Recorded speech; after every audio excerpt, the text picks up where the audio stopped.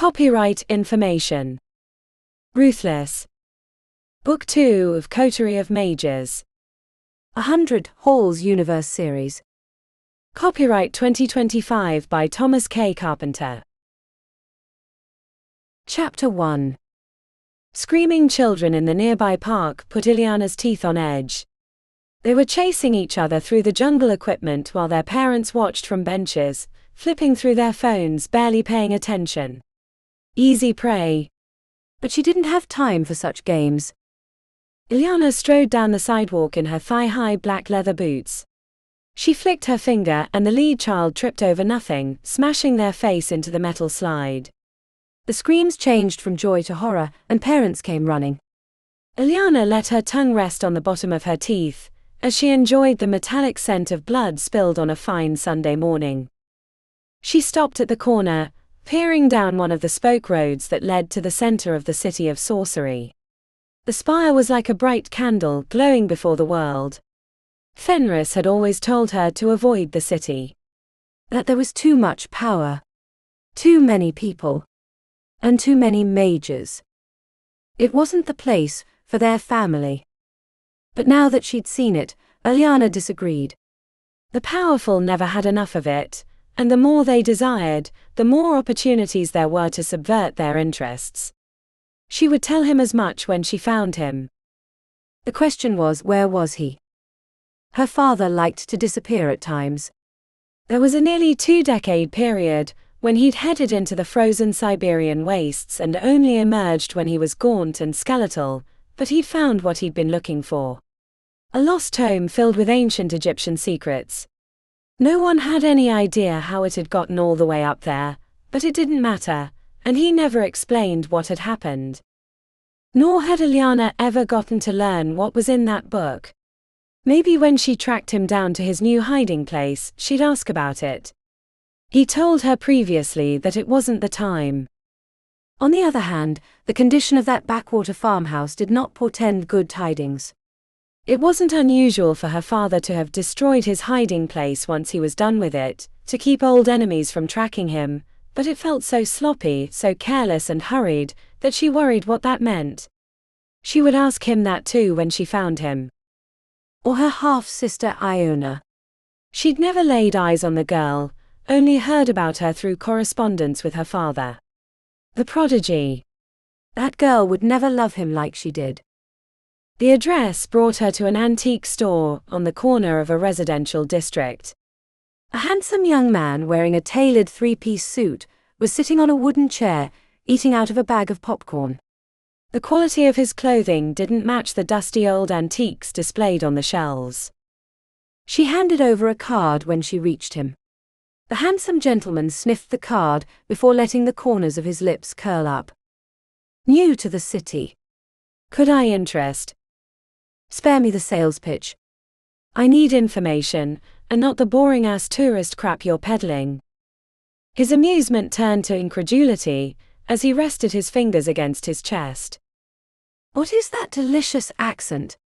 It almost sounds Hungarian with more than a touch of French. Hoagie serrated a varied. Éclaboussé sur un ton coup. Touché. I'm looking for Fenris. The handsome gentleman's eyebrows wagged upward. He's in the city. He is. Has he not inquired about your services? No, said the gentleman with more than a hint of disgust. And it pains me. Have we lost our way so much that the great Fenris storm does not visit upon us? When did he come to the city? Last year sometime. We have no record of his attendance at any of our establishments. Iona tried not to let her anger betray her mood, but there were only so many complications she could endure. What had started as a short family visit was turning into an annoying slog. What about Iona Storm? Who, pray tell, is that? His daughter. My half-sister. Charming. I have no idea. I've never met her. But she was living with Fenris until recently. The gentleman rolled his eyes. Let me check our network. Maybe she dined at a different place. He thumbed through his phone for a few minutes before exhaling deeply. My apologies, there's no sign of an Iona storm in our records. The only thing I can find is that there was an Iona storm that joined the halls. What? I couldn't find her name, so I did a simple search. Amazing what technology can do. Where is she at? Which hall? It appears she joined Coterie of Mages. What a surprise, really. Is that why we haven't seen Fenris? Did he pull some strings to get her in? It would be like him. Which means he has some plan in mind. Am I right? Ileana scoured her memories for anything he might have said about Coterie of Mages. Of all the halls, why that one? She could recall that he'd mentioned it in the past, but it had been decades. The details were lost to time. Had something changed? Did he send Iona into the hall to retrieve something for him? It would make sense.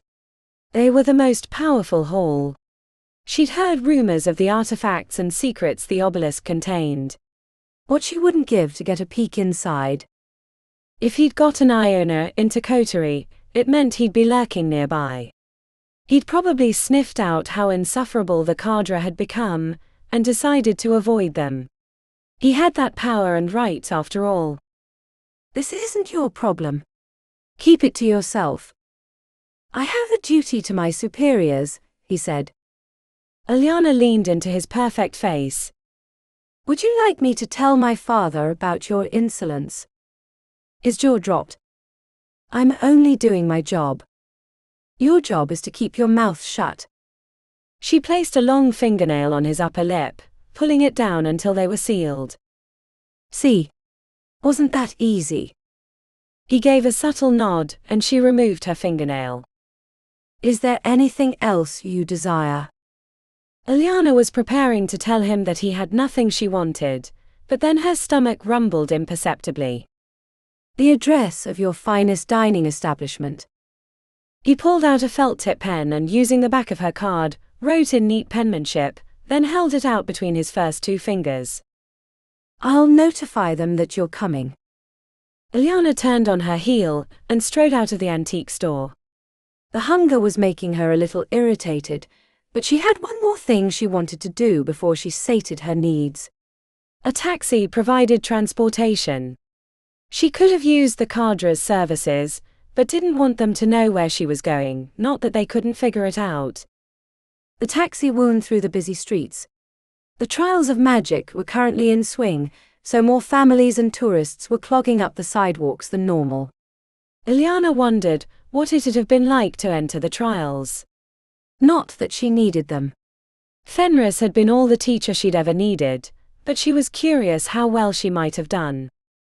And it was another thing that annoyed her about this half-sister, Iona. The taxi pulled to a stop outside a wrought iron gate in the Fourth Ward. The vehicle could pull no closer. Ileana joined the other tourists gawking at the smooth black structure in the middle of a wide square. The spire, which was only a dozen blocks away, was more grandiose, more impressive in its size and majesty, but the obelisk was something entirely different, a pillar as tall as a skyscraper made of glossy black obsidian that reflected nothing. Not a single surrounding building could be seen in its surface. An enigma. Much like the Coterie of Mages, with all their power and secrets. Ileana had a good idea that Fenris had sent Iona into the obelisk to plunder those secrets. Why else would she have joined the halls? But it begged the question. Where was Fenris? She tapped a long fingernail on her bottom lip, ignoring the insipid tourists and their inane conversations as she considered her next steps. First food, then I must speak to this Iona storm. Chapter 2. The sizzle of cooking filled the spacious apartment as Iona studied the spell tome. The finger gestures were causing her hands to cramp, but she was determined to learn the protective ward. The only problem was the smell of meat cooking was distracting, and her stomach growled in solidarity. Not too cooked, please. Just a little searing on the outside, and extra runny eggs too. Zuri acknowledged her request and let her know that it would be served soon, so Iona closed the tome and stretched her hands, working out the knot in one palm. What a difference a year made. This time last year she'd just passed the trials, and was preparing to head to Coterie of Mages in the same outfit she'd been wearing for the previous week. The taxi ride to the Obelisk had been full of fear and concern. Now look at her. She scanned the furnished apartment, with expensive paintings on the walls. Nandi Defends the City had a prominent place above the faux fireplace. The coloring caught the time of day perfectly, as Zuri's older sister defended a group of city dwellers from a horde of murderous demons. The work was commissioned by their parents, a famous artist Iona had never heard of, but who supposedly had paintings in the Louvre, had taken the job. There were others as well, but that painting was Iona's favorite, because it told her that no matter the brutal schooling techniques of Coterie, the students could still go on to positively affect the world. That no matter the stories she'd heard about Nandi's time in the Obelisk, she hadn't lost her soul. Breakfast is ready. The plate was covered in pink juices mixed with the runny eggs. A sugar-dusted croissant from the nearby bakery sat on its own small dish, but Iona only had eyes for the steak. A sharp knife revealed a purple-red interior. "You could have taken it off earlier," said Iona as she shoved the first piece past her waiting lips.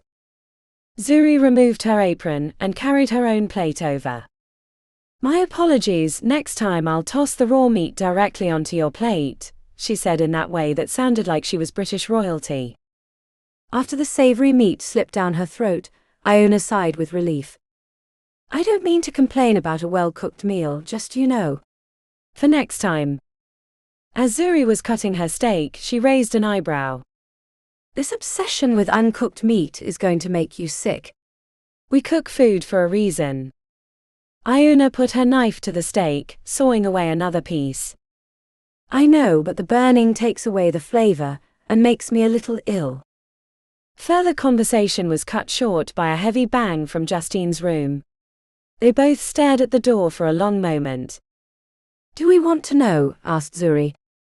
"I'm sure it's innocent." Zuri pursed her lips and gave her a look. "Yeah, I know, living with a 2-foot puppet that holds the soul of our friend has been strange, but not the strangest thing that's happened to us." "I beg to differ," said Zuri as she popped a piece of meat into her mouth. "She's still the same Justine, but smaller." Zuri dutifully finished chewing her meat. Iona could imagine that her parents would yell at her if she ate too quickly, which was the opposite of her own problem. The food was gone before she really realized she was eating, especially if there was meat involved. Her friend and classmate leaned over conspiratorially, speaking in a low whisper. "You and I both know that she's not the same. Justine was a strange bird before, but now, I worry that the transformation has broken something in her. Or that that's not Justine at all." Another loud bang followed by tinny laughter had them both sitting up straight. Iona finished her meal in silence, contemplating their diminutive roommate while enjoying the steak and eggs. While she was cleaning up her plate and the rest of the cooking mess, Justine came ambling out of her room with white powder splashed across her face, wearing the same black smock she'd been in the day her soul had entered the puppet. "Did you make some for me?" came the gravelly voice as the puppet grinned.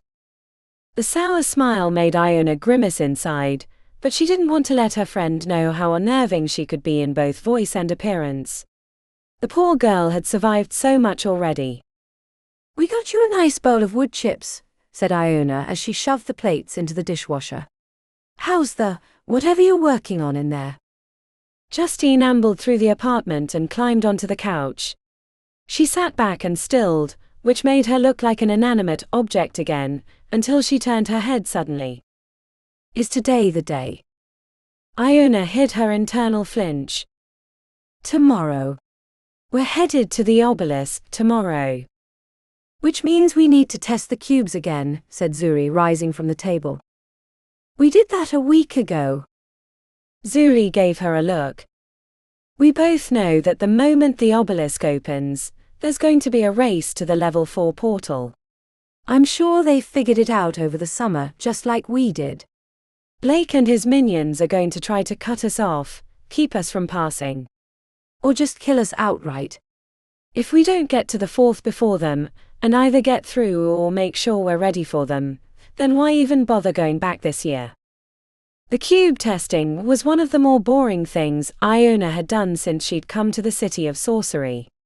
It felt like real work, not the awesome surprises that came with the proliferation of magic. With the warding cubes, she felt like she was an electrician trying to find a faulty wire. Iona. What? You're not paying attention, said Zuri, stomping her boot. Iona tried to ignore the way heat was rising in her chest, but it was hard. Sorry. She performed the little spell that made the cube light up. There. It's working. You're distracted. We can't be distracted in the obelisk. Zuri had turned her back, so Iona made a face at Justine, who was weaving spell wire on the couch. The puppet giggled. Have you given my question any more thought? Asked Iona when it grew silent again. What question? Asked Zuri with a turn of the head. The second-year games. That's for the other halls. We have more important things to accomplish in the obelisk. It's for all the halls, said Iona. Or is supposed to be, anyway. It's optional, and frankly we don't have the time. It sounds fun. Don't you get enough challenges in the obelisk? The challenge of not dying. It's great. Iona rapped her knuckles on the cube. You know you get grouped with a bunch of normies from the other halls. I was a normie last year. Zuri sighed and hung her head. You know what I mean. No, I don't actually. I didn't grow up with an inflated sense of self or the wealth and privilege to fool myself into thinking I was. That's a low blow, said Zuri. Not as low as yours. Zuri opened her mouth, then tilted her head as her jaw worked at the empty air. You're right. That was a low blow.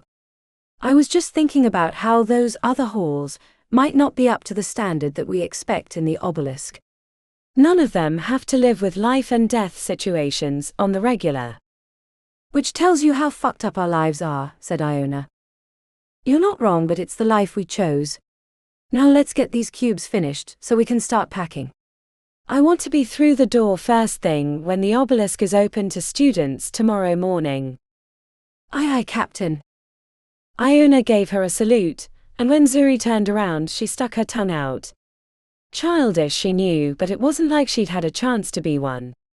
Iona checked back to Justine on the couch, but the puppet was unmoving, staring into space with her hands in mid-gesture. The stillness lasted for about 20 seconds, and then Justine continued her weaving work. It wasn't the first time that Justine had locked up. Iona had asked her about it once, but she claimed that nothing had happened. Despite what she'd said to Zuri earlier, Iona was concerned that having her soul shoved into an inanimate object, no matter how many spells and enchantments had facilitated the transition, wasn't the best thing in the world for Justine in the long term. Something to keep an eye on, she supposed. Iona just hoped that Justine didn't cause any complications in their already complex lives in the obelisk. Chapter 3. Zuri woke at 3 in the morning and couldn't go back to sleep.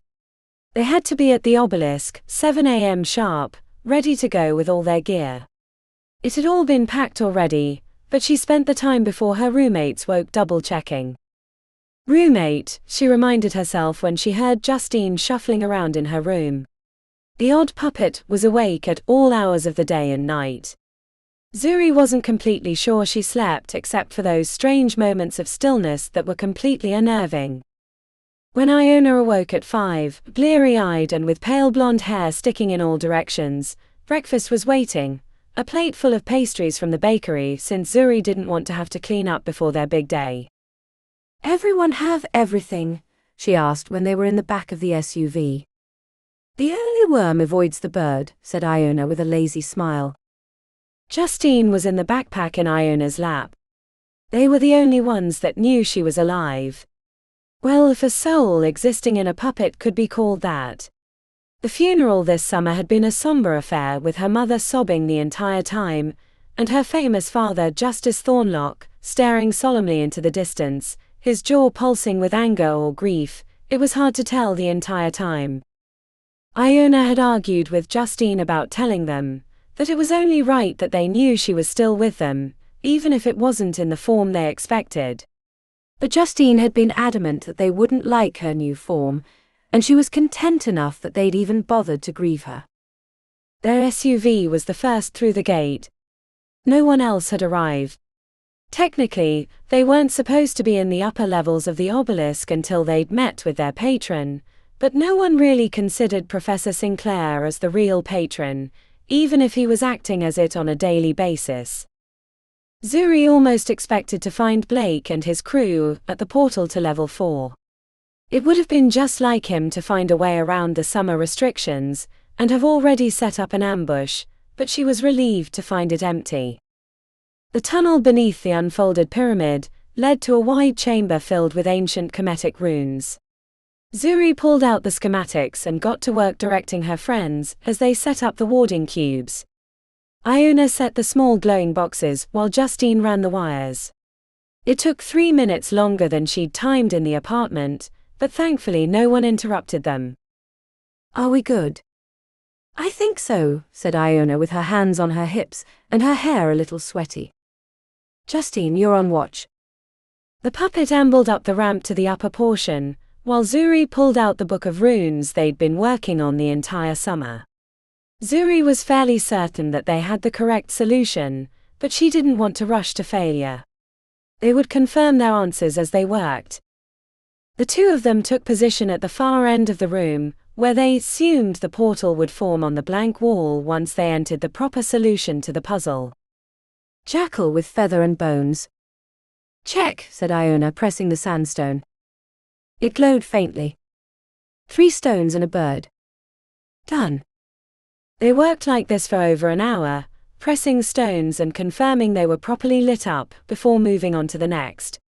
They could have gone quicker, but Zuri insisted they stop and check the Kemetic circuit in the room after each rune.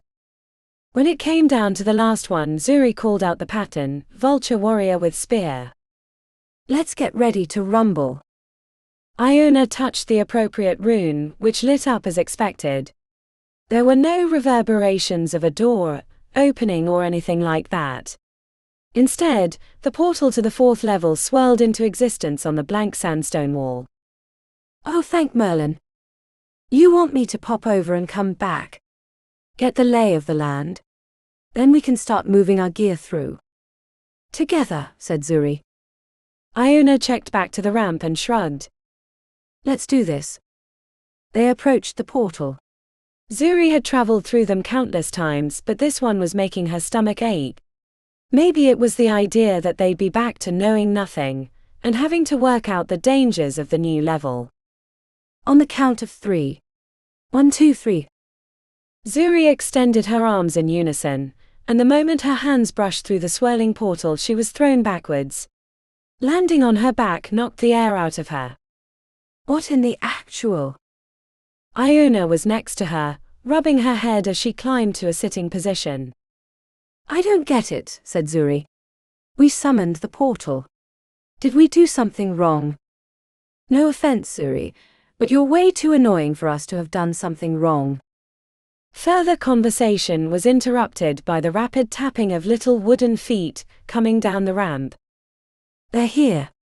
"They're here," came the rough puppet voice. Justine hurried down and hid behind the pile of bags. Her little feet made clacking noises on the stone as she ran. No one needed any explanation of who they were. Zuri dusted herself off quickly and took position near one of the cubes, as Blake, Scarlet, and the rest of the group came sauntering down the ramp. He looked taller in her estimation. Tanned with the tips of his brown hair frosted. He wore the same arrogant countenance that he always did, the one that she'd seen him practice in the mirror when he thought no one was looking. The rest of the group had taken on his same demeanor. Arrogant, self-important, and completely oblivious. "I figured you'd try to rush up here and get through before we arrived. Shame you're too slow, or maybe you didn't figure out the answer this summer." Zuri checked behind her to see the wall had returned to its normal, flat sandstone version. Do you know what I don't understand? She asked, reaching down and grabbing the trigger rod. What's that? Responded Blake. How you can be so stupid that you just walk right into my trap. What? The rest of his group took a few steps back. He tried to act like he didn't care, but she could see the fear in his eyes, especially when he noticed the pulsing cubes littered around the entrance. You're so damn predictable. Too lazy to get through the door when it opened, but absolutely sure that you'll have the advantage of numbers when you arrive. You didn't think we would be prepared. How stupid do you think we are? But I guess it's hard for someone with your intellectual deficiencies to understand someone who is actually smart. Blake, I told you, said Scarlet, glaring. Shut up, Scarlet. Now's not the time. Zuri held up the trigger rod. I could blast the lot of you right now. Might not kill your entire group, but I figure I'd get at least half of you. But I'm feeling generous, and how would that look to start off our second year like this? She stomped her foot, making them flinch. The two in the back scurried up the ramp. It's just the two of you, said Blake, holding out his forefinger and pinky like a pair of horns. You won't be able to avoid us forever. Why don't you do us both a favor and focus on your group? As we learned last year, your obsession with me proved disastrous. I'm not obsessed. Scarlet grabbed his arm, yanking him backwards. Let's get back to the lower level. I'd like to unpack. He didn't move, so she shrugged and followed the rest of the group out of the chamber. Then when he was alone, Zuri held up the trigger rod, and he jogged away. When they could no longer hear voices, Justine ran up to check, confirming Blake and his group had left the level. It was only upon knowing he was gone that Zuri allowed herself to relax. Maybe he finally got the message, said Iona. No. Not a chance. Not Blake. If there's one thing he is, it's persistent. It's one of the reasons he's actually made it this far.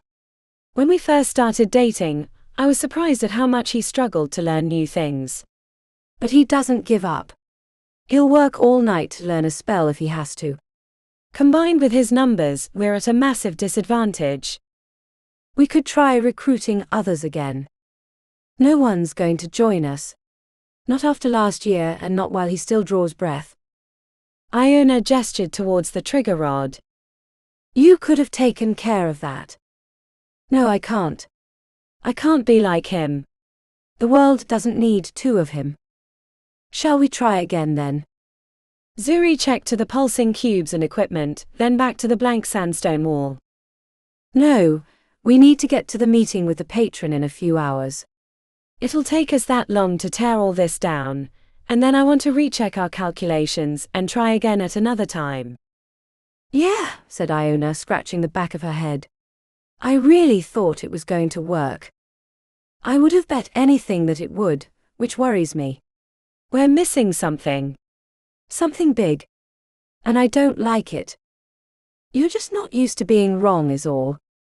It's okay, it happens. I'm not wrong. I know I'm not. We went over this all summer. A strange little laugh had them both turning towards the puppet. Maybe we're not meant to get through, said Iona. A pit formed in her stomach.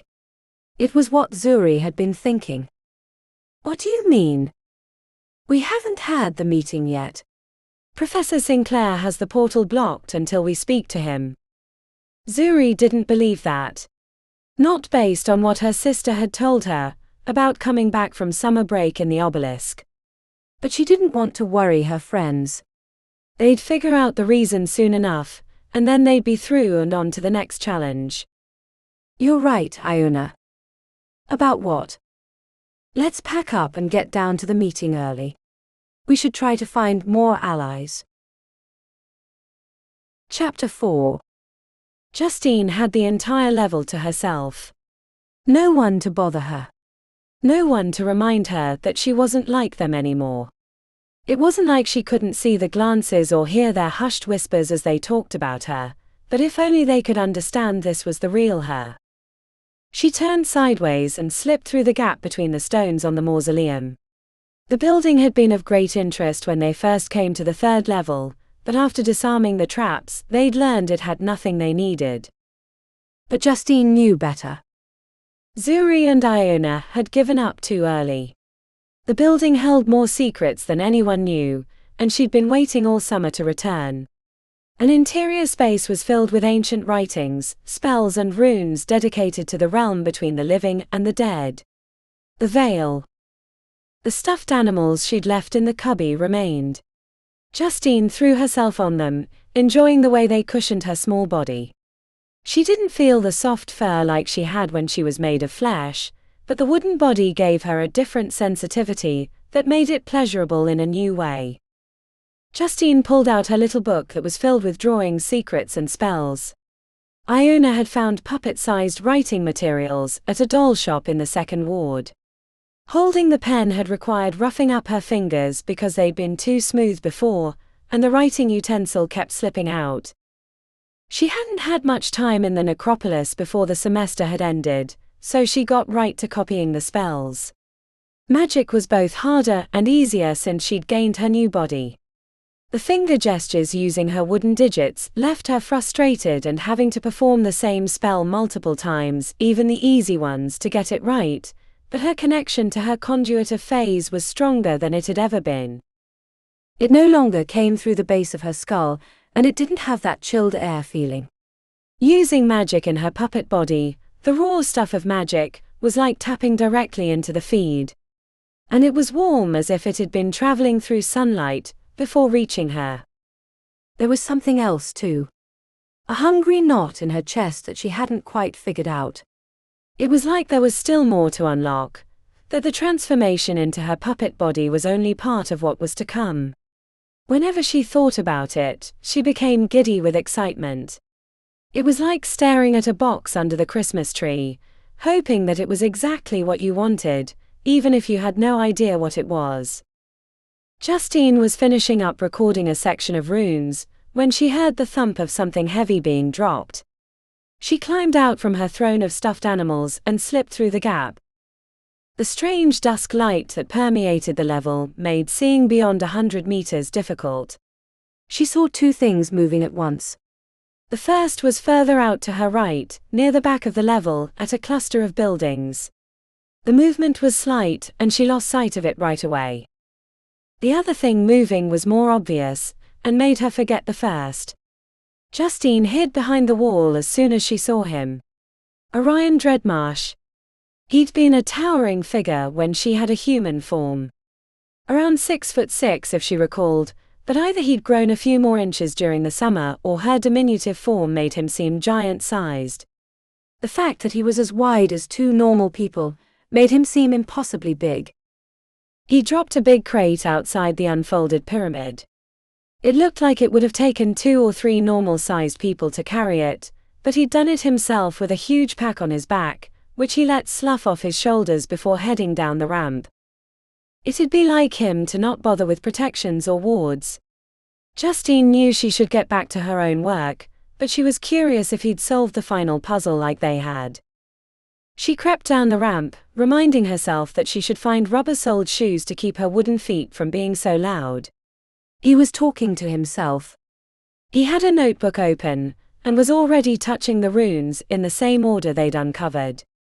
It wasn't sloppy or haphazard like she might have expected, nor was it filled with the constant double-checking that Zuri had required.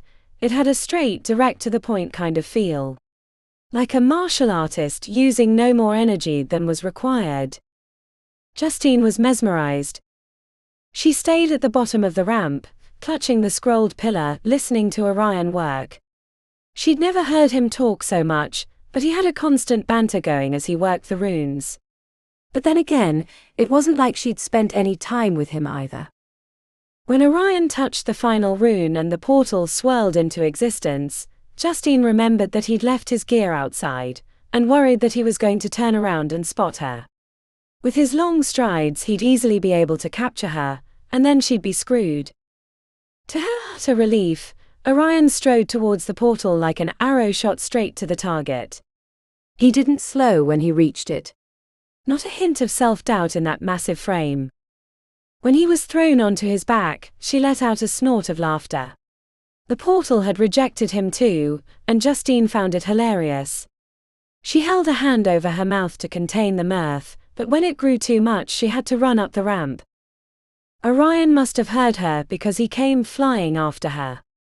She slipped into a gap between the stones of the pyramid before he could catch sight of her. The big second year scanned the area for intruders, and after a long tense minute he returned below. Justine made her way back to the interior of the necropolis, where she burst out laughing once she was safely inside. She couldn't figure out why it was so funny, but she didn't stop laughing for at least 2 minutes. When it was over, she climbed back onto her throne of stuffies, pulled out her notebook and got back to work transcribing the spells. The obelisk held more mysteries than anyone knew, and she wanted to be the one to discover them all. Chapter 5. I can't believe we're being forced to go to the second-year games, Zuri said for the 5th time since they'd climbed into the back of the SUV. This is such a waste of time. She knew what she sounded like, but she didn't care. Besides, Iona was curled into the corner of her seat, smirking behind a cupped hand. I know. But don't get too excited. We're showing up, getting put into a team, and then coming back to the obelisk. We need to figure out why we couldn't get through the portal. I'm not laughing at you, said Iona, tongue resting on the bottom of her teeth. Zuri extended her middle finger and made a raspberry with her lips. A playful smile was returned. Iona stuck her face against the window. I'll never get used to these buildings. The tallest thing in Licking was the water tower, and that was probably only 8 stories high. So the magic and weird shit that's happened to us in the obelisk is normal, but these regular skyscrapers are what blow your mind? I grew up with a fanatical warlock, and helped him with rituals on the regular. Magic seemed normal, even if I knew no one else in town could do it. I guess. Iona turned her head. What do you make of Orion not being able to get through the portal either? She tapped her fingernails on her pleated black slacks. I'd been afraid that whatever had happened last year with Fenris was interfering, like when he'd blocked the portal so we couldn't leave. But that couldn't be the case if Orion didn't get through either. Maybe we just both got the riddle wrong. Zuri shook her head. I know we got it right. I know it in my soul, but we're missing something, and I don't like what it suggests. What's that? The SUV lurched to a stop. We've arrived, Miss Musa. Thanks, Gentry. Unlike the day of their trials, they couldn't ride the gondola as it was reserved for faculty in 4th and 5th years, so they had to park nearby and walk the final stretch. The wide sidewalks were packed with other second years. A few recognized Iona, though she was surprised, since she looked nothing like the backwater yokel that had stumbled into the auditorium to laughter. But her pale blonde hair stuck out. It was white like pure snow, a contrast to her own lustrous black skin. There was a feralness about Iona too, which made her even more striking. They were led to a theater with angled seats that went all the way around. Zuri led them to a spot near the first exit. She wanted to leave as soon as possible. There were at least 3 books she needed to track down that might help with the portal problem. After a bit of pageantry with representatives from every hall carrying a flag with their badge through the chamber, a slight figure entered wearing a flowy dress in deep purple. Head patron Pythia Silverthorn. The sleeveless outfit showed off the tattoos on her arms, and the spiky black hair made it seem like she was about to break out in song, rather than address them about a magical competition. Every time Zuri saw the head patron, she thought about how her sister had worked with Pythia to thwart the infernal invasion. It didn't seem real. The head patron was a mythical figure, while Nandi was just her older, wiser sister. Greetings, second years. The magically aided voice boomed throughout the chamber, which erupted in applause and cheering. Zuri had been so determined to avoid the second-year games, she'd forgotten how much the other students looked forward to it. Iona was leaning forward and applauding enthusiastically, occasionally putting her fingers in her lips to make a high-pitched whistle. If they'd had a normal-sized group, Zuri probably would have wanted to do the games too, but with only 2.5 of them, they needed to stay focused on the portal problem. Before we get into the details of the second-year games, I have a few announcements. It's not often I get to speak to an entire class of students across all the halls. I know it's exciting being a member of the 100 halls, learning magic, practicing your spells. But I want to remind you that what we do here is dangerous, and that we should treat magic with respect. Attempting big, splashy spells before you're ready is a recipe for disaster. I say this because accidental deaths due to magical mishaps have risen sharply these last few years, and your class is no different. We won't be able to defend ourselves from the next invasion if there are no more mages left. Nervous laughter followed as she turned, facing each part of the auditorium in turn. I would also remind you that while the Undercity is not off-limits, it has become extremely dangerous these last few years due to the consolidation of the criminal gangs and the proliferation of phase crystals, which has made them more potent. Mages, even experienced ones, should not expect to have the advantage in the Undercity, and for you wet behind the ears second years, you'll find yourselves woefully outclassed. Iona spread her hands questioningly, so Zuri shrugged. She had no idea either. Finally, I would like to recommend that you stay out of the way of the Invictus PD. Not every strange thing that happens in the city is the result of some nefarious supernatural being or a loose magical creature. What's that all about? Asked Iona. No idea. If you ask me, more kids are going to be going to the Undercity and interfering with the police now, said Iona. Now for the big event. The second-year games.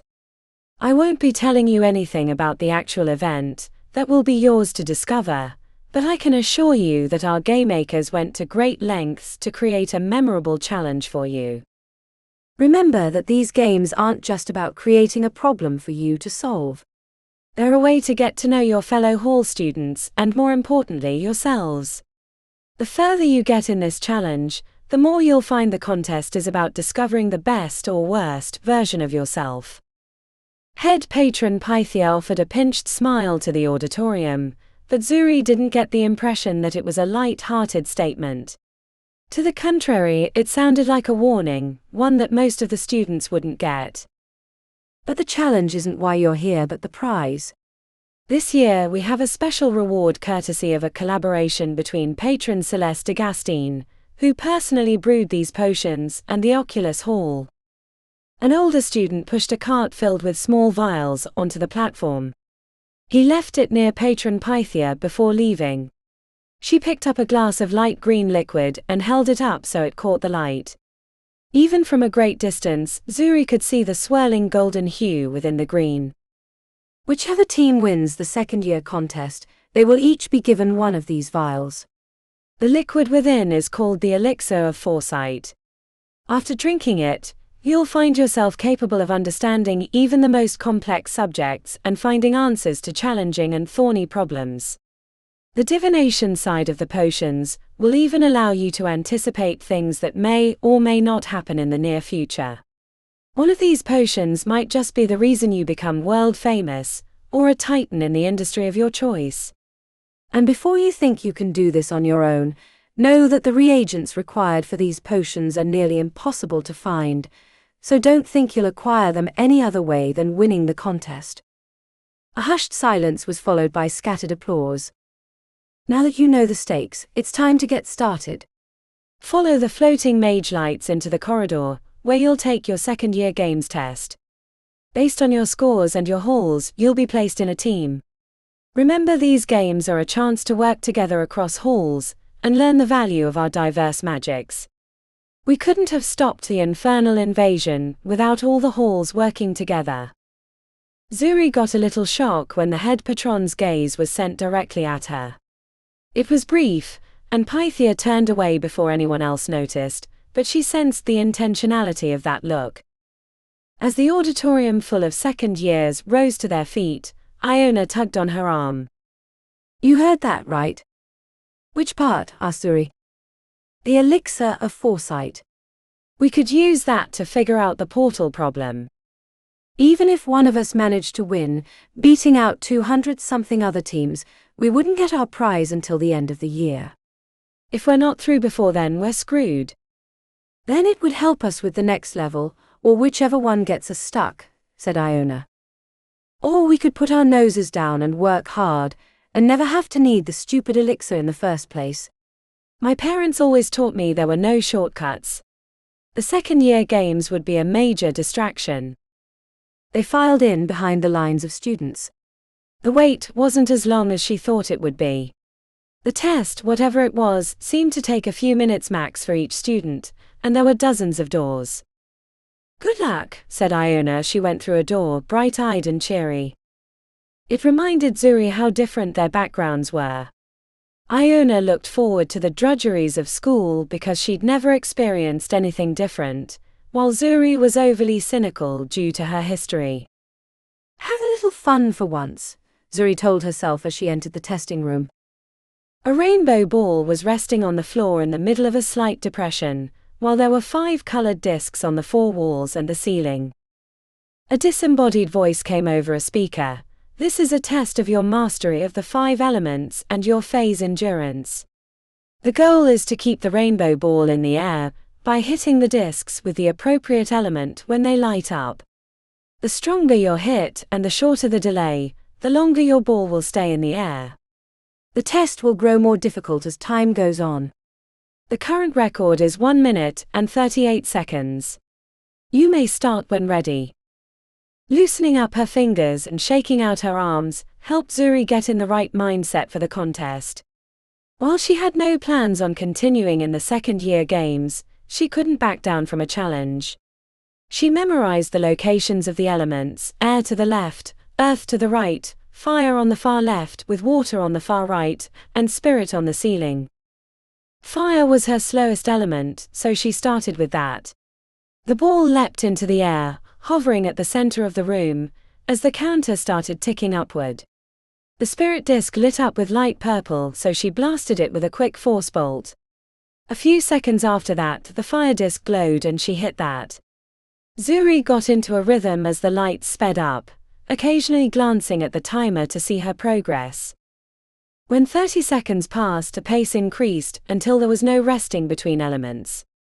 By the time it hit a minute, she was firing the next one by the time the light on the previous had gone out. Up, left, right, far left, up, up, up. Sweat dripped from her nose as her arms and fingers worked the magic like a drummer on their solo. As the time neared the record, she didn't think she could hold on anymore. Her head felt like it was being squeezed by a vice, and the faint sparkles of unused phase in the air were making her dizzy. The test ended when she missed the earth disk, and the ball dropped to the floor. 1 minute 39.8 seconds. A new record. Zuri sunk to the floor, breathing as if she'd just finished a marathon. She clucked her tongue since she was too tired to speak. She hadn't intended to try so hard, but once it got going she didn't know how to stop. A door on the opposite side appeared and she trudged through it, wishing she hadn't eaten so much that morning. The hallway led to a dead end, with an obsidian pillar sitting in the center. A portal. Zuri checked around, looking for hidden doors, but there were none. The lack of an exit was a bit disconcerting, but then again she'd been near the end of the test, so it was possible she was getting sent to her group. Zuri was about to test the obsidian portal when the same voice from the testing room spoke. You may enter the portal and discover your second-year games team. Good luck. She hesitated before she placed her hands on the obsidian, thinking about what she was going to tell her group about not being able to compete with them. They'll just have to get over it. The stone pillar was cool to the touch. She closed her eyes and sent phase into the stone. The sudden catapult vertigo left her dizzy upon arrival, right as 4 other students appeared in the space. At first she thought her mind was playing tricks on her, or that she'd been sent to the wrong place. Zuri. Iona was standing across from her, hands spread questioningly as she glared at the other 3 members of the team. Everything was wrong. Very, very wrong. Orion Dreadmarsh, Scarlett Calloway, Blake Lockwood. Chapter 6. The shouting was rising to a crescendo while Scarlett stood back with her arms crossed. It was mostly coming from Zuri and Blake, with the occasional odd comment from Pig Girl. Not that she looked like the same backwater yokel that had wandered into the Obelisk last year. Iona had found a sense of fashion, or Zuri had dressed her. Orion, on the other hand, looked completely bored, standing to the side sipping from an energy drink he'd pulled out of the refrigerator. The bottle looked like a tiny teacup in his massive hands. Scarlett was sure that he'd grown since last year, a worrying prospect as he was already an enormous, menacing figure. Though as she stared at him quietly enjoying his drink, she wasn't as frightened of him as she normally was. "Will you two shut up?" said Scarlett when she couldn't take it anymore. The screaming petered out with both combatants slowly turning towards her. "None of us want to be here, and especially not in this group, so I don't know why you're both trying to give yourselves heart attacks." Blake glared back with his arms crossed, while Zuri had self-awareness enough to take a deep breath as if she was trying to calm herself. "Great.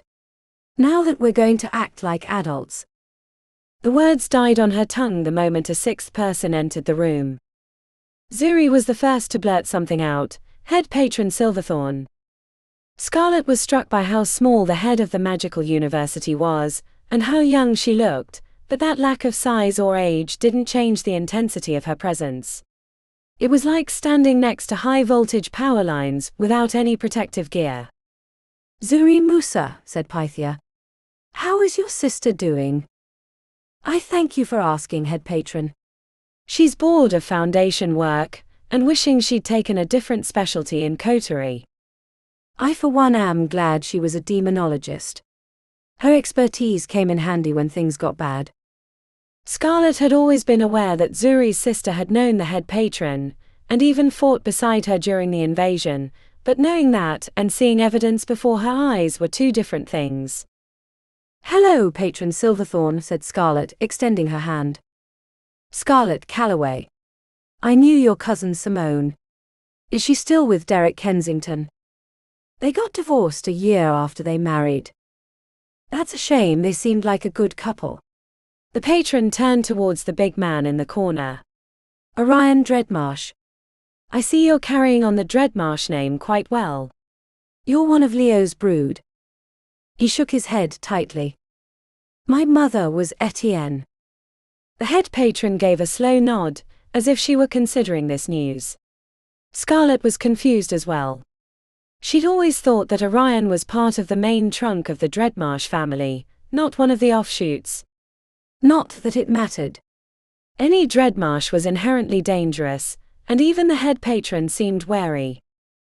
"Oh yes, I believe I might have met her at a charity event last year." Orion stared back without answering, until the head patron turned towards Iona. "Miss Storm. It's lovely to meet you. I'm pleased that our new scholarship system worked out for you. I was a little worried about an outsider joining coterie, but you seem to have fit in quite nicely." "It's had its challenges." "I can see that." "Are you here to fix this mess?" asked Blake as if he were addressing a waiter about his undercooked steak. Scarlett wanted to yank him by the ear and remind him who he was talking to, but that was one of the curses of her boyfriend. He spoke his mind no matter who the audience. The head patron was not amused. Her lips were flat, and she stared back with the intensity of an angry lioness. "How is Alton?" Blake swallowed heavily. "You knew him." "He was an upperclassman when I was in coterie." "Oh." Blake looked away from her heavy gaze. "He lives in a home since the accident." Scarlett was almost sure the head patron was going to say, "Good," but then she turned towards them all, a pained smile on her lips. "As you can tell by your existence in this room, there seems to have been a mistake. There should be 5 students from different halls, not all from coterie, and not 5 with a clear history with each other." "We're as confused as you are, head patron," said Zuri. Scarlett had to resist the urge to roll her eyes. Always the teacher's pet, that Zuri Musa. That they both had been with Blake didn't bother her as much as the goody-goody act that Scarlett knew was complete bullshit. The girl was as ruthless as her sister. Yes, this is unusual, though not the first time it's happened, said the head patron with her hands clasped behind her back. But maybe it makes sense. The contest is meant to bring together differing viewpoints, and while usually that means different halls, it appears that the sorting spell thought that the 5 of you were meant to be a team based on your past interactions. That might make sense, except for him, said Iona, gesturing towards the towering figure of Orion Dreadmarsh. Neither side interacted with him much during our first year. Perhaps the spell sensed you needed to come together. Zuri might know this, though it's not common knowledge, but her sister and her friends were trying to kill us at the beginning of the invasion. It was only when we realized we had a common enemy that we came together. I'm not grouping with them, said Blake. I didn't think Coterie really ever joined the second-year games, so maybe it's best you're in a team together. That way none of the others are handicapped with a missing member. We weren't planning on staying, said Zuri. We only came because Professor Sinclair requested it. And I thank him for it. Once you've missed the sorting test, there's no way to get you on a team, and you never know when you might decide to give the contest a chance. No way in hell. I'd rather eat a bag of bees, said Blake. I can make that happen, said Zuri. Before Blake could respond, the head patron held up a hand. All right. I've made my decision. The 5 of you will stay a team. Whether or not you choose to compete is up to you, but let me remind you that our fellow halls or students are not our enemies. The world, the realms, is a dangerous place, and while the infernal threat is no longer a big risk, there are other issues on the horizon that might require us to put aside our differences. Blake looked ready to blurt out something rude, when the head patron snapped her fingers and his lips clamped shut as if held by invisible fingers. Don't try me, boy. Unless you'd like to end up like your brother. The head patron strode to the portal and disappeared. You bitch, said Blake once she was gone. Shame keeping you shut up like that didn't last, said Zuri. Before he could restart the argument, Scarlett hooked her arm around his waist. Come on, Blake. Let's go. We weren't going to do the games anyway. No reason to waste our time with them. Fine. She led him through the portal. Other second years were appearing at the exit at the same time, laughing and joking with their new teammates. What do you think that bitch meant when she said that? Asked Blake, scowling. Zuri or the head patron? That imposter? I have no idea. But let's worry about our more immediate problems before you start a feud with the most powerful woman in the world. She insulted my family. Scarlett put up a smile and rubbed her hand along his back. Come on, babe. Let's not ruin things after a wonderful and sexy summer on my parents' yacht. If you're good, I'll let you do that thing you've been wanting for a long time. The offer broke him out of his anger, which it usually did. She shifted her hand down the back of his pants, squeezing his ass and reminding him of what she could do later. He was annoying when he was angry, but he was also easier to manipulate. Nothing makes sense, he said, shaking his head. Not the stupid portal, not the contest, not whatever that bitch had to say about my brother. Well, if she did something, babe, it's much better to hold your tongue and get your revenge when she's least expecting it. Telegraphing your intentions isn't going to work on the most powerful woman in the world. I wanted her to know how I felt. She patted him on the ass. She felt it. That's for sure. But you might want to consider a little subtlety. I don't like being subtle. That's weak. I'm not weak. No, you're not, babe. But we've got to figure out why the rest of our team got through the portal. But we can't, or our little spats with Zuri and the head patron aren't going anywhere. What are we going to do? He asked. Scarlett gave him a sweet smile. Maybe whatever happened last year with that warlock is still interfering with the portal. But he's dead. That ritual was focused on Iona. Maybe we need to take her out so we can go through.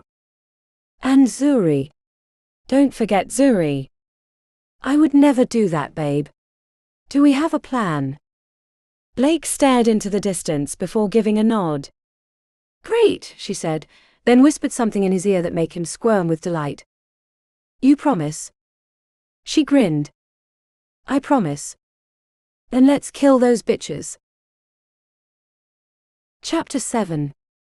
A crowd stood outside the Aquarius gawking at the massive saltwater tank that took up the entire front window when Zuri's SUV pulled up to the valet area.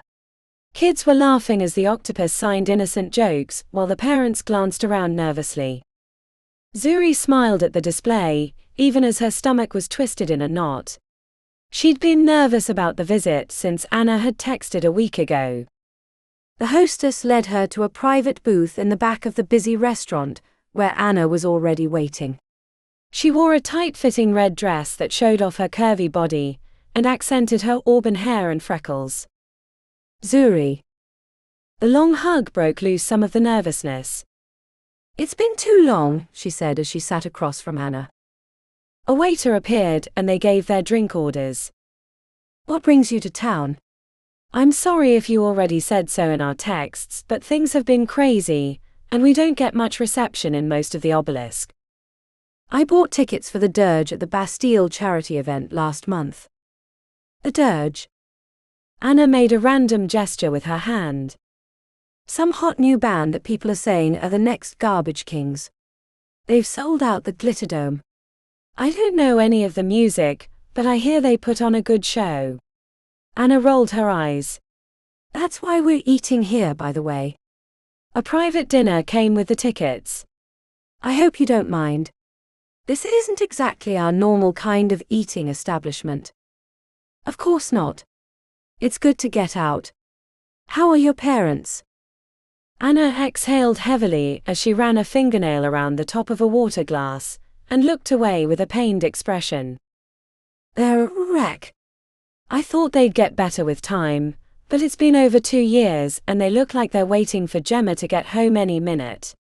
They haven't touched a single thing in her room. Zuri reached out and took Anna's hand. Not a day goes by that I don't think of her. It's been so hard. I can't imagine how it must be for you and your parents. The sudden removal of Anna's hand startled Zuri. Then why are you working with him? Came the angry retort. What are you talking about? Blake. I heard from some other St. Jude's alumni that you were working with him in the Obelisk last year, and now you're grouped with him in the second-year games. It's not like that. We didn't work with him.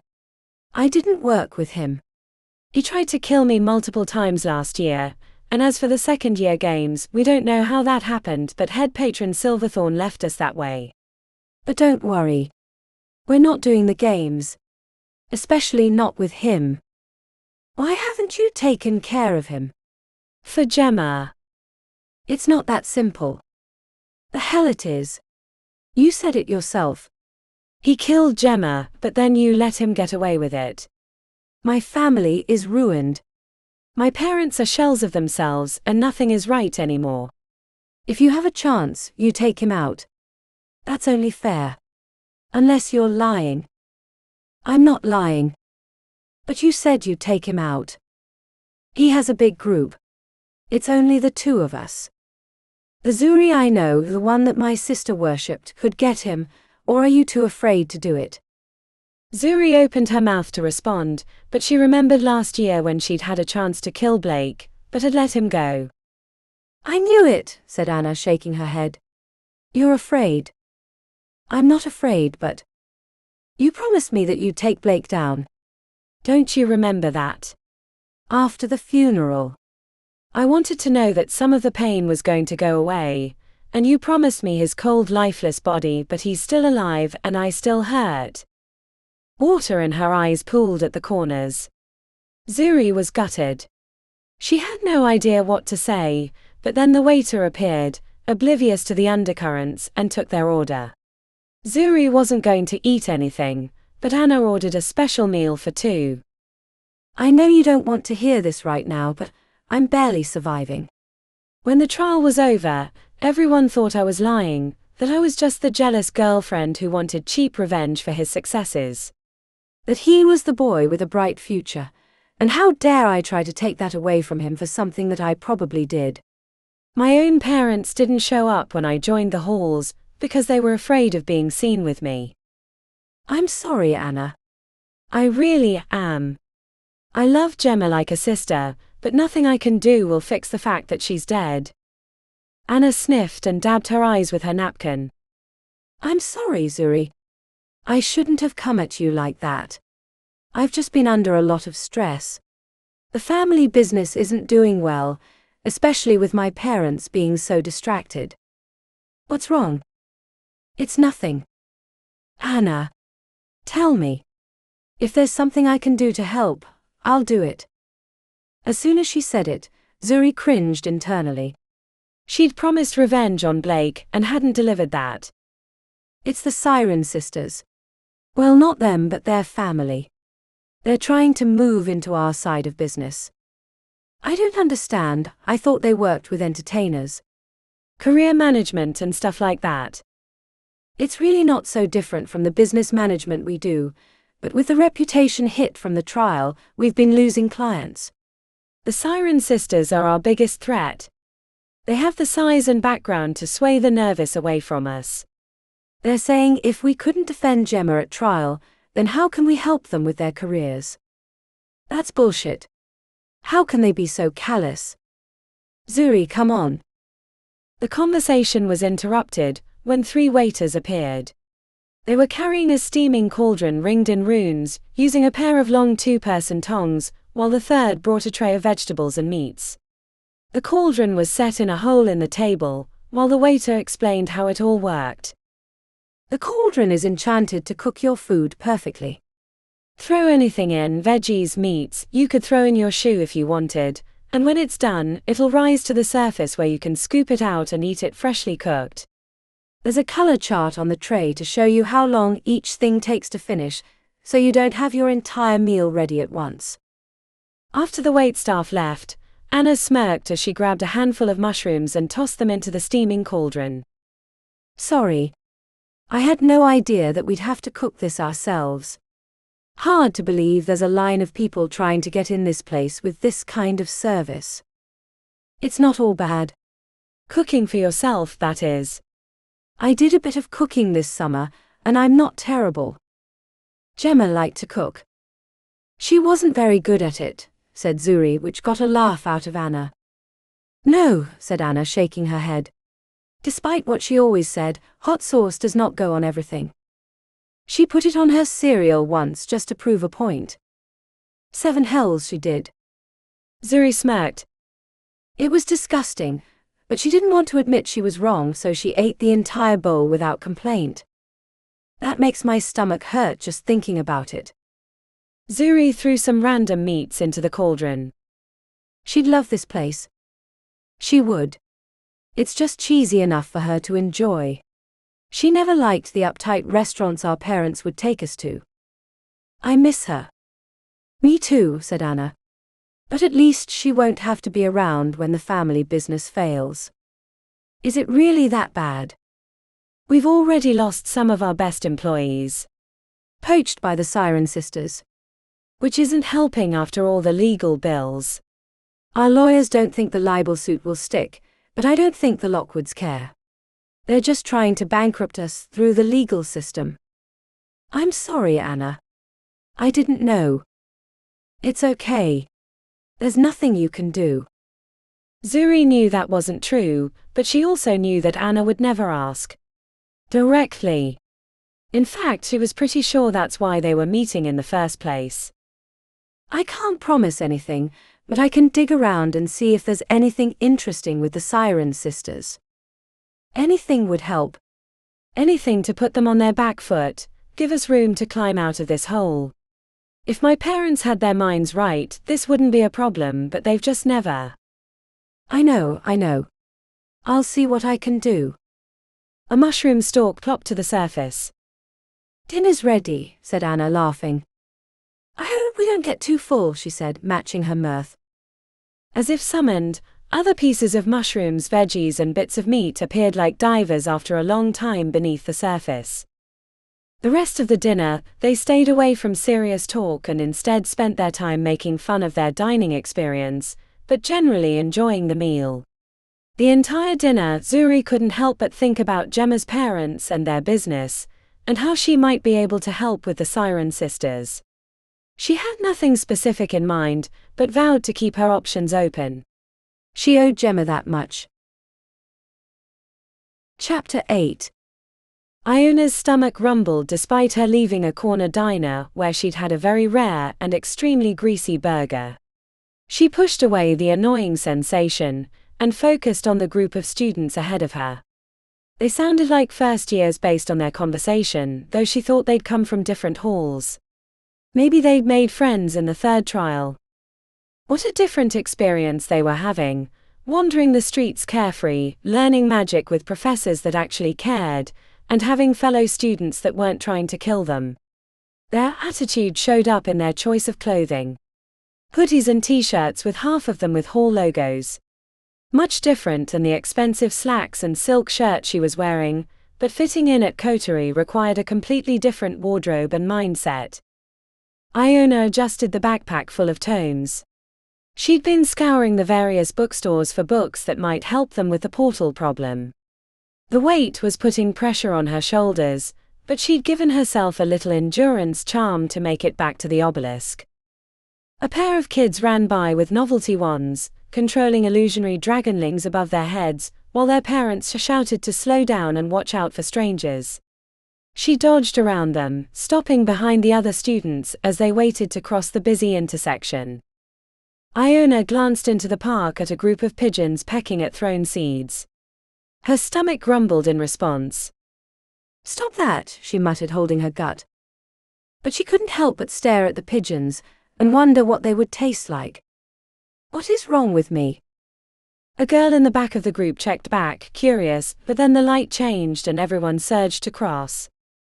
Iona didn't understand it. Every meal she wanted to eat almost raw, and even then she didn't feel sated. It was like her stomach was a bottomless pit. When she reached the other side, Iona turned in the direction of the nearest station and saw a woman that made her stop in her tracks. Pale blonde hair. Elegant. Dressed similarly but yet better. The urge to flee filled Iona's chest. The woman's approach made her claustrophobic. Panicked. I don't even know this woman, she reminded herself. But she felt like she did. And that she wanted to know more. Maybe this was someone who had answers for who she was. But answers came with danger, especially if they'd known Fenris, and Iona certainly felt like this woman might know him since she looked like they could be half-sisters. She summoned her resolve and continued forward as the woman closed the distance, clearly headed for Iona. They stopped 10 feet apart as the crowds flowed around them. "Hello, Iona." A memory of the letter fragment from the destroyed farmhouse came back. "You must be Ilyana." This seemed to surprise Ilyana, who tilted her head. "He mentioned me." "Not directly." Ilyana's gaze darted towards a nearby coffee shop. Iona followed her inside. They didn't bother with drinks, but took a booth in back. The privacy bubble that flowed from Ilyana's hands was smooth and effortless, telling Iona that she was an expert practitioner. "Where is Fenris?" asked Ilyana after a long, uncomfortable silence. Iona detected an accent. A little Eastern European with a touch of French. She was no expert, but that's what her mind said. "I don't know." "What do you mean you don't know?" "He went out one day and never came back." "Never came back?" "He'd been eating so much. Going out frequently." "It was unlike him." "You're lying." The accusation put Iona on edge. She sensed that Ilyana would have no problem killing her in the busy coffee shop, if it came to that. "I'm not. Fenris doesn't get lost." "I didn't say he got lost. I said he never came back." Iona tried to remember if the letter she'd seen had a date on it. Not quite 2 years ago. After months of his absence, I came here. But you said he mentioned me. I didn't say that. I said that I know who you are. Or guessed, really. I read one of your letters. This doesn't sound right. Fenris wouldn't move on without taking his stuff. Without taking you. So you already knew who I was? I did. What did he say about me? Asked Iona. He said you were his brightest pupil. Pupil? The word didn't sound like Fenris. At least he'd never said anything like that to her. But he'd also claimed in the moments before his death that he was preparing her. That he wasn't going to kill her. She'd never quite decided if that was true or not. He didn't talk to me much. This also surprised Iona. I'm having trouble believing you. Believe what you will, but I was his assistant. I helped him with the rituals, and if I screwed up, he beat me. Or locked me in my room. Even when I didn't screw up, he ignored me, so I tried to stay out of his way and learn everything I could so I wouldn't mess anything up. Then what about the tattoos? Asked Iona, gesturing towards the ink sticking out from her shirt. I know a little about them. But not all. Iona tapped her fingernails on the table, impatiently. Her jaw pulsed as she stared out the window. You're a member of coterie, she said with a sneer. That seems highly unlikely. I won a scholarship. You can check the records. I sent in a video. Iona seemed angry that she couldn't catch Iona in a lie. It was clear she suspected that Fenris hadn't just disappeared. Why did you burn down the farmhouse? I didn't. It was like that when I returned last summer. I suspect the townsfolk figured out we were both gone and burned it. I'm glad I wasn't around, as I doubt I would have been able to stop them. Iona grimaced. Are you his daughter too? Or are we related in another way? Iona raised her eyebrows. He didn't say. I only learned I was his daughter from his notes. The ones I could read anyway. He always told me that he'd got me in trade for drugs from my real parents. Well, I guess she was my real mom, but I didn't know he was my father. He was my father first. Are there a lot of us? The question made Iona scowl. It appears there's a lot for you and I to discuss. I have many questions. As do I. But I have an appointment that I cannot miss. Let's meet again. Soon, said Iona. Agreed. But things are a little crazy in the Obelisk. I'm not easy to get a hold of. Iona pulled out a card and scribbled on the back. Call this number when you can meet. I'll make sure I'm available. Thank you, said Iona, putting the card in her purse. Her stomach grumbled loudly, which Iona noticed, but she was kind enough not to say anything. The privacy bubble disappeared, as Iona stood and strode from the coffee shop, leaving Iona by herself. A few people glanced over. Iona exhaled, finally allowing herself to relax. The entire interaction had been tense. Iona clearly suspected something had happened to Fenris. If she found out that she'd killed him, Iona didn't think Iona would take that lightly, especially based on the letter she'd read. But Iona had questions too. Fenris had told her nothing about herself, her family, or why she was always hungry. Iona provided an opportunity for answers. She might not like the answers, but better to know than to wonder.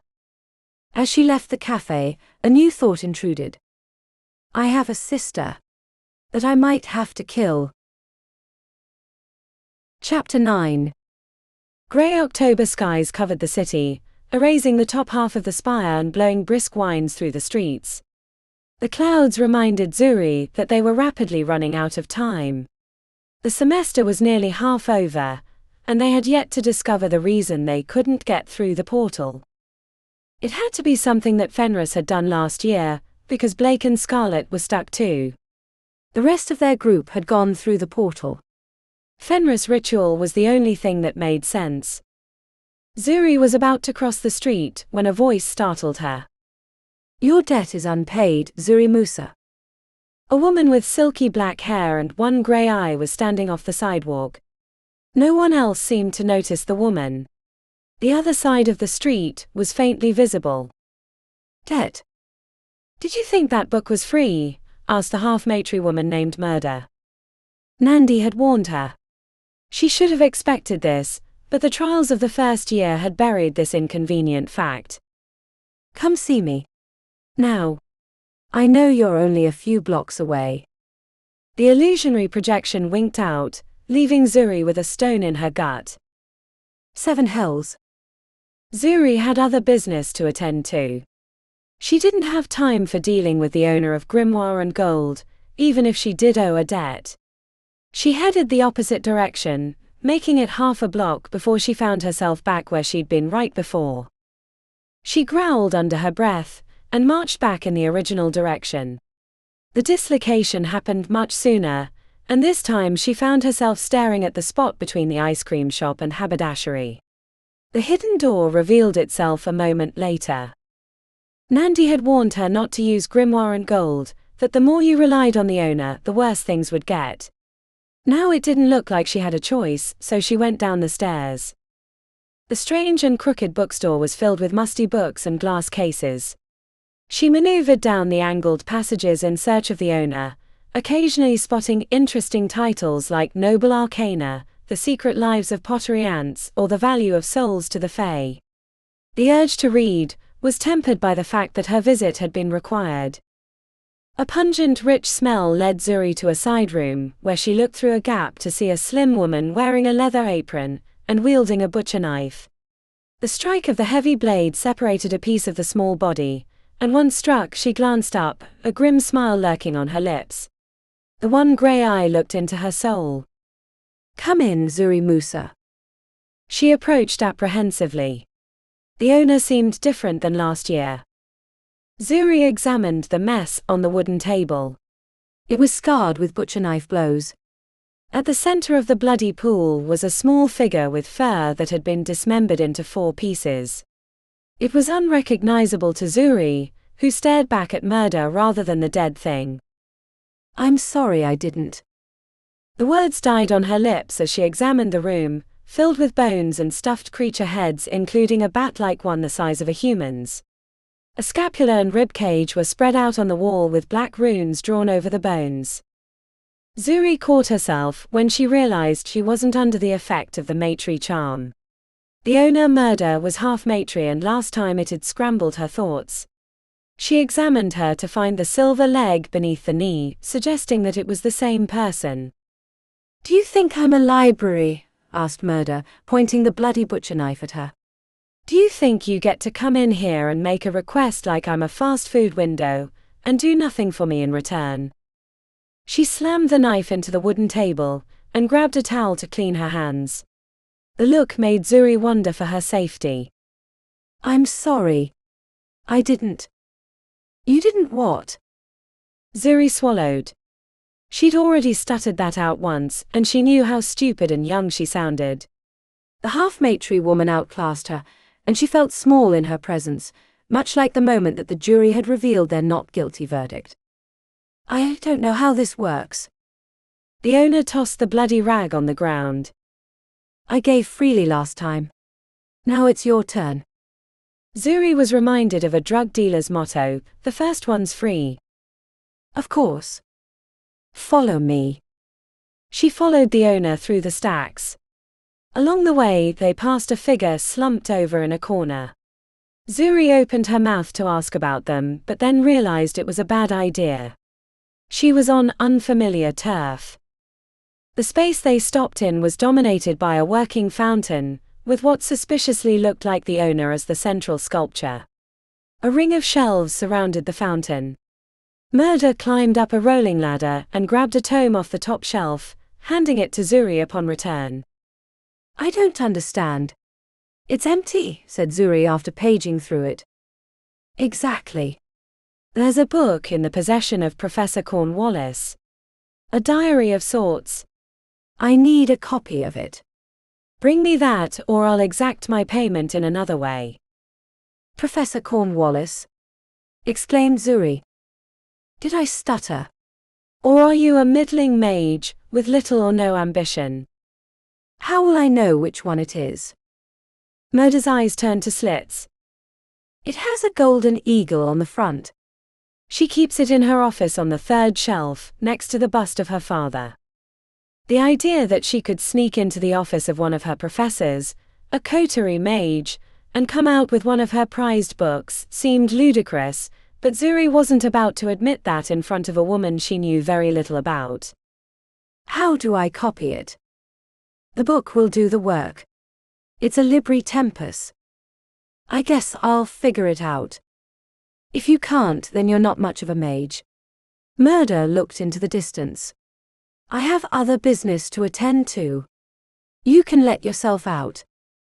Iona marched through a gap in the stacks that Zuri didn't see. Clutching the copy tome, she headed back to the exit.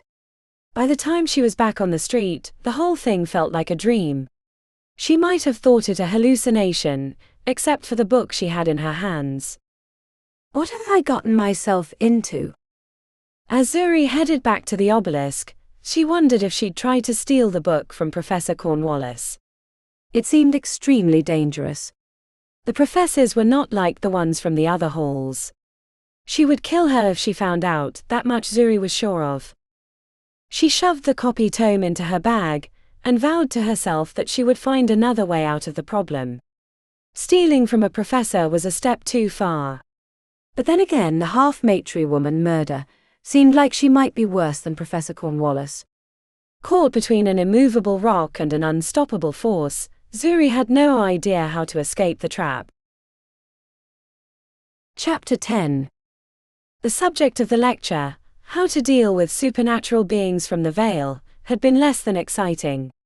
Professor Horace Green, while knowledgeable, taught his classes as if he'd never been a teacher before. He had unreasonable expectations for the students, and tended to get angry when someone didn't perform a task perfectly. I don't know how many more of his classes I can sit through, said Iona as they crossed the residential part of the lowest level, on their way to the portal. Zuri was busy on her phone as she had been all class. The screen showed a series of diagrams and arcane formulas. Zuri. Oh yeah, sorry. She sighed. I had an idea, but it's not coming together. I thought we might be able to short-circuit the pyramid and reset the portal, but it would probably kill us instead. Zuri might look like a runway model with glossy black skin and a look that exuded confidence and poise, but she was also the smartest, nerdiest mage she'd ever met. Not that she'd met a lot, but she was much different than the other students in coterie. You would have been a great fit for Arcanium, Iona blurted out before she thought about it. Zuri turned on her, forehead crinkled with anger. Why would you say something like that?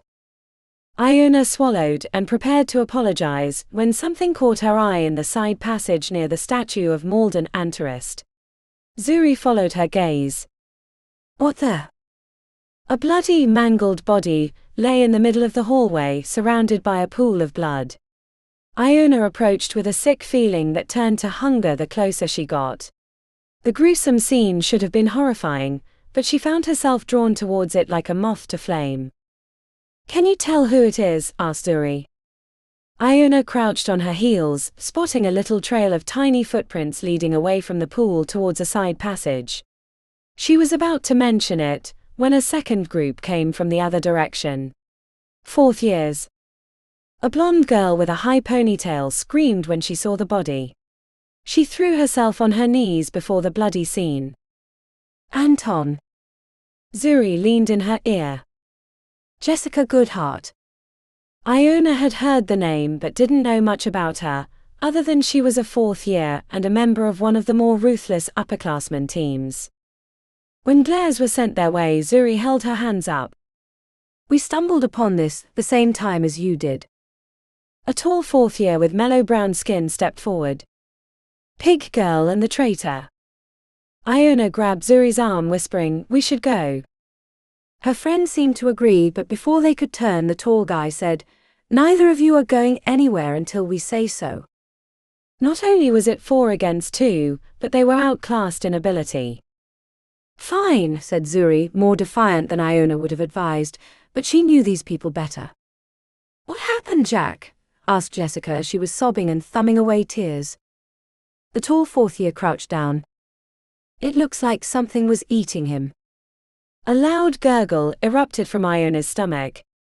So loud the others heard it and glared. Zuri elbowed her in the side.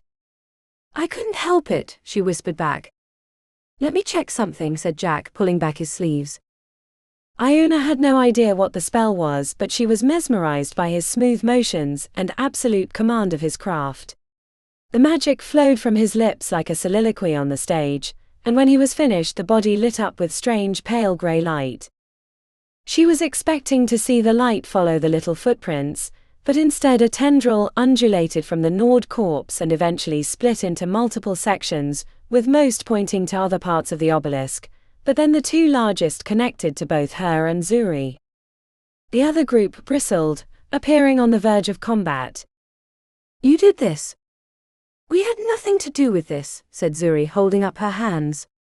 We were in Professor Green's class, and before that we were out of the obelisk. This looks too new. It can't be us. Someone's setting us up.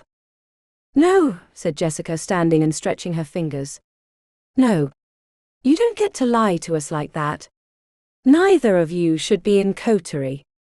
Never should have been let in. And now you had the nerve to kill my boyfriend. We're gonna make you pay. Zuri looked like she was ready to defend herself, while Iona knew it was time to flee. The 4 upperclassmen were starting their spells as a new person arrived. What in Merlin's name is going on here? Asked Professor Green. Upon spotting the mangled body, he pushed past Iona and Zuri, unknowingly protecting them from attack. The others let their spells drop, which left golden sparkles of unspent phase in the air. Is this? It's Anton. The professor muttered something in a language Iona couldn't understand. They killed him, said Jack, extending his arm. The professor turned his head, raising an eyebrow. I seriously doubt it. This boy was attacked a short time ago, not longer than 20 minutes. This blood is fresh and the body is still warm, and they were in my class during that time. I cast the Inquisitor spell. It connected with these 2. Professor Green cupped his chin in his hand. Curious, but that doesn't mean they did it. The Inquisitor spell only suggests a connection. It's not admissible in court, not that we're involving the legal system. He glanced to Zuri. But this is a tragedy. Anton was an excellent student and your friend. I grieve with you. I don't want grief, I want revenge, said Jessica, flexing her hands and looking ready to resume the fight. It's not my business to get involved, but I should remind you that attacking a professor, even on accident, is a capital offense in the obelisk. Jack put his hands over Jessica's arms, making her end the spell. The professor turned his head. Now is a good time. Thank you, Professor, muttered Iona as they jogged away, headed to the opposite side of the level. As if things couldn't get any worse, said Zuri, shaking her head. That's the last thing we need. A bunch of upperclassmen out to get us. Hopefully they'll be too busy with their challenges to go after us. It's not like we're in the same area. Yeah, but we're stuck and everyone knows it. I hated going back to the pyramid already. Now, I don't know how we can manage it without exposing ourselves. We might just have to stand down for a while until they get bored and move on. You don't look like you believe yourself, said Iona. No. No, I don't. Iona checked behind them to make sure no one was listening. I didn't mention it back there because, you know, but there was something else wrong at the body. Zuri arched an eyebrow. 2 little footprints leading away. What? Really? Yeah, said Iona despondently. You don't think Justine was involved? Or did it? Iona rubbed the back of her neck. Would she do it? Yeah. I hate to say it, but I feel like we don't know her anymore. That having her soul shoved in that puppet changed things. On the other hand, I don't know how she physically could have managed it. And the chewing? That couldn't be her. Zuri made noises in the back of her throat. We have to figure out why we can't get through the portal. No shit, said Iona. I have an idea. Don't hold back. It's not like we're flourishing here. It won't fix everything, but it'll at least tell us if our method for getting through the portal works. Let me set up a meeting. I'll let you know when. Who are we meeting with? Asked Iona. Chapter 11. The 11th ward was nothing like Zuri remembered from when she was younger. Her father had gotten lost in the 3rd, and accidentally ended up in the Enochian district, where a guy with tentacles for arms had chased their vehicle down the street. Now it was a gentrified area with high-end shops, award-winning restaurants that served such delights as fried speckled lokanath or sautéed ghost eye stalks, and late-night dance clubs that only allowed those that could use magic inside. The value of the vehicles on the street was probably more than the entire area was worth a decade ago. Welcome to Lilith's, Miss Musa, said the hostess. I'll lead you back to your table right away. Thank you, she said, as Iona leaned in her ear. How did she know? Zuri whispered back. The top places have a lookout to spot guests when they arrive. Wow, said Iona, adding a whistle. When I think things couldn't get any more pretentious. When they reached the sliding doors of the private room, the hostess turned with a pained expression. Your guests have already arrived. Zuri cursed under her breath. She'd showed up 15 minutes early just to beat them to the table. Candy, Coral. So lovely to see you, said Zuri when the paper door slid wide, revealing a pair of women with stringy brown hair and black shark-dead eyes. We've agreed to this visit. Don't waste our time with bullshit, said Coral. Zuri slid into the booth opposite. The waiter appeared and took drink orders for the 4 of them. What do you want? Asked Candy, the allure of her voice tapping on the windows of Zuri's mind, but failing to penetrate due to the amulet she and Iona wore. You both look lovely tonight, said Zuri. Can't we enjoy ourselves outside the Obelisk without resorting to insults and violence? The sisters shared a glance. The rest of our team is at a bar across the street, said Coral. Zuri held up her hands. We came to offer a deal.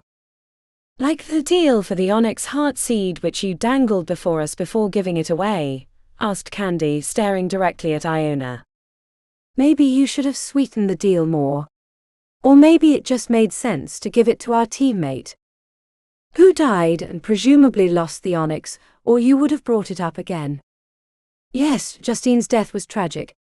As was Melanie's and Marcus, but we must go on. It's the coterie way. A tray of drinks was set on the table. Everyone grabbed their drink, lifted the glass slightly and took a sip. Orders for dinner were given right after. Get to the point, Zuri. We didn't come for small talk, said Candy. Fine. Here's the deal. You haven't figured out the pyramid problem yet. We can offer you that solution in exchange for a favor. The twins bristled. Why would you do that? Why does everything have to be so cutthroat? Asked Zuri. There's no reason we can't work together in larger groups. Why not pass as a class rather than pick each other apart? Bullshit, Zuri. This isn't charity or about class teamwork. What do you want? Asked Coral. I want to help my fellow classmates. And I want some help with the upperclassmen. I believe your brother is good friends with Jack and Jessica's group. No way. We're not involving our brother in your screw-up, said Candy. It's not our fault you can't stay out of trouble. Well, you could always flounder away at the pyramid problem. You're practically the only group left that hasn't moved on. Be ashamed to not pass second year because you were too stubborn to make a great deal, said Zuri. The Siren sisters shared a glance. Zuri didn't know if that twins know each other's minds bullshit was true, but for Coral and Candy she had no doubt. Even if we agreed, we can't guarantee that they would listen. Jessica is convinced you were behind Anton's death. We were in Professor Green's class when he died, and why would we draw even more attention to ourselves when we already have Blake to worry about? It makes no sense and is likely a setup, said Zuri.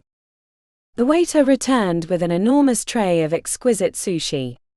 The Siren sisters were distracted and picked up their chopsticks. Try the Cthulhu jelly rolls, they're divine, said Coral with a quirk to her lips. Are there any less gooey rolls? Asked Iona, frowning at the tray. The four of them dug into the meal. The Siren sisters, despite their seaweed-thin bodies, devoured more sushi than Zuri thought possible, while Iona barely ate, picking at the less adventurous rolls. Candy hid a belch behind a cupped hand. Excuse me. As we were saying before, we can't guarantee that our brother can do anything to dissuade them of your guilt. Anything can help. And we're not making that a condition of the information. Zuri pulled out a small notebook and slid it over the table. Here's a copy of all my notes on the pyramid problem. I'm just asking you to try. The sisters both reached for the notebook, resting their fingertips on the cloth binding. We'll try. That's all we can promise. Fair enough. Coral put the notebook in her carry-all as the sisters rose from the table. See you around. When they were gone, Zuri leaned against the booth and massaged the bridge of her nose with forefinger and thumb. Those girls sure can eat. I thought I was watching a pair of orcas cull an entire pod, or whatever you call it, of seals. You barely ate. That's unlike you. Iona pushed her plate away. I'm not hungry, she said as her stomach gurgled. Do you think they'll get through the portal, using your solution? Unfortunately, yes, which means that it's not our answers but something with the portal. Or Fenris. He's dead. Doesn't mean he didn't screw us up before he bit the big one. But if they do get through, what do we do then? It might be time to revisit the second-year games. As much as I hate to say it, the Elixir of Foresight might be our only chance of figuring out how an ancient warlock cursed us to not get through that portal. I mean, that wouldn't be all bad. Minus the Blake and Scarlet part, of course. Zuri paid the exorbitant bill, and when they reached the street filled with expensive vehicles, Iona stretched her arms. Think we could grab a burger somewhere? Extra rare. Chapter 12. Iona was standing outside the cage of the carnivorous dragon swallow plant when she spotted a bushy-tailed squirrel run down the inside of the wrought iron fencing. No, little buddy, she said, even as part of her was hoping the critter would get too near the big plant. The colorful red-orange flowers looked like the mouth of a dragon, and the sign on the enclosure said that the interior was hot like dragon breath. The plant lured insects and creatures near it with the promise of warmth.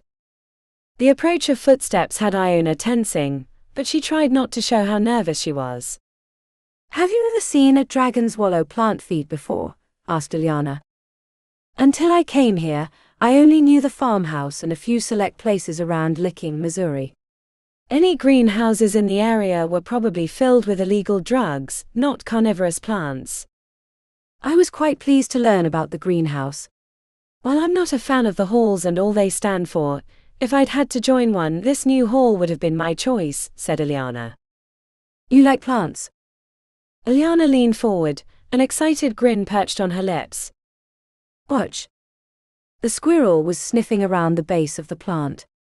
Iona flinched when the flower rotated towards the critter. The opening was as large as a bucket. The squirrel raised itself on its hind legs, sniffing towards the warm, pungent flower when it snapped forward, grabbing the creature. Struggling legs disappeared into the closed flower, which pulsed movement. Merlin's hairy legs. Quite exciting, isn't it? Iona didn't want to admit it, but she was suddenly hungry again, even though she'd eaten a big rare steak before arriving, so she wouldn't be tempted by anything Ileana had to offer. It is. Why have you been avoiding me? Asked Ileana. Not avoiding. Busy. You don't need this.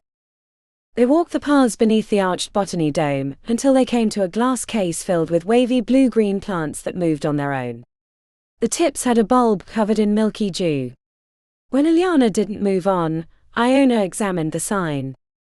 Thieves' milk. From the realm of harmony. I wonder why they included this plant in the dome. Doesn't seem to have supernatural properties like the others. What the sign doesn't say is that milky substance can knock even the most powerful creature out with only a few drops. A thimbleful can stop a heart. The way Iona stared suggested she was expecting a reaction. A clue that she'd somehow acquired the plant to kill Fenris. After an uncomfortable silence, Iona gestured to continue. You know, said Iona, I didn't know I had any other family until you showed up. As far as I knew, it was just me and Fenris. And once he left, I had to figure out my own path. But now you know you do. Why stay in coterie? I don't know you. We're half-sisters, darling. That's all you need to know.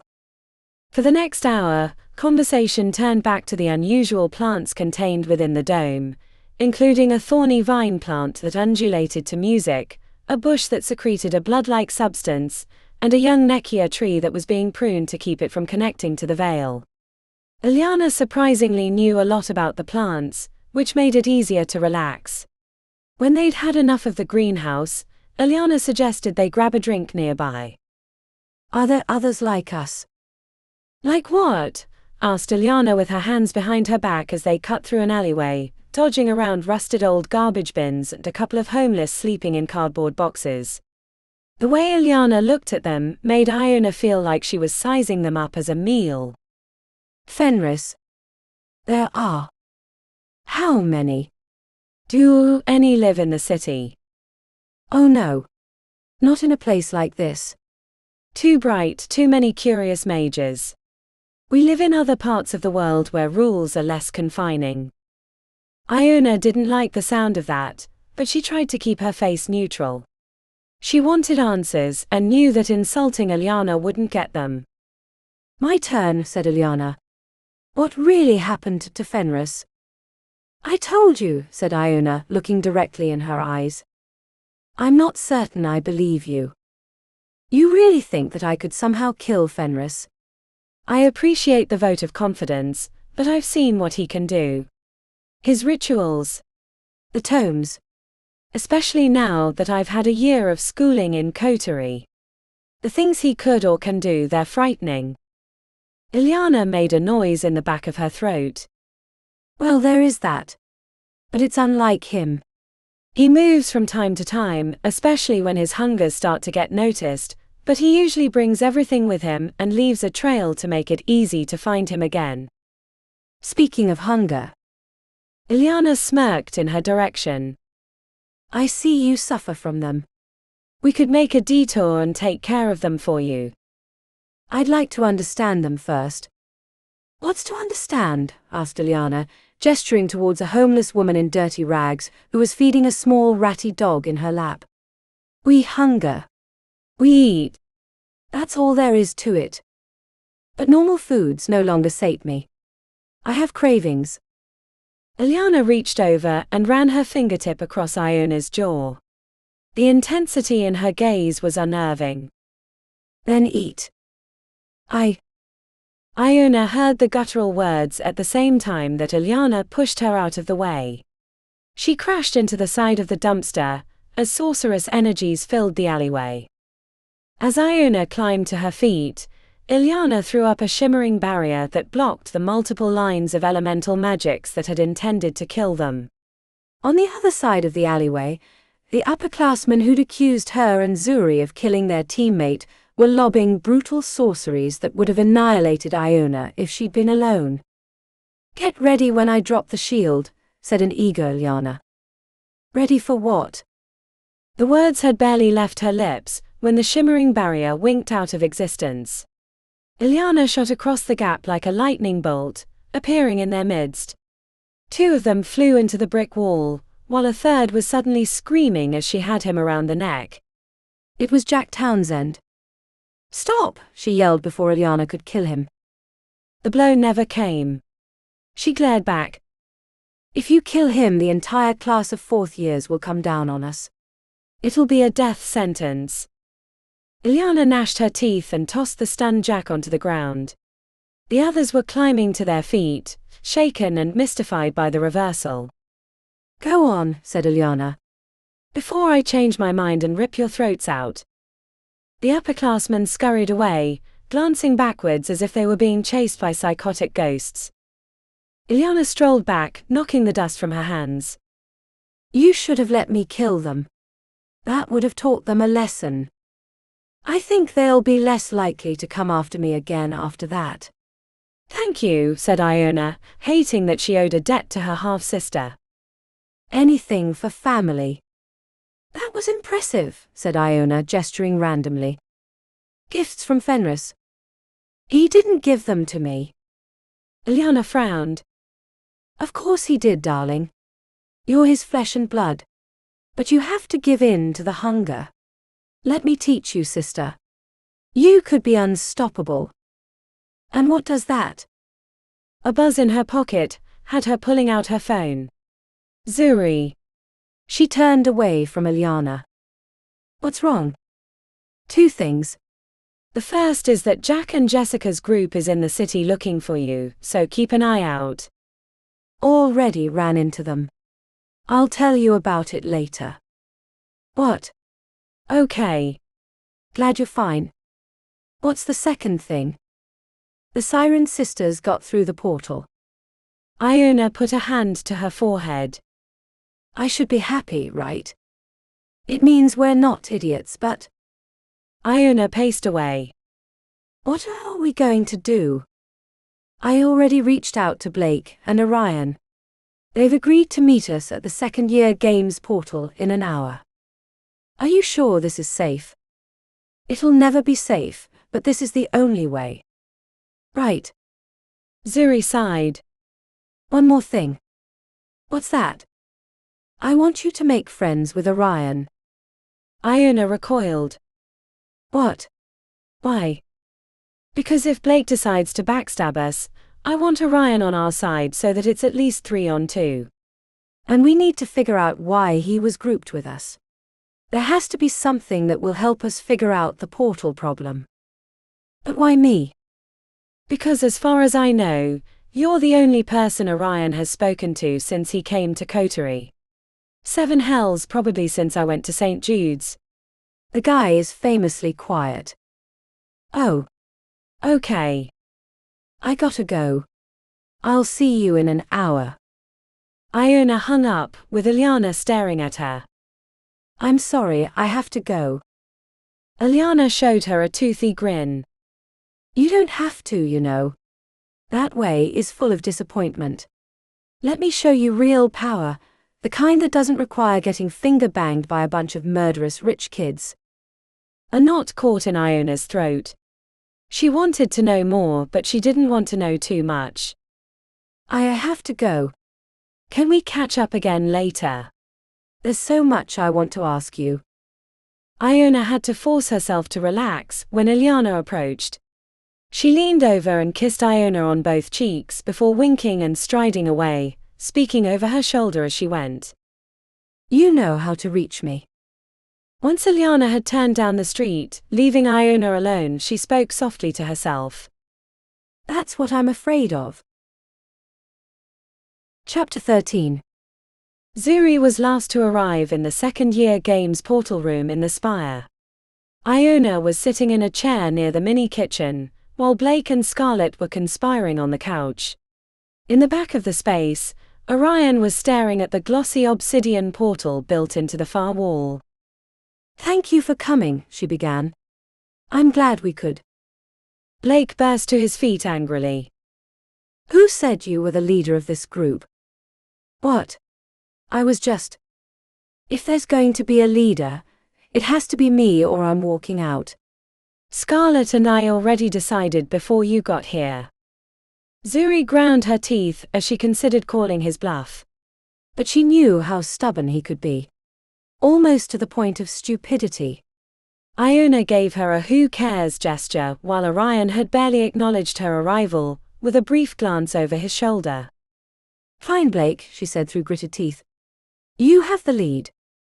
Everyone remember that. If we're going to win this stupid games, you're gonna have to listen to me. None of this clever namby-pamby bullshit that goes down in your stupid puzzle competitions. I've already done some intel with some other teams. Iona spread her hands. I thought competitors couldn't talk about the event. That's what the charms during the welcome ceremony were all about. Blake scoffed. Rules are for suckers. If you're not cheating, you're not trying. Zuri returned the who cares gesture, which had Iona shrugging. As I was saying, said Blake, cracking his knuckles, this isn't a puzzle but a knockdown drag-out battle. If all of you suckers listen to me, we're gonna kick this thing's ass and come away with the elixir so none of us ever have to see each other again. I'm all for that, said Zuri. What's the... Blake grabbed Scarlett's hand and marched to the portal. They went through, leaving the 3 remaining members of the team to stare at each other. Orion followed without comment, leaving just her and Iona. Are we really sure about this? Asked Iona. Zuri forced a smile. Let's get this over with, she said before heading through. The vertigo was minimal. Iona was bent on her knees but quickly regained her form. Zuri barely paid attention because she was struck by the view they had from the spacious balcony. What is this place? Asked Iona. They stood on a high place with an expansive, crowded city beneath, ringed by high walls the color of wrought iron and covered in crenellations and the occasional gargoyle. An inner wall split the city in half, while a third wall protected the dome-like structure in the center. It wasn't the crooked buildings or the dingy gray stone that gave her pause, but the hazy green mist that surrounded the city, covering the featureless plains. A large winged shape flew over the wall, making a horrifying screech. Zuri wanted to answer, but the words were caught in her throat. This wasn't what she'd expected from the second-year games. Anyone? Where are we? And why does everything look like we just died? This is the veil. Zuri didn't register the answer at first, because she wasn't sure she'd ever heard Orion speak. The deep baritone with a hint of scratch was the voice of a villain's favorite henchman. Not really, right? Asked Iona. This isn't really the veil. Of course not, you dolt, said Blake. It's the second-year games, none of this is actually real. Feels real, said Iona, rapping her knuckles on the balcony wall. But I thought the veil was a big, giant, empty space. No one said anything about a city. I've never heard anything about a city either, said Zuri. Maybe it's something they made up for the games. The game makers might have just used the veil as their inspiration. More speculatum. Once again, Zuri didn't register the words right away, since they'd come from Orion. She translated the Latin as best as she could. Death's mirror. It's a necropolis, said Blake, gesturing angrily forward. A city of the dead. Nothing to get spooked about or overthink. We've got dead people to kill. They're not dead, muttered Iona. Come on, everyone, said Scarlett brightly in a way that made Zuri grit her teeth. We all agreed that Blake's the lead. Let's get to work. None of us want to be here any more than we have to. Blake and Scarlett headed down the stairs at the back of the balcony, while Orion continued to stare at the city. This should be fun, said Iona following. Zuri wished she had Iona's optimism about the competition. The creaky stairs led them through an old house. Iona gestured towards a painting on the wall that depicted the 5 of them, looking like apparitions, with haunted gazes and greyish complexions. The replications were creepy, but not scary as she thought the designers might have wanted it to be. All 5 of them stood outside the building, staring down a cobblestone street, while figures ambled around aimlessly. Zuri spotted a shopkeeper sweeping away dust from the front of his shop with a straw broom, while a young girl sat against the wall playing with something at her feet. The scene had a melancholy air, which made her wonder if they... Okay, said Blake, interrupting her thoughts. This is the deal. My intel tells me that as soon as you get past that 3rd building, the dead will attack. They're not dead, said Iona louder. This is the veil. Of course they're dead. I'm just saying they're imprints of people that were once dead. Not the actual dead people. That might be important. Blake mimed pushing glasses back onto his nose. There's that smarty pants stuff I was talking about. I said it was a necropolis. A city of the dead. Stop overthinking things. This isn't Puzzle Club. We don't get points for being clever. The city of the dead is going to test our ability to battle through endless waves of these assholes, not how well we can remember their backstories or some bullshit like that. Tell us how we're going to win, babe, said Scarlet, patting his arm. Like I was saying before, I was rudely interrupted. When we get past the third building, that's when we need to start blasting. Zuri, you're in charge of warding.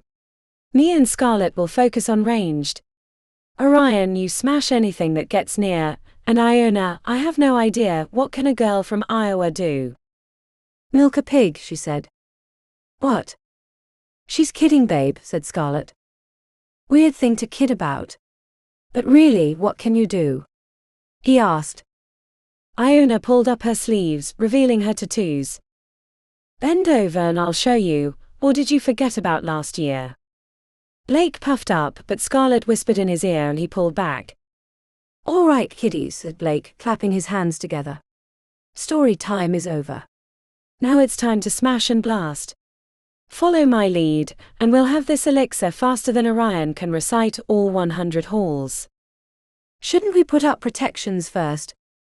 Zuri ran to keep up as Blake marched to the middle of the street.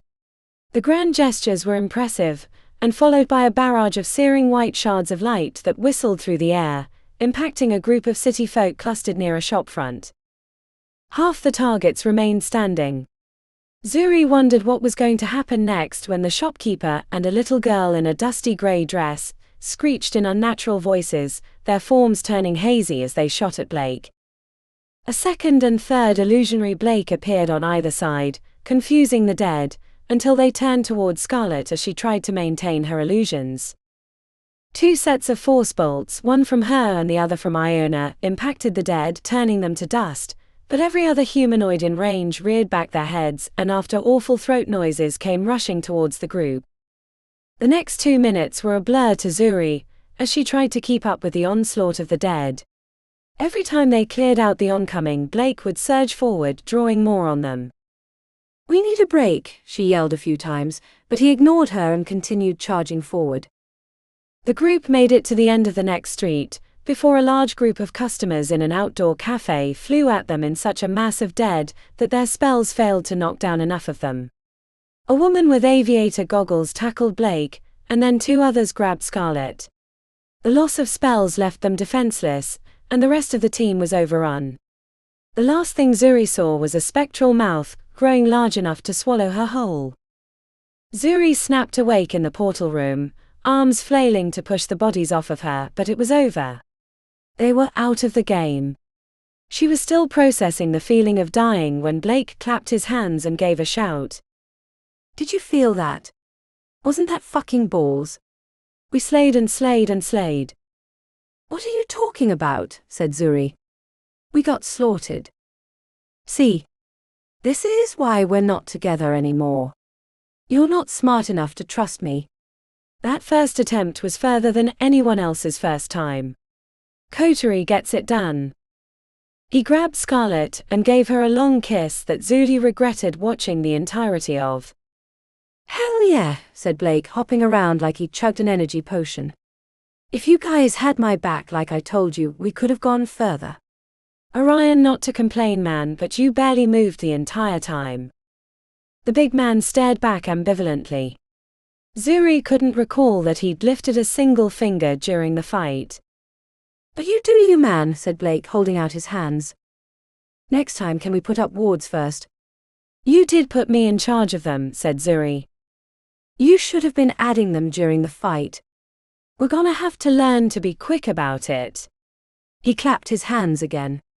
Anyway, good first attempt. Let's do better this time. Come on. Before she could respond, he disappeared into the portal. Scarlet quickly followed, and then inexplicably Orion lumbered through. "I mean, it wasn't terrible, right?" asked Iona before disappearing. Zuri shook her head as she approached the portal. "This is going to be a long year." Chapter 14. Silence never sounded so good to Justine. No one to bother her. No one to sigh with exasperation when she was making too much noise. A blank canvas for her to break. "Never go alone. Or you'll go to the stone." The words weren't exactly what Zuri had told the group about not exploring the other levels, but it was close enough to make her giggle. She never felt as free as she did when she was exploring by herself. Everyone else from their year had moved on, and the first years were a long way from getting to the third level, leaving her with a huge playground. There were dangers, of course, but she knew how to avoid them, and some didn't trigger at all on her little wooden body. Justine skipped across the stone floor, frilly pink skirt bouncing around her waist while her wooden feet rung loudly. She'd taken off the little sneakers so she could feel the ground against her impervious feet. The only reason she wore them was not to be so noisy around her friends, but no one was on the same level, so why bother? The ring in her pocket was meant for a human finger, so she slipped it over 2 digits, bending them to keep the silver band on. Justine approached the smooth wall, holding the ring against a depression in the stone. A passage revealed itself. She giggled with delight. With her friends busy in the second-year games, she'd been uncovering secrets on the third level. Acquiring the ring had required solving a shifting ward puzzle, and then it had taken her a few days to figure out what the ring was for. The passage led to stone stairs, which brought her to a window high in the wall that gave her a good view of the pyramid level. The twilight that pervaded the level made vision challenging, so Justine added a spell that helped her see through the dim. Feet hanging over the edge and kicking, Justine kept watch for movement. She'd been coming to this spot for the last 3 days. She started zoning out after the first 2 hours, and was considering a break when she caught something out of the corner of her eye near the entrance portal. Her magic-aided vision had a hard time penetrating the distance, but she saw something low slinking through the buildings on that side of the level. Justine popped to her feet and scurried down the stairs, ignoring the loudness of her wooden feet on the stone. Once she reached the main floor, she pulled the shoes out of her satchel, donned them, and continued towards the portal. Slow and steady. Unlike some of the supernatural creatures that permeated the obelisk, like the gloom wrens or crystalline spiders, the thing she'd been tracking for the last month or so was able to move between levels, which was unusual, and suggested that it wasn't just a critter to be avoided. It was something else. Another secret. One that seemed more dangerous than the others. The area around the portal was uninteresting at first glance, so she cast a sanguine reveilleur spell, which caused blotches on the stone to glow as if it were under a black light. The blood trail headed in the general direction of the pyramid. Justine crouched down and examined the smeared print, which almost looked like clawed feet. "Taste the flesh," whispered a voice that was not her own. "Hush."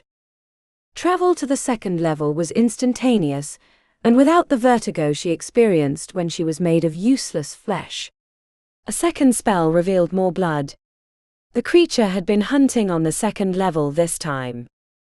Justine followed the markings, which sometimes were absent for dozens of feet before reappearing, but the further she went, the more defined the blood smears were, which suggested she was nearing their origin. Excitement built in her chest as she rubbed her finger in a coagulating blob of blood that had been left on the corner of a wall. Justine rubbed the sticky liquid on her cheeks like war paint, receiving a cheer inside her head. The body was mostly eaten when she found it. Near the fountain at the mummy mirror room. Justine couldn't tell the identity of the person, only that they were probably male by the single sneaker lying away from the carnage, and probably not one of her classmates. It was mostly a single leg, and some hips that hadn't been eaten by the creature that had slunk back to the third level. Justine shoved her finger into the bloody meat on the side of the hip, enjoying the squish. She giggled as she sniffed the still warm flesh. This is what I was before, a useless bloody meat puppet. Sometimes she wished her father could see her, but she knew he wouldn't understand. He only understood flashy masculine displays of magic and power. What she'd accomplished on her own, which was far greater than anything he'd ever done, would be lost on him. Before she left the body, Justine found a rund gold bracelet that had fallen off or been spit out after the attack. It was too large for her wrist, but maybe she could modify it to fit. It wasn't as if the owner was going to need it anymore. Justine returned to the 3rd level, heading straight for her hidden home deep within a mausoleum, and threw herself on the pile of plushies that she used as a bed. Mr. Paws formed a comfortable pillow, while Andy the aardvark was a leg rest. Near her head, a natural shelf had become a trophy case for her discoveries: an enchanted fingerbone, a glass eye that could see heat spectrums, a coin that flipped itself when the command word was spoken, and a few other smaller trinkets she'd acquired. She was rubbing the old blood off the bracelet when she heard scratching near the entrance. Quiet as a mouse, Justine crept to the gap, listening intently. The scratching had gone quiet, but was replaced with sniffing instead. Justine held herself unnaturally still. The creature had tracked her to her hidden space. She hoped it was too large to fit through the narrow gap, or she'd get to learn what it really was soon enough. She retrieved a slender knife from a box, holding it out like a miniature sword, ready to stab anything that tried to slip through the gap between the stones. She kinda hoped it would. The blood of the hunter would smell divine, she decided. Eventually the sniffing stopped, and she thought she heard the scratch of claws heading away. Justine slipped out of the mausoleum but moved no further, like a prairie dog staying near its hole. She saw no signs of the creature, except for a few smears of blood on the wall where it had stuck its head into the gap. The idea that the creature knew where she was living wasn't lost on her. Additional protections would be needed. Maybe even an illusionary covering, if she could manage it. Not that she feared the creature. After all, she was made of wood and magic. There was nothing left of her to eat. But she really wanted to uncover how it was able to move between levels while hunting the students, and if she could, watch it in action. The idea of watching it feed excited her. Justine returned to her cubbyhole and plotted her next moves. Chapter 15. Iona sat on the couch with her head between her hands, trying to erase the last death from her memory. She'd thought it a good idea to make a magic-aided leap to the roof of the corner building, so she could spray ice across the cobblestone side street, and keep the horde of parishioners from hitting the team at the worst possible moment. It's the spot they'd been stuck in for the last 2 days. But she hadn't expected that the roof contained dead people too.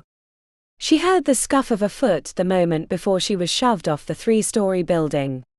The fall broke her neck. The cobblestones were slick against her cheek as blood pooled around her. Death took much longer than normal because the dead had ignored her. She only returned to the staging room once she'd bled out, but by then only Orion remained. The others had gone for lunch, with a promise to bring some back for the 2 of them. "Thanks for waiting," she said, once she'd composed herself. Orion sat on a stool that was too small for his enormous body. He grunted without making eye contact. Iona went to the refrigerator and grabbed an energy potion to help clear her head. She took a long draw from the cool liquid before spinning the lid back on. The urge to lie on the couch and rest was strong, but she remembered Zuri's request to make friends with Orion in case of a Blake and Scarlet backstab. "That was an interesting last attempt," she said, leaning against the couch. "I really thought we were going to get farther." Orion squeezed his hands together while his jaw pulsed. She sighed. "You know it's okay to express yourself." His heavy gaze caught her eye. "It's okay to be quiet too," he said. She snorted with laughter, which made the corner of his lips curl slightly. "I saw that. Not that anyone would believe me." Orion Dreadmarsh laughing. "Never happened, they'd say." He lifted his chin, swallowed. "They wouldn't say that." The intensity of his gaze caught her. She tried to smile, but he turned away before she could muster the response. You know we're similar. Everyone thinks we're monsters. He hunched his forehead. No one thinks you're a monster. Maybe I do, she muttered under her breath. But... The door swung open, revealing Blake Lockwood with a greasy bag in each hand, raised high in victory. Diner slop, just like you wanted. He threw the bags on the table. Don't know how you eat that crap, but I don't want my teammates going hungry. We've got a lot more work to do. Zuri came in last after Scarlett, frowning in Blake's direction, but Iona was too busy digging into her lunch bag. The burger was as greasy as advertised, with hand-cut fries that melted in her mouth. The meat wasn't as rare as she liked it, but the last death had really taken it out of her. Next attempt, said Blake, clapping his hands and leaning on his knee like a football coach in the huddle. That was a great idea, Iona, trying to take the high ground. Shame it didn't work out that time, but do you think you could make it work on the next? I guess. Yeah. I'll know to clear out the dead on the roof before bothering with the old church. Have you considered a shock glyph? It'll freeze them in place while dealing damage, giving you enough time to finish them off. I can show it to you, if you'd like. Good thought, babe, said Scarlett as she cracked open an energy elixir. I actually know that one, said Iona. Great. Will that work? She nodded. I'm gonna hit the head, and then let's get ready for the next attempt. While he was gone, Iona raised her eyebrow in Zuri's direction, but she wasn't paying attention. That Blake was the leader of their group clearly bothered her, especially because he was actually doing a good job. Iona wouldn't have guessed it, but then again, Zuri had always said he had a sweet and engaging side. He seemed nothing like the sociopath from last year, or even from the first part of the semester. Let's go. Coterie gets it done, yelled Blake when he returned and headed for the portal. Hell yeah, said Scarlett. We got this. Behind them, Zuri went through the portal muttering profanities. Ready to die again? She asked Orion. The hulking mass rose to his feet. She was always surprised how big he was up close. Die quicker this time, he said in his normal deadpan voice. She snorted and went through. Zuri was layering enchantments on the others when they arrived. She looked like she was going to implode, having to play buff witch for the group. Everyone ready? Asked Blake when the spells were finished. Let's do this. Kick some ass, shouted Scarlett as they moved into the street. Iona stretched her fingers as she prepared for the non-stop fighting that would occur until they died again. She winked at Orion when she caught him staring, which made him turn his head away. The first kills were the shopkeeper and the young girl. Iona hated how their attacks transformed the normal-looking dead into shrieking apparitions. She felt a kinship with them from her time with Fenris, and really wanted to ask these folk how they'd come to the city of the dead, even as she knew that it was all part of the game. Iona fell into the groove once they got started. Fire force bolts at the dead people in the candy shop, a slick wave across the cobblestones in the alleyway when the bums awoke, then freeze the elderly couple in place with ice bracelets. The fight had a rhythm that felt like music. The entire first year of her coterie experience had been focused on solving complex arcane puzzles or unlocking secret doors, which had been great for expanding her knowledge of magic, but did little for the actual practice. The 5 elements, which were the building blocks of hall magic, felt more natural due to the constant practice. When a shrieking apparition was racing to rip off your face, completing your spell quickly and efficiently became the norm. The second-year games were more than an exercise in teamwork, they were a way to practice magic in a practical and rapid manner. When they came to the cross street that had gotten her killed last time, Iona hesitated before she cast the cloud jump spell. The memory of the slow death was fresh, but she didn't want to screw up the group. Jumping straight to the roof was impossible, so she hit the awning first, then hit the open window on the second floor, before making the final magic-aided leap to the roof. She didn't see any dead people on the far side of the roof, but placed the shock glyph behind her and took position at the corner. The ice spray coated the cobblestones the moment before the mob of dead people raced around the corner, spilling onto their backs when they hit the slick section. A burst of electricity startled her to spin around to see not one or two dead, but a dozen, all racing to kill her. Oh balls! Iona prepared to defend herself, knowing full well that she was outmatched, when something flew through the air to her right, slamming into the horde and tossing them away like bowling pins. Orion rolled to his feet, throwing punches in every direction. The impact of his fists crackled with electricity, and were like sledgehammers to the face. The tide turned. Iona went from accepting impending death to a cheer of victory when the last dead was destroyed. Thank Merlin you came up. I really didn't want to die alone again. Orion's mouth worked the empty air, but nothing came out. An explosion startled them both as a brick wall collapsed from a nearby roof, unleashing dozens of dead, which was significantly more than they could handle. The big man prepared to face the horde, but Iona saw there was no way they could take that many on. Come on. We need to get out of here, she said, grabbing his call-used hand to get his attention. He stared at the contact as if he'd been lit on fire, so she quickly released her grip and extended her arm to indicate a direction. Orion. We have to go.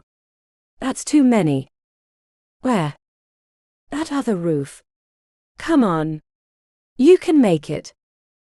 Iona backed up to give herself more room to run as the dead piled onto her roof. As they raced to grab her, she burst into a sprint, working her fingers to time the spell's conclusion with her leap. She flew over the 20-foot gap between buildings, skipping off little puffy clouds that helped carry her the distance, and landed hard, rolling onto her back.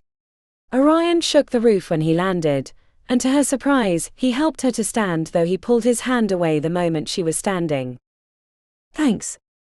Iona spied over the edge to see where the others were located. The sounds of battle and magic reached them from around the corner. The rest of the team was alive, but now the two groups were separated. Come on, let's see if we can circle around to find them. As they worked their way across the rooftops, the occasional dead came rushing at them, but they were easy to destroy. The only problem was that the path was taking them further from the others. Iona stopped when they reached the back of the line of buildings.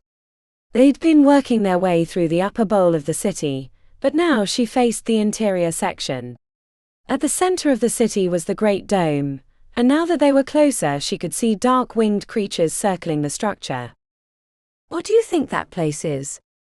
The Queen of the Vale's palace. She hadn't expected him to answer. Iona turned her head sharply. How do you know that? I didn't think the Vale had a queen. Orion stared ahead without acknowledging her question. The sounds of battle could no longer be heard. The fact that they hadn't been attacked yet bothered Iona. She used the opportunity to study the way ahead. They'd only crossed a quarter of the city. Before they could reach the inner wall, they had another section of residential buildings to pass through, and then find a gate to reach the central region. Look at that, she said, extending her arm towards a massive archway through which a long narrow stone bridge crossed dark waters. It wasn't the barrier she was pointing towards, but an enormous humanoid that made Orion look like a baby. Shadowy shapes shifted around the Guardian. Do you think? A scrabbling horde of critters came flowing over the edge of the building. These weren't the transformed humans from before, but entirely horrific manifestations with too many arms or mouths, claws for hands, and other deformities. Iona barely got a force wave off before she was overwhelmed, falling to teeth and fingernails. She woke back in the portal room. Orion arrived a few seconds after.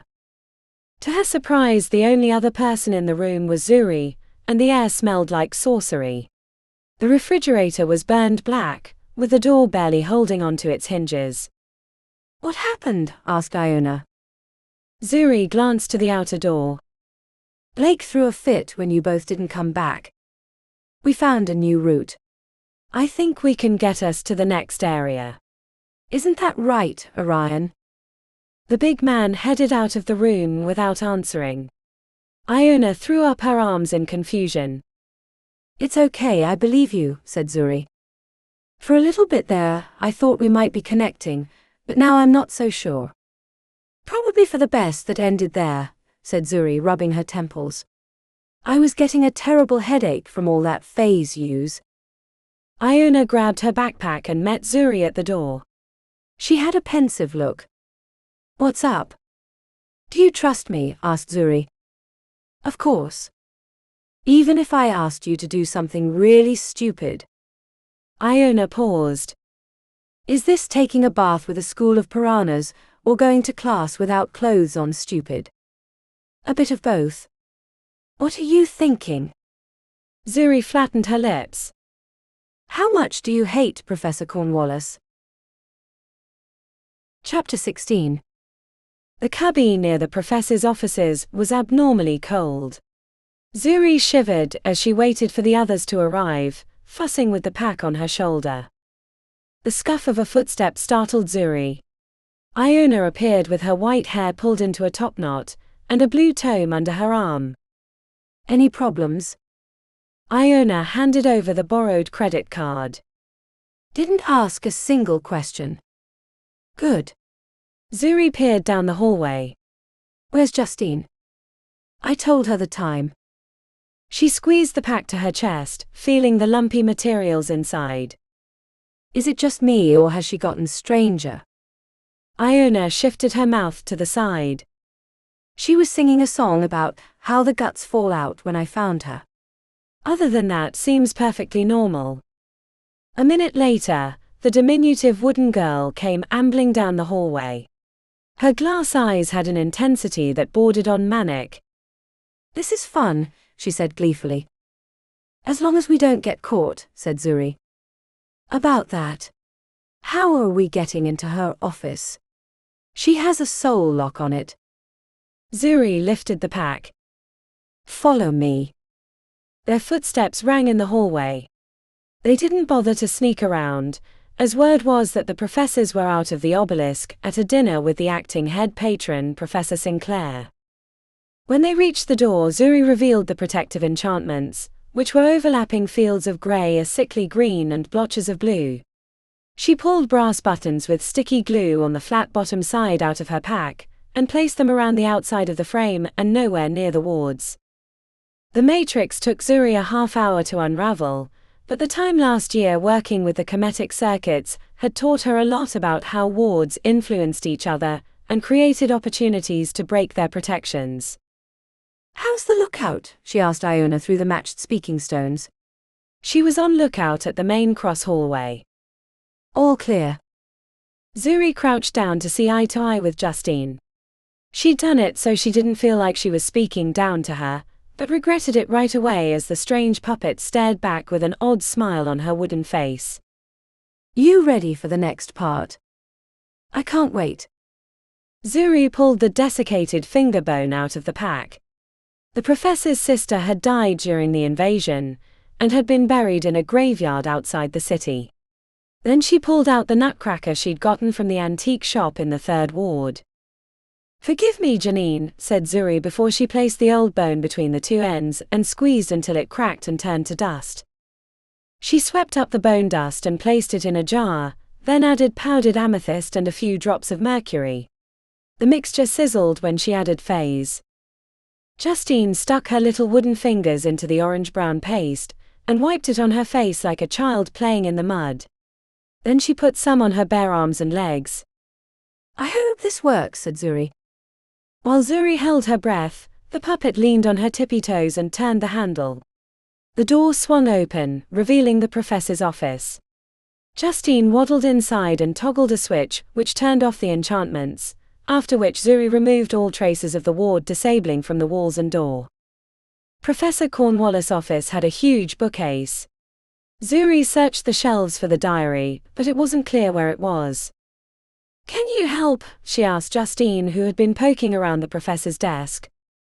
After Zuri finished scouring the shelves, she slumped against the desk and crossed her arms. Where is that stupid diary? At that moment, Iona raced into the room, cheeks blotchy with concern. Is she back? Asked Zuri in alarm. No, but Professor Gideon is headed this way. Ravenscroft. Why is he in the Obelisk? Are you sure he's headed here? Iona lifted both shoulders.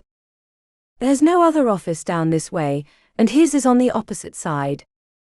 I've seen them whispering together, said Justine with a deranged grin. Great, said Zuri. Stay or run. Stay or run. She sighed and locked the door, then activated the toggle that would turn the wards back on. She waited with her heart in her throat. If they were discovered, getting kicked out of coterie would be the best-case scenario. The sound of heavy footsteps was followed by arcane murmurings, then a rattle of the door handle. Annette. You there? I thought you were in the city with the others, but my ring warmed. Did you sneak back because you wanted me to come by? The fact that the professor had a signal ring for Professor Cornwallis' office made it very clear that their relationship was more than professional. The door rattled again. Annette. I can hear you. Is this another one of your games? I'll admit I really enjoyed last time. I still have dreams about the wooden horse. A pause. I'm coming in. Azuri heard more mutterings. She panicked and in her best posh English accent said, Not now, darling. Annette. Are you sure? The others are gone. I would be your steed again. You can whip me all you'd like. Please. Zuri gagged, but when the silence drew out, Iona punched her in the arm and swirled her finger rapidly. That's why you can't come in now, darling. You've been a bad steed. All bit, no buck. I'm going to have to whip you for your behavior. Oh, Annette. I'm ready. The handle rattled again. Stop, said Zuri in a voice that was too much like her own. She mouthed a few curse words as the silence drew out. What I need you to do, she said, returning to the posh English accent, is return to your quarters and ready yourself for me later. You've been a very bad steed, so I'm going to take my time. But if you're not ready when I get there, I'm going to be very, very angry. And I might have to show you a new trick or two. Scratching followed by a breathless request came through the closed door. What is the new trick? Zuri searched for a reply, looking around the room for inspiration. She spotted a glass globe on the shelf. I'll squeeze your balls like glass, she said, cringing at her own words. Oh, came the moan, then more scratching as if he were hunched against the door. She tried not to imagine what was happening on the other side, and continued the farce. Now hurry along, said Zuri. I have many preparations for tonight. And remember, you can't say anything about our conversation. I want you to act like you didn't know I was going to show up. No answer came. The three of them leaned towards the door. After a minute, Zuri undid the protections and checked outside to find it empty. Oh, seven hells. I can't believe I had to do that with Professor Ravenscroft. Now I'm not sure I think he's hot anymore. Iona snorted. All bit, no buck. That sounded a little too real to have pulled that out of your ass. Oh, piss off. Nice accent, though. Was very convincing. Zuri rolled her eyes. I've spent a lot of time in London. I can't help it if I pick up on accents. Let's find that book and get the hell out of here before the real Annette shows up. Found it. Justine had been digging around in the desk. She held out a worn brown diary. All right. Let's copy this stupid thing. First Zuri used the book that Murder had given her to copy the diary, and then Iona handed over the one she'd purchased that day. She shoved the 2 copies of the diary in her pack, and prepared to head out. Wait, said Iona, hurrying to the desk. We can't have Gideon waiting all night for her. No. She might figure it out. You don't know Professor Ravenscroft's handwriting. Iona wagged her eyebrows but continued writing on the pad of paper. Zuri leaned over the desk while Justine climbed up the chair to get a look.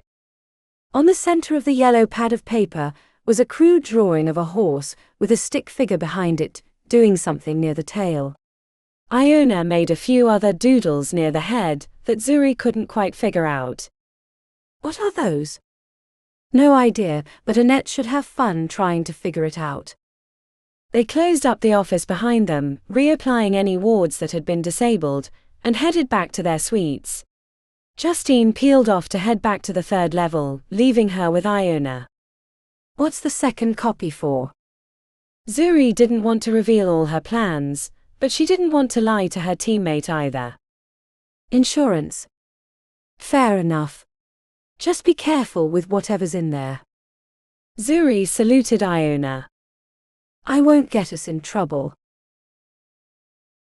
Chapter 17. The table flipped, spilling drinks across the prep room while Blake paced. No one spoke, but Iona could see how Zuri was seething inside, having to work with her best friend's killer on a regular basis. It had been fine at the beginning when Blake wasn't being a jerk, but now that they'd been stuck for 3 weeks and it was already December, tempers were flaring. He'd already destroyed 2 couches and 1 refrigerator. The only thing keeping him from worse was Scarlett's constant ego fluffing and the stoic presence of Orion Dreadmarsh. More than once Blake looked ready to take it up another level, until he realized who else was in the room. We'll find a way, babe. I know you can do it, said Scarlett. No thanks to these idiots, he said, throwing up his hands. Zuri grunted and fled the room while Blake stared at the slammed door. What's she getting mad about? He asked. Scarlett rubbed his back. She's not a winner like you, babe. Can't take the heat. Orion rose from the couch and disappeared out the door. Since we're not continuing, said Iona, shrugging her shoulders as she left. Iona hurried to follow Orion, who had already reached the elevators with his long strides, but she went for the stairs instead, racing down them in leaps and jumps. 18 floors. She hit the street level and immediately looked for Orion, but didn't see him at first until she saw that he wasn't headed towards Coterie, but northeast into the first ward. A buzz in her pocket had her pulling out her phone. You still there? Asked Zuri. No, she said as she hurried after Orion. I don't know if I can do this much longer, said Zuri. Have a better idea how to get to the 4th level. What if I just kill Blake? Maybe that would let us get through. You'll probably have to kill Scarlett too. And maybe Orion and myself as well. Damn it, Iona. A car honked as she ran across the intersection ahead of the light. Where are you? She wasn't sure she wanted to tell Zuri that she was following Orion. The rule had always been to let him be and not antagonize him. But her attempts to befriend him, except for a few moments during the games, had mostly fallen flat. She needed to learn more about him so she could find a way in. Especially with Blake growing more erratic. If he came to the same conclusion that Zuri did, then he might try to kill them and they'd need Orion on their side. On an errand. I'll tell you about it later, she said before hanging up. Heading into the first ward hadn't surprised Iona, given his family's last name.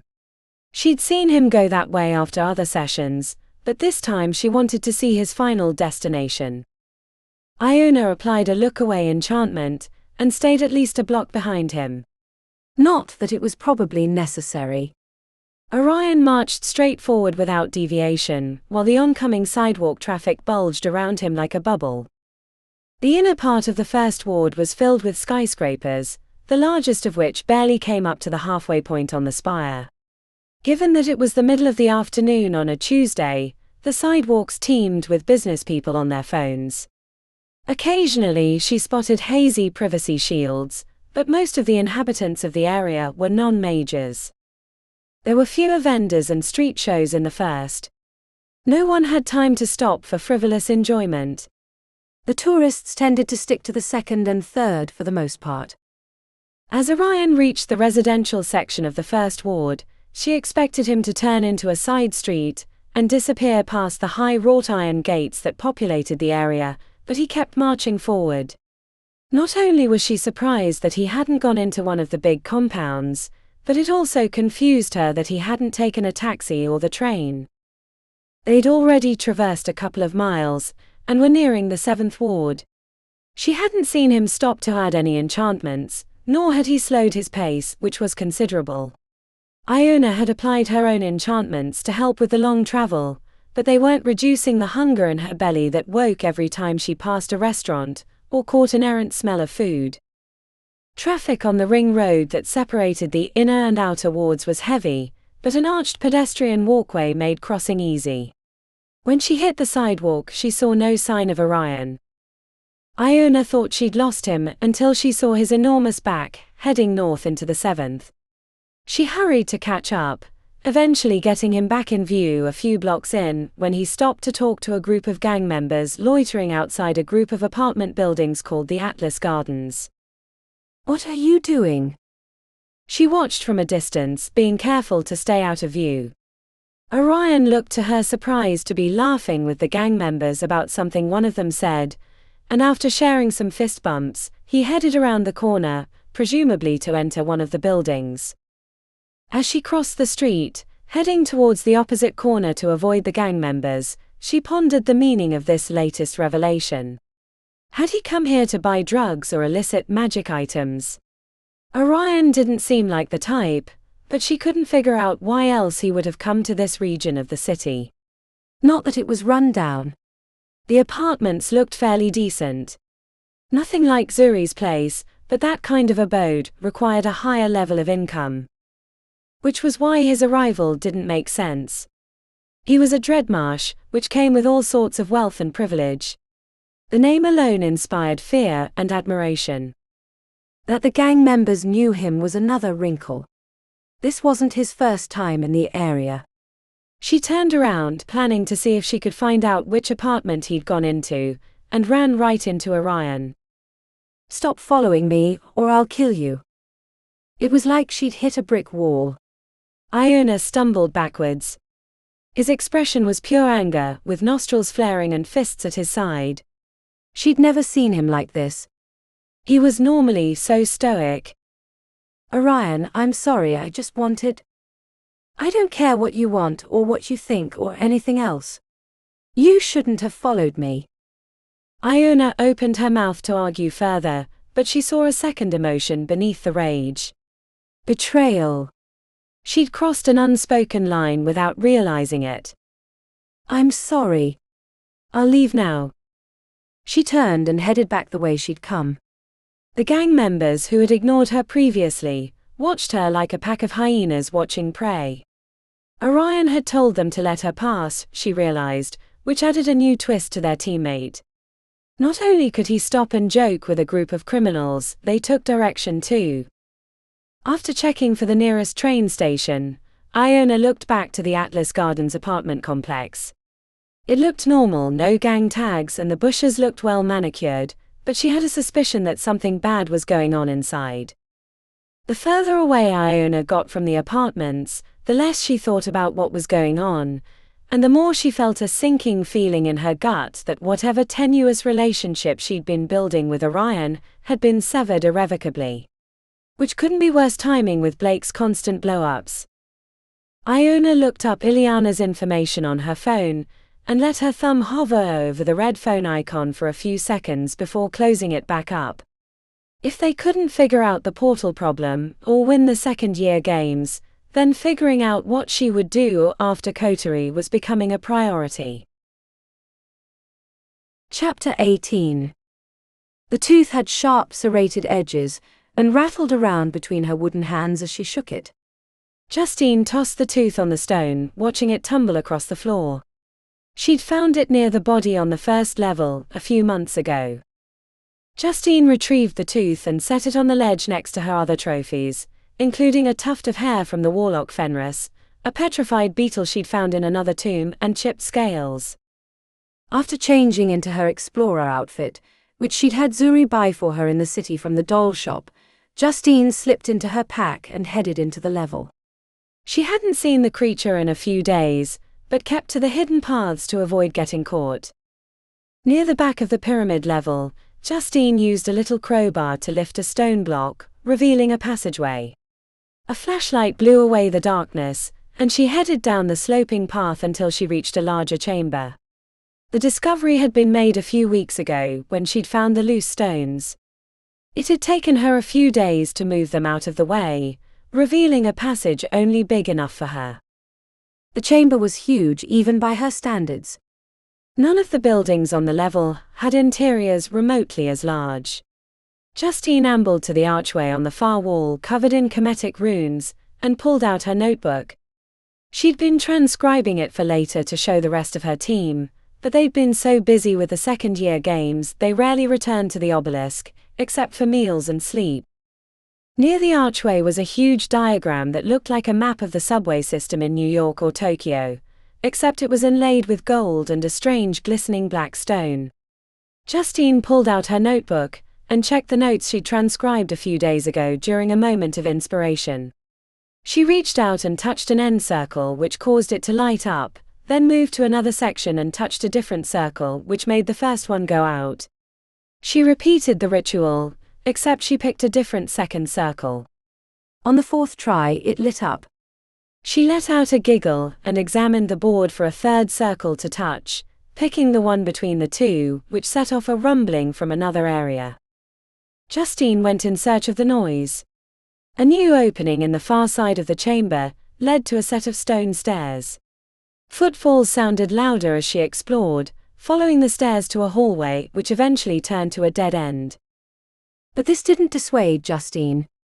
After months of quiet exploration, she'd learned to identify certain markers. She pressed a section of stone which made the wall shift to the side, but it ground to a stop before opening the entire way. She giggled as she slipped through the gap. This wouldn't have been possible in her old flesh. Then again, she'd probably be at the second-year games if she hadn't been murdered by the warlock Fenris. The new passage was dark, but her enchanted eyes cut through the dim. After a series of turns, she found what looked like low-ceiling maintenance tunnels. A series of pipes traveled along the ceiling. Justine put her ear to one but heard nothing. She followed the pipes through a maze of new passages, exploring various dead ends before returning to a hole in the ceiling. Using the pipes, Justine scrambled upward, eventually finding a crack that led back into the main floor of the third level. The passages had led further away than expected. She was standing near the area she knew the creature had made its lair. The old, weak parts of her tried to warn her that this region was dangerous and she should return to the chambers below, but the new part of her that had fused with Ludmilla bubbled with a strange desire. It wasn't long before Justine found the first body part. A half-eaten hand. Probably fallen off as the corpse had been dragged this way. She'd heard from Zuri that a fourth person had been killed. Most of the coterie students thought it was a pack of ravenous gloom wrens, but Justine knew different. The hand was at least a few days old, rotting and covered in gnats. Justine followed the drag trails through the buildings, until she came upon what she could only describe as a nest. A pile of cracked bones, bits of cloth, and other detritus formed a shallow bowl that was large enough for a creature the size of a large dog. The discovery filled Justine with bubbly excitement. Tufts of hair and a few bits of scale lay at her feet. She threw herself into the pile, digging for trophies. She pulled out a tooth. A human tooth. Her wooden fingers were covered in old blood, which she wiped on her face like war paint. Justine examined the tooth, which still had the roots, which would make a good base for an enchantment she'd been reading about. The tooth disappeared into a hidden pocket, and then she went searching for more. Touching the bones and blood, Justine was reminded that she was no longer like them. No longer a meat puppet, controlled by the expectations of her father and society. No longer having to follow their rules, their shattered reasons for morality. There was something intriguing about the creature. It was living on its own terms, taking what it wanted, living on the edges of society. Just like her. And maybe for the first time she started to understand her father. He'd always told her to take what she wanted. Take what she deserved. But she'd never really understood it. Afraid of it. What would someone think about her? But now that she'd shed her mortal frame, those thoughts came to her less. Justine smiled as she rubbed the human tooth with her wooden fingers, thinking about how she'd escaped and would never have to return. A part of her even wondered why she was bothering with Zuri and Iona, but she reminded herself that they'd helped her when no one else would. But they only did that because they needed allies, not because they wanted you. The voice was not her own, but she pushed it away. It had been coming to her more frequently. Almost daily now. That's not me, she said aloud. The scratching of claws alerted her to the return of the creature. She turned to leave but found herself staring straight into its black eyes. We can share. A rumbling noise formed in the back of the creature's throat. It was bigger than a dog now, long snout with too many teeth, bumpy skin and clawed hands that sent shivers of excitement down her back. Creature. That word had less meaning to her now that she was looking into its hungry eyes. Not a beast either. A monster. It stomped towards her, each heavy step a warning, but she couldn't move. Didn't want to either.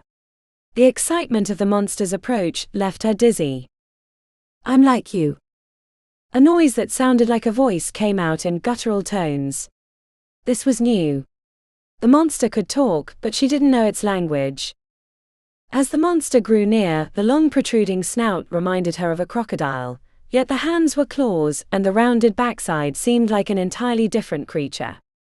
Justine was certain that if she were made of flesh and blood, that the monster would have snapped her head off already, but felt its confusion. The monster bumped her chest with its nostrils, wetness dripping out as it sniffed. 1 or 2 bites would snap her in half. What's your name? I'm Lud Justine. A rumble of speech noises followed. The monster placed its claws against her chest and pulled down, the sharp tips doing nothing to her enchanted darkwood body. I like your teeth. Justine reached out and tapped her fingers against the long teeth in the monster's mouth. She wanted to climb inside and feel what it was like to be cradled by the monster, just like a mother might pick up an unruly pup to be carried back to the nest. The black eyes of the monster dialed onto her. She felt it weighing a decision. Then a noise from somewhere else on the level made it snap its head to the side. A whoop of joy. Someone had entered the 3rd level. Multiple someones. The monster headed in the direction of the entrance portal, while Justine followed. It turned its head in her direction a few times as if to warn her away from following, but she was transfixed by the possibility of what was to come. I'm ready, she whispered. A trio of mage lights hovered around the portal entrance. First years. Justine recognized them from her forays around the obelisk. She'd lost track of the monster on the way to the portal. It had gone a longer way around. Justine stayed in the shadows, the jewel heart seeds pounding in her chest. A part of her wanted to warn the first years. This should be a moment of triumph. She shared their elation, having experienced it only the year before, but she feared discovery. If the professors knew what she'd done and where she was, they might kick her out of coterie. Besides, she wanted to see what the monster could do. She'd only seen the results of its hunts, not the act itself. As the 3 first years cautiously explored the area around the portal, Justine watched with interest bordering on mania. Her entire wooden body vibrated with excitement. Go back to the 2nd, she whispered. The part of her that was still human didn't want it to happen. She started climbing on a stone block, preparing to make a sign, when one of the first years stepped away from the light in the direction that the monster had been hunting. Before she lost her nerve, Justine cupped her hands around her mouth and shouted, "Watch out!" The first years startled. The boy, who was starting to explore, hurried back to the portal. The 3 nervously glanced between themselves before disappearing back to the 2nd. Justine hated herself. She'd wanted to see it hunt, to see it tear them apart, blood splattering everywhere, but she feared what that meant for her and who she was destined to be. Once she realized what she'd done, Justine worried that the monster would not be happy. She hopped off the block and scurried across the stone floor, checking over her shoulder until she reached the mausoleum where she made her home. The entire event seemed like a letdown, until she remembered the human tooth in her pocket. After examining it carefully, then cleaning it off with an alchemical solution, Justine set it on her trophy wall. Chapter 19. Zuri sat in a coffee shop in the Third Ward, enjoying a dark crisp chocolate espresso and staring at the huge snowflakes floating out of the sky. The city was awash in holiday decorations, and covered in a blanket of thick, wet snow. Cars sliced through the slush while their windshield wipers worked furiously.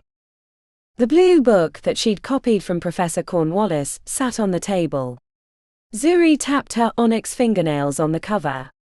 She'd read it from cover to cover 3 times over. The information inside was explosive on so many levels, and for so many people.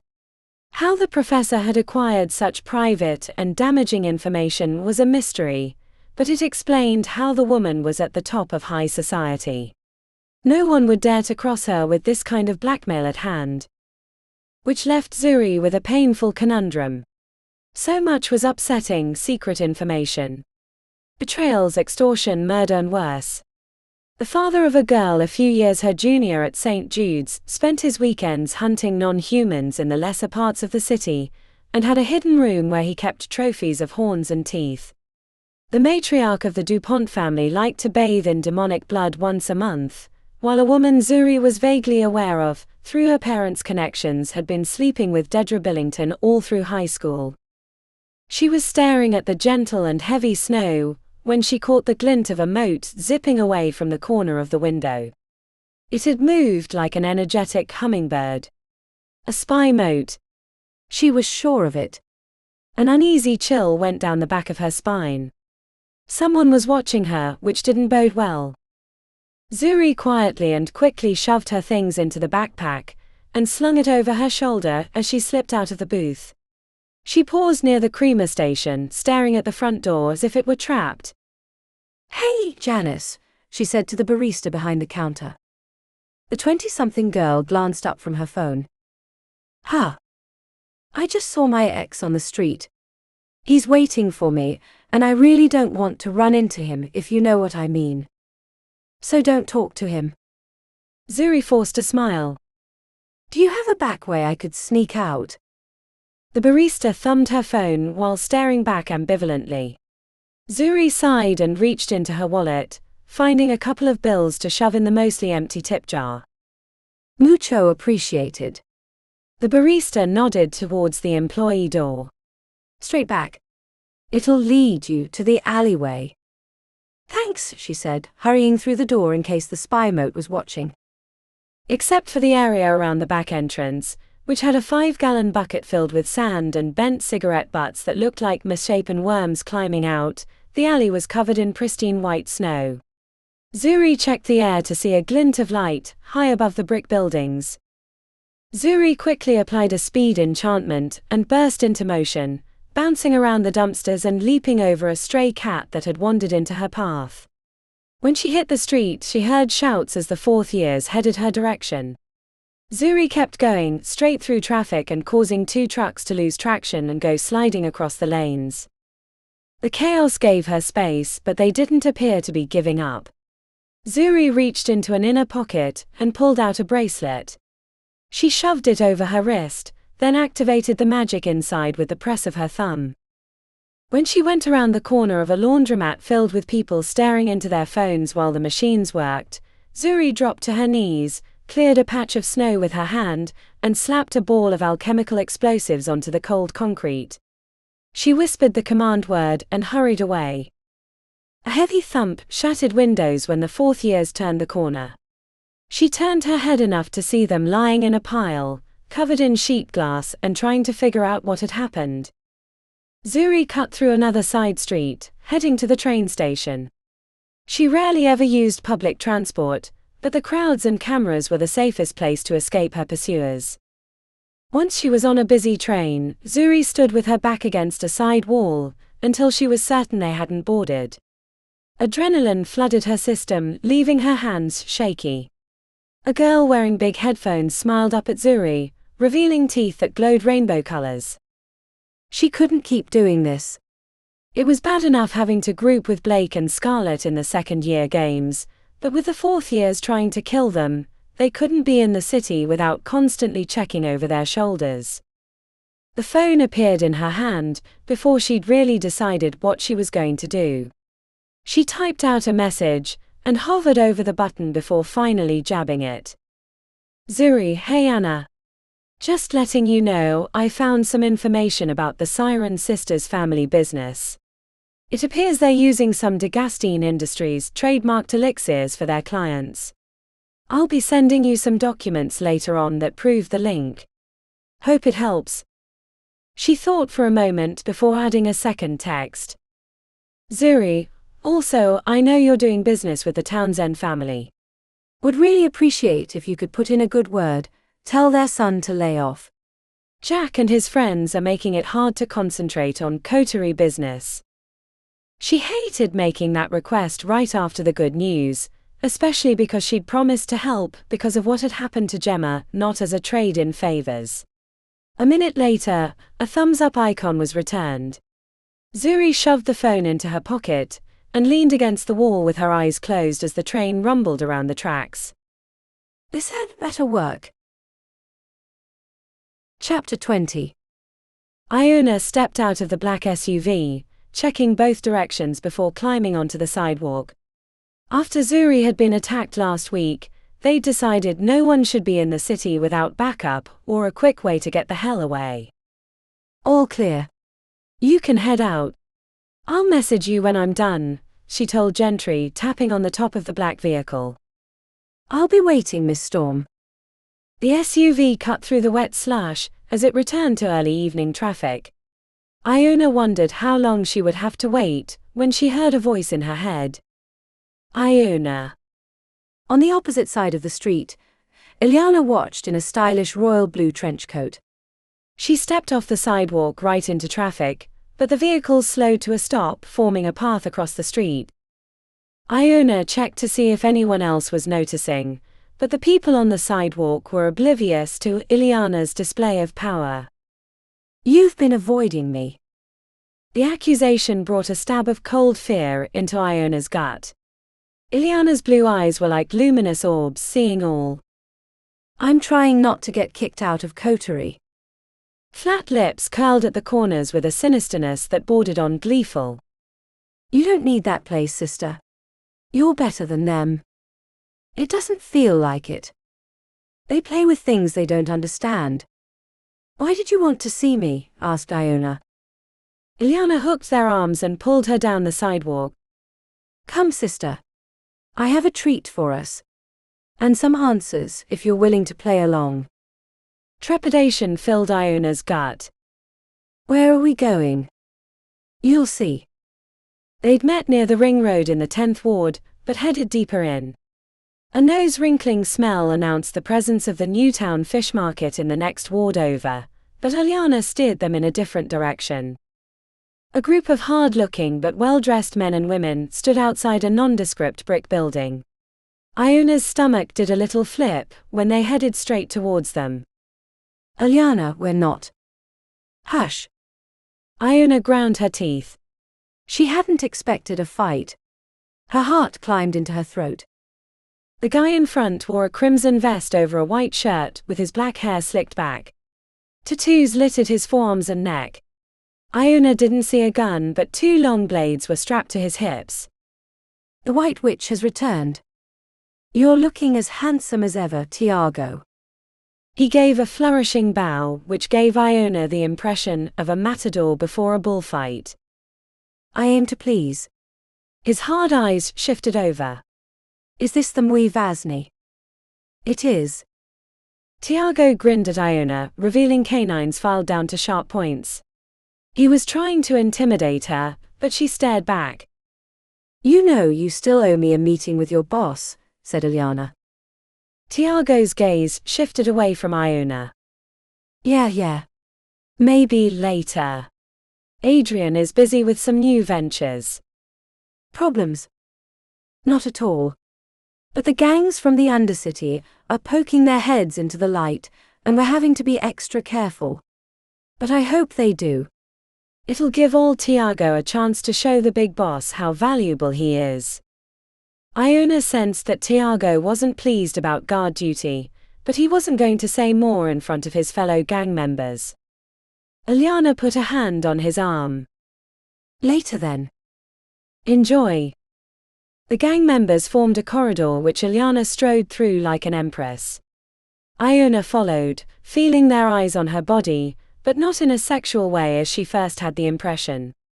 It wasn't until they'd reached the blank brick wall that she realized they were sizing her up. They clearly respected, no feared, Iona, which by association had been transferred to her too. Iona pressed a random trio of bricks while speaking in an ancient tongue. The wall shifted away like puzzle pieces, revealing a well-lit passage. Once they were inside, the wall shifted back to its previous state, leaving Iona trapped for all intents and purposes. The hallway was filled with paintings of wild animals hunting prey, which included humans in some instances. What is this place? Iona turned her head slightly, showing the curve of her pale jaw. Let's not spoil the surprise. The door at the end of the hallway revealed a hostess station. The rich scent of uncooked meat caught in Iona's nostrils, waking the hunger and making her a little dizzy. Welcome back to the Vanator. Your usual spot, Miss Storm. No, I'd like the horned room tonight. Very well. It looks like it's open. Please follow me. As they traveled through the maze-like hallways, Iona heard strange wet noises from beyond the frosted doors. The deeper they went into the establishment, the more she feared the reason Iona had brought her. The hostess opened the door, which led to a private room with a second door on the opposite side. The table was set immaculately beneath a miniature chandelier. Paintings of a horned god in various sexual positions with humans were displayed. Don't be nervous, said Iona from across the table. We're sisters, remember? Iona felt a little jump in her gut whenever Iona mentioned their relationship, and couldn't help but see their strong resemblance despite having different mothers. A waiter entered the room wearing a thick leather apron over his white shirt and black pants. Welcome back, Miss Storm. How should we begin tonight's dining experience? Iona held up 2 fingers. The Sangay Boggart. The waiter stiffened. 2. Are you aware of the price? Iona snarled. Did I stutter? The waiter's face went pale. No, ma'am. My apologies. I'll bring that out right away. When the door closed, Iona tried to smile, but her mouth wouldn't form the expression. Do you eat here often? A few times since I've come to the city of sorcery. I prefer less formal settings for most of my meals, but I wanted to show you something about yourself. I sense your hunger. I am, but... Iona wagged a finger. No buts. Today is on me, said Iona, staring intently. The focus of her blue eyes made Iona fight not to squirm in her chair, so she examined the nearest painting on the wall, which showed a huge beastly man with antlers tearing the head off of a lion while having sex with 2 women and 1 man. Iona was formulating a question when Iona grabbed her wrist. Did you kill Fenris? The accusation left Iona reeling, the words having difficulty forming in her mouth. Iona felt her mind being probed. It was an oily feeling that made her want to spit. She concentrated on the feelings the painting had given her, rather than let her mind wander back to the events of last year. I told you I don't know where he is or what happened to him. I sense your lies. It's not a lie. A knock on the door saved her from further questions. The waiter entered with 2 ornate glasses and a glass decanter made to look like a swan filled with a thick crimson liquid. As the waiter set the empty glasses before them, a white smoke flowed out from the bottom of the swan decanter, forming an obscuring mist across the table. The hunger that had been lurking in her belly woke with terrible purpose, as the waiter poured the thick crimson liquid into each glass. She fought against licking her lips and felt her breath coming in shallow. Bon appétit. When the room was empty except for the 2 of them, Iona couldn't help but stare at the crimson-filled glass surrounded by pale mist. What is it? A cure for your hunger. And answers. I don't like the look of. Drink. The word echoed in her head, snapping it back as if she'd been slapped with cold iron. A wall between her stomach and mind was lost when she reached out and grabbed the warm glass. The crimson liquid was slipping past her lips before she could stop herself. The world faded away. It felt like she was slipping into a warm bath. Sparks flashed against the inside of her eyelids. Iona was aware that she was making noises, but she couldn't stop herself, nor did she want to. Eyes flashed open at the sound of her name. Ileana stared back, with the eagerness of a huntress about to loose the arrow. Your eyes, they're so blue. It was like looking at the color of the sky from Everest. Or the calm blue seas in an island bay in Fiji. Neither places she'd ever been, but staring at Ileana made her feel like she had. Sounds came in waves. A noise that sounded like both ecstasy and pain was coming from a room nearby. She heard water flowing through the pipes in the walls and the laughter of an old man. Ileana's hair was like glossy pearl. Iona reached out to stroke it, finding it soft silky hair rather than hard gemstone, then let her hand shift against the curve of her jaw. What is this? Dizzy from staring at Ileana up close, Iona turned away, but this barely helped as she examined the painting of the horned god, except this time she saw things that she knew didn't exist earlier. Inside the snapped-off head of the lion was a human face, and the body looked like a suit rather than real flesh, while the other three that the horned god was having sex with looked less human and more animal. More feral. A heat rose in her belly until she wanted to climb out of her skin. Everything, even her own body, was too much. I can't be in here anymore. It feels like my blood is boiling. Good, said Ileana, grabbing her hand and gently pulling her towards the opposite door. I have more wonders to show you. The worst part was that Iona wanted to experience them. As overwhelming as her experience was, she didn't want it to stop. The outside was cool against her face, and the sun had set, except for a hazy light in the west. The light of an early star sat above the jagged horizon of the city. Follow me. Ileana raced forward at great speed, but unlike during the battle with the Fourth Years, Iona could follow with her eyes. Her half-sister stopped at the base of an apartment building, waving her forward. Running felt like flying. She was next to Ileana before she realized she'd moved. Are you still hot? It's a little better now, but I still feel like someone put a cauldron in my chest. A little further now. It'll take the worst of it away. Iona hadn't realized it, but Ileana had stripped off the royal blue trench coat, revealing a stark white dress that matched her pale skin. She put her hand on the brick wall, and in the matter of a few seconds, she'd climbed 2 stories to a short ledge. Come, sister. Iona put her hands on the wall, feeling the rough stone against her fingernails. She squeezed. Despite her fears, Iona wanted to follow. She wanted to experience what Ileana had to show her, so she climbed. And climbed. By the time she caught Ileana, they were on the rooftop. Iona peered over the edge to see that she'd just scurried up 8 stories of the apartment building. Do you understand? No. Yes. I don't know. What was it that I drank? Was it really that expensive? Each one cost as much as a small car. A trifle, really. But it was worth it, to help you see what you can become. But what I drank, it was. Iona, darling. You know. You don't need me to tell you. She swallowed, feeling a little sick in her stomach. That's not. Come, sister. I have more to show you. Look down there where we entered. See Tiago and his friends. The hard men and women were standing in a group outside the restaurant. Even though they were a couple 100 feet below, Iona could see as if she was standing right next to them. Tiago smelled like menthol cigarettes. She could sense the pack in his inside pocket. And he had a chip in his hip bone from an old battle that made him favor his left with a nearly imperceptible limp. I can see everything. You can see more. Lean in. Feel it. Iona stared more intently. She could hear the beating of his heart, the way the saliva squelched down his throat when he swallowed, the grinding of his back teeth. Tiago was left-handed and had a tumor in his guts that would probably grow to be a problem in a few years. She told Iona as much. There is power in your blood.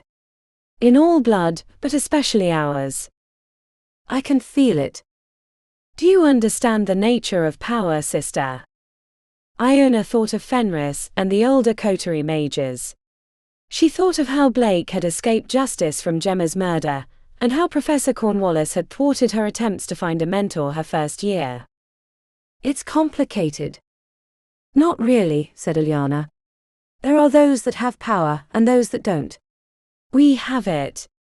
You just need to embrace it, and the world will be open for you.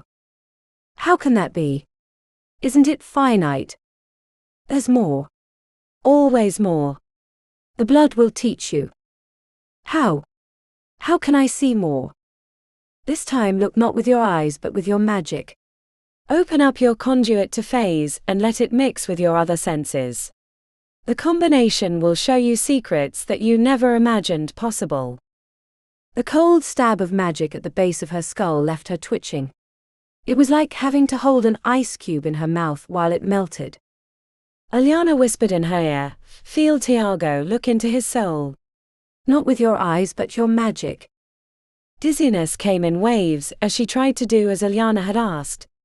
It felt like being asked to compose a symphony when you'd never heard music before.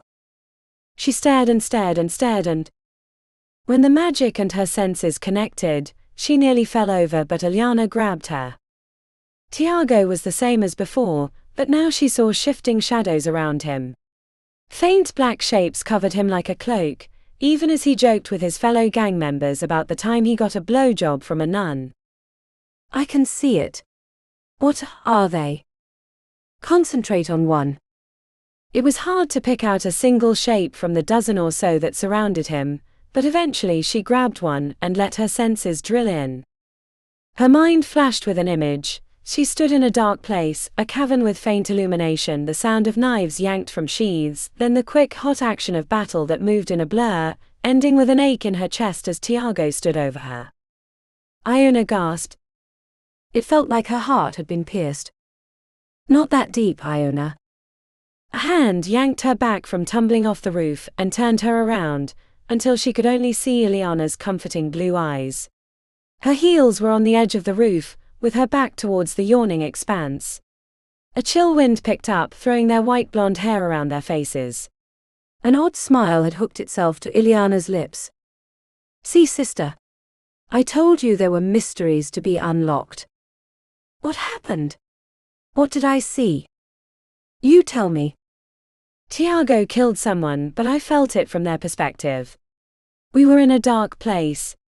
Underground. The Undercity gangs have been warring for the last few years, though some say it's over now. You probably saw one of his most recent kills. His kills? Yes, you have the ability to see into the veil.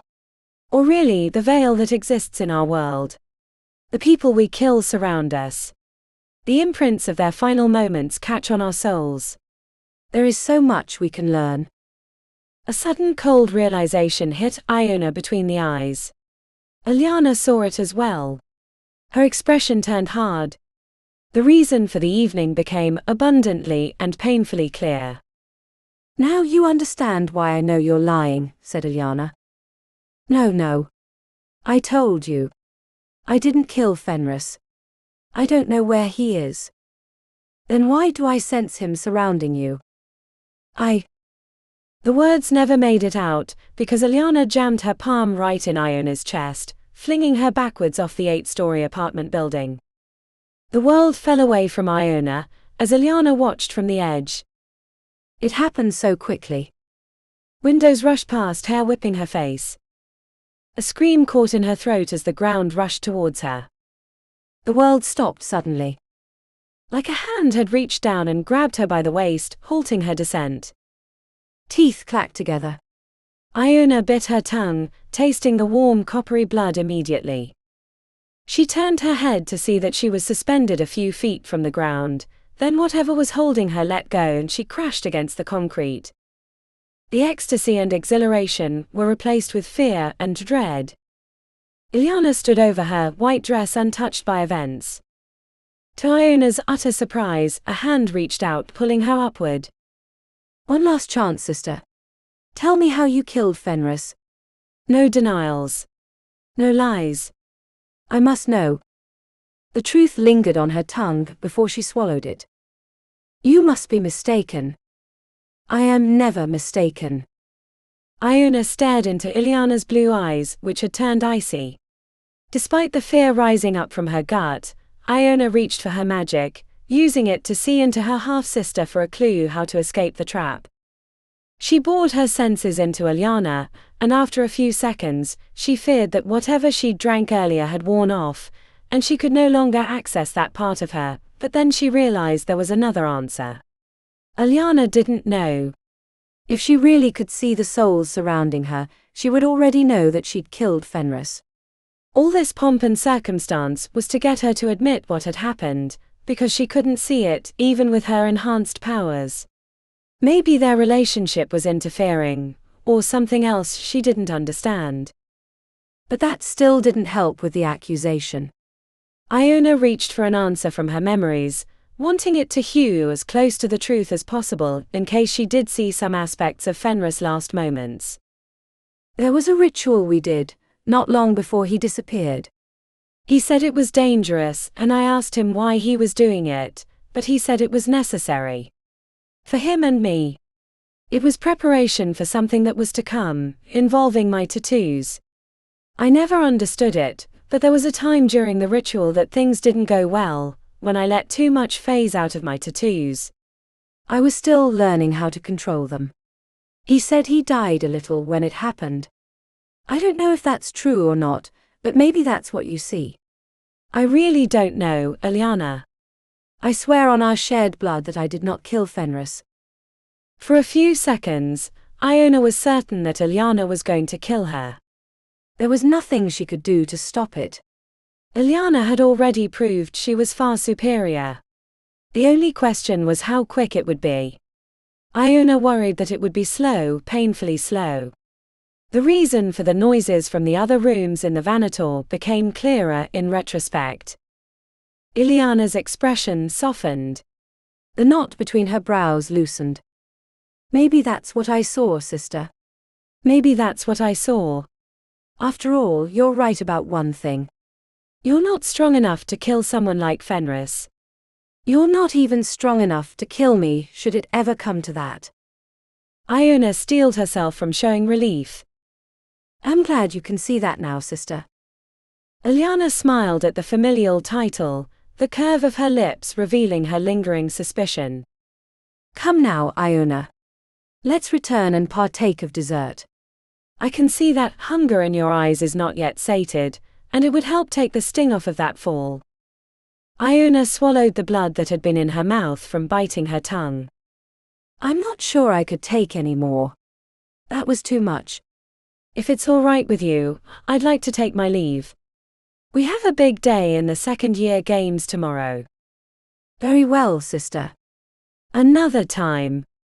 I'm sure once you've had a moment to reflect, you'll have more questions and maybe a few requests. I might, sister. I might. Iona kissed her on both cheeks, which Iona returned, and then her half-sister was striding back to the Vanator, disappearing through the hidden door. Iona composed herself before she dared to walk past Tiago and the other gang members. The drink still lingered in her system, and she could feel their questioning stares and a measure of reserved power. Hating the feeling of powerlessness when Iona had shoved her off the roof, Iona forced herself to grin at the gang members, which caused them to recoil. It wasn't until she was down the street that she remembered the blood in her mouth. Using her phone, she checked her teeth to find them covered in a sheen of blood. They wouldn't forget her by any means. By the time she'd contacted Gentry and headed to the pickup location, her hands had stopped shaking. But as she waited for the private SUV, a thought worried at her like a grindstone wearing down steel. Whatever prevented Iona from sensing the truth of Fenris' killing would do nothing if her half-sister ever met Zuri. She could never let that happen, or Iona would know the truth. Chapter 21. The wizard's coffee was only a block away from the obelisk. Zuri could see the top half glistening in the sunlight as she sipped her iced cappuccino and waited for Anna to arrive. Across the booth, Iona stared intently at the foot traffic outside the window, tapping her fingernail on her mug. She looked ready to climb out of her skin. "You don't have to worry," Zuri said. "Jack and his team have agreed to back off." Breaking into the professor's office and copying her diary paid dividends. "I don't know if I can ever relax," said Iona, mouth twitching. "Nor do I think we should. It's not like they're our only concern." "Iona, we're in public. Nothing's going to happen." Her friend made a show of leaning back in the booth, but her heavy gaze never left the outside. The tension didn't match the situation, which meant something else was going on. Hoping to soften her mood before Anna arrived, Zuri asked, "What are you doing for your hair?" "It's never looked so lustrous." "Your fingernails too." "Did you stop biting them?" Iona stared at her fingers, mystified. "Maybe the good food in coterie is working. Real veggies and all that. Better than the microwave burritos and ham roll-ups that I ate in the old farmhouse." "Maybe. Honestly, it looks like you're using some rejuvenating elixirs, but I haven't seen any Degastine products in your room." "No idea," said Iona tersely. Zuri sensed she was obfuscating, which didn't make sense. Why did she care about revealing how she was taking care of her hair and skin? She was about to challenge Iona on it, when Anna arrived in a sleek black coat. "This is my friend Iona," said Zuri after greeting Anna. "I've heard all about you, but my. Nobody told me that you were gorgeous," said Anna, laughing. "To think, I was led to believe you're some backwater cretin from the middle of nowhere. I was expecting buck teeth and stringy dirty blonde hair, by the way society talks about you." "You'll have to tell me about your skincare regimen. You're absolutely glowing." Iona swallowed and looked away. "Thanks. Should I grab you a coffee?" asked Zuri. "I can't stay long, love. But I wanted to personally thank you for what you did with the Siren Sisters." "Once we showed them the documents, they immediately backed off, and we used that leverage to get a few of our clients that had jumped ship back." She leaned forward on the table. "How did you get that information? A girl never reveals her secrets." Zuri flashed a smile at Iona. "Beauty or otherwise." "Smart," said Anna. "But of course I already knew that." "Gemma always went on about your brilliance." "Not feeling too brilliant these days with our progress in the games." Anna reached out and put her hand over Zuri's. "Speaking of which, I have a little intel for you. Might help. Might not. But I know you'll put it to good use." "Intel?" asked Iona, suddenly interested. "I didn't think that was possible with the charms." "Anything's possible with enough time and money," said Anna, winking. "Money especially." "What's the intel?" asked Zuri. Anna looked like she was going to explode with excitement. "I have no idea what this means, but I figure you'll know better." She leaned in conspiratorially. "The dog has 9 lives." Zuri leaned back in the booth. "The dog has 9 lives.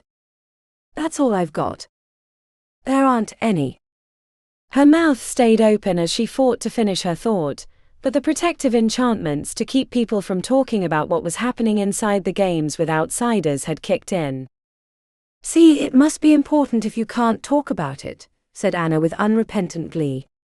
She looked like she'd just handed over a gift of gold bars, rather than a vague bit of intel that could mean nothing.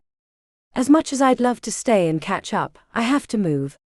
I have a brunch date." A round of cheek kisses and hugs later, Zuri was left alone with Iona, who had a hunched forehead. The dog has 9 lives. That sounds like nonsense. Are you going to tell the others? Zuri tapped on her chin. No. I don't think we should. Don't trust Blake not to find a way to use it against us. Not Blake but Scarlet.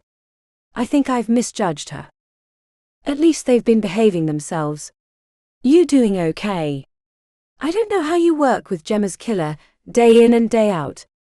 A knot that always lurked in Zuri's chest pulsed as if to remind her that she would never be free of that pain. Biding my time. Not like we're anywhere near the front of the pack in the second-year games. At this rate, we'll never make it to the 4th level, and all 5 of us will get kicked out of coterie. I can't think like that, said Zuri, firming her jaw. We're going to win the second-year games, and we're going to figure out how to get to the 4th level.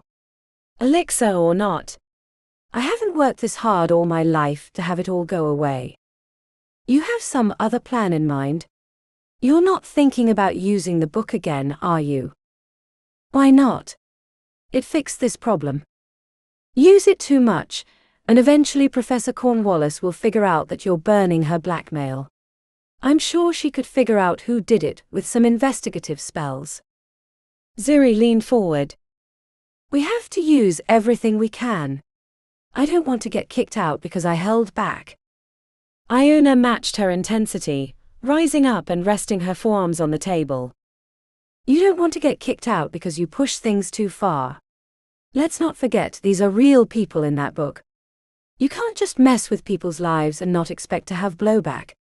There are a lot of ways using that information could go wrong. That's how things work in coterie and in the circle I run in. But I guess I should have understood that. You're grouped with me because you have to, not because you want to. That's not fair and you know it. And I didn't mean it that way. You're not in those circles yet, but I don't see any reason why you shouldn't, once you graduate from coterie. They won't be able to say you didn't belong if you come out the other side, especially with the extra scrutiny that being who you are has come with. I don't know why I bother. They'll never accept me, even if I manage to pull off graduating, said Iona, staring wistfully out the window. Is that what this is about? Now that Fenris is dead, you're having second thoughts. Or is this about Ileana? It's not that, said Iona, glaring back. Trust me. And stay away from her. She's dangerous. Really dangerous. Hating the tension between them, Zuri grabbed Iona's hands and pulled them closer. Iona. I don't care about Ileana, or Anna, or the coterie alum. I care about our team. You, me and Justine. I promise you, if I use the book, I'll be careful, but we've got to use every tool available. No other solutions to our portal problem have presented themselves, which means we've got to win the second-year games. It's our only shot right now. Do we really have a shot? Asked Iona. Absolutely.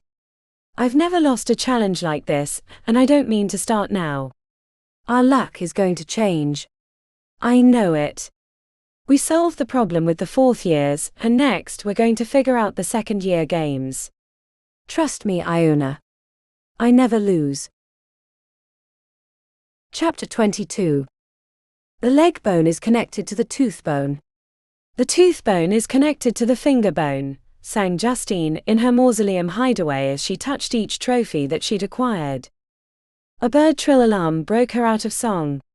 She clicked the button on the side of the watch that she'd rescued from the body on the first floor a few months ago. Justine slipped into the miniature backpack, grabbed the warding charm, and headed into the main level. It was easy to avoid the black pools and other traps after months of living on the level.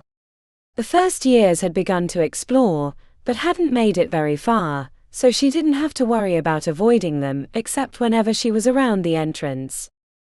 A knotted rope helped her climb onto the stone building with the crenellated roof.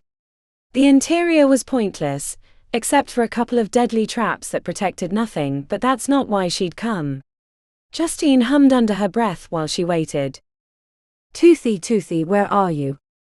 After 2 hours, she worried that either it wasn't coming out today, or had already left its nest and she'd missed it. She was deciding about heading back to study the tome she'd been reading in hopes of hardening her wooden skin, when she heard the scraping of claws on stone. The monster ambled out of the shadows, trudging forward with the inevitability of death on all fours.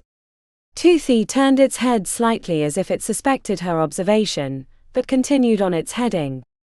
Justine waited a 30 count before daring to follow. While she'd survived the day she'd encountered Toothy in the nest, it was probably the appearance of the first years on the level, rather than her inedible body, that had been her savior. She didn't want to chance getting torn in half by that jagged row of brutal teeth. Toothy headed straight for the portal. It preferred its prey to be alone and unaware. The first years were too attuned to danger from the traps and puzzles to let their guard down on the third level. After Toothy went through the portal, Justine followed, heading directly for the first level where the monster was likely to be hunting. She hurried through the hieroglyph tunnel, which was the place she was most likely to run into other students. Soon after she hit the 5th floor of the first level, she heard voices. A group of first years heading to the portal, but she was able to hide behind a statue of Malden while they passed. Being a 2-foot puppet had its advantages. Figuring out where Toothy had gone took her another half hour. The monster liked to either stay near the portal, or head down to the 2nd floor where the students had their lodgings. The nearness of safety made them more reckless. Justine found Toothy near the Arlington suite, lurking beneath a deactivated arch that some said had been a portal in previous decades. She found it not by sight, but the presence of a cloud of impenetrable shadow that her magically aided sight could not penetrate. Mage lights or a dark vision enchantment weren't able to discern the difference. It had taken Justine a few weeks to find a spell that allowed her to see the monster hiding in its cocoon of unique darkness. It was fitting that a monster had gotten into coterie. The other students thought they were monsters, but that conceit quickly fell away when the beast rushed out of the darkness with a mouthful of teeth. Their arrogance turned to wet realization as blood splashed upon the marble tiles, coating the walls with their last moments of existence. Justine found herself rooting for the monster. The other coterie students had never accepted her oddness. They'd treated her like a sideshow, and she'd never been able to reveal her true self. Not until she'd met Iona and Zuri. Tucked into her hidey hole, Justine fantasized about the members of her former group wandering into hallway, and Toothy snapping out like an African crocodile, snapping off limbs like twigs. So when a scuff of shoes announced the approach of a student, Justine found herself anticipating the lunge and scream. Twin seed hearts thundered in her chest as she leaned forward. She recognized the student when they appeared. Daniel Yates. Old magic from St. Jude's. He was neither cruel nor kind. Mostly forgettable. Much like she'd been. The camouflage of banality. The armor of ordinariness. A twinge of concern was quickly extinguished by anticipation. At least until Daniel stopped a dozen steps from Toothy's hiding spot, not far from the Arlington suite door. Daniel reached into a pocket, pulling out an opaque gemstone that emanated a faint light blue glow. His gaze searched the shadows, looking for the source of the danger, lingering on the special hiding spot more than once, instinctually knowing that something horrible lurked there. A mage light bloomed into existence, floating over the open area but never fully penetrating the shadows. The light bent around the cocoon of unique darkness, creating a bubble that, when Daniel noticed, forced him to step backwards. Toothy shifted in his cave, claws scraping against the marble and alerting Daniel of the danger. When the monster rose out of its darkness, Daniel gasped, the glowing gemstone tumbling out of his hand to bounce across the floor. The hard bounce was almost comical in contrast to the danger. Transfixed like Daniel, she watched as the monster rose to 2 legs, black eyes over a long bumpy snout boring down on its prey. She was as surprised by the switch to bipedal motion as she was at Daniel's delay. He lurched into motion, quick fingers eliciting a swirling hammer of force that slammed into Toothy with the fury of a hurricane but the impact of a whisper. The blast rolled off the monster's hard flesh, receiving a growl for the effort. To Daniel's credit, he switched to flame, using it more as a barrier than a weapon. The spray spread wide, little flame spits bouncing across the marble making the monster flinch, but then it roared out of its hiding spot. Daniel knew he was outmatched and fled, but not returning the way he'd come, which was the longer route back to the eastern stairwell. Instead he burst down the side hall, which was the most direct route, which brought him directly past Justine's hiding space. She'd never intended to interfere. She'd meant to be like a wildlife observer, watching the kill from her blind out of supernatural curiosity rather than any malice. But when he came streaking past, she thrust out her wooden leg, catching his left foot. It wasn't a lot. He outweighed her by several factors, but the deflection was enough to bring one shoe against the other, and he was tumbling over, slamming into the wall and then the marble. Toothy was on him in an instant. The first scream was the worst. Not because it frightened Justine, but because it didn't. Justine couldn't really say what caused her to do it. Curiosity. The desire to watch Daniel's last moments, to see the light go out in his eyes. Or maybe it was simply to see the monster feed. She'd only stumbled upon his victims long after their thrashing ended, the mysteries of those final moments left to her active imagination. In some ways, what Justine witnessed with her enchanted eyes wasn't as bad as the sounds of the gnashing and sloppy wet noises that followed the initial bite. Half the body was devoured before she realized that Daniel wasn't going to escape, and when the inevitable guilt didn't come, she worried even more. It wasn't fear either. Halfway through the feast, the monster side-eyed her in the shadows, acknowledging her existence and her part in the killing. When the monster slowed its eating, Justine emerged from the darkness and approached the body. Toothy was hunched over the upper half, a pool of blood covering the entire hallway. She splashed through the warm liquid until she was near Daniel's hip and the monster's toothy snout. Toothy snorted, sending out wetness from between its teeth, while its black eyes regarded her. "Are you a god or a monster?" she asked. The monster grunted and kept eating. The hem of her smock was covered in blood. She'd been meaning to change out of it, but why did it matter what she looked like? Justine squatted and ran her fingers through the blood, then drew lines on her face. "Both," she said. She'd never been religious. Most mages weren't. Why believe in deities beyond the firmament, when there were real gods and monsters wandering around their lands? But it occurred to her that she was mistaken. Maybe not about most of it, except for the existence of hell.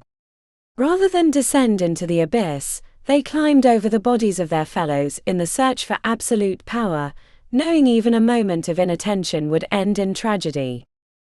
This was the hell visited upon them by their parents. To change them into gods and monsters. Or both. Except now there was a real monster loose in the Obelisk. One that didn't care about their alliances and their gilded upbringing. This was the true power. It was both frightening and illuminating. Justine leaned over the half-eaten body and touched the monster's snout. The creature snorted but kept eating, the pace slowing as it gorged, yet it kept its black eyes upon her the entire time. Eventually, Justine retreated, heading wide around the carnage to collect the trinket that Daniel had dropped in fear. The bauble still glowed pale blue. She shoved it into her pack for later investigation. The monster rose to its clawed feet, covered in blood and viscera, trudging slowly on four legs in the general direction of the portal. Justine watched for a few moments more before deciding it was no longer safe to be in the monster's presence. Chapter 23. Iona arrived at the meeting place before the appointed time. Now that Jake and the fourth years were no longer hunting them, staying together in the city wasn't a priority. Across the street a group of students, halls probably, headed into a trinket shop, laughing and filled with the camaraderie of shared purpose. She stared longer than she should have, then shoved her hands back in her jacket, and decided the alleyway was more appropriate for her attention. Iona stewed in her feelings. They needed a break. Progress in the second-year games was frighteningly slow. Despite their magical prowess, they were only in the middle of the pack for the contest. Zuri privately blamed Blake's leadership, but Iona thought it was more than that. The other groups could rely on different skill sets, while they at first glance knew only the same magics taught by coterie. But she knew better. A squeak announced the appearance of a rat in search of food. He was chewing on an empty box of cookies that had fallen out of the dumpster. Rats are just like rabbits, she said as her stomach growled. It wasn't just hunger that drove her. They needed new insights, or a way to figure out what the dog has 9 lives meant. As much as Iona had been frightened of what Iona had shown her, she knew that it was something that could help too. Iona blasted the rat with a force bolt, sending it spinning across the alleyway. She felt lucky that she didn't squash it completely, and retrieved it by the tail, holding it up for close examination. If it had been a rabbit back in Missouri, she'd hang it from a tree by its hind legs using a piece of wire, then after disemboweling the creature would carefully separate the fur from the meat using a blade. She only had a folding knife and no wire, but she didn't need to save the fur. The raw flesh was chewier than expected, and the blood squished through her teeth. She wished it was as simple as consuming raw meat from the supermarket, but she wasn't that lucky. Iona couldn't get more than a few bites down before she tossed the body behind the dumpster and used a leftover napkin from the bakery to clean her hands and mouth. After a clean belch, Iona stumbled out of the alleyway, nearly running into Zuri. Shame burned Iona's cheeks. She avoided Zuri's questioning gaze. What were you doing back there? Iona hid her hands behind her back, wiping the blood on her backpack. I heard a noise. A noise. Never be too careful. Zuri stared blankly before snapping out of her thoughts. Whatever. Let's go. I don't need new reasons to be annoyed. Iona followed a step back while she reviewed herself for more blood. It was only a rat, she reminded herself. It wouldn't have lived long on the streets anyway. The thrum of power wasn't as acute as when she'd been with Iona, but new aspects of the world drew in without even trying. Zuri's heart was thundering like a stampede, and she seemed distracted or in a hurry, nearly getting run over twice when crossing intersections before the lights turned. Iona was tempted to check for veil auras, but didn't know how much insight she could glean from one rat, and didn't want to use it up before they arrived at the spire. You're late, said Blake. He and Scarlett had been conversing in the corner, while Orion sat on the end of the couch like a guy who really didn't want to be on a date. Can we get on with this? Asked Zuri. The other 3 went straight through the portal. Iona moved to follow, but caught Orion staring with the weight of understanding. What? He brushed past and she was alone. The others were on the balcony when they arrived in the Vale. Blake was explaining the plan, which really wasn't much different than they'd been doing. The details felt like accusations, as they mostly related to areas where they'd died in the past. Iona ignored the conversation and stared across the city, hoping for new insights. The stone gargoyles on the opposite building had sad, mournful eyes, and the air smelled dust-dry despite looking like it should be damp. She could have used her sight to investigate Blake or Scarlett, but they were both known quantities, and confirming that he'd killed Gemma wasn't going to help them with the games. The start of their attempt began like all the others. Once the magic flew, the residents in the city turned to screaming banshees, rushing towards them with all the subtlety of a burning arrow. Iona had her part in the early battle down pat. A force bolt at the corner to knock the baker over. Spread ice over this alleyway to slow the workers from the store. Rush to the opposite corner, and shoot a flaming dart into the haberdashery, so the customers didn't arrive at the same time as the kids from the park. Everything was going to plan. Until it wouldn't, once they neared the inner wall. They'd yet to get past the first gate, and on most attempts couldn't even reach it without getting overwhelmed. Even the roof path had proved unreliable because it drew too much attention. After Iona sent the flaming dart, she was about to rejoin the group when she caught a reflection in a storefront window on the opposite side of the street. It was showing her the side street where they hadn't been because Blake wanted to take the shortest path possible to their destination. Checking behind to see the rest of her team in full battle with the Veil beings, Iona used a cloud jump to reach the first ledge, staying at the window level rather than the roof where she knew enemies lurked. The customers from the haberdashery went screaming below, headed straight for the rest of the group. It was early in their attempt, so she wasn't worried that they couldn't handle it. Edging along the narrow ledge, Iona scooted past windows. She was so busy checking over her shoulder, she didn't notice that one of them was open. A woman in a peasant dress grabbed her around the throat and began choking her. Iona yanked her forward by the hair, using the momentum to keep herself from toppling after the woman, who landed hard on the cobblestones. She reached the next corner, spotting the sign she'd seen in the reflection. None of the signs in the City of the Dead had names. They were simple icons depicting the type of business, in a way that anyone despite their native language would understand. The sign she'd seen displayed a dog with wings. Upon closer inspection, she saw the dog had a cat-like tail. The dog has 9 lives.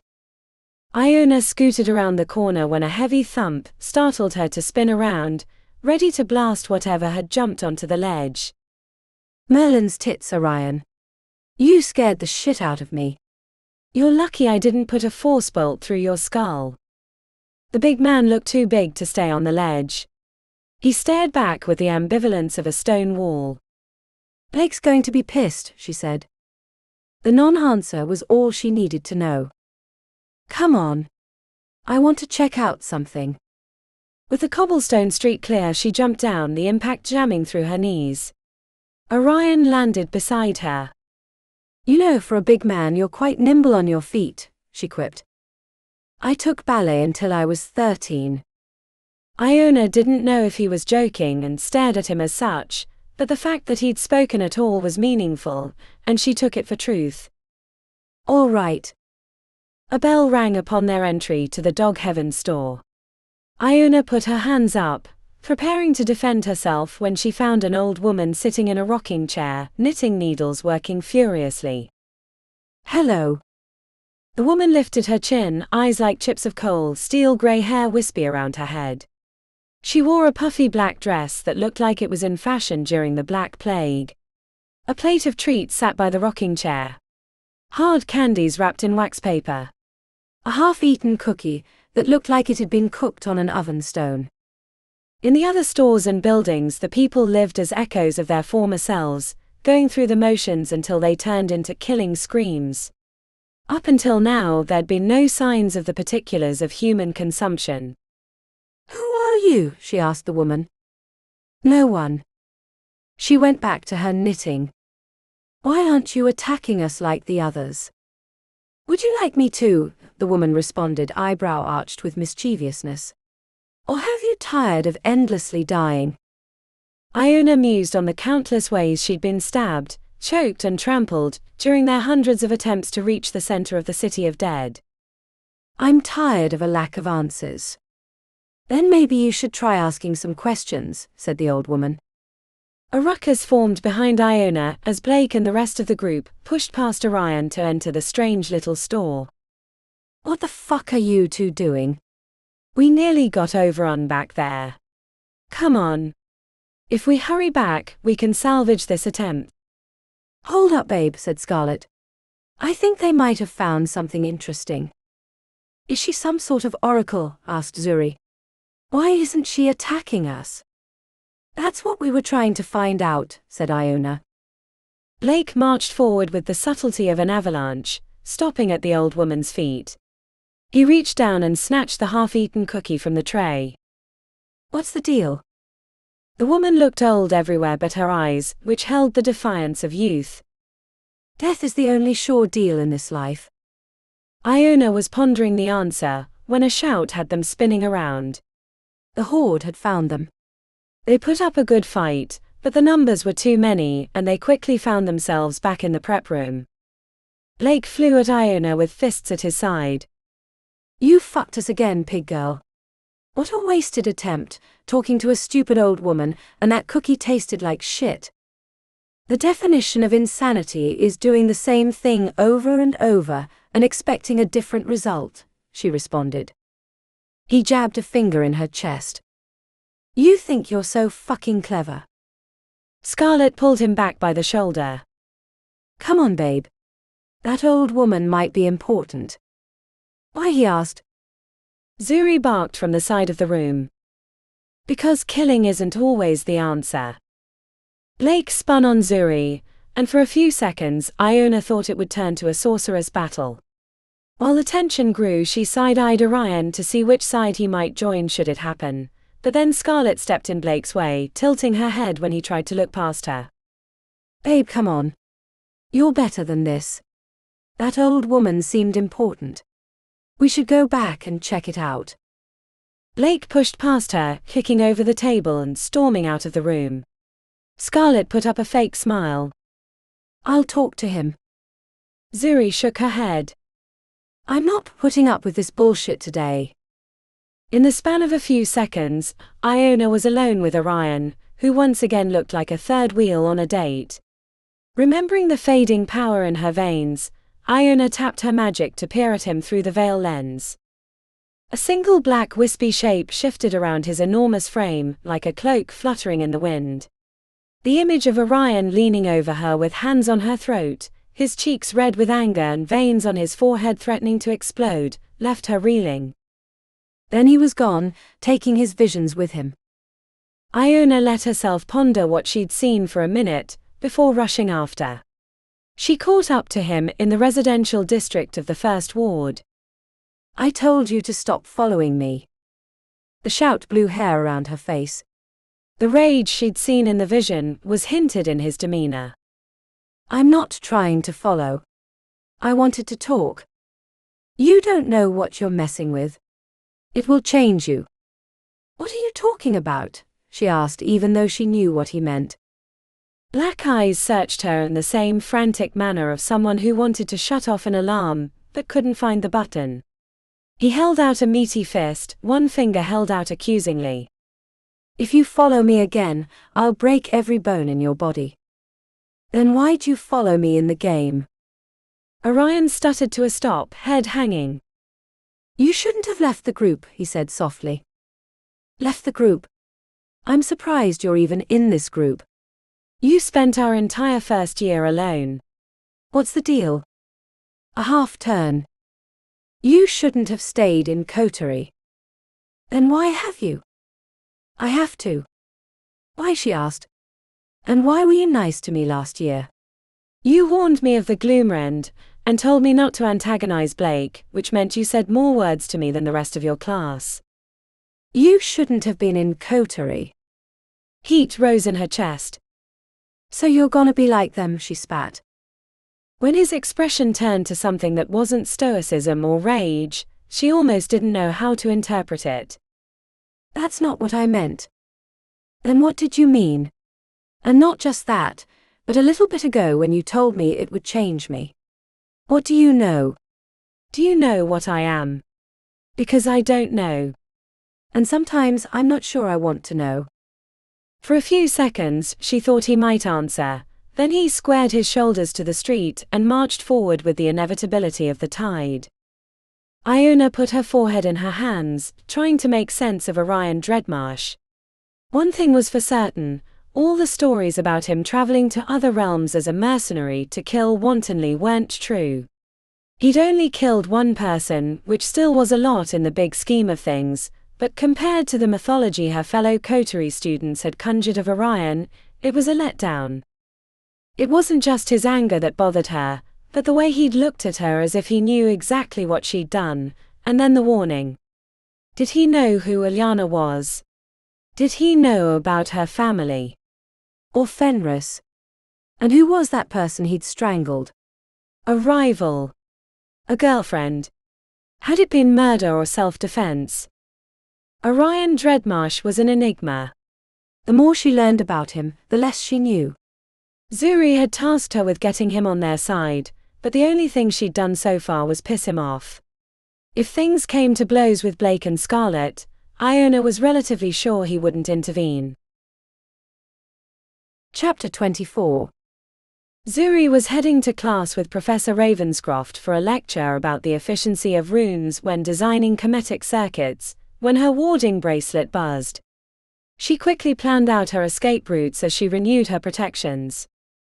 Battles in the classroom areas of the Obelisk were frowned upon but not forbidden, and after the last few contentious sessions at the second-year games, she wouldn't be surprised if Blake and company tried to get rid of them.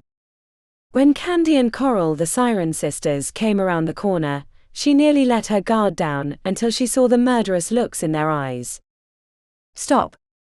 The twins spoke in unison, their sorceress voices worming into Zuri's head until her legs halted their attempt to escape. But she managed to reach into an inner pocket, pulling out a small vial, thumbing off the lid and downing the bitter liquid before the sisters reached her. "You fucked us," said Candy, pulling out a blade that looked like wavy seaweed. "I helped you," said Zuri, activating her bracelet, which put up a small shield. The Siren sisters bracketed Zuri in the short hallway. "You gave us information we would have figured out eventually," said Coral. "Then what's the deal?" she asked, even as she suspected the answer. Candy tilted her head, which made her kelp-thin hair cascade against her shoulder. Despite being completely dry, they always looked damp as if they'd recently been swimming. "We were preparing to devour the Betancourt Empire, but suddenly their lawyers presented us with a bit of information that turned the tides against us." "What does that have to do with me?" asked Zuri. "We know you were good friends with the family, and had a meeting with Anna Betancourt earlier this year, and again a month ago. She's a friend. We both grieve for Gemma. Don't treat us like we're stupid. You should know that our family is known for birthing oracles. It's how we've been so successful all these years. Divination is not a sure thing. It's not a horoscope by any means, but it's not fact either." "It is when we do it," said the sisters in unison. "What's your point?" asked Zuri as she calculated whether or not she could battle past the Siren sisters and make it to the safety of Ravenscroft's class. "Blood is in the water," said Coral. "Your blood. And we mean to feed." "Wait," said Zuri. "What if I told you I could make this right?" "Then you might be worth something to us alive," said Candy. Zuri scoured her mind for a bit of information from the Blue Book that would help the Siren sisters, but not impact her friend's family. Some of the blackmail was explosive and would have larger implications, which made it unsuitable to hand over to the Siren sisters. "You're running out of time," said Candy, stepping closer with the blade pointed at Zuri's gut. "And that shield won't help you. I trained with the mayor on Atlantis." What about? Coral looked to her sister. "She's stalling." "I'll disable the shield. You kill her." A section in the Blue Book popped into her head. Not the particulars, but the generalities of the blackmail. "The dirge." The Siren sisters appeared puzzled by the outburst. "The dirge? As in the band?" asked Coral. "Yes." "Would you like to be their managers?" "They're going to be the next garbage kings." "Everyone knows it." The sisters shared a glance. "That might make up for the losses we've incurred with the Betancourts," said Candy. If you can make this happen. If this is an attempt to delay us, know that we're not like Blake. If we want you dead, you won't be breathing past sunrise," said Coral. "I swear to you." The current management company has been skimming from the top. The band isn't getting but a quarter of what's owed them, but they're too busy touring to notice. Let me go, and as soon as I get back to my room, I'll send over the documents that prove their malfeasance. If you get the dirge in your pocket, that will not only make up for the other losses, but signal to the other big bands that you're a safe place for harbor. This could be a very valuable piece of information, but I have to be alive to give it to you." "Where did you get this information?" asked Coral, scowling. "It's not like you were known for blackmail at St. Jude's." "I've been holding my powder for when it mattered. It's not like I had a lot of other options once the Blake thing went south. Fine, said Candy, letting the blade drop to her side. You can live. For now. But if we don't get that information by the end of the day, your blood will be in the water by tomorrow. And for the record, we don't believe a word of this bullshit about how you acquired the information. There are only so many players in that game, and you're not one of them, which means you stole it. At the moment, we don't care, but if events don't work out the way we expect, then we might have to whisper in some ears and see who perks up first. It's been lovely doing business with you, said Zuri, holding out her hand. The Siren sisters stared at the gesture as if it were a live eel, and then turned heel and headed back where they'd come. Zuri let out a huge sigh and leaned against the wall with her eyes closed. That had been close. Too close. And they weren't wrong about their suspicions either, which made using the information even more perilous. But despite nearly getting murdered on the way to class, a buzzy warmth filled her midsection. The power contained within that little blue book was palpable. Things were getting complicated, but also more exciting. She'd been so used to relying on her wits and magic, especially after the last 2 years, that she'd forgotten there were other ways to achieve power. Chapter 25. The room smelled like sex and perfume. Scarlet sat naked against the wall inhaling a jar of sweet smoke while Blake lay on his back, chest glistening with sweat and marked with red lines. Beads of blood dotted his hip where she'd broken flesh with her teeth. If you give me a minute or two, said Blake with a sleepy gaze, I can return the favor. Scarlet rubbed his leg. I'm sure you will, babe, she said. He always said that and never did, but sexual release was something she could find in other ways. Scarlet put her nose in the jar again, letting the smoke tickle her nostrils, refreshing her mind while a trickle of sweat traveled down the valley between her breasts. We really should kill them, said Blake with his eyes closed. There was no need to explain who them was. Zuri and Iona were a constant topic of discussion. An obsession. We will, babe. But not yet. We need them for the games. If we kill them, the portal might open for us. Or it might not, and then we're screwed. Blake cracked his neck and put his hands between his legs, rubbing himself. I just want to see the look on her face when I put the blade in her neck. I want to watch as her eyes go blank, feel her life running out over my hands. You'll get to do that eventually, babe. You will. And if we can't figure out the games, or someone else wins, then you can kill her. I'll even help. He sat up straight, still holding himself between his legs. I get to do it. Me. Alone. Of course. She was your girlfriend after all and she hurt you. You should be the one to kill her. I'll take care of Pig Girl, and we'll finally rid Coterie of that uppity bitch. I still can't believe they let her stain our hallowed halls. All the talk was getting Blake aroused again. She was enjoying her thoughts. Setting them aside to deal with it was only going to make her annoyed. Any luck with Orion? If we're gonna have to kill them, we need him on our side, or do it when he's not around. He's a wild card. He could do anything. Blake wasn't wrong. The big Dreadmarsh was a mystery. He barely spoke during their attempts, but was an effective team member. More than effective. His brutality and mastery of destruction frightened her, and she wasn't easily frightened. She often thought he was holding back, but wasn't going to challenge him on it. I checked with Victoria. She's friends of the family. Said that even the other Dreadmarshes are nervous around him. If just a quarter of the rumors are true, then they're right to be worried. Blake leaned over and grabbed a glass of amber liquid, throwing it back with a grimace. I would have liked to see him rip the Boyer kid in half. That's a dumb rumor, said Scarlet offhandedly. He was killed in a car crash, and it was an ugly one. That's why it was closed casket. Orion wasn't in the country at the time. Blake's jaw rippled with anger. Babe. It was a warning. She put on a sweet smile and rubbed the inside of his thigh. Something I heard. said Scarlet as she ran her hand between her own legs, pumping her eyebrows as a come-hither offer. But you really don't care that much. The corners of his lips curled upward and then crashed to flatness. Of course I care. I don't like it when you think I'm wrong. I'm never wrong. You should remember that. His gaze shifted towards the side table where she knew he kept the knife. He'd found it in the Obelisk. A nasty-looking ritual knife, with a lioness head pommel, and a solar disc across the hilt.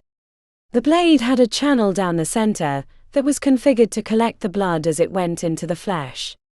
He carried it everywhere, telling the rest of the team that he was going to use it to split Zuri. I didn't mean it like that, babe. Blake reached into the drawer, producing the wicked blade. He held the tip against the flesh between her breasts. Don't call me babe. Babe. Blake. The anger in his eyes went beyond his normal capriciousness. The tip pierced her skin, producing a bead of blood. She didn't flinch, because that would only entice him to press further. Blake. He kept putting more and more pressure on the knife. The heat of the pain made the muscles in her hand weak. The smoke jar slipped out of her fingers, tumbling onto the bed, while she maintained eye contact. She did her best not to show fear, but he seemed to lose himself at times when he had the blade in his fist. Say it. Say what? Don't mess with me. Babe. Scarlet lifted her chin, the only defiance she was willing to show in the face of his threat. You're our leader. You're always right. I shouldn't have said what I said before. And I was wrong. His eyes glinted before his jaw relaxed and he pulled the blade away from her chest.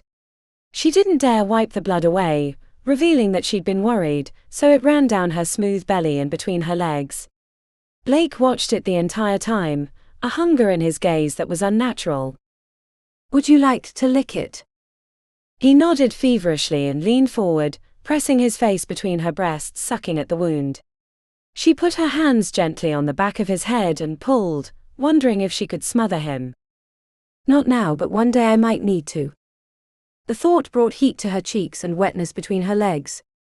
Blake was a coarse tool, like using a hammer to cut a piece of cloth, but he was effective, and the other students were too afraid to challenge him. In 3.5 years, she wouldn't need him any longer, and then she could decide how to get rid of him. But for now, he was exactly what she needed. Scarlet leaned back her head and let those warm thoughts carry up from her midsection. She was so enthralled by her dreams that she didn't sense his shift until horrible pain startled her. Blake. She opened her eyes to find the ritual blade shoved into her shoulder about 2 inches deep. He was fixed upon the point that the dagger had entered her flesh, as his eyes alighted like beacons. Don't fight it. Don't fight it. What are you doing? She asked between heavy breaths. The pain was worse than anything she'd ever experienced. He twisted the tip, causing crimson rivulets to spill from her flesh. Don't worry, babe. I'm not going to kill you. You're still useful to me. But if you start thinking too much for yourself, then I might have to. Now tell me you love me. The deranged stare left her confused and worried. I love you, Blake. You're my everything. Good. I am your everything. Don't you forget it.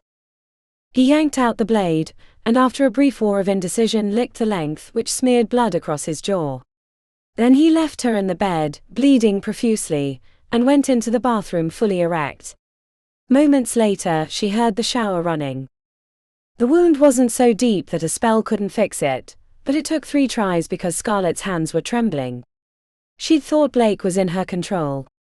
A bit wild, but generally he followed her nudges and suggestions. She knew what the problem was. The lack of progress in the games, and having to work beside Zuri on the regular, was making him irritated and unpredictable. If she couldn't channel his energies into other pursuits, then he was going to be a problem. As much as she hated it, they needed Zuri and Pig Girl. Killing them would only doom their prospects at coterie, and Scarlet had no intention of failing. After the wound was repaired, Scarlet ran her fingers over the bloody mess on her chest. Another time she would have climbed into the shower with Blake and cleaned herself off, but today was not that day. She used the pillowcase to wipe off the worst of it, and put her clothes back on, no longer interested in a day of leisure. They needed a break in the games, or he was going to take out his frustrations on her, which meant they needed to follow the lead that Iona had revealed a few weeks ago. Blake preferred fighting to discussion. Hell, he really preferred anything to talking, but that needed to change if they were going to get to the inner circle in the city of the dead. She briefly thought of turning on Blake and siding with the other two women, but she couldn't stand the thought of allying with that yokel from the Midwest. She might graduate from coterie, but no one would touch her because she'd be ruined by association. Scarlet knocked on the bathroom door before entering. He looked like he'd just finished pleasuring himself, which was a bit of good luck for her. It made him drowsy and more pliable. "Why'd you put your clothes on?" She startled. "I can take them back off." "No. It's fine. I'm bored with you today." "What did you want?" "You really want to kill Zuri soon, right?" "That's a stupid question, Scarlet." He never used her name. It was always Babe or some other pet name. Never Scarlet. "But before you can do that, we need to win the games and get the elixir." He turned off the shower and grabbed the towel, which he used to dry his face.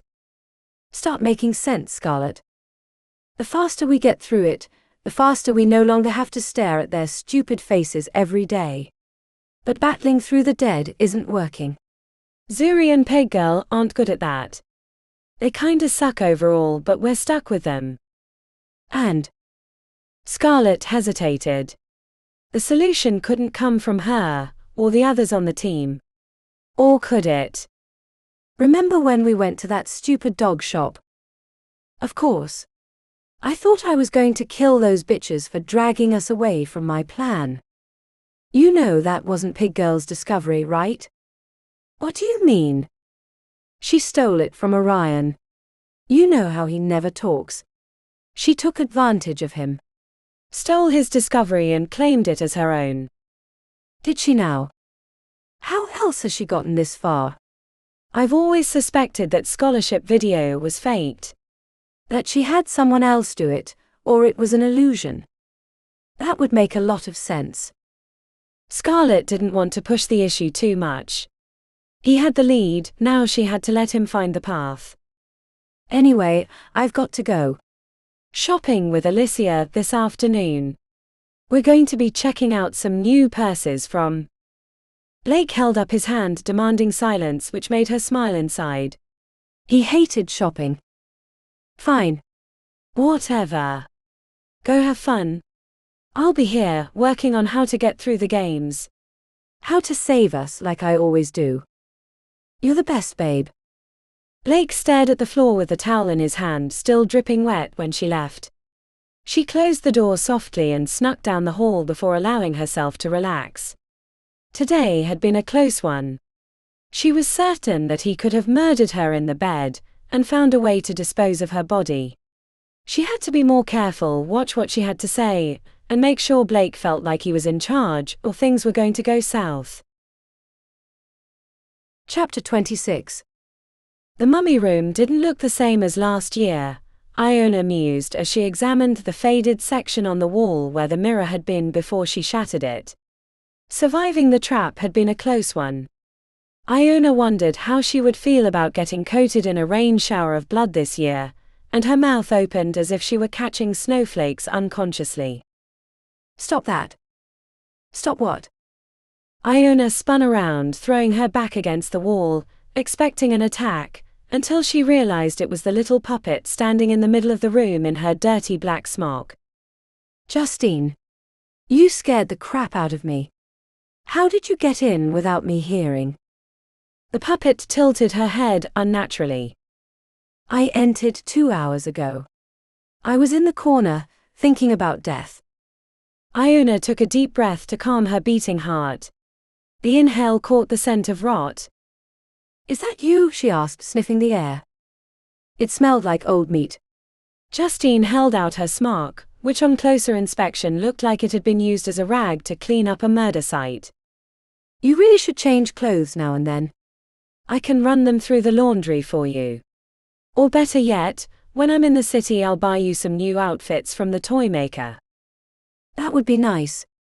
Thank you. Iona crouched on her heels, getting to eye level with the puppet. I'm sorry we haven't been around much. We're finally starting to make progress in the games again since Blake decided to listen to someone other than himself.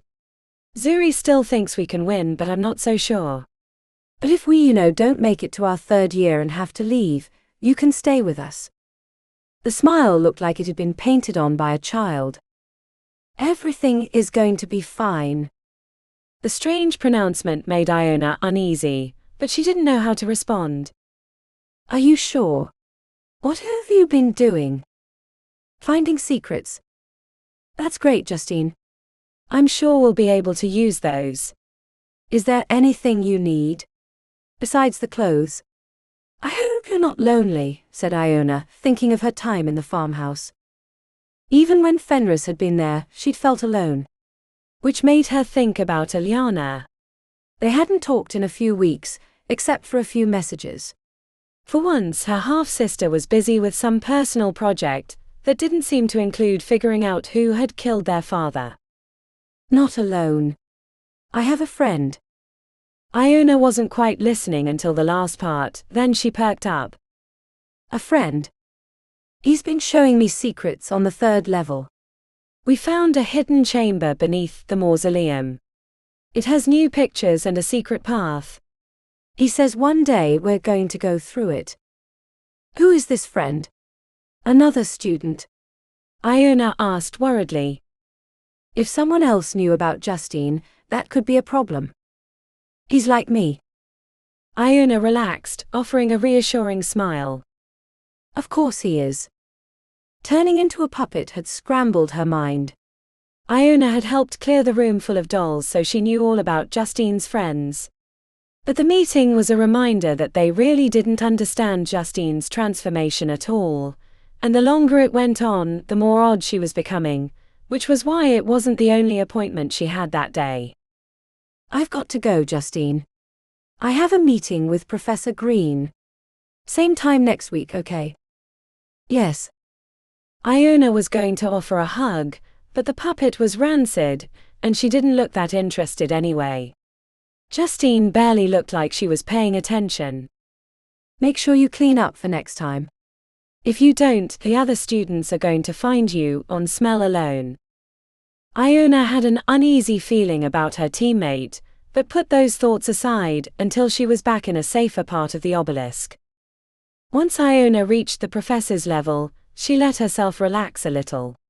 It was never prudent to let your guard down completely, but certain areas of the obelisk were safer than others.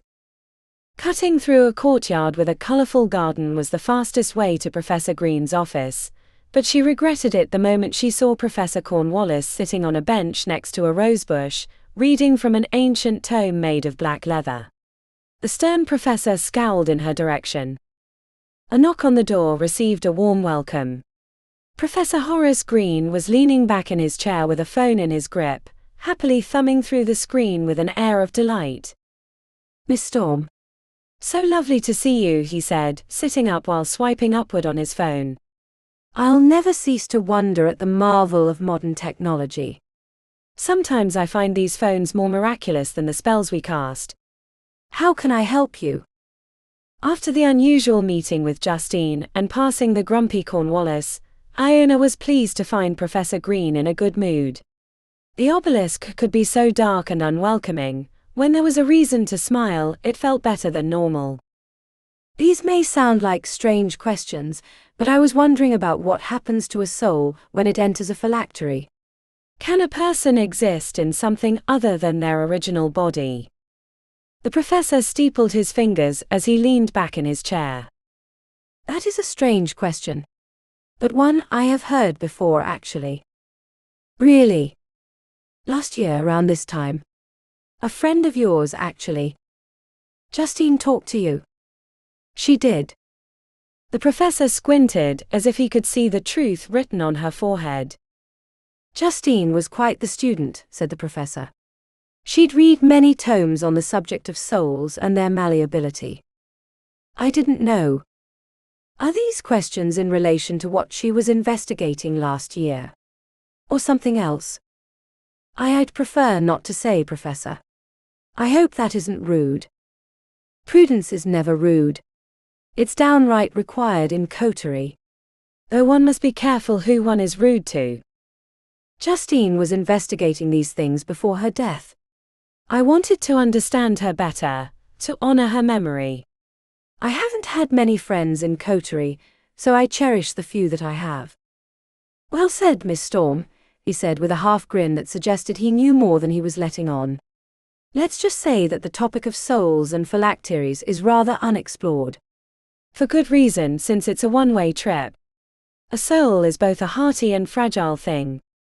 It's resilient in ways that can make one marvel, but it needs all its parts to function correctly. And that's the thing. We don't know what makes up a soul, or how much is required for a person to be, well, a person. I suppose if you could take a soul, shave off one bit at a time and examine the results, you might find your answer, but until someone performs that deed, it's a mystery. So theoretically, if one managed to get their entire soul into a phylactery, they might be relatively normal. Relatively, said the professor. But a grapefruit is relatively like an orange, but I despise the taste and would never stoop to eat one. Can souls go rotten? They do all the time. We only have to look to some of our students to know that truth, he said with a barely contained smirk. Sensing that she'd have to give away more than she wanted to in order to find more answers, Iona bowed her head. Thank you, Professor. You've given me much to think about. Come back any time if you want to discuss these topics more. I enjoy the scholarship. All theoretically, of course. She hadn't really known what to think of Professor Green her first year, but she was growing to like him. He didn't seem like the others, who were sculpted from bitter grievances and a reverence of the past that bordered on fanatical. It probably helped that he wasn't an alumnus of coterie, but a friend of Malden. She had no idea what the patron of coterie was like, but she was inclined to favor him based on his invitation of Professor Green alone. I will, Professor. Thank you. I've enjoyed our discussion. I have as well. The clear pause made her hesitate before leaving. A word of warning. I've been hearing rumors about your teammate, and they're not favorable. That could mean a lot of things in coterie. He sighed heavily as he ran his hand across the edge of his desk. I might avoid Professor Cornwallis, if at all possible. The warning stiffened her spine. If the professor knew about the theft of the book, then Zuri, and by association she, were screwed. More than screwed. Professor Cornwallis made Blake look like a petulant toddler in comparison. How thoroughly should she avoid Cornwallis? Professor Green mused on the question. You or your friend don't want to give the professor any reasons to be any more suspicious than she is already. Iona bowed again, but deeper. Thank you for the warning. I will pass it along. Good luck, Miss Storm. And stay alive if you can. Coterie's a dangerous place, but it's much more interesting with you in it. Chapter 27. Zuri knew that Blake was in a good mood the moment she walked into the prep room, but she didn't know why. And that bothered her. A plate of sweet cake sat on the central table. An offering. Elmira's sweet cake, said Zuri. How generous of you. His grandmother had taken him to the shop when he was a young boy, for winning the Juvenile Thunderball League, and he'd never forgotten it. Zuri either, because it was the first time she'd really noticed Blake. At the time she'd thought his rampage through the other competitors, bloodying noses and knocking skulls, had been a marker of his passion, rather than a sign of his sociopathy. Everyone grab a piece. You'll need your energy. We're going to do something different today, he said. Zuri almost froze in surprise as her fingers brushed the flaky treat, but managed to complete the maneuver without giving away her emotion. Iona scooped up a piece beside her, and then as she turned, gave a questioning look. Even Orion grabbed a square, devouring it in one bite and going back for a second piece. "Tell them the plan, babe," said Scarlet once everyone had eaten their fill. Blake presented himself like a general before an army with his hands behind his back, chin lifted as he looked into the non-existent distance. "Today, we're going to go after a lead that Orion discovered a few weeks ago." When Iona started to open her mouth, Zuri elbowed her in the ribs. She turned to glare, but then realization set in, resulting in a nod. The big man, on the other hand, stared at Blake with the confusion of a dog listening to its owner talk about sports. "I was thinking that maybe we could get to the shop with the weird old lady without fighting. Then we might discover what's really going on in the games. Let's go." The others went through the portal quickly, a marker of the mood shift, since previous attempts were approached with a sense of apathy and doom. Scarlet caught Zuri before she headed off the balcony, and while Blake was out of hearing range. "Don't ask questions. Just play along." Zuri wanted to taunt the redhead with a biting quip, but the unease in her blue eyes signaled that she wasn't just saying this out of caution but fear. Blake had put her in her place. Scarlet probably believed that she could handle him, which was how she'd thought in the months before Gemma's death. In hindsight, it had been easy to see the danger signs. "You know eventually, he's going to tire of you. He might have already. That's not what this is about." Zuri leaned in closer until she could smell the coffee on her breath. "You think you can control him until it's too late." "I know, I tried. Cut your losses while you can." Scarlet snarled and pulled away. "Don't project your inadequacies on me." The redhead marched down the stairs, leaving Zuri alone. She hadn't expected to persuade Scarlet, but seeding doubt was worth the attempt. "All right, gang," said Blake as if he was speaking to a group of preteens at a dance. "Instead of the defensive spells we've been applying before each attempt, I want you to use look-away enchantments. We're going to walk straight to the Dog Heaven shop. Slowly and without talking so we don't spook the ghosts."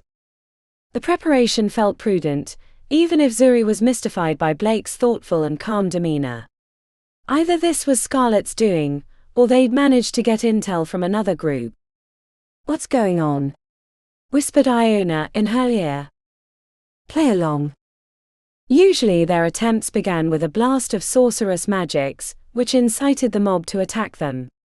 This time they walked down the middle of the cobblestone street, as if they were on a Sunday stroll.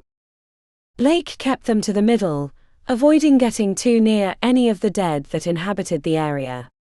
If Zuri hadn't been battling them for months, she might not have known how murderous the apparitions were, because they went about their daily routines like busy automatons. A couple of times Blake stopped them unexpectedly in the middle of the street, or pulled them to one side. The sudden change was unexplained until a couple of kids burst from a doorway in one instance, and in another, a woman on a bike with a basket on the front pedaled past, ringing her bell and greeting as if they were old friends. When they entered the Dog Heaven shop, they found the old woman knitting. The amused curl to her lips faltered the moment Scarlet stepped forward. The redhead checked with Blake before speaking to the old woman. "Where are your children?" The question surprised Zuri until she saw the black and white picture of the old woman with two dirty boys, standing before a hovel that looked like it had been around during the Dust Bowl years. Playing a game of stick and ball with the other kids near the black gate. "It's almost dinner time. Do you want us to fetch them for you?" The old woman cracked a smile. She reached into a front pocket, producing a coin. "Show this to the gate guards. They'll let you through." "My boys shouldn't be far." Blake snatched the coin out of her grip, which caused a hardening of her gaze. He examined the prize and handed it over to Scarlet, which prompted the rest of the group to crowd around. The worn silver coin had a man's head on one side, and a sprig of wheat on the opposite. "What does it mean?" asked Iona. All eyes fell upon Zuri. It's familiar, but I can't place the meaning. Let me think about it while we head to the gate. They headed out of the Dog Heaven shop, using the same precautions as before. Blake seemed less sure of the route, hesitating at corners or showing signs of minor panic when a resident would cross paths.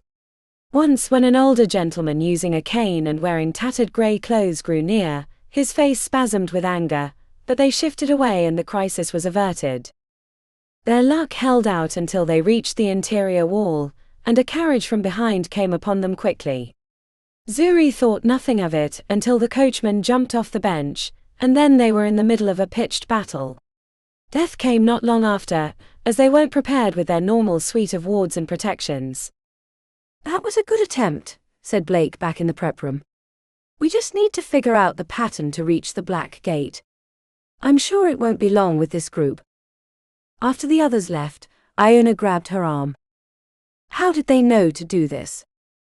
They must have cashed in some favors or traded information. I thought the games were protected from schemes like that. There are always ways if you have enough power or money. Just like when Anna gave us the clue, it was worded in a way that didn't trigger the game's protections. Maybe Blake already had the information, but it didn't make sense until we found the old lady. Either way, we need to hurry and catch up. We want to get as far as we can while Blake's in a good mood. We don't know how long it will last. The afternoon was spent getting incrementally further into the center of the city of the dead. Unlike the first part of the city, it wasn't a simple matter of avoiding the dead, but finding a way to distract them. They learned as much with the carriage that always came through the street at the moment, they had no way to avoid it. It wasn't until Orion spotted a loose cobblestone in the wheel ruts that they were able to pass the carriage problem. He leveraged the stone out of the hole, which created a wheel-snapping pothole. On that attempt, the wagon had to stop to fix the wheel, which let them move deeper into the city. At the end of the day, when their nerves, and particularly Blake's, were starting to fray, the group was stymied by a set of guards that blocked the inner gate. It wasn't the Black Gate, where they would find a use for their little silver coin, but the one that divided the main city in half. The guards allowed them to talk, but quickly turned to violence when they didn't have the proper paperwork. I don't understand, said Blake back in the prep room. They're not supposed to block us. We should be able to reach the next area without this bullshit. I'm sure you'll figure it out, babe, said Scarlet. Shut your stupid mouth. You're getting on my last nerve. The rebuke made her stiffen like a board. Blake charged through the portal, leaving Scarlet with her head down. Zuri motioned to Iona, who was already heading after him with Orion. Don't, said Scarlet when it was the two of them. Don't what? Tell you to watch out. Because I don't have to. You already know how this ends. You just have to be willing to make the choice. Before Scarlet could answer, she left the prep room. There was no point in poking the sore spot longer. The wound was festering. Let time and Blake's natural inclinations take shape. A half-hour later, they reached the guard gate, staying out of range of interaction. Blake paced across the cobblestones, mumbling to himself while the rest stood back. Zuri had the sense that he'd traded something valuable in exchange for this information. Either he'd remembered something wrong, or the other party had purposely left something out. Scarlet was watching him warily, the earlier conversation clearly on her mind. Zuri checked behind them, spying a vendor stall that sat against the high stone wall. Given a little teamwork, they could make it over using spells and Orion's unnatural strength. Scarlet, she whispered low enough that Blake wouldn't hear over his own talking. The redhead wrinkled her nose, but after a second time, came wandering over.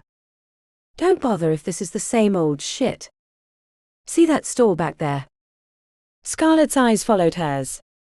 What of it? Zuri let her gaze climb up the wall, which after a second, caused the light of understanding to form in her eyes. Worth a shot, right? Why are you telling me? He's not going to listen to anything I have to say. Zuri could see the internal response. He's not going to listen to me either. But Scarlet couldn't say that now. Not after the earlier denials. She had to act like nothing was wrong. The hesitation in Scarlet's step was worth 1,000 verbal lashes. "Hey babe," asked Scarlet timidly. She looked ready to jump back should he bite. Blake simmered as he decided if he wanted to answer. Scarlet tried a second time, which prompted a curt response. "What? What if we don't go through the gate? What if we go over?" "That's the stupidest thing I've ever heard. It's too high. What about that vendor store back there?" His eyes traveled back along the cobblestones until they came upon the stall. "Never gonna fucking work. Now shut up and let me think. At least those other idiots know when to keep their mouths closed." Scarlet sheepishly returned to the group. Zuri tried to offer support, but the redhead turned her back. Cracks were forming. Zuri only had to sit back and occasionally poke them until they were wide enough to walk through. It wouldn't help them with the games, but eventually, if they managed to win, they'd have to get through the portal to make it to their third year. Blake and his friends would have every advantage, because they would know they had to go through it. They only had to sit and wait for them to try. Seeding doubt in his group was the only way they were going to have a chance against such odds. Zuri had never been more proud of herself. Chapter 28. The late February afternoon showered warmth upon Iona's back as she headed into the third for a pedicure with Zuri. The bags in her left hand contained custom clothes she'd ordered for Justine from the doll shop. The city was filled with tourists and drunk college students because of the Komwashi parade, which had been winding through the second ward all afternoon, and now the participants were streaming into the other wards. She passed a group of women with fairy wings and tiaras, laughing with illusionary sparklers and colorful drinks in their hands. The event celebrated the city's links to the Fae realms, though Iona was pretty sure the actual Fae would want no part of it, by holding a drunken parade filled with half-naked out-of-state college students and tourists who had no business bringing their children out. Iona had been curious. She'd never been to any of the events that seemed to occur every other week, celebrating a new facet of magic, or some non-human group that made its home in the city.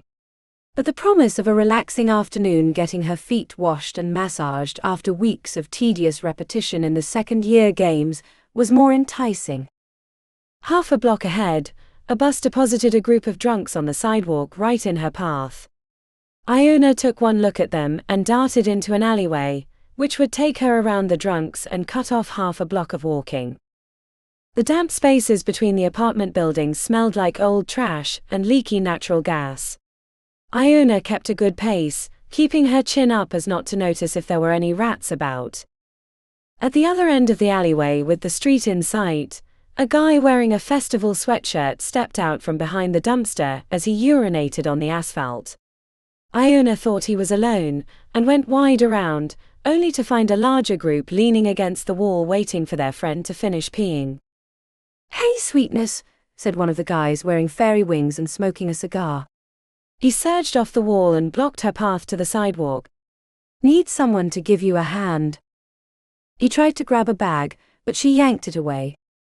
"Step off or it's going to go very wrong for you and your friends." Fairy cigar blew smoke in her face, which made her choke.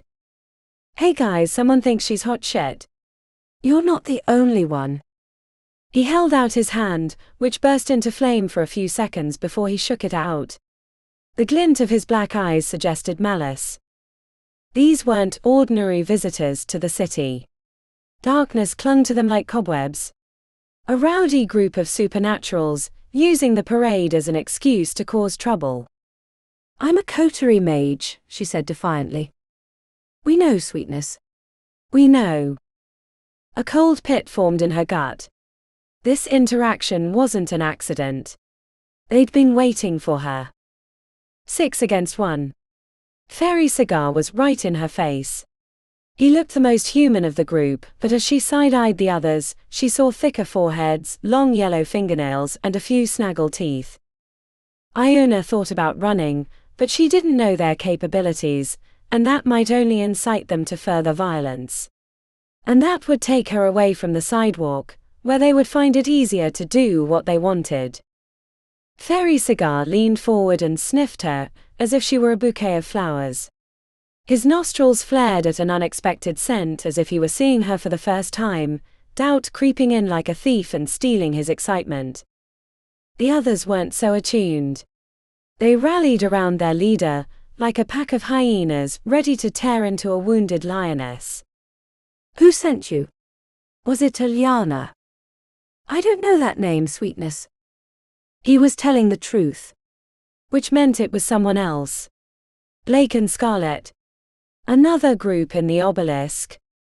Maybe Jack Townsend had decided to enact his revenge at a moment of his choosing, long after everyone had thought their conflict over. I'm not really interested in a fight today, she said. Who said we're going to fight? We just wanted to help a beautiful young woman safely reach her destination. Carry her bags like gentlemen. Is that so terrible a thing? Or is chivalry dead? He smiled, revealing long canines. She saw through the glamour to the beast beneath, which sparked her resolve. They had the advantage of numbers. Seizing the initiative would give her a chance. Fairy Cigar realized what was happening a moment too late. Fingers worked the force blast at waist height, keeping the spell hidden until she was ready to unleash it into his gut. Battle rage filled her vision as she exploded elemental magics in their midst, sending them splashing against the brick wall or into the metal dumpster like bowling pins. The particulars of the fight were lost beneath the fury that consumed her like flames. They were no match. Half the group fled after the first volley. Fairy Cigar, with his cheap plastic wings crumpled on his back, tried to make a go of it, but she threw him into the alley and pounced on his fallen form with unexpected strength. The scream of a snapped bone fueled her excitement. Iona raked her fingernails across his face, which left 4 jagged lines in his cheek. Beads of blood brought the hunger, and Iona found herself salivating. A slice of his artery would create a gusher. She only needed something sharp enough to break through his thick skin. A woman's scream startled her out of a trance. A mother pushing a stroller had passed the alley, forcing Iona to confront the scene she'd created. 2 men lay unconscious and bleeding while she crouched over the third. Iona burst to her feet. The nature of her attackers faded behind human guises, no longer shaded with darkness or fitted with yellowed claws. They were supernatural, no longer. In their place, she saw a group of drunken college guys in the wrong place. Was this a new glamour? Or her hunger? She stumbled away as Fairy Cigar mewled on the concrete, holding his broken arm that was bent in an awkward position. A sick feeling filled her gut. Iona ran the opposite direction to get away from the scene before others arrived. As her feet pounded beneath, she tried to make sense of what she'd seen both before and after the fight. Had they revealed their true selves at the beginning, or had she deluded herself? Was this some trick of Iliona's? Or one of her coterie rivals? The one thing she was certain of was that they'd been waiting for her in the alley, which meant whoever had put them in her path knew her final destination. She had to warn Zuri. Iona dialed her number, willing her to pick up.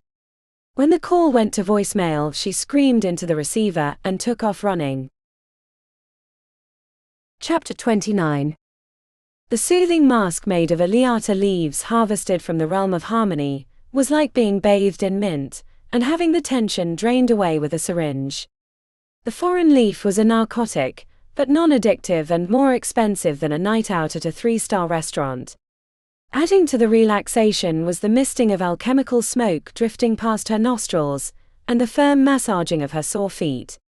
The only thing keeping Zuri from falling into a slumber was that Iona was late.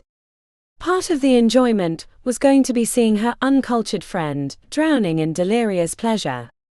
Getting an appointment at the Longing had required multiple favors. Zuri was considering checking her phone to see if Iona had messaged, when she realized that no one was working her feet, and the relaxing sounds of otherworldly jungles was no longer playing. The cold metal on her neck had Zuri surging into a sitting position, ripping the Eliata mask from her face. Coral stood at her feet, while Candy was behind with the blade to her neck. "I could have gotten you an appointment," said Zuri as her heart beat furiously in her chest. "No need for drastic measures." Coral tossed a bloody object in Zuri's lap. A pinky finger. She sat up straight and checked the visible siren sister for all her digits. "Don't worry. We have our fingers. If we didn't, then you wouldn't have woken up from your slumber. Ever."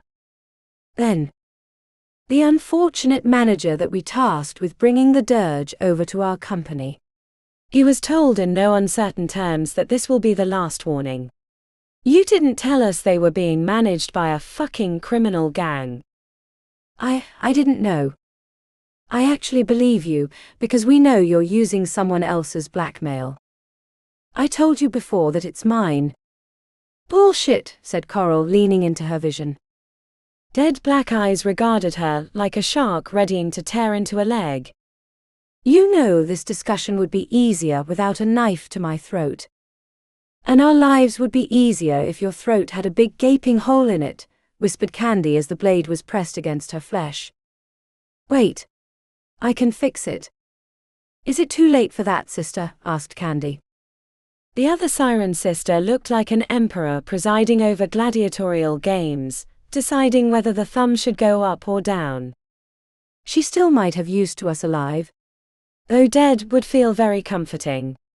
Especially if it keeps Blake and Scarlet from passing their second year." An invisible belt tightened around Zuri's midsection as she tried to keep her face from reacting. "You don't have to hide anything, dear Zuri. We already know. It's not like it isn't common knowledge, because the rest of Blake's team told us." I think they'd be happier if the 5 of you didn't pass. Think of how much easier our remaining 3 years would be without you, Blake, Scarlet and Orion. "What about Iona?" Coral rolled her eyes. "She doesn't count. She should have never been here in the first place." The fact that the sisters hadn't killed her yet was a sign that there was a way out. "What do you want?" "We want what's owed us," growled Candy in her ear. "I'll fix it. I'll get you the dirge. Or something equivalent." "No. You'll get us the dirge. Period. No substitutions. No replacements. You were right before. The dirge is perfect for us. Once we get them, we'll have dozens of other big acts to choose from," said Coral. "Okay. The dirge it is." "Let me go and I'll start working on this right away," she said as she considered multiple avenues of blackmail. Zuri started to sit up, but Candy pulled her back into the chair. "We're not done with you yet. You don't seem to understand the gravity of your situation. So we want to make it crystal clear where your priorities lie." "I'm 100% on board. You don't have to threaten me twice." Candy grabbed her by the throat. "This is twice, you stupid bitch." Zuri fought for air, but Candy was stronger than she expected. It was like being held down by metal clamps. After a few moments of quiet choking, Candy released her. Zuri rubbed her neck as she caught her breath again.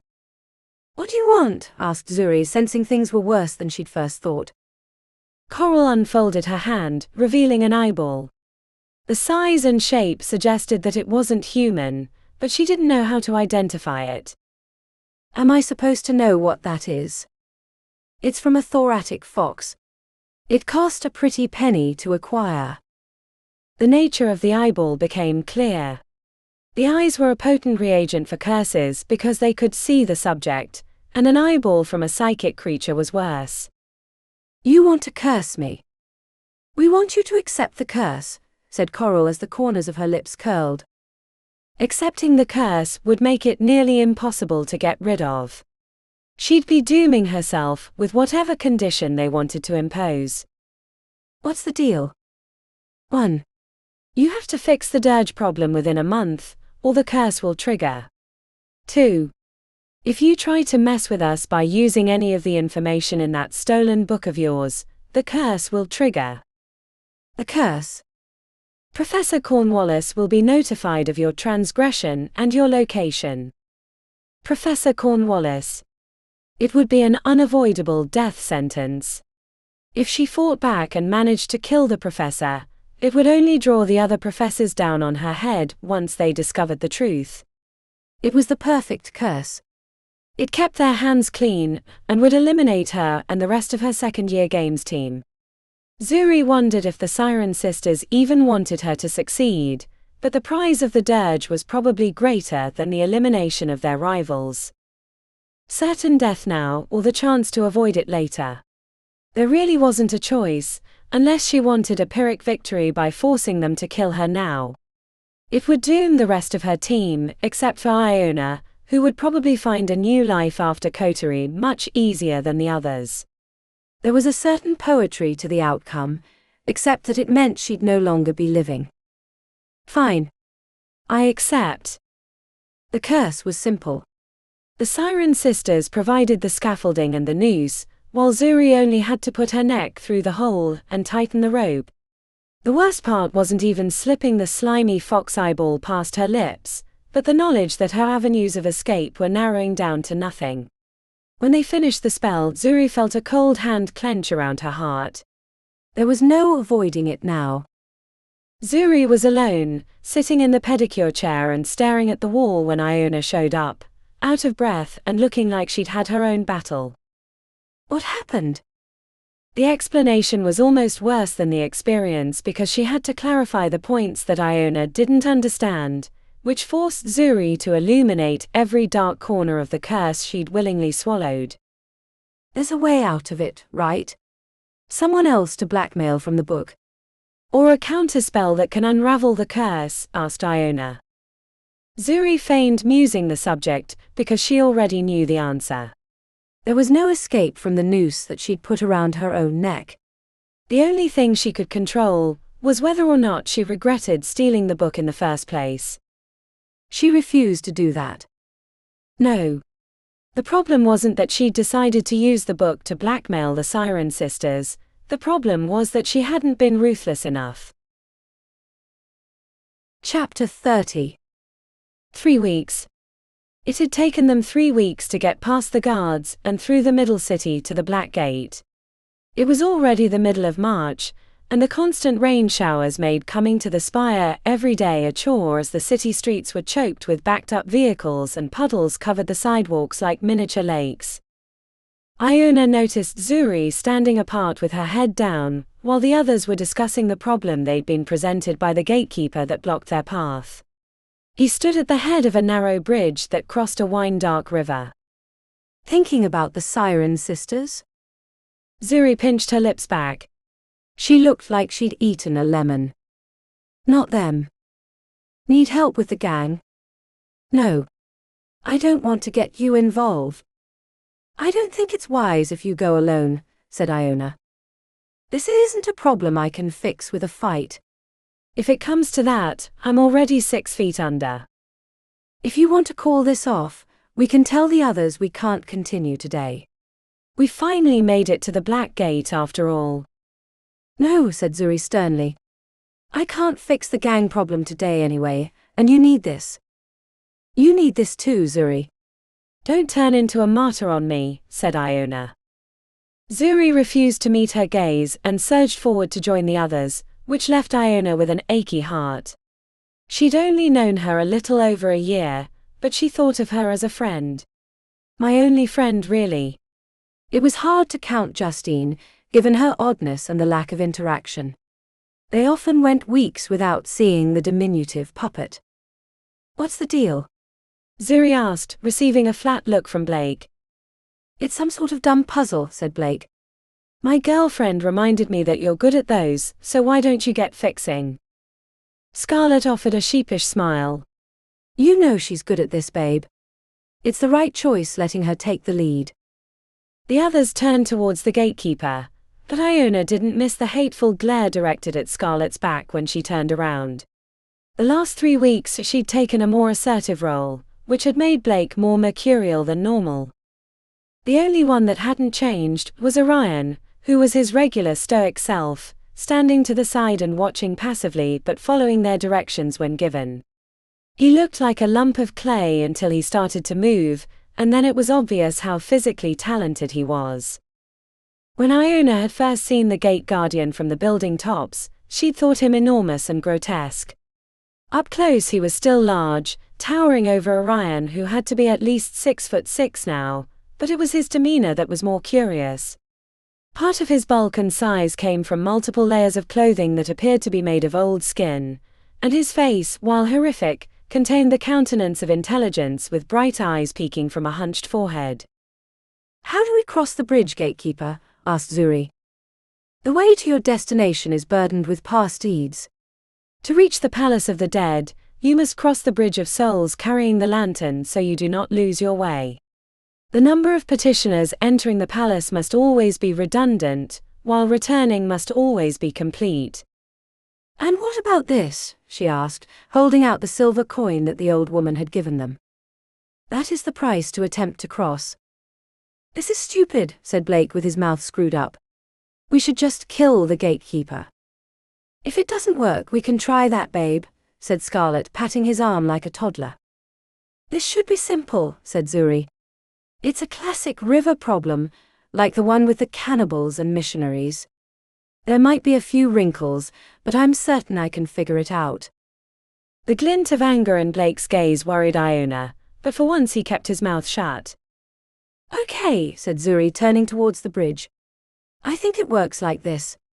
The gatekeeper is Charon, and this is the river Styx. The clue is in the silver coin, which is called an obol, which was the price that had to be paid to cross the river to gain access to the land of the dead. Knowing that helped me understand the complete and redundant terms, which were used by the ancient Greeks when talking about even and odd numbers. We'll have to cross in odd numbers and return in even numbers. "See, babe, this should be easy," said Scarlet, playfully elbowing Blake, who didn't look amused. "It might not be that easy. This lantern." Zuri gestured to the object on the pole, which had a handle on either side. "He said we must cross the bridge holding the lantern, which only has 2 handles. That's our maximum number of crosses, but unfortunately we can't cross as even numbers." "More than one hand can grab a handle," said Orion. "That's true," said Zuri. "The bridge is only wide enough for 2, but maybe we can try that." "Do you think you could carry someone? We could fit Iona or Scarlet on your back. 3 go over, 2 come back until the end, and then the last 3 go together."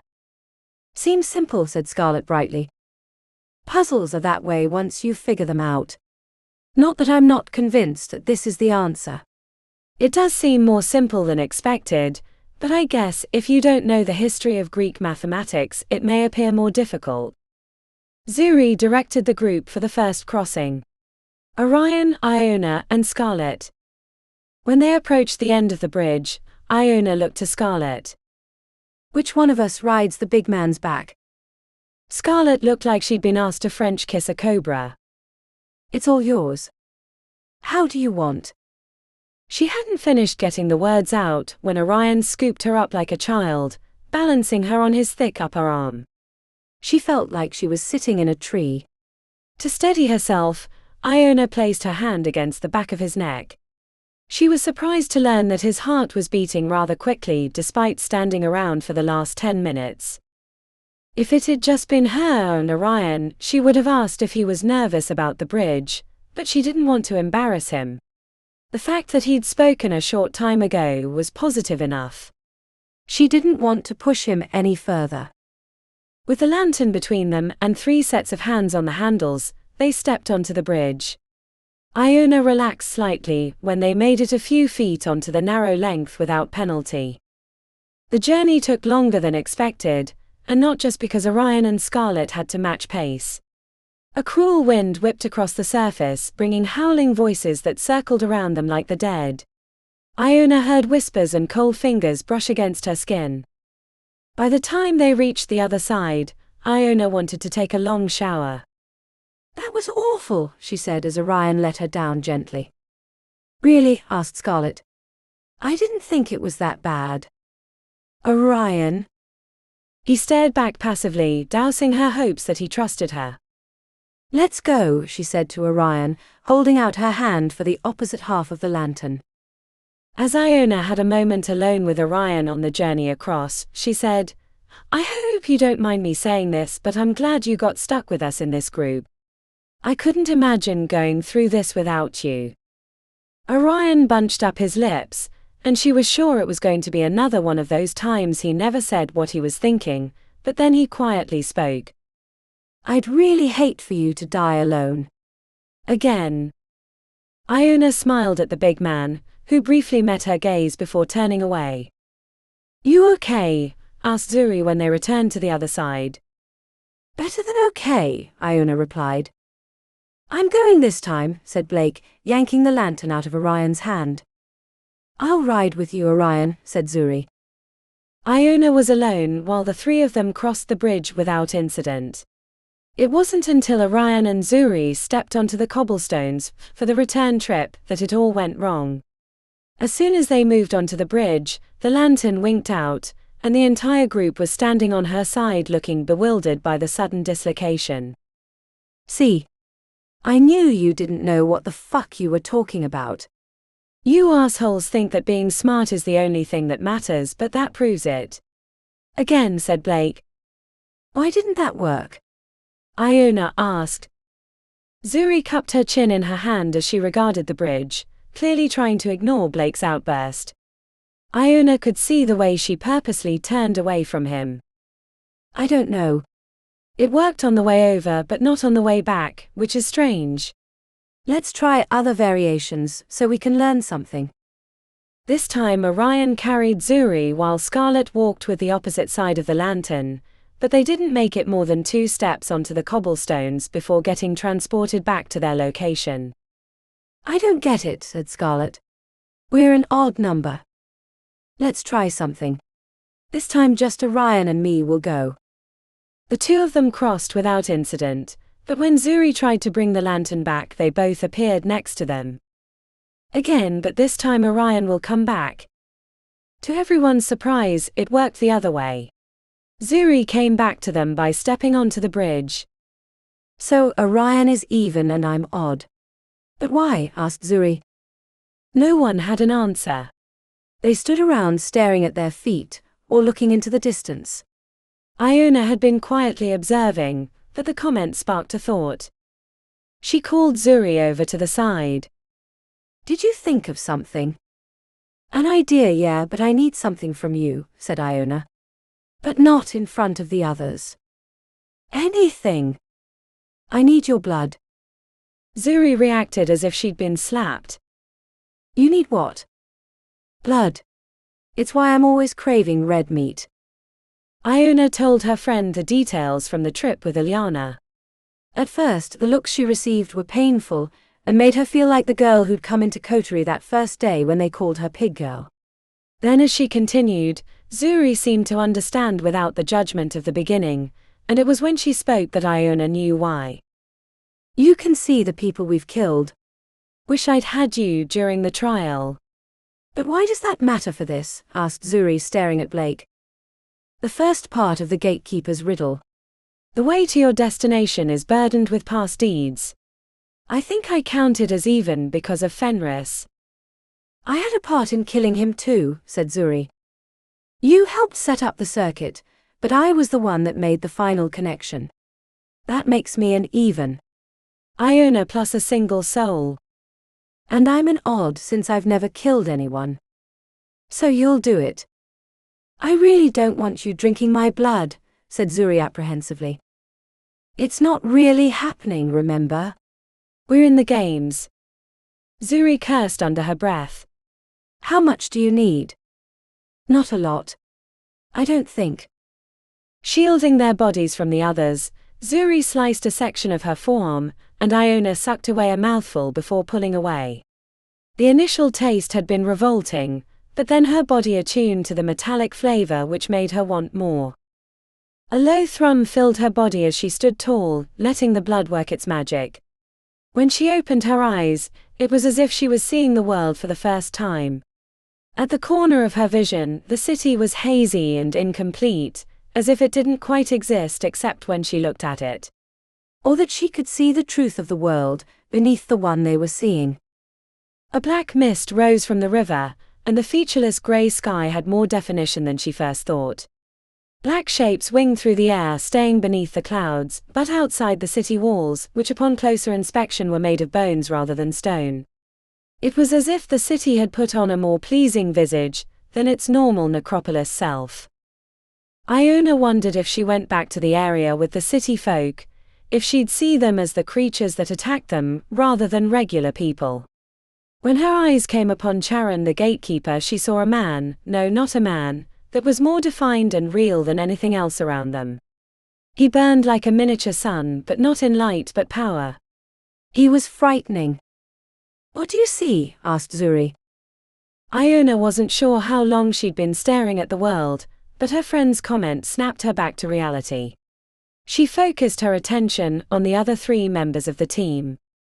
Orion was unsurprising since she'd already seen him in this veil light, so she quickly shifted to Scarlet. To Iona's surprise, the redhead had no veil spirits around her, while Blake had 3 separate shapes. She didn't need to peer further to know that one of them was Gemma, while the other 2 had less defined shapes. Iona leaned into the vision, sensing one of them was smaller, a boy he'd killed when he was much younger, maybe in elementary school, while the other she recognized as a second-year named Oliver Bellamy, who had mysteriously died last year. "Me, Blake and Orion are evens, while you and Scarlet are odd. Does that help?" Zuri nodded, but the tightness around her eyes told the tale of her thoughts. "You can ask me details later if you want," said Iona. "But I think we should focus on getting over the bridge." "Fair." They returned to the group and Zuri explained the plan on how they would cross the bridge. Like their first attempt, Iona rode on Orion's shoulder, but this time she had Zuri's blood rushing through her head. Iona hadn't meant to, but she peered further into the black shape that shifted around Orion like a cloak. The vision of Orion leaning over her with hands around her throat came quick as she tried to escape the memory, but it held her fast, and she watched as veins popped out on his forehead. He spoke words in the throes of the struggle, which didn't reach her mind until they'd made it to the other side, and he let her down, staring suspiciously. "Why are you looking at me like that?" he asked with his jaw pulsing. "Tired, I guess," she lied. "Time to go back." As she made the solemn procession across the bridge, holding one half of the Lantern of Souls, Iona couldn't help but review the vision from Orion's veil spirit, and hear the words he'd spoken as he choked the person to death. "I hate you, Father." Chapter 31. Justine was lying on a bed of plushies in her mausoleum, reading a secret history of Napoleon's wars, and how he'd used mages to win the Battle of Austerlitz. Later he'd mistreated them, ignoring their contributions to his victories, and they abandoned him to lose at Waterloo. There'd been a whole section of dusty histories that she'd rescued from the Coterie Library, and she'd been working through them for the last 3 days.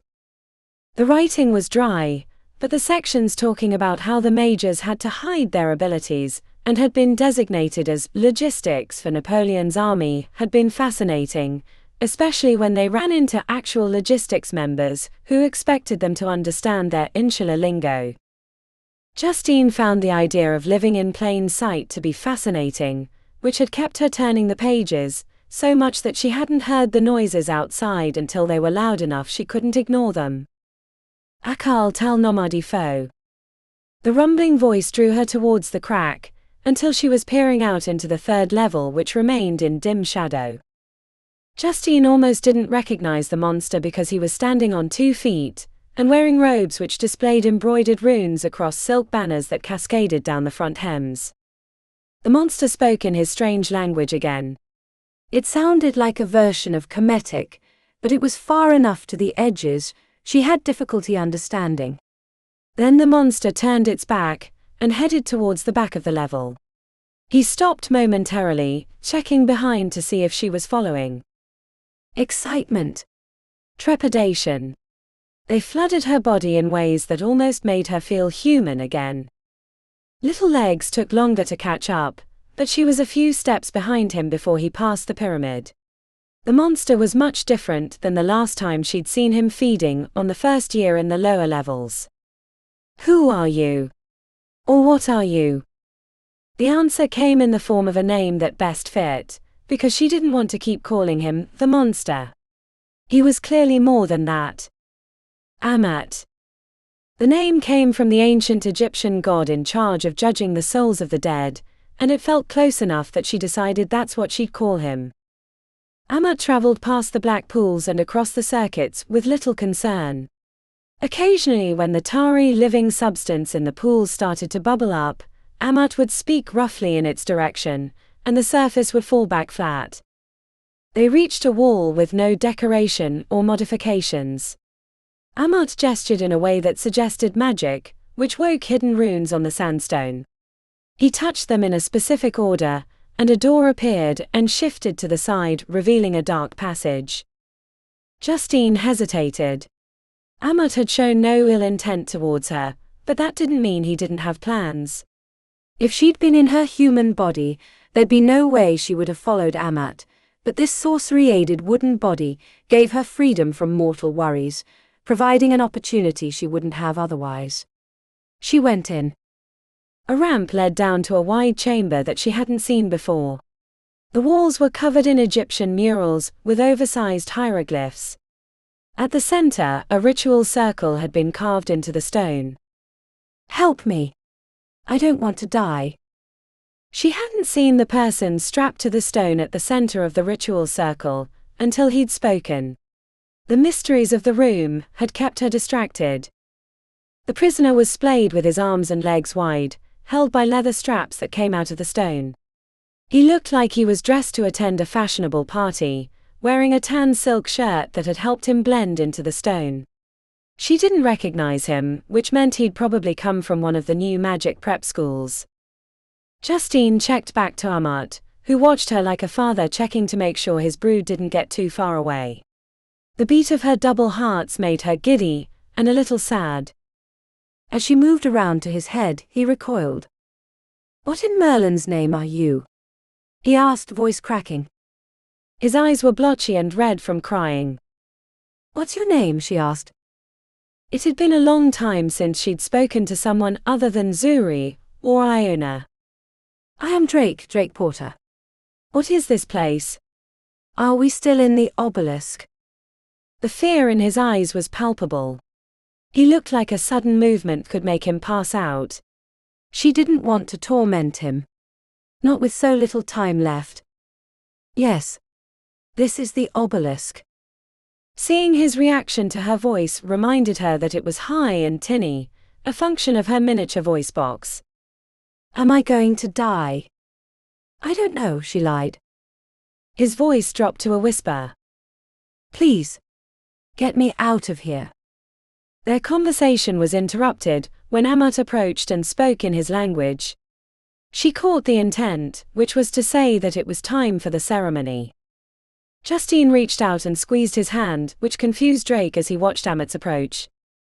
She left Drake's side, taking position 90 degrees from Amat's location at his feet. Amat began speaking again, the melodic flow of the ritual coaxing warm light from the runes around the outside of the circle. She sensed the power right away. This was not the parlor tricks of battle spells like making sparks with two rocks but not understanding why. Amat had complete command of his power, the words shaping and distorting the magic flowing from his limbs. When he'd been a four-legged beast, snapping off limbs and devouring his unfortunate victims, Amat had been frightening in the way monsters in the dark consumed the childish mind. But as a two-legged humanoid displaying a mastery of ritual magic, Justine found herself breathless with excitement. Transfixed by the rough words coming from his long, jagged snout, Justine watched as the ritual came to fruition. When the runes glowed brightest and Drake squirmed in the center like a pig on a spit, Amat slapped his hands together, creating a thunderclap. Amat turned to her, producing a ritual blade that had been hidden in his robes. The moment he offered it, she knew why she'd been invited. Justine didn't know what would happen if she refused the deed. Would he snap her wooden body in two, or let her leave the chamber without consequence? Trapped by the indecision, she didn't immediately move to take the blade. Amat gestured with his clawed hand towards the blade and then towards the exit. A choice. Her choice. The desire to grip the blade and plunge it into Drake's heart made her feel lightheaded. She glanced around the room. The ritual. The runes. This was real power. Not the awkward spells that her classmates deigned to cast. Amat shook the blade and spoke in his language. His toothy grin was filled with promise. Justine sensed that if she went through with the ritual, the direction of her life would veer from the bargain she'd made with her teammates to one with possibilities untold. What happens if I do this? She asked. Amat tapped on his chest twice. Then he made a fist and lifted it into the air, opening it at the apex. The exact meaning of his gestures was hard to fathom, but she understood the suggestion of improvement and being lifted up. Amat offered a bargain. Kill the first year in exchange for unknown power. But if she went through with it, what would that mean for her? The part of her that she liked to think of as Ludmilla would do it in an instant. But Justine? She was still weak from her flesh life. Too scared to do what was necessary, like when she'd refused to kill Lemon and was kicked out of her group. Why was this any different? But she was less Justine and more Ludmilla these days. Living away from the other students had let her find her true self. But this wasn't just about who she was. It was a question of power and allies. The fact that her current fate was tied to Zuri and Iona wasn't lost on her. If they failed at the second-year games or stumbled during any of the following years, she would be trapped in the Obelisk without help. Existing outside coterie without help would be dangerous. She was too small and physically weak to be able to protect herself cleanly. While she knew magic and could perform it adequately, she knew she was outmatched against most competent mages, who would probably see her as a thing to be destroyed. Amat repeated the chest-tapping rising fist gesture, then shook the blade. She checked to the center of the circle. Drake was unconscious. The ritual had knocked him out. She wasn't sure she could do it otherwise. Justine took the ritual dagger. She approached the unconscious first year. When she checked back to Amat, the monster gestured for her to continue. Justine closed her eyes as she gathered the blade between her two wooden hands. She raised it high overhead, checking back once more to see Amat grinning his wide grin. She hesitated, knowing there was no turning back once she did the deed. Drake's brown eyes flashed open, full of fear. Justine slammed the blade into his chest. Chapter 32. Zuri had never been interested in the lives of the city's gangs, until the Siren Sisters had gotten a hold of her. Before that, the gangs were like rats in the alleyways, an unfortunate fact of the city, but one she didn't stoop to understand. She had a month to deal with the gangs before the curse kicked in, which gave her time to study. She needed to know what she was walking into, and how she might bend them to her will. There were two main groups of gangs. The ones that lived in the Undercity, and those that operated on the streets of Invictus. The Undercity gang was called the Alliance, and had become a monstrosity of size and influence. A number of gangs, or clans as they liked to call themselves, as if that would change the nature of what they did, had been consolidated under one banner, and were led by a mysterious matri figure that she'd heard had legitimate business contacts in the city. But thankfully, the Alliance wasn't her concern. Zuri was relieved to learn that it was a smaller gang called the Dark Nine that made its home in the Second Ward, where it had moved from a primarily drug-based income to weaseling into the entertainment business amongst a few other ventures. They'd moved from sponsoring a few minor bands to grabbing the biggest up-and-coming group on the market with the Dirge, turning the Dark Nine legitimate in the eyes of the world.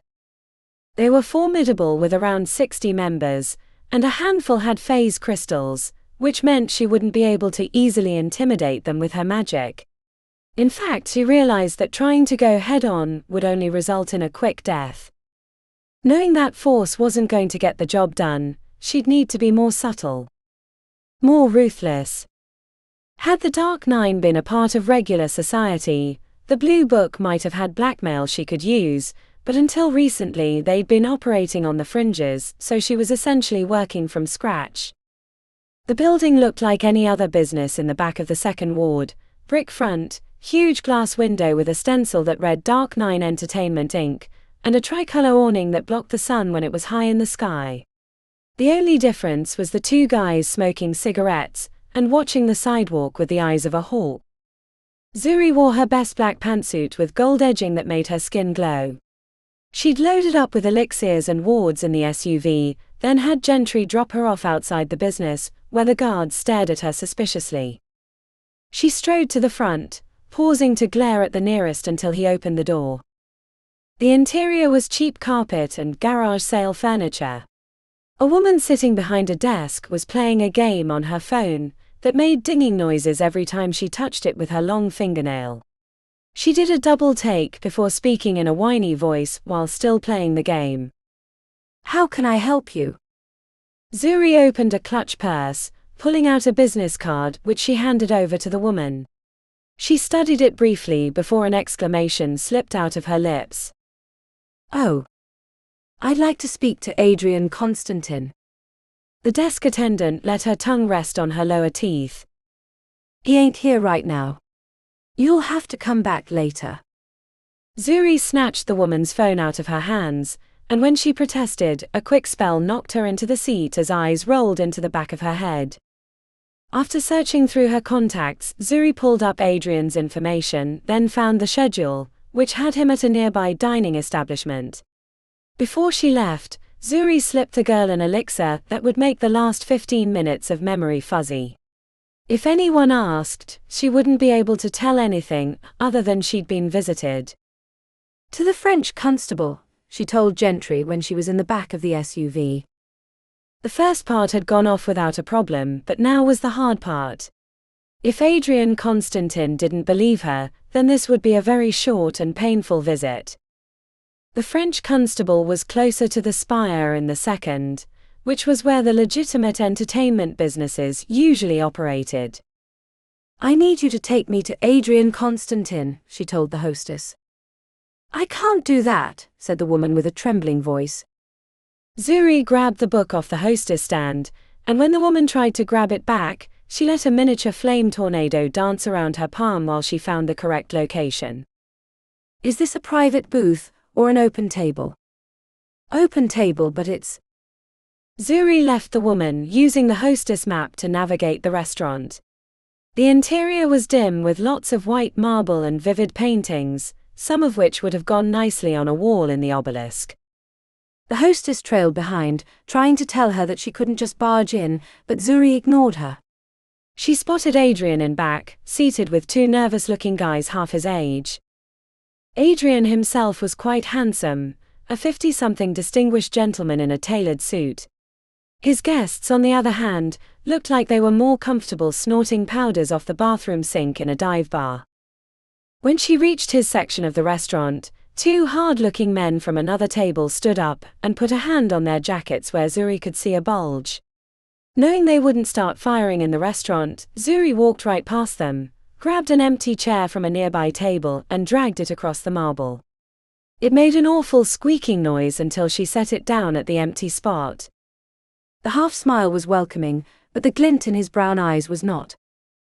"Who the fuck are you?" "I'm sorry, Mr. Constantin. She barged right past me," said the hostess. Zuri maintained eye contact as she slid her business card across the tablecloth. He stopped it with one finger and read it without lifting the paper. The anger softened as he turned his head towards his two guests. "Nathan." "Lionel." "It seems I have some business I need to attend to, but we'll continue our conversation later. You're going to be big stars." The two guys looked relieved as they followed the hostess out of the main area. "I was wondering when your boss might send someone along." "I would have preferred to know you were coming, Miss Santos." "And I prefer to live a long life," said Zuri. He clucked his tongue. "You look rather young for your line of business." Not only is speculating about a woman's age rude, but in this age of sorcery it's unwise too. He nodded. What does the Alliance want? We're interested in getting into the entertainment business. Adrian tried to hide his distaste, but his jowls pulsed in silent anger. While he was the head of a small criminal gang, he was in some ways like any other business that had a larger competitor planning to move into their realm. Adrian had clearly been expecting this, which made her job even easier. She hoped. I'm not interested. But the Alliance is. You would be well compensated, of course, and the option for further cooperation would be opened. My boss likes to keep things civil when possible. I've heard that, said Adrian. He runs quite the operation in the Undercity. But isn't that a lot to handle? Maybe it'd be best if we kept our two worlds apart. There's been a lot of talk up here. Talk is good. We like talk. We had a lot of great conversations with the Black Crows a few years ago. I thought that was the RZR. Zuri smiled. There were too many gangs and alliances for her to really know what was going on. Better to stay vague. It's all the same now, isn't it? Adrian stared back with the menace of a silverback gorilla. I suppose it is. He took a drink from his whiskey. I'm listening. Zuri reached into her jacket, which caused a little ruckus from his guards until he waved them off. She pulled out a small ring case and slid it across the table. What is this? He asked with his fingers on the velvet case. A gift. His eyebrows arched when he peeked inside. Acquiring the phase crystal had cost her most of her current funds, and the trust that supplied her regular allowance wouldn't refill it until the end of the school year. She didn't really know what the phase crystal did, but that didn't matter as long as Adrian understood. It's not a gift. That's true. What do you want? A dirge. It was as if a gunshot had gone off. He pounded his fist on the table, rattling glasses and drawing attention to their conversation. I expected a polite request, something small and almost acceptable. Boil the frog kind of request, but this, he said in a hushed but angry tone, this is outright theft. No stupid jewel, not even this, he put his hand over the velvet case, can make up for what you're asking. I've already had to deal with greedy outsiders once. That's the thing, Adrian. This isn't just about the Alliance, or my boss. You see, he has certain designs on the city, which require making deals with the assholes who run things. Realization smoothed his brow as he leaned back, the fury in his chest contained for the moment, but she could see how easily he might blow. You're not doing this for you, you're doing this for those damn freaks. The Thalassa family is well respected in many circles. Including places like this. Zuri gestured around. I wouldn't say that too loud, unless you're prepared to back up your words. Need I remind you that they're powerful sirens as well as coterie mages, with connections that include the Dreadmarshes? Adrian's nostrils flared as he considered her words. He took a long draw from his whiskey, slamming the glass onto the table and staring into the distance. They weren't connected to the Dreadmarshes, but she assumed he wouldn't know the inner workings of the elite, just as she didn't understand the criminal underworld. Adrian. I know this is hard, but think of what you're gaining. You think like my boss. The other stuff we do. It's effective, but it comes with risks. But these families like the Thalasses and the Dreadmarshes, they get to pillage this world not as criminals, but people to be celebrated. They're honored at charity balls or in the newspapers and magazines, with big puff pieces talking about their cars and houses.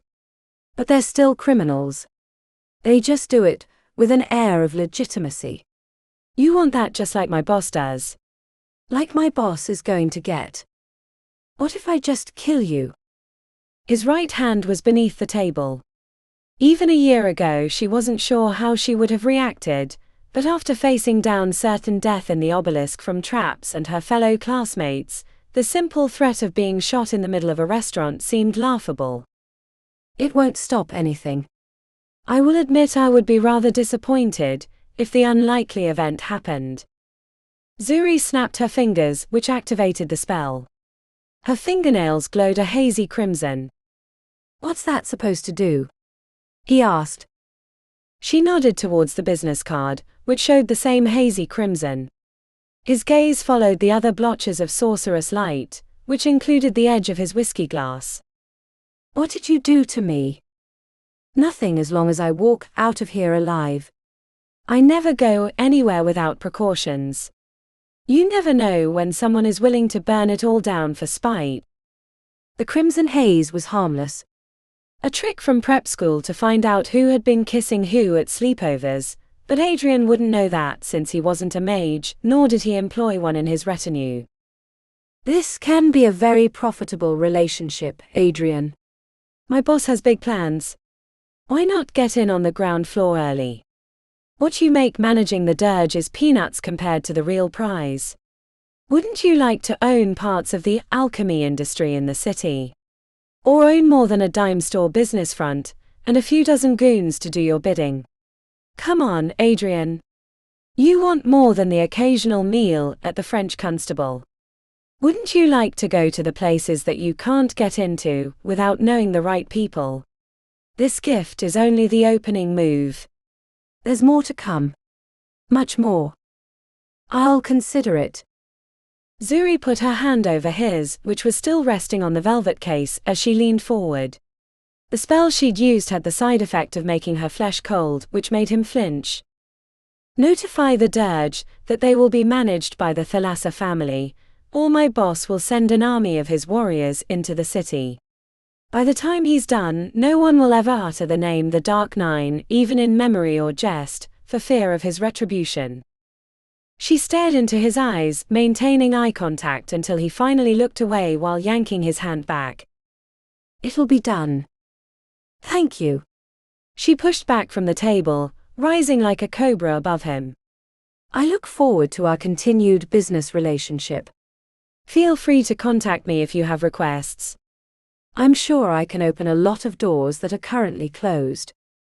Zuri strode out of the restaurant, high on adrenaline and hubris.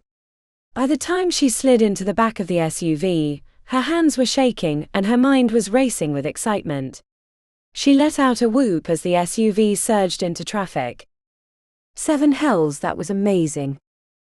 Her pucker had been at DEFCON 9 going in, but now that it was over, and she'd pulled it off, she felt like the day she knew she was going to be a mage. Zuri had always focused on scholarship and wit, thinking that those would carry her through the years at Coterie. She'd thought that those that relied on blackmail and other coarse tactics had to, because they didn't have the skills to do what she did.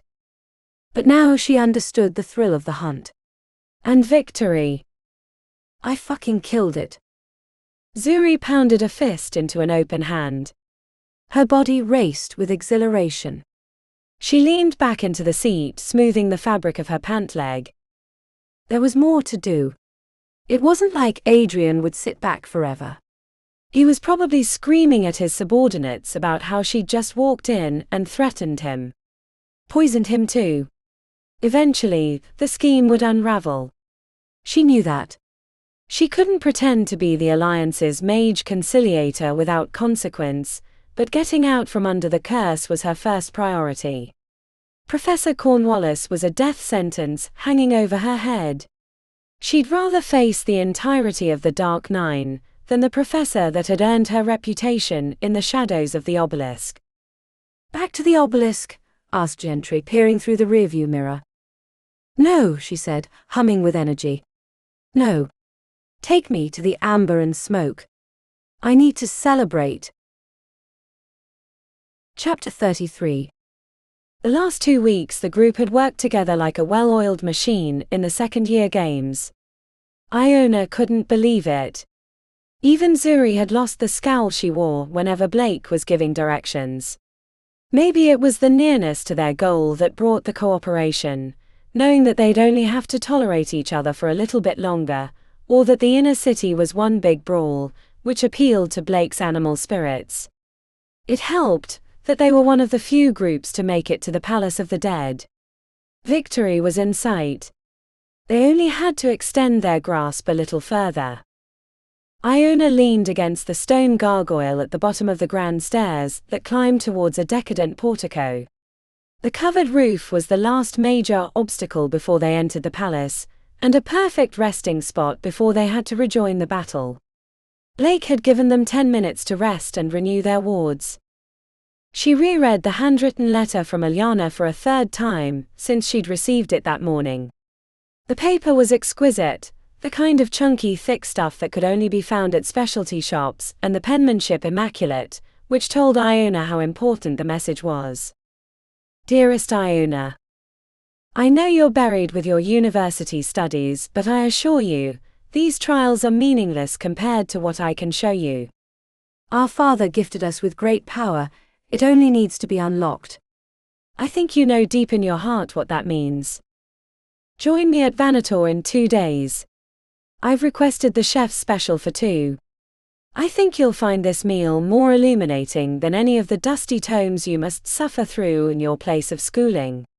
If you join me, I'll tell you everything you want to know about our family and our heritage. Don't disappoint me. Your loving sister, Iona Storm. Iona tucked the paper into an inner pocket and stared back at the city they'd already traversed. Must be important to read it that many times. To her surprise, Orion was sitting on the steps, hands clasped in front. He matched the size and the stony gaze of the gargoyles. It's from my sister. Half-sister, she added, rolling her eyes. Family can be confusing.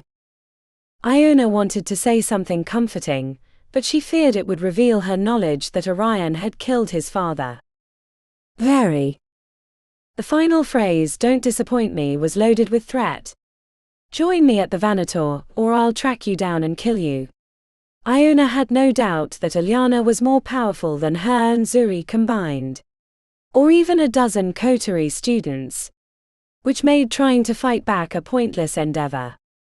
A death sentence for everyone involved. You look like you're weighing a decision, said Orion. Iona let a smile ghost her lips before faltering to emptiness. I don't even know if it's a decision. They feel like that, don't they? Orion rose from the stairs. He was a giant of a man, but he moved like velvet across silk. Hey, Orion. He paused, checking over his shoulder. Are we friends? I want to believe we're friends, but I don't know. She watched him return to the others, pondering the meaning of both his final statement and his lack of response to her question. If anyone would understand powerful but flawed and dangerous family, it would be Orion Dreadmarsh. Had he guessed her dilemma? Or was his comment about himself? You okay? Asked Zuri upon approach. I should ask you that.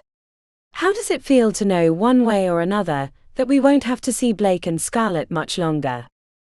I'll feel better once I know that the elixir can provide the answer to our portal problem. Until then, everything's in limbo. At least you don't have a siren sister problem anymore, said Iona. Zuri grinned wide, the light in her eyes shining like a beacon. It was like solving a puzzle without touching any of the pieces. It was thrilling. I don't know why I've never done that before. Careful. It almost looks like you're enjoying the game. Only for as long as necessary. I'm still boring old Zuri Musa.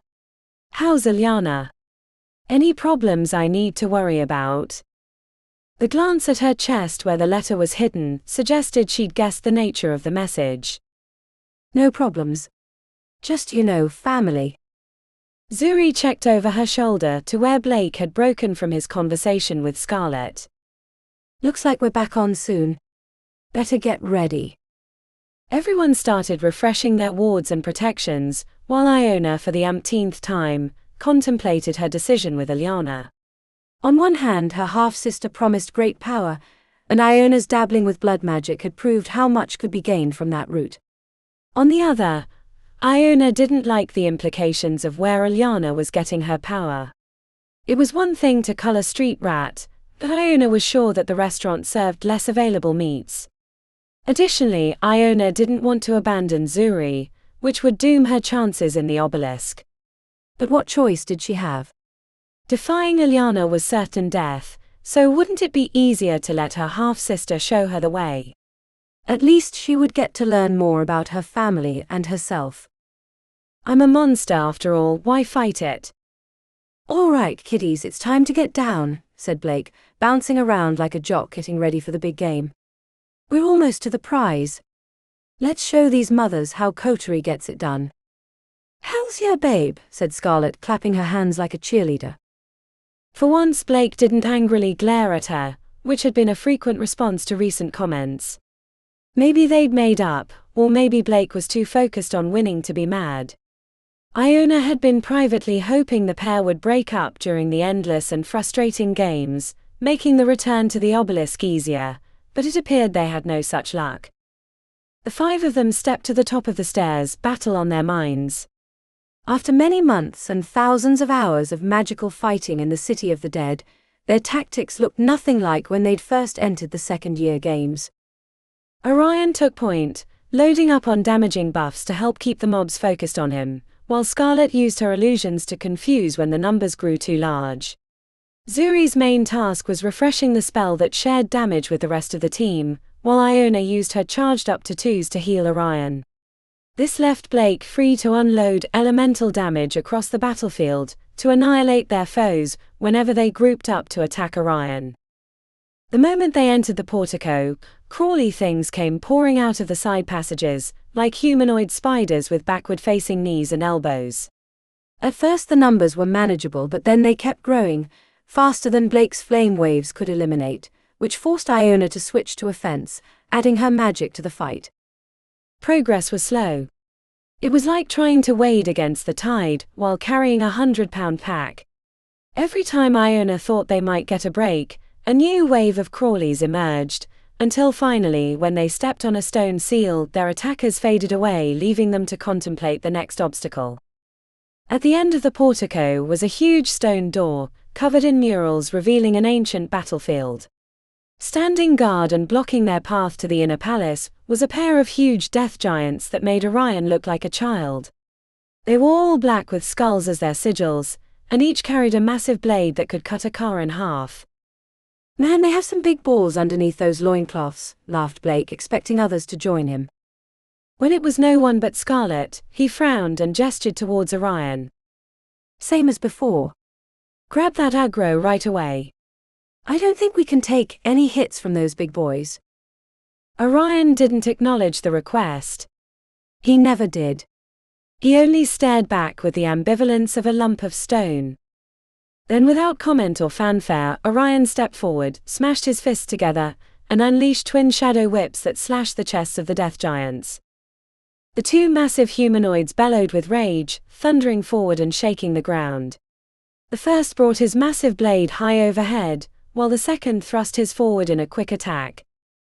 Iona saw that Orion had adjusted to the first, but the second attack was going to reach him earlier, so she let her bolstering ward drop and blasted the blade with a force bolt. The dislocating energy bounced off the heavy weapon, barely deflecting it from its trajectory. At the last second, Orion managed to get his shield into place, but the majority of the momentum crashed into his chest, throwing him into the group.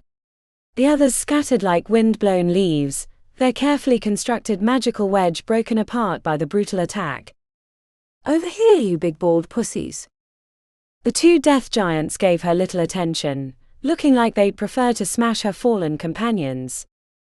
Knowing that her force bolts wouldn't be strong enough, Iona funneled phase from her tattoos into the blast, hitting the first giant hard enough across the jaw to snap his head back.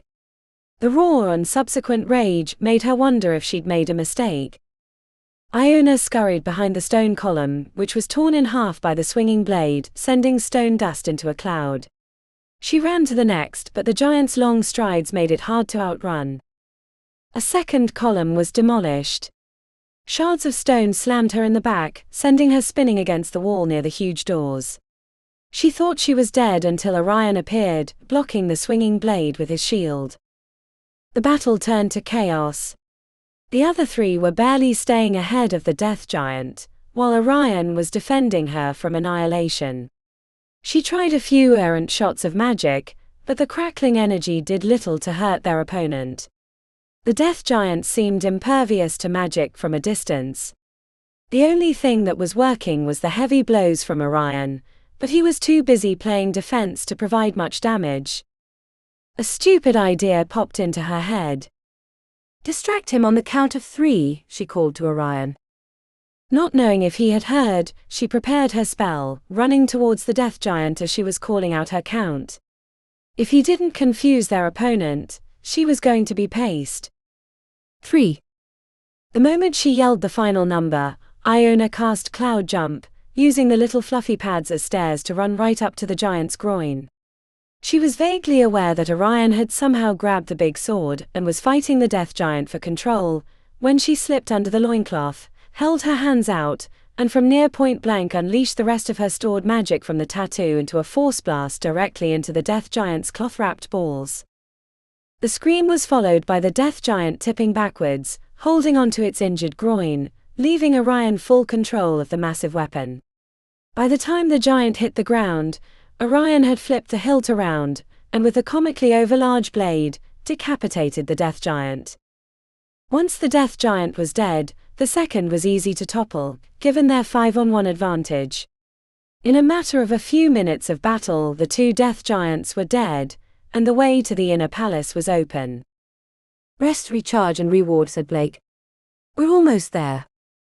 Iona caught up with Orion, who was breathing heavily for once. Thanks for the assist. It's kind of fun working with you like that, she said, offering a coy smile. With a flat stare he responded, it's a ball. The joke, and gods above and below she hoped it was a joke, made her snort with laughter. The corner of his wide mouth curled up momentarily before his eyes shifted towards Blake, and his chin fell. I'm ready to be done with this too, buddy, she said, hoping the familial term wasn't overstepping her bounds. Orion bobbed his head with a weak smile as he continued refreshing his wards. Blake stood before the twin stone doors, rubbing his hands and grinning with glee. No one else is this far. We're going to finish this damn thing, and then I don't have to see you people like this ever again. Iona almost got the impression he was talking to himself. Or maybe he just didn't care. When Blake pushed the enormous doors wide, Iona had a sense of impending doom. The challenges of the game had gotten successively harder, and now that they were at the Palace of the Dead, they should expect brutally difficult obstacles. The interior was much like the outside. Lots of plain stone, sometimes shaded with corrosion, high arching ceilings and grey marble floors. That can't be, muttered Zuri. Across from the 5 of them, standing in a line at the same intervals, stood familiar figures. If the towering figure of Orion wasn't clear enough, Iona gasped when she saw the pale, white-haired version of herself standing with the other shadows. I guess if anyone's capable of beating me, it would be me, said Blake, shooting them a cocky grin. Iona wasn't so sure of herself. She didn't like the idea of fighting a mirror Iona. I don't want to kill myself, said Scarlet grimly. Blake snorted. Don't worry, babe. I'll happily kill you. Just don't let me die. The comment made Scarlet's head snap up. Normally she would smile back at Blake as if it were an inside joke, but she stared longer than normal. What's the plan? asked Zuri. Don't die, you asshole, said Blake. The 5 mirror versions of themselves watched passively as they approached. Iona was contemplating what kind of tactics might work, when their 5 opposites broke into a sprint as if a silent gun had fired. Iona waited until the last moment to blast Mirror Iona with a force bolt, but her other half leapt over the streaking magic. She caught a fist across the jaw, followed by the rake of fingernails, leaving blood trails on her face. In a matter of seconds, Iona was fighting for her life. The Mirror Iona was stronger, faster, and more determined.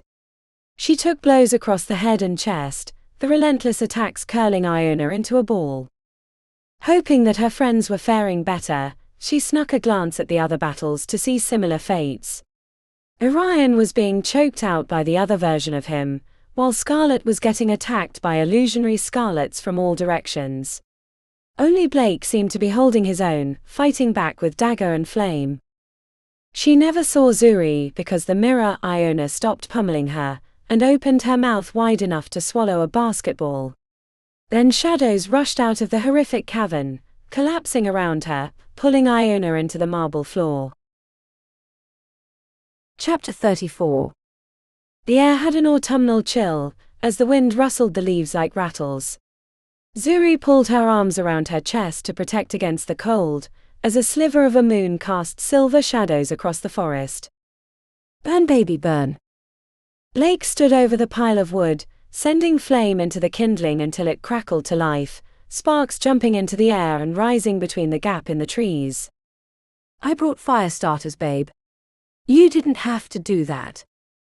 He looked over his shoulder, grinning with delight. I didn't have to, but I wanted to. We only have a few more years until we can get into the halls. Don't go mad before we get there, said Zuri as she rubbed her hands together. You should be thanking me, not giving me a lecture. Sorry, babe. You're right. Thank you for the warm fire. I love the warmth of its heat and my phase-mad boyfriend, she said, rolling her eyes.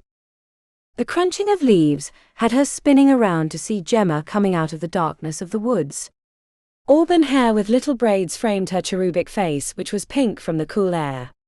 She wore a cut-off Garbage King's t-shirt that showed off the sleeve of tattoos on her left arm. Oh Merlin, I feel better.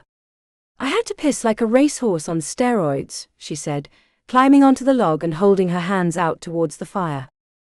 Zuri hadn't really questioned where she was until her dead friend had come walking out of the woods.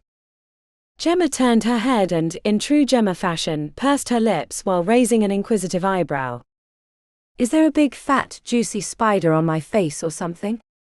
Let me know where, because it sounds like a tasty snack. Zuri swallowed as she tried to find the words. I miss you. Gemma leaned away. I wasn't gone that long. It was a massive piss, but nothing record-breaking. If it had been a dump, I would understand. I could have named it Blake. Fuck off, Gemma. He smiled, but it didn't extend to the eyes. She wasn't sure why she hadn't seen it before. Blake hated Gemma. Then she realized what day it was, and panic set in. Hey, you two. I'm not feeling good. Can we go home? No way, you big pussy, said Gemma, laughing as she punched her in the arm. I have a bet to win. The bet? An invisible guillotine, hanging over her friend's head. My guts are churning. Can't we do this another time? Asked Zuri, holding her midsection. No way, said Blake. Miss Big Mouth isn't getting out of our bet that easily. Just as soon as she's ready. I brought everything she needs. Memories that she'd pushed away for years came flooding back. Zuri couldn't breathe. She wanted out of this vision. No, really. I need to go. Right now. She got up to leave, but neither Blake nor Gemma made a move to follow. So she grabbed Gemma's arm, but she yanked it away. What's your problem? I swear. You get weirder every year, said Gemma. Which frankly is a good thing. If you don't pull that stick out of your ass soon, it's going to turn to mulch. She's just fine as she is, Gemma. Stop fucking with her head, said Blake as he angrily poked the fire. Come on, you two. Please. Can we leave? I don't want to do this. Not tonight. Not ever. What? You afraid someone's going to die or something tonight? Asked Blake, dead-eyed. There it was. She saw right through him. I need to go. Come on, Gemma. Let's get out of here. And lose the bet. No way. I'm sick of hearing Blake's bullshit. I'm going to summon that imp, and prove to him once and for all that he's a blowhard and I'm the queen of all things. Your basic bad bitch. So let's go. I left the summoning stuff in the pavilion. A blink and she was standing in the pavilion with her arms clutched to her chest, while Gemma was carefully laying out the salt in a perfect circle. Blake sat on the picnic bench, watching like a vulture waiting for a rabbit to die. No. We're not doing this. Please. What's your problem? Asked Blake. I don't care what you have to say. If she does this, she dies. You messed with the salt or something. It didn't get the reaction she expected. Blake smiled sweetly and patted the spot next to him. You're paranoid, babe. Why don't you sit by me? I'll keep you warm. Or better yet, we can sneak back to the fire while she finishes up. We'll knock a quick one out, and then we can watch the festivities. I'm gonna do this, said Gemma over her shoulder. In a panic, Zuri ran forward and kicked the salt circle. The white powder exploded across the concrete floor, then reversed course and returned to the line. No. Zuri did it again. And again. And again. Each time the salt reformed. You've gone mad as my uncle, said Blake. Babe. Sit down. Now. Before you hurt yourself or Gemma. Don't you want her to succeed? Zuri didn't remember moving, but then she was sitting next to Blake while he had his arm around her shoulders. She tried to get up, but her feet were anchored to the spot. No. Help, she whispered. The ritual began despite Zuri's best attempts to stop it. She watched as Gemma performed the ritual movements perfectly, the Old English words sounding sinister in the cool autumn air. Zuri tried to rise from her spot, but her legs felt like lead and her arms wouldn't move, as if she'd fallen asleep on them. No, please. As the ritual drew to completion, the wind picked up, whirling around the pavilion but touching nothing inside. For a few seconds, tiny frogs rained down on the tin roof and into the wet leaves. Zuri couldn't breathe. She remembered this moment, as if it had been etched into her skin. Gemma would complete the ritual with a triumphant raising of her arms, ushering the slimy, squelching creature into the circle. And then, the small demon splashed onto the concrete covered in bloody goop. It looked like a terrier with a humanoid face and long claws. Zuri was frozen as the demon sniffed at the circle and, finding it lacking, burst through it, leaping onto Gemma's chest.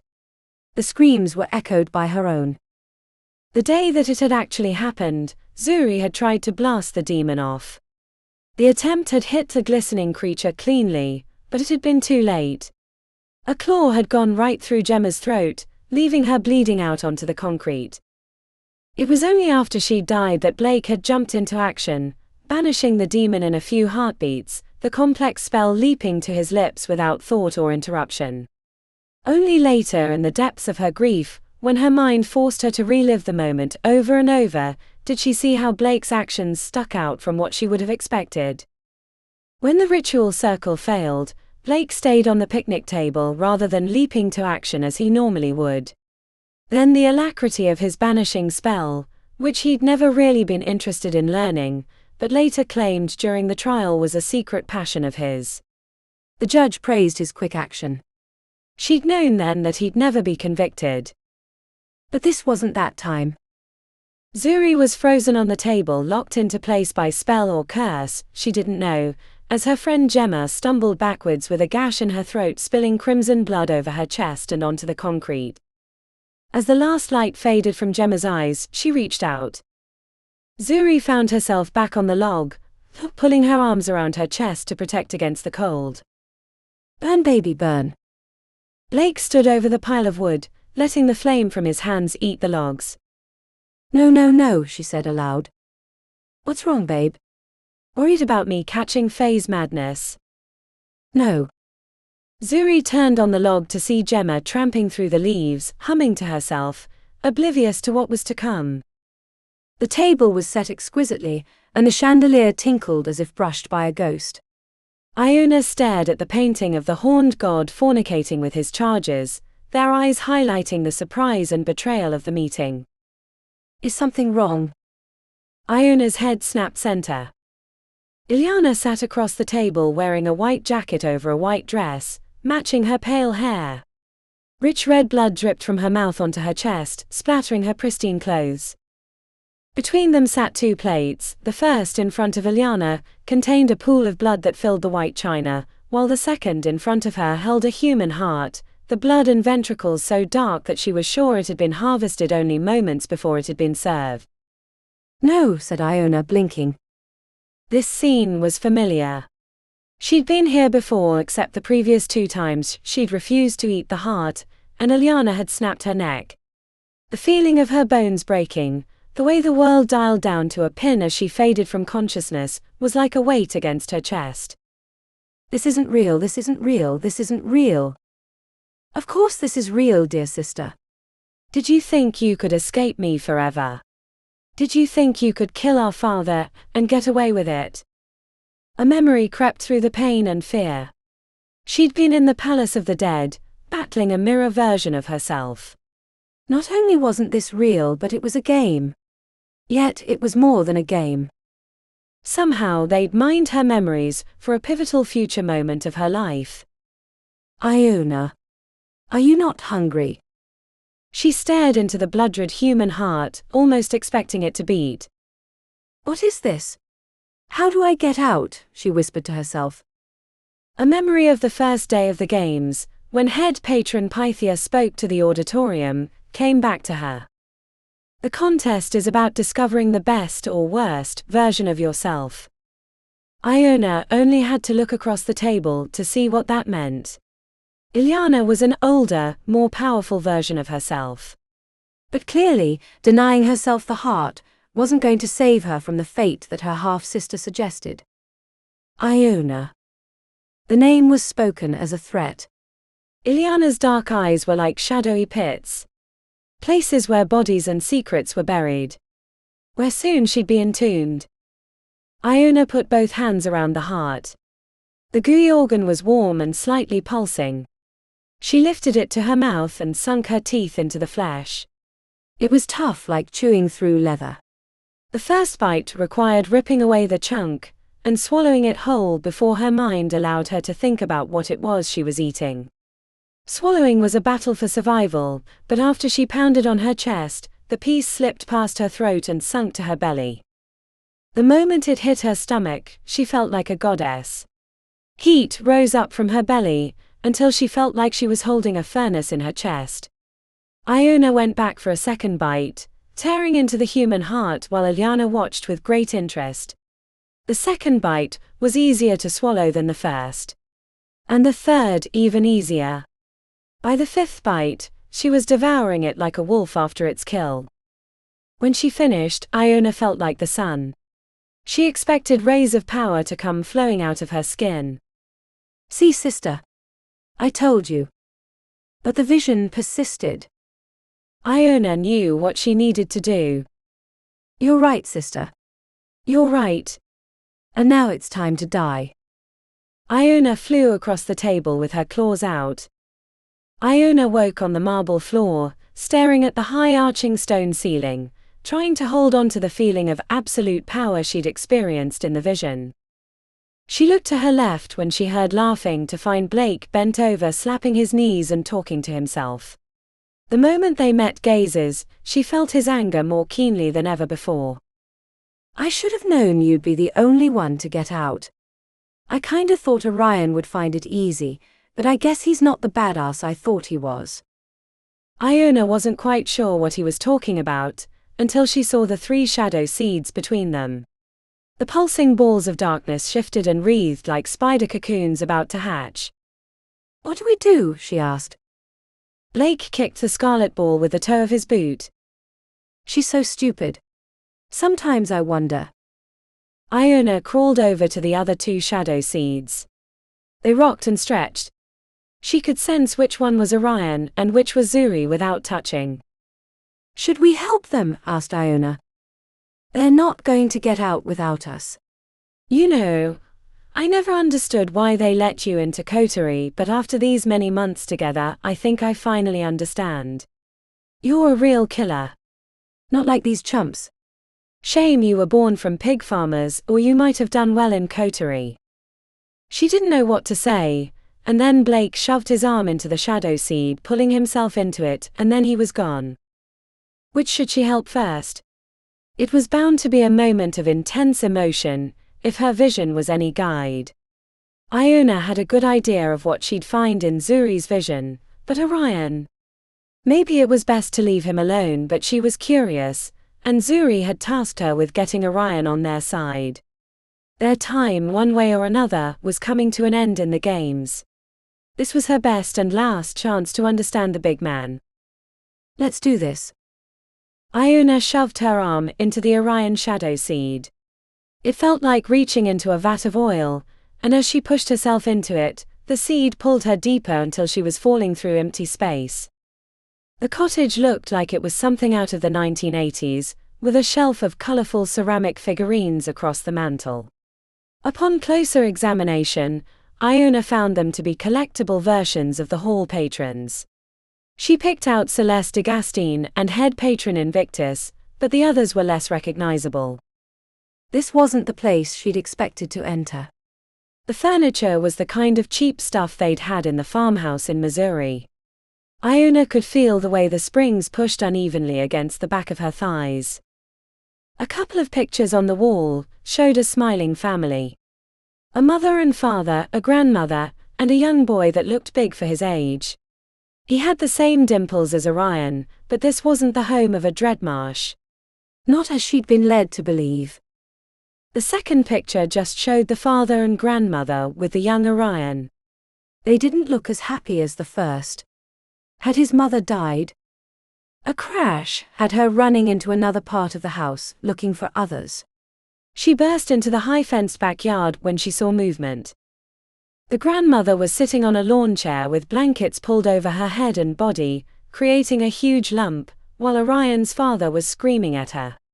He was yelling something about being cursed, but she couldn't pay attention because she'd met gazes with Orion, the Orion from her time, with dread as his expression. You shouldn't be here. I didn't know. I came to help. Orion scowled at his father. You can't help. You don't know that. Blake and I got out of our memories. When I didn't see you. Please go. I don't want you to see me here. Iona tried to offer a reassuring smile, but it fell flat. This isn't anything I haven't seen before. I grew up in a place like this. I won't tell anyone. They don't deserve to know. Not that, said Orion, glancing at his father.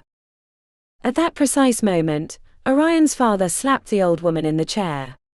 The weight of blankets cushioned the worst of the blow, but it was still surprising. You cursed us. You cursed your daughter and my son. I never should have married you fucking demon-loving Dreadmarshes. I should kill the lot of you, put you out of your misery like a mangy dog, he screamed, spittle flying from his lips. Iona. Go. Please. What is it you need to do here? But she knew the answer. She'd seen it in the veil vision. I can't. I can't do it again. Let me do it for you. His mouth wrinkled in pain. While he shook his head, the words never formed on his lips. As Orion's father lifted his arm to hit the grandmother again, Iona blasted him with a force bolt, then she was on him in an instant with her hands around his throat. He tried to fight back, but he wasn't strong enough. Unlike his son, he had no infernal heritage and no supernatural strength, and she had regained the power from her previous vision when she'd eaten the heart. A hand tried limply to pull her back. Orion was standing behind, watching her choke his father like one of the rabbits she'd caught in a snare. I don't want you to do this. Orion. We have to. This is part of the game. If you can't get out, you'll be stuck here and we'll lose. I'm sorry. The act of choking this man she didn't know to death was harder than the fight with Iona, but it was also strangely easier than she wanted it to be. Orion intervened no longer, and a minute later, after his father's eyes went blank, they found themselves back in the Palace of the Dead. Orion was seated nearby, head between his knees, sobbing quietly, while Iona felt like the worst person in the world. Chapter 35. Burn, baby, burn. Blake cackled over the fire, coaxing it to rise like the gates of hell. A hell she was trapped in. Zuri numbly watched Gemma stumble out of the forest and exchange seemingly innocent banter before they appeared in the pavilion where she would fail her summoning and bleed out on the concrete with a gash through her throat. She wasn't sure how many times she'd experienced the vision.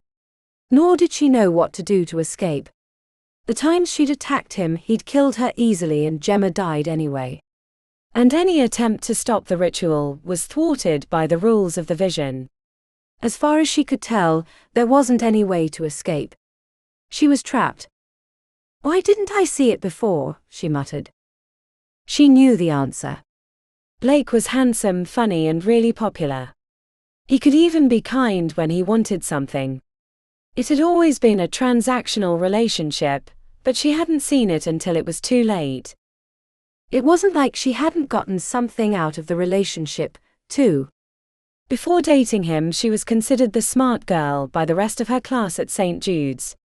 On the surface, it was a label that hadn't bothered her, but she always felt excluded from the big events, which usually came with excuses about how they thought she was at an arcane bowl or some other magical quiz event.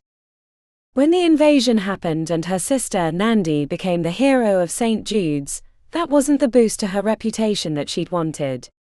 Her classmates made fun of her sister for working with the Silverthorne sisters, and when Pythia was named head patron, instead of one of the original patrons like Malden, they thought it was a betrayal. Dating Blake had quenched those lines of attack. She went from the goody-goody girl to the queen of popularity. It had been a stark turnaround from never getting an invite to have too many to choose from. An embarrassment of riches. Burn, baby, burn. Zuri stared at Blake, trying to remember how she'd convinced herself to date him. Like everything else she'd done up until that point, it was a calculation to improve her standing at St. Jude's and ultimately coterie of mages. Part of her wanted to blame her parents. After all, they pushed her to be the best at everything. It wasn't enough that she was tops in scholarship and magical aptitude, they expected popularity and status too. It hadn't helped that in the middle of her formative years, when she was only 13, her older sister became the darling of the elite world. They might as well have put a noose around her neck. "No," Zuri spat out, catching questioning glances from Blake and Gemma. After so many rounds of ignoring them, the vision versions of her former boyfriend and best friend had stopped trying to interact with her. "I put the noose around my own neck." Gemma laughed. "Is this a choking fetish?" She's a loony. Not sure why I ever dated her. The comment surprised Zuri, because it broke from the pattern of the vision. "Why did you date me?" "For the same reasons you dated me. It was a bargain. You helped me with my reputation and I helped you with yours. There was only a small price to pay." They both looked to Gemma, who stared back incredulously. "What?" "I'm sorry, Gemma," she said. "Why?" "Because shortly you're going to summon an infernal imp for a bet, and because Blake messed with the salt, the wards will fail and you'll die with a gash in your neck." "Oh, that's so Blade. Are we doing a Halloween thing early?" "I knew he wasn't good for me." "Or you. He tried to sleep with you and you told me, but I refused to listen, saying that he couldn't possibly have done that. You were kinda a bitch about it." "I was," said Zuri. "I'm sorry." "What about me?" asked Blake aggressively. "Aren't you going to apologize for trying to ruin my life?" She stared back into his brown eyes so full of hate and himself. "I'm sorry, Blake. I'm sorry that I dragged you through that trial. About time. But not because you're not guilty. You killed Gemma. You deserve your punishment. But I'm sorry that I foolishly indulged my sense of personal morality, thinking that I would be made the hero for taking you down. I was a child then. A child who thought that right and wrong mattered, and that if I spoke up that you would be rightly punished. But I should have known better." "I do know better. That's not how the world works." "Sure, there's a shine of goodness slopped over the ugliness beneath, but it's thin. And the rot is deep." Gemma stared back, as if she was finally realizing how she'd been betrayed. "And you, Gemma?" "My best friend. Not only did I not listen to you when you warned me he was bad, but instead of getting my revenge quietly and cleanly, I dragged it in front of the world to see. I was so very honest, but so very stupid. I expected justice to be fair, and for those that deserved it, they would get their comeuppance, but I was blind. You always told me how rotten our system was, and I thought it was a posture, a personality that you were trying on to be discarded later when you grew up. And maybe you would have. But you were right at the time. An ache in her stomach made her clutch her chest. Bile rose into her throat at the thought of how completely wrong she'd been about everything. I should have killed you, Blake Lockwood. When I found you after we killed Fenris, I should have ended you then. Maybe we wouldn't be in this mess, I don't know, but that's not what matters. I should have killed you so you didn't hurt anyone else. I tried to be fair, but all I did was embolden you to do more damage. When you came out of the trial clean as a whistle, it told everyone around us that you were untouchable. That you were special. You'd been unsufferable before, but after that not guilty verdict, you became a god. His smile could have cut glass. I thought killing Gemma was the best thing that ever happened to me. Until your stupid trial. After that, not only did everyone know that I did it, but they knew I got away with it too. Zuri rose from the log and put her hands on Gemma's shoulders. She stared back with the eyes of a lost puppy. I'm sorry, Gemma. I failed you. I failed me too. And the rest of St. Jude's and coterie. I created a monster when I should have put a silver bullet in his head. I won't make that mistake again. She wanted to hug Gemma tight to her chest, but a mist rose up from the wet leaves, swirling around them until Zuri could only see Gemma, and then she faded away, and Zuri returned to the Palace of the Dead. Chapter 36. A heaviness hung in the air after the battle with the shadow seeds. Iona wondered if each one of them was still contemplating the vision, or if something had changed within the dynamic of the group. As they explored deeper into the Palace of the Dead, she saw Zuri covertly glancing in Blake's direction. Questions about her vision had remained unanswered, but Iona had a pretty good idea of what had happened. Blake did too, which made their forward progress fraught with peril. The sooner they completed the second-year games, the sooner they could all go back to being mortal enemies. Where are the crawly things? Asked Scarlet, glancing into the rafters. It's weirding me out that we're not fighting right now. I think we're done with the easy fights, said Zuri. Iona moved closer to Orion to ask him how he was doing, but he shifted away. Great, I've killed both my father and his. Iona wondered if he'd ever be able to look her in the eye. Not only had she not bonded with him over the vision, she'd made it worse. If things came to a head, and it was certain they would once the contest was over and they were back in coterie, Orion wouldn't be on their side. Her only solace was it was doubtful that he'd side with Blake either, but that wouldn't mean much in the darkness of the obelisk. Now that's a fucking door. At the end of the grand hallway stood double doors made of onyx and gold. They opened wide upon approach, revealing a dais with a grand throne made of smaller objects. A girl sat on the throne wearing jeans and a cut-off black t-shirt, which made Zuri hiss with surprise. What? Never mind. The girl had silky black hair, and held a scepter on her crossed legs as she watched their approach. She looked like a punk rock girl who'd wandered in from a nearby concert looking for drugs. The throne was made of junk from their visions, bundles of wood, collector figurines, bloody china and other things. Have you no respect for your queen? Asked the girl in a mix of haughty arrogance and playful ribbing. Iona genuflected with the rest of her group, minus Blake who stayed standing. You're not what I expected, said Blake with his arms crossed. I change with the times. You should try it. Then you might not be such an insufferable ass. Zuri burst out laughing, which only made Blake's cheeks turn crimson. You're the Queen of the Vale? Asked Orion sternly as if he was insulted by her appearance. The one and only. Did we win? Asked Blake, checking around them. Not quite. She held out her forefinger and thumb with a small gap between. Just one more tiny task left. Let's get this over with. I'm tired of being here, said Blake. As you wish, said the Queen, amusement perched on her lips. Your last task is a simple question. A trifle, really. Only one of you need answer it for the group to pass, and for you to claim victory in the second-year games. However, if you get it wrong, you have to fight through all of that to try again.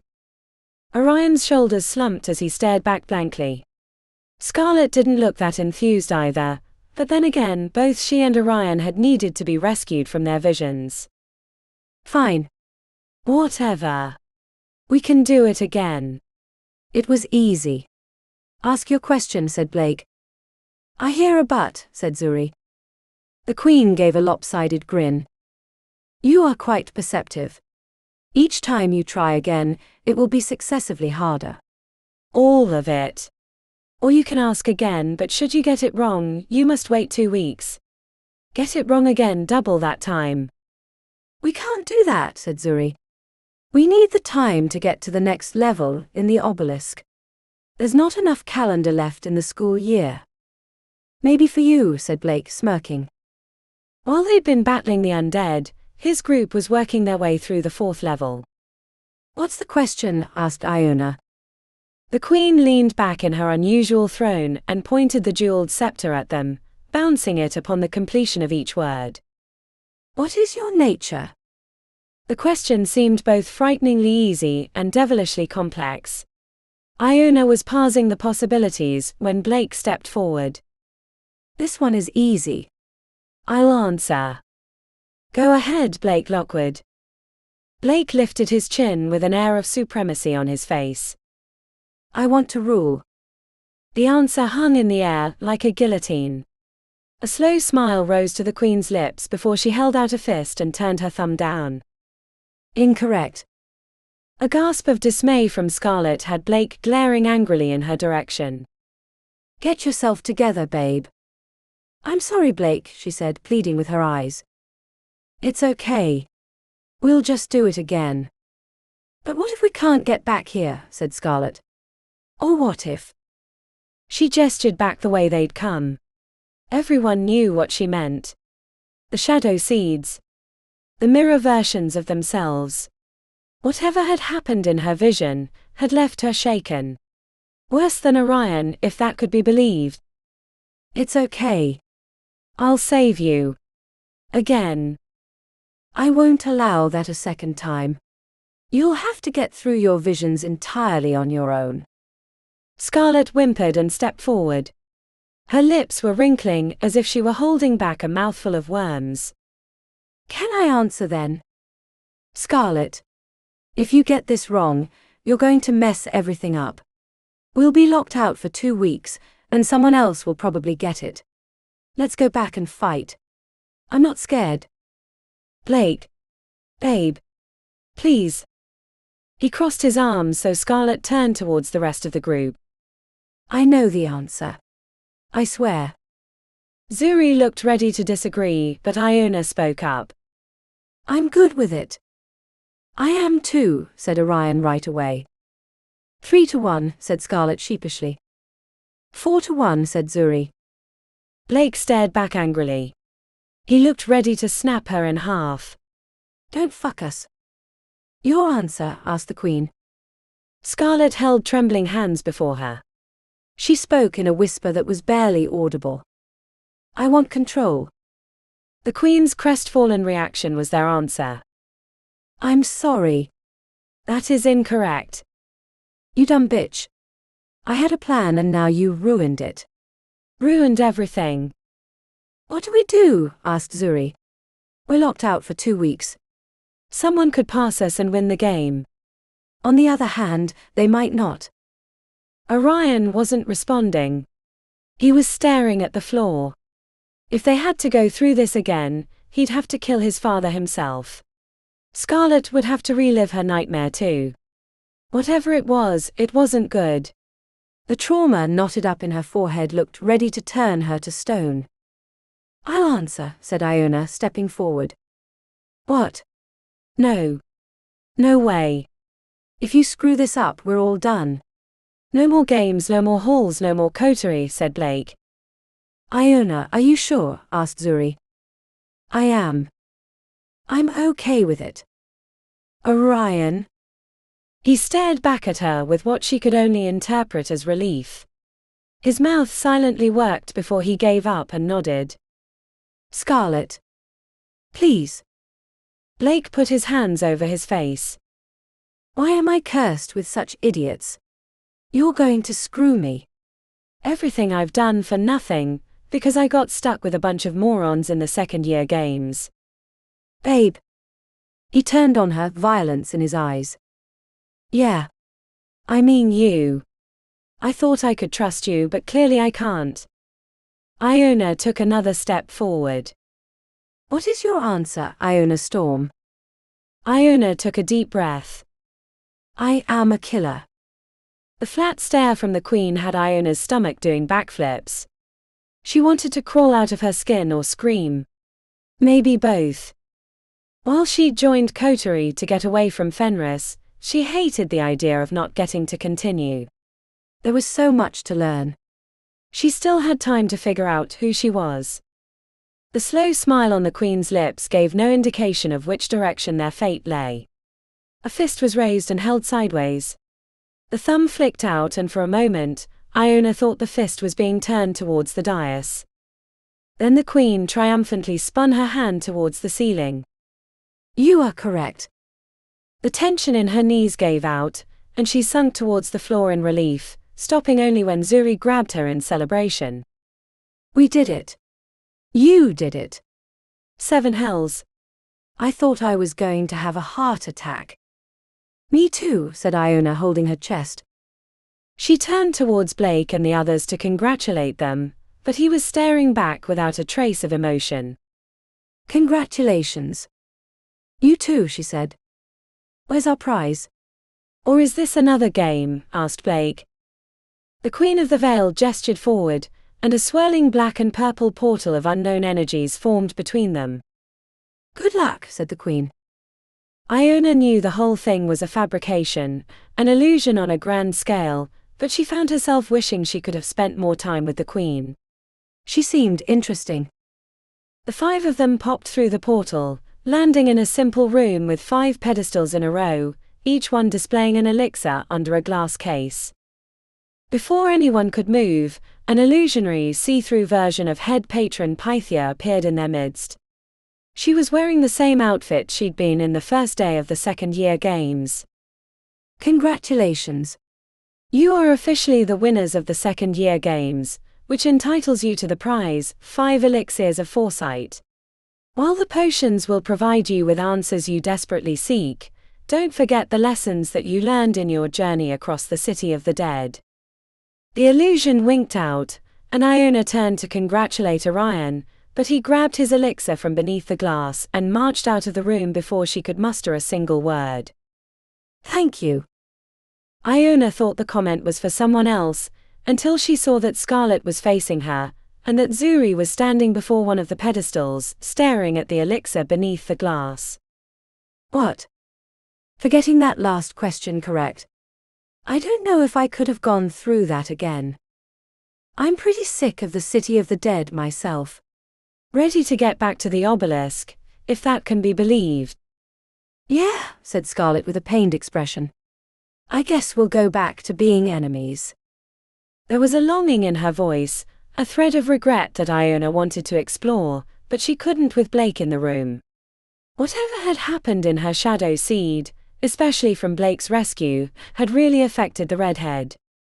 Iona leaned closer and spoke under her breath. We don't have to be enemies. The redhead's green eyes flashed with surprise. She opened her mouth. That would. The sudden flinch had Iona confused. Scarlet had looked ready to spill a deep desire, but then she let the words falter on her lips. Scarlet. Understanding came when blood pooled in Scarlet's bottom lip, then spilled across her chin. A second, more violent flinch was followed by Scarlet bending backwards, as the silvery tip of a blade came jutting from her chest. Oh. The shock preceded the slow slumping away of Scarlet Calloway, until she landed on the floor with a thump, revealing Blake with a blade in his fist and a fiery light in his eyes. She quickly noticed that the last pedestal was bare, except for an empty vial. Zuri. Iona barely got the words out before Blake's sorcerous blast nearly took her friend's head off. The glancing blow spun Zuri into the wall, knocking over the pedestal. She always thought she was so smart. Look how smart she is now, said Blake, kicking the warm body. Iona had never really thought of Blake as a skilled caster, but the elixir of foresight that he'd consumed seemed to have given him that ability. She barely got up a shield before he sent waves of flame roiling over her position. Even though it was 2 against 1, Iona and Zuri could barely beat back his attacks. It was as if he knew exactly what they were going to do before they did it. The door. Iona blasted it open and threw herself through, with Zuri landing moments later. She didn't understand where she was until she remembered that they were in the spire, and in a different location than their prep room. The elixirs. Iona started to rush back in, but Zuri grabbed her arm, yanking her back. A millisecond after, the open door exploded in pulsing dark energies that looked powerful enough to have obliterated her cleanly. What the hell was that? We have to go. We can't beat him now, said Zuri. Together they raced towards the door at the end of the hall. To her surprise, they burst outside, stumbling into the light of the late afternoon. When the door closed, it was no longer visible, leaving them beside the massive tower that stretched to the sky. What do we do? Asked Iona. He's got the elixirs. I should have never trusted him, said Zuri. But I didn't think he'd attack us then. I thought he'd wait until the Obelisk. And I especially didn't think he'd kill Scarlet. Realization dawned on Iona's brow. He knew she would betray him eventually. The games had proved to her how unreliable and dangerous he was. But she thought she could control him. I made that mistake too. We need to catch up with Orion. He has the only elixir not in Blake's hands. Maybe he'll share the knowledge of how to get through the portal with us. Let's beat him back to the Obelisk if we can. No, said Iona, thinking about the vision. He won't be headed there. What? Why not? He's going to the 7th. Are you sure? Asked Zuri. Entirely. No, but I'd bet it more than the Obelisk. Let's go then. They burst into a run, heading towards the street where Iona hoped they could find a quick taxi. It was likely they'd be able to find him walking along the road, since he preferred that mode of transportation over anything public. Iona spotted a taxi and started frantically waving. She was so focused on the incoming yellow vehicle she missed the 3 black SUVs with tinted windows screeching towards them at high speed until it was too late. 5 men with automatic weapons leapt out of the vehicles, training the barrels on them. What is this? She asked Zuri, but her friend's crestfallen expression was damning enough. They were ushered into the back of an SUV, where they were sat side by side. A hard-looking guy with neck tattoos bound their hands, then he pulled out a small, unusual-looking gun. Adrian Constantine can't wait to see you again. Zuri leaned forward. Tell him. The henchman pulled the trigger twice, sending darts into each of them. Everything suddenly became infinitely heavy, and the world faded from view. Chapter 37. Her head felt like it was being run over by a dozen limousines. The world was hazy and her eyes wouldn't focus. Zuri looked to her left to see Iona with her head slumped over, pale blonde hair cascading into her face. Zuri examined herself to find that she was bound to a chair with leather bindings. She tried to move her fingers, but they'd been cinched with mage clamps that would keep her from casting spells. For the next few minutes, Zuri tried to wiggle free of the bindings, but they were too tight and too well constructed. There was no escaping her fate. A low moan announced Iona's waking. She groaned for a bit before her head came up. What did they do to us? It's the knockout drug. Did an elephant sit on my head? This sucks, said Iona. Where are we? No idea, but I'm sure we're being kept until Adrian Constantine arrives. I'm sorry, Iona. I got you all mixed up in this. You were doing what you had to do. You're trying to survive. She looked over her shoulder. What's wrong with my fingers? They want to make sure we can't use any spells. That's a bummer. Zuri sighed. The best I can do is try to bribe Adrian. My parents will pay a lot for our freedom. Your parents will pay a lot for your freedom. Zuri grimaced. I hate that you're probably right. Just cold calculation. Iona turned her head towards the door. How long do you think we have? No idea. I don't know how long we've been out. Zuri sighed. At least we don't have to worry about beating Blake back to the Obelisk. That was messed up back there. Killing Scarlet. You're probably right what you said earlier. He knew she'd betrayed him once he drank the elixir. He's bad enough being the sociopath that he is. Now with the smarts to go with that, I worry what he's going to do next. A problem we're not going to have to worry about, unless we can get out of here, said Iona, and then she started scooting her chair over. What are you doing? Iona offered a sheepish smile. Do you trust me? Of course. I mean, really trust me. A tightening of her gut had Zuri trying to smile, but it came out awkward. Just tell me. Can I bite you? What? Asked Zuri, recoiling. I thought the blood only helped you see Vale's spirits that someone had killed. That's not the only thing. It makes me stronger too. Maybe I can get out of these bindings. Zuri was revolted, and not just because it was her blood. The idea that someone was feeding on her as if she had no other meaning than as a blood bag bothered her.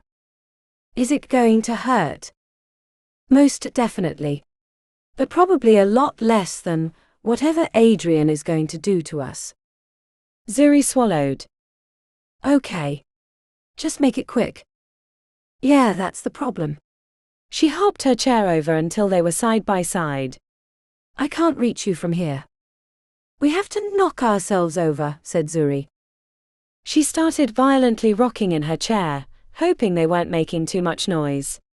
When she tipped backwards, the impact rattled her head and made her teeth clack together.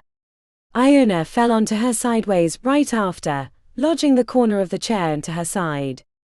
The next few seconds of reorientation resulted in Iona's chair bouncing off her face twice. Then they were sideways on the ground, facing each other with Iona's mouth near her arm. I've never done this before, so... The first bite made Zuri scream silently in her own head. Iona's teeth weren't sharp enough, which created more pressure than serration. Tears rolled down her face as the gnawing continued. Then she felt Iona sucking on her arm. Are you done? Zuri whimpered. Don't move. I'll have to go back for more if it's not enough. Iona strained against the straps, her neck tendons standing out as she tried to break the bindings. Veins on her forehead looked ready to explode. It's not enough. Go for it. The second gnawing nearly made Zuri pass out as she could feel every gnash and bite of her teeth. When the agony was over, she heaved with breath as Iona thrashed, trying to break the bindings or the chair. The pounding was loud. Zuri hoped she would get free before someone came to check on them. When the door rattled from a key, Zuri said, "Hurry." Two big men in black turtlenecks entered. They looked like they could break a 2x4 over their knee without breaking a sweat. What do we have here? A couple of squirmy women trying to escape. How cute, don't you think, bravos? Iona, she whispered, but her friend shook her head. It hadn't been enough blood. When she looked down, she only saw a few beads on her arm. Nothing like the cut she'd given herself in the games. Iona would need a mouthful at least, maybe more. The second guy grunted as he bent over Zuri to grab the chair, which gave her an idea. She spat in his face. He chuckled and wiped it off with the back of his hand. Little girl is feisty. And big man is a coward. Tying up two girls. What kind of man does that? He picked her and the chair up easily, setting her down on the ground. You're not girls, you're mages. We're not so stupid. Adrian will be here soon, and then you'll regret ever messing with the Dark Nine. Dark Nine, she laughed. I've never heard of such a weak-ass name. Did you have a 10-year-old boy name your gang? Or did you get it off the back of a cereal box? Iona hunched her forehead and mouthed, "What are you doing?" Zuri ignored her and continued. Whoa, look at the little dick on this one. I've seen bigger cocks on a baby. Shut the fuck up, he said menacingly. What? You can't make me. You know why. Because I know your type. I've seen it before.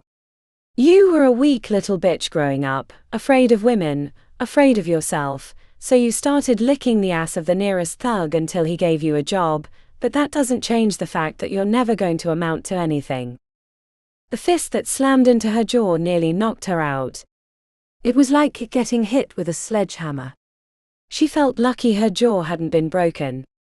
The world was fuzzy, but when she checked her mouth, it still wasn't bloody. That's all you got? She asked, looking up into his shocked face. That was like a kiss on the cheek, you oversized child. The second punch sent her head reeling. It had been right in front of her mouth. Zuri spat out a tooth and shoved her tongue into the hole, feeling the gush of warm blood. When she smiled at Iona, squeezing the crimson liquid through her teeth, she finally understood. In 2 great hops, Iona landed next to Zuri before the thugs understood what was going on. She leaned over and pressed her lips against Iona's, and like a mother bird feeding her infant, spit out a mouthful of blood. What the fuck? Exclaimed the first guy, recoiling. Why did you just do that? Iona shuddered and then opened her eyes. They burned with intensity. Let's gag these crazy-ass bitches, said the second thug right as Iona flexed backwards, snapping her legs upright and exploding the chair from her body. The first thug reached for his gun, but Iona broke a hand free and jacked him across the jaw. He spun into the wall with his eyes rolled into the back of his head, as Iona shook her hand from the impact. Iona.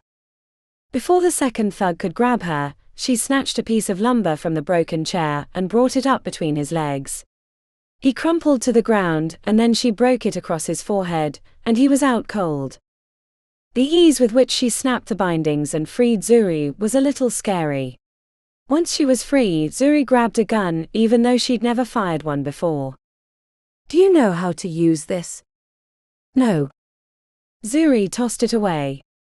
Magic it is then. They crept down the hallway, hearing a TV from the end room.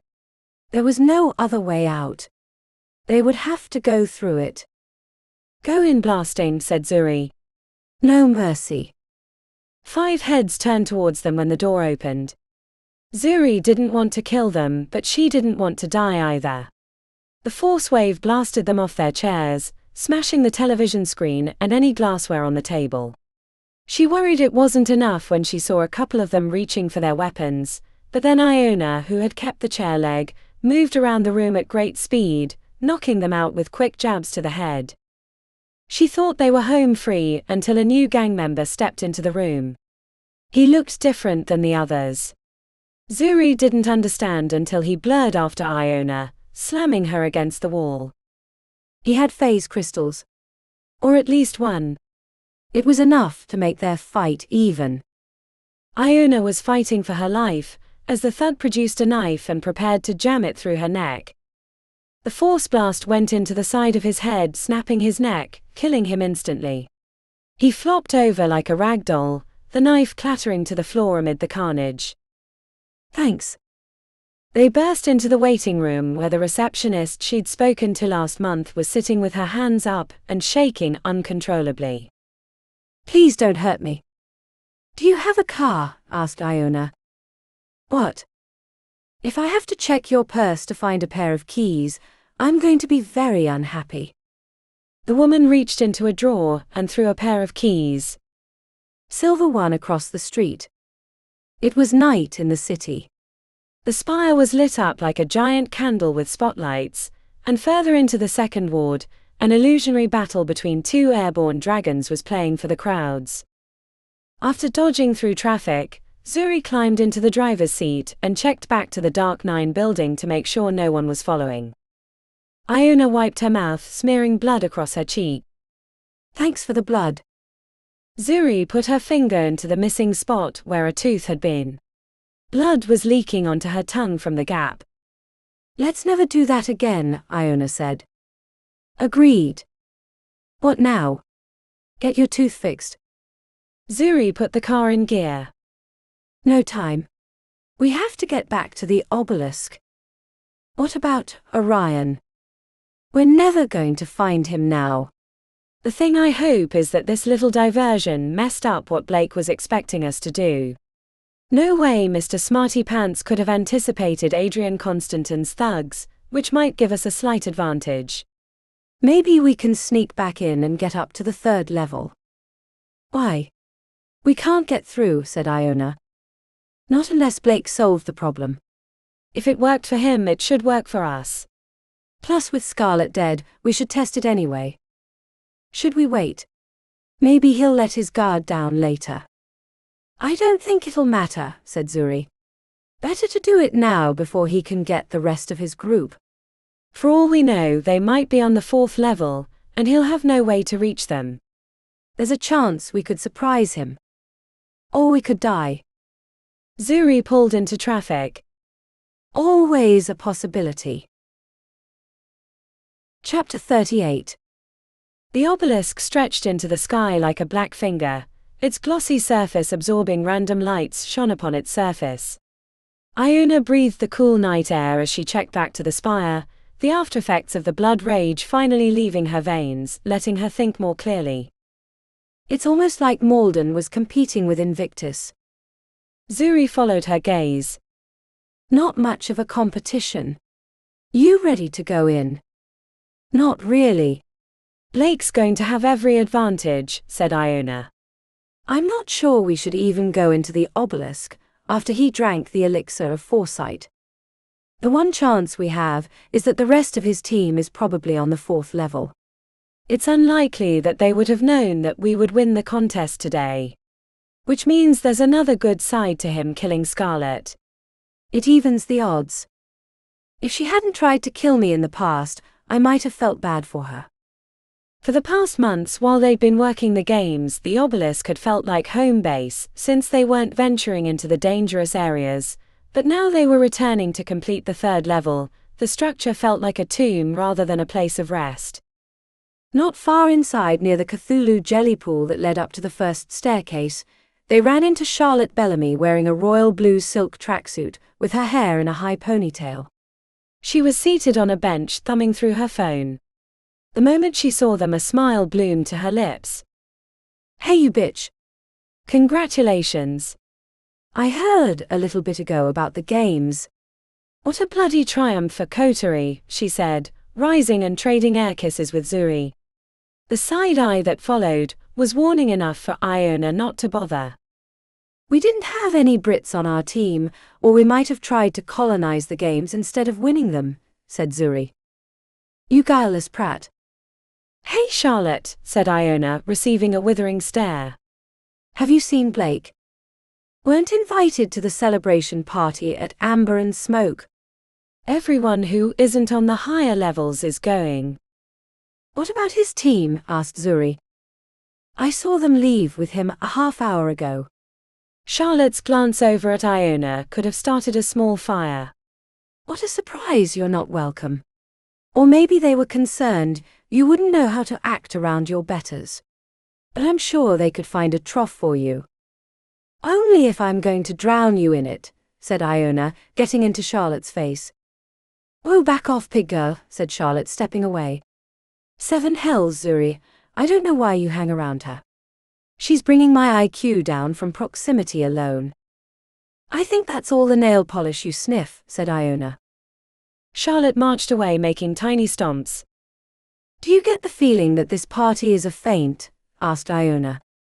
100%. No way he'd leave the 3rd level unguarded, said Zuri, shaking her head. Unless drinking the elixir revealed another path, or some unexpected problem we haven't anticipated. It's got to be a trap somehow. Do we want to walk into it? Asked Iona.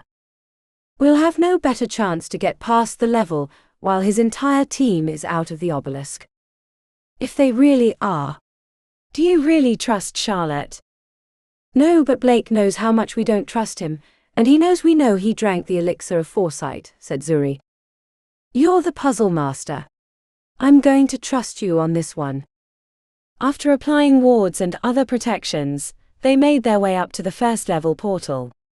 Iona was certain that Blake and his crew were going to jump out at every corner, which made her twitchier than normal.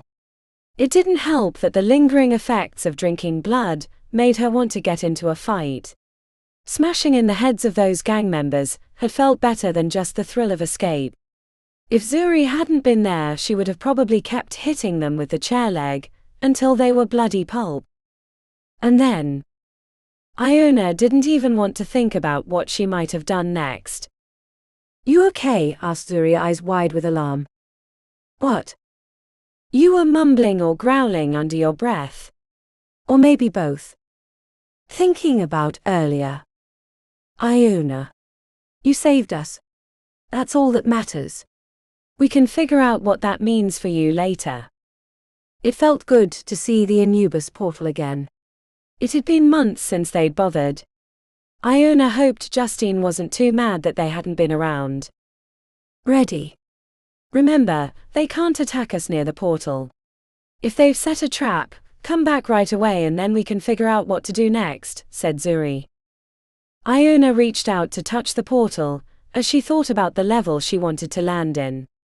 The experience of getting thrown across space to land in another location always left Iona dizzy upon arrival. She put her hands up expecting a fight, but there was no one else near the portal. I'd forgotten how creepy this level was, said Iona, peering into the strange dim light. The distant outline of the pyramid brought back memories of the traps and puzzles they had to pass. I'm really not looking forward to doing this again, said Iona. I don't get it, said Zuri. Why is the pyramid in that form? Cold realization hit Iona in the chest, making her stiffen. You're right. I thought some of the first years had made it this far. I'd heard that too. None of them have made it to the fourth, but at least one group made it to the pyramid. It should be unfolded. Which means Blake hasn't tried to go through. Or that we're missing something really obvious. What if we can travel to the fourth already and we just don't know it? Asked Iona. Let's try. Iona placed her hand on the chunk of obsidian and thought about the next level up as she activated it with phase, but the trick didn't work.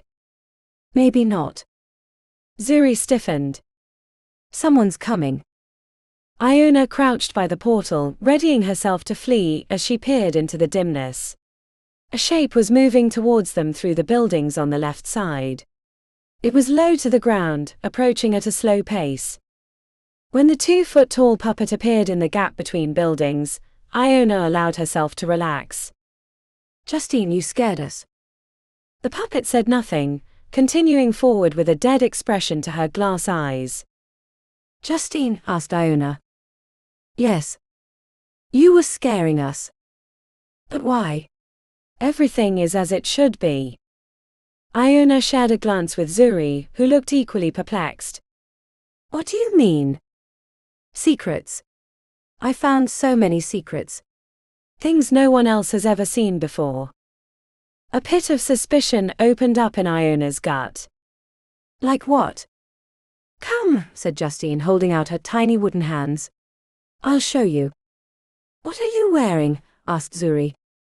It wasn't until the question was posed that Iona realized Justine wasn't wearing the same dirty smock that she'd been in the last time they'd seen her. Her outfit looked like robes the color of sandstone with runes embroidered into the hem. It was a gift. A gift? Asked Zuri. From who? Come, said Justine, grabbing their hands and tugging them forward. I have so many secrets to show you. The puppet's surprisingly warm wooden hand wrapped around her fingers, squeezing reassuringly. Iona shrugged at Zuri and let herself be led forward. Wait, said Zuri, slowing them. What about Blake? Have you seen him? Blake's not here. He left an hour ago. So he was here? Asked Zuri. He was. Did he go near the pyramid? No. He stayed near the portal and then left. I was watching. The path Justine took them wasn't what she'd expected, nor did the puppet worry about the traps that normally would have plagued them. Once they even drew near a black pool, but the surface stayed flat and calm. She led them to the far side of the level to an unexciting corner where she touched the stone in 3 places, which revealed faint chromatic runes, and then a doorway opened. Justine tried to tug them into the darkness, but Iona stayed put. Don't worry. Everything will be okay soon, said Justine with an odd smile. I don't like this, said Zuri with lips pinched. Do we really need to know these secrets right now? We can't wait any longer. A part of Iona didn't like Justine's use of the word we. It sounded like she was talking about someone other than them, but she knew it was probably paranoia after the rough day at the end of the contest, and then at the hands of Adrian Constantine's men. No one else is here. Let's just find out what she wants to show us, and then we can tackle the pyramid. Zuri held out her hand, which Justine took. Let's make this quick. It took a moment for her eyes to adjust to the darkness, as they were led down the long ramp. As they broke into a new area, Iona wondered why Justine hadn't asked about the contest or why they weren't at the games like she had previous times. A sudden foreboding rose up, but then she was transfixed by the new sights. They'd entered a wide chamber with walls covered in Egyptian murals and oversized hieroglyphs. On the far side was a blank sandstone wall beneath a portal archway, but it was unlike any of the structures they used for travel around the obelisk. It looked like an older design. But her eyes quickly shifted to the ritual circle at the center of the room, which had impressions for 2 people. One of them was currently filled. Orion. She started to move towards the circle to free the big man when a shape shifted out of the darkness. A long jagged snout, textured robes lined with chromatic runes, powerful clawed fists, and the hum of gathered power. It was staring at her with great anticipation, and it didn't take her long to figure out why. This was the monster that had been in Fenris when he died, the one that had been eating the other students, and the one that she'd been destined to bond with until they'd killed Fenris. Zuri, run. Before she could take a single step, the monster raised its clawed fist and black eldritch energies snapped out like a whip, slamming into Iona and draining away her consciousness. Chapter 39. A terrible headache, combined with her arms and legs being stretched in painful ways, had Zuri waking with a sense of dread. Her chest heaved with coughing, which only made the pain worse as her limbs couldn't move as they were bound so tightly that it felt like they were about to come out of the sockets. Zuri lifted her head to see that she was bound inside the ritual circle, opposite Orion. Craning her neck, she quickly found Iona, who was suspended from chains on a pillar along the wall with her chin dipped towards her chest. Then she searched for the monster, finding him standing near the portal quietly watching with Justine at his side. Upon first glance, she'd been frightened by his horrific appearance, thinking him primarily a beast of destruction, but watching him from her prone position revealed a quiet intensity that reminded her of the powerful mages she'd met in her time. Justine, what are you doing? Why are you with the monster? All will be explained as soon as Iona wakes. Zuri tugged on her bindings, but quickly realized they were too strong for her to escape, and with Iona away from the circle, there was no way they could pull the same trick they had with Adrian's men. Not that she thought Iona could break rune-reinforced steel chains. Lifting her head to review the area around her, she saw old blood, which told her how today's events were likely to end. Was this why Blake hadn't entered the 3rd level? Had he come through the portal intending to set a trap, but with the elixir of foresight coursing through his veins he sensed that he wouldn't have to? Orion, what are you doing here? I came to help. With this. Or Blake? Blake. I'm sorry. Then she lifted her chin again. Do you have your elixir? No. Damn, she said, letting her head rest against the stone. That might have helped. Don't you have yours? Zuri gave him a quick rundown of what had happened after he left the contest chamber. That is troubling. Do you have any idea of what's going to happen here? We're going to die. The matter-of-fact manner in which he replied told her that he was probably right. A round of coughing announced Iona's waking, and then she struggled against her bindings for a few seconds before realizing there was no escape. Then she reviewed the room, her eyes widening at the sight of the monster and the puppet at his side. Justine, what are you doing? Free us. The puppet looked like a tiny priest in her robes. She stared ahead without acknowledging Iona's request, matching the quiet intensity of the beast. I think he's captured her somehow, said Zuri. Iona rattled the chains again, trying to free herself before giving up with a heavy sigh. Why am I here, and you two are there? I suspect we'll find out shortly, though I don't think any of us are going to like the answer, said Zuri. The monster stepped forward, speaking in a rough voice before pausing and looking down at Justine. Amaterasu requests your silence as he explains today's ritual. He wants you to understand the value of your sacrifice. He promises to make your end as quick and painless as possible. The announcement was like a punch to the gut. Why is he doing this? Asked Iona. The creature spoke again, which was quickly translated. Please be silent.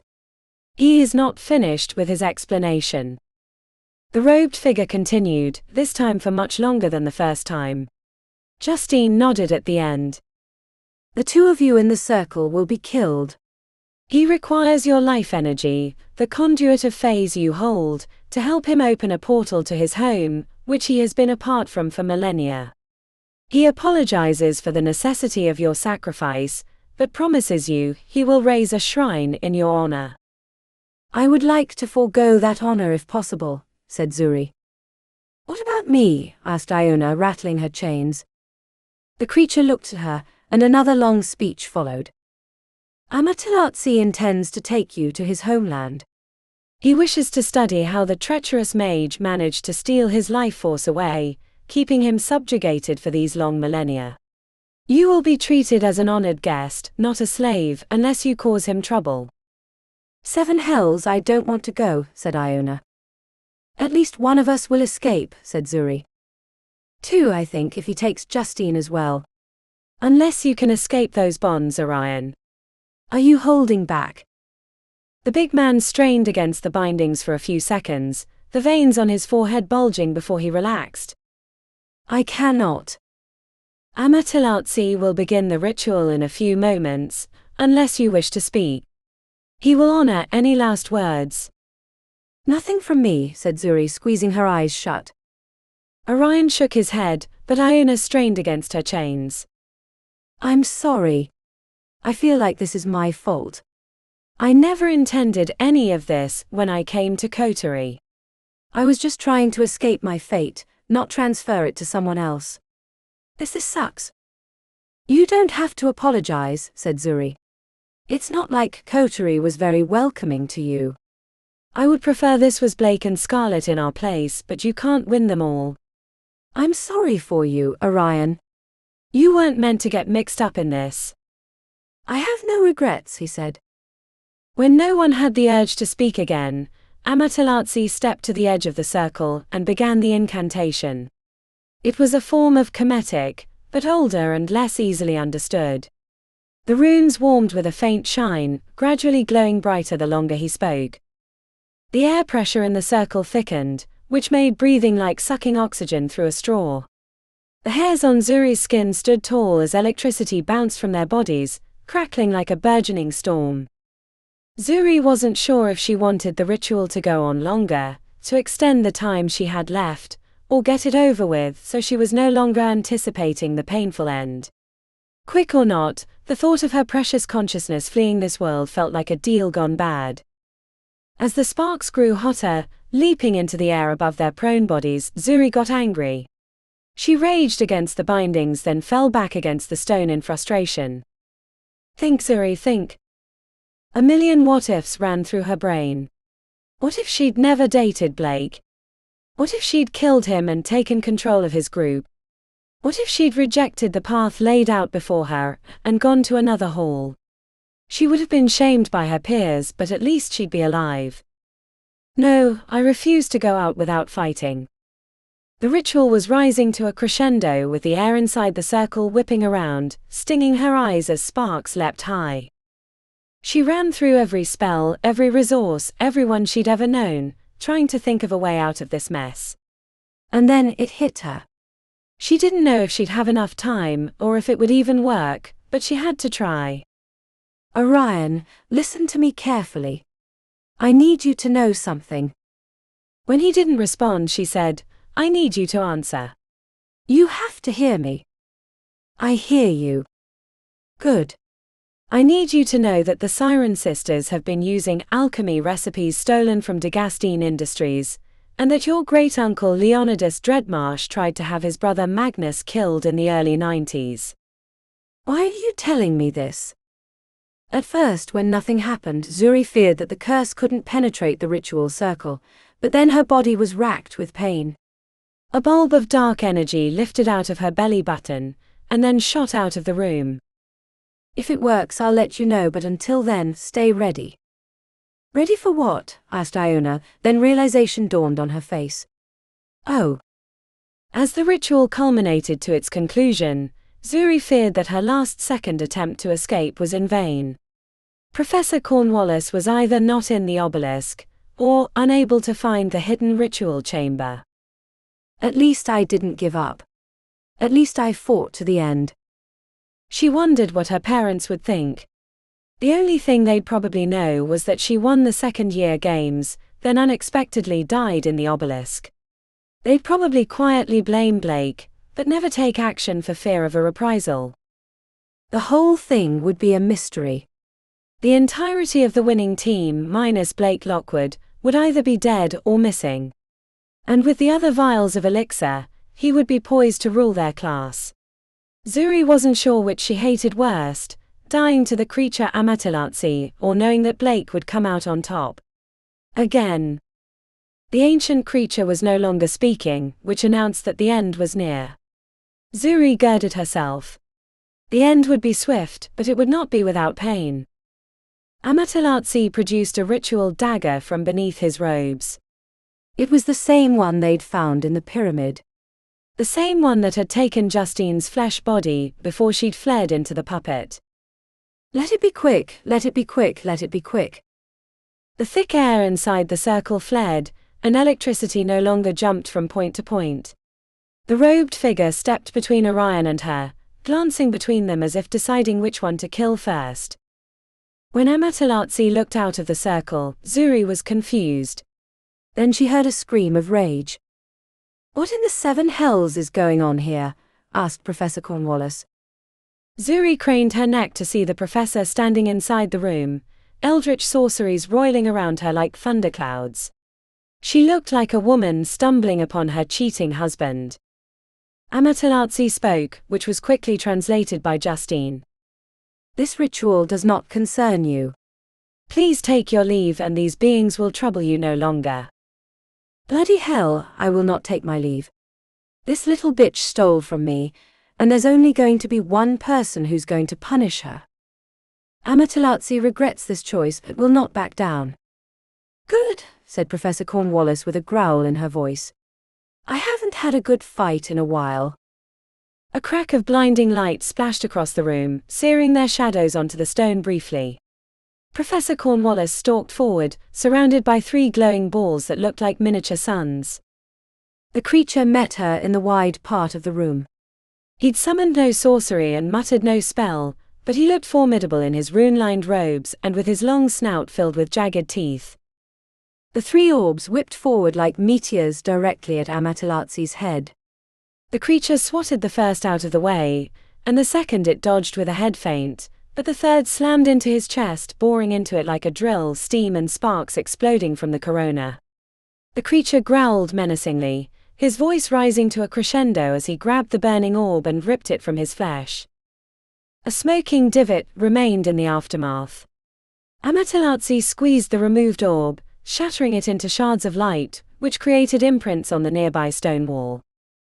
The creature stomped his enormous foot and slapped his hands together, rubbing them clockwise, while his fingers made hooks and curls.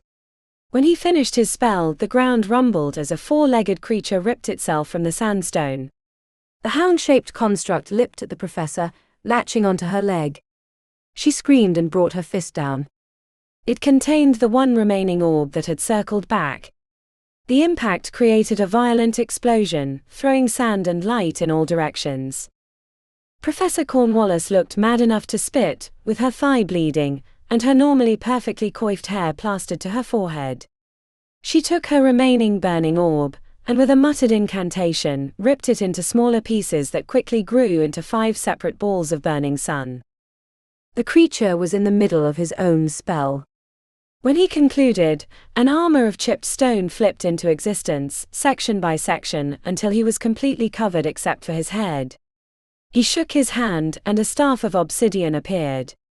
Amaterasu was sprinting towards the professor, when she unleashed the new set of orbs. The explosion deafened Zuri, covering her in stone dust. Any exposed skin felt like it had received a bad sunburn. Before she knew it, the battle had left the ritual chamber and entered the main level. Iona was speaking, but Zuri couldn't hear. Nor did it matter. Their fate was tied to the winner. Or at least her friend's fate was. She was dead either way. The professor wouldn't forgive the theft, but at least Orion and Iona would escape. When there was only silence, Zuri knew the end was near. She craned her neck, hoping to catch a glimpse of who had emerged victorious. Her heart fell when she saw the long snout of Amaterasu, as he dragged the body of Professor Cornwallis into the room. She was still alive. Barely. And looking like she'd been tossed into a washing machine, full of sand and rocks. The creature didn't look much better, with his sandstone armor barely hanging off his body, and one eye looking like it had taken a heavy gouge. Amaterasu tossed Professor Cornwallis next to the circle. He looked tired. The left side of his body looked like it had been dipped in molten lava, with the scaly part of his flesh turned to heated glass. Zuri hoped he wouldn't be able to go through with the ritual, until she saw his clawed hand had been untouched by the damage. The creature knelt before the professor, who looked like she was trying to muster a defense, but her body had been shattered by the fight. She was bleeding from so many locations, she'd die if he left her on the stone. Amaterasu repeated the incantation that he'd spoken before, his voice lacking the power that he'd displayed earlier. It was shorter this time. Rushed, even as if he feared to delay too long. The end was quick. Zuri startled when the creature slammed the ritual dagger into Professor Cornwallis' chest. The savagery shocked Zuri, who was no stranger to brutality. He reached his hand into her chest and yanked out her heart. With a quick squeeze, the organ disintegrated in his clawed fist, releasing arcane energies which fled into his body. With a soul-worn weariness, Amaterasu rose to his feet, and took a long look at the scene of destruction, the ritual circle, and finally, Iona chained to the pillar. Zuri wondered which one would be next to feel the tip of his blade. When he spoke, she could hear how much the battle with Professor Cornwallis had taken out of him. During his little speech, he gestured at each one of them, but motioned to Iona more than once. Amaterasu regrets to inform you that he will not be able to take you with him to his homeland. He thinks you would have enjoyed the journey, but this fight has taxed him and he must return quickly to receive healing. The creature slowly tramped to the archway on the far wall. Using the hand that had crushed the professor's heart, he gestured to 3 points, which lit up the portal with swirling energies. The arcane energies that had been released before came rushing out and into the stone, intensifying the display until it was a full-fledged portal. He turned one last time and spoke, which was quickly translated by Justine. Amaterasu warns you this place is not what it seems, and that you should not delve too deeply into its secrets or suffer the consequences. In a flash of eldritch light, the creature named Amaterasu disappeared through the swirling portal, which winked out the moment he was gone, leaving Zuri numb with relief. Chapter 40. In the aftermath of the battle, Iona wondered if they'd ever be freed from their bonds or if they'd be stuck forever, or at least until Blake found them, because Justine didn't move for nearly 10 minutes after the creature had left. "I think she might be broken," said Iona after calling Justine's name for the 10th time. "Why are you calling the creature's puppet Justine?" asked Orion.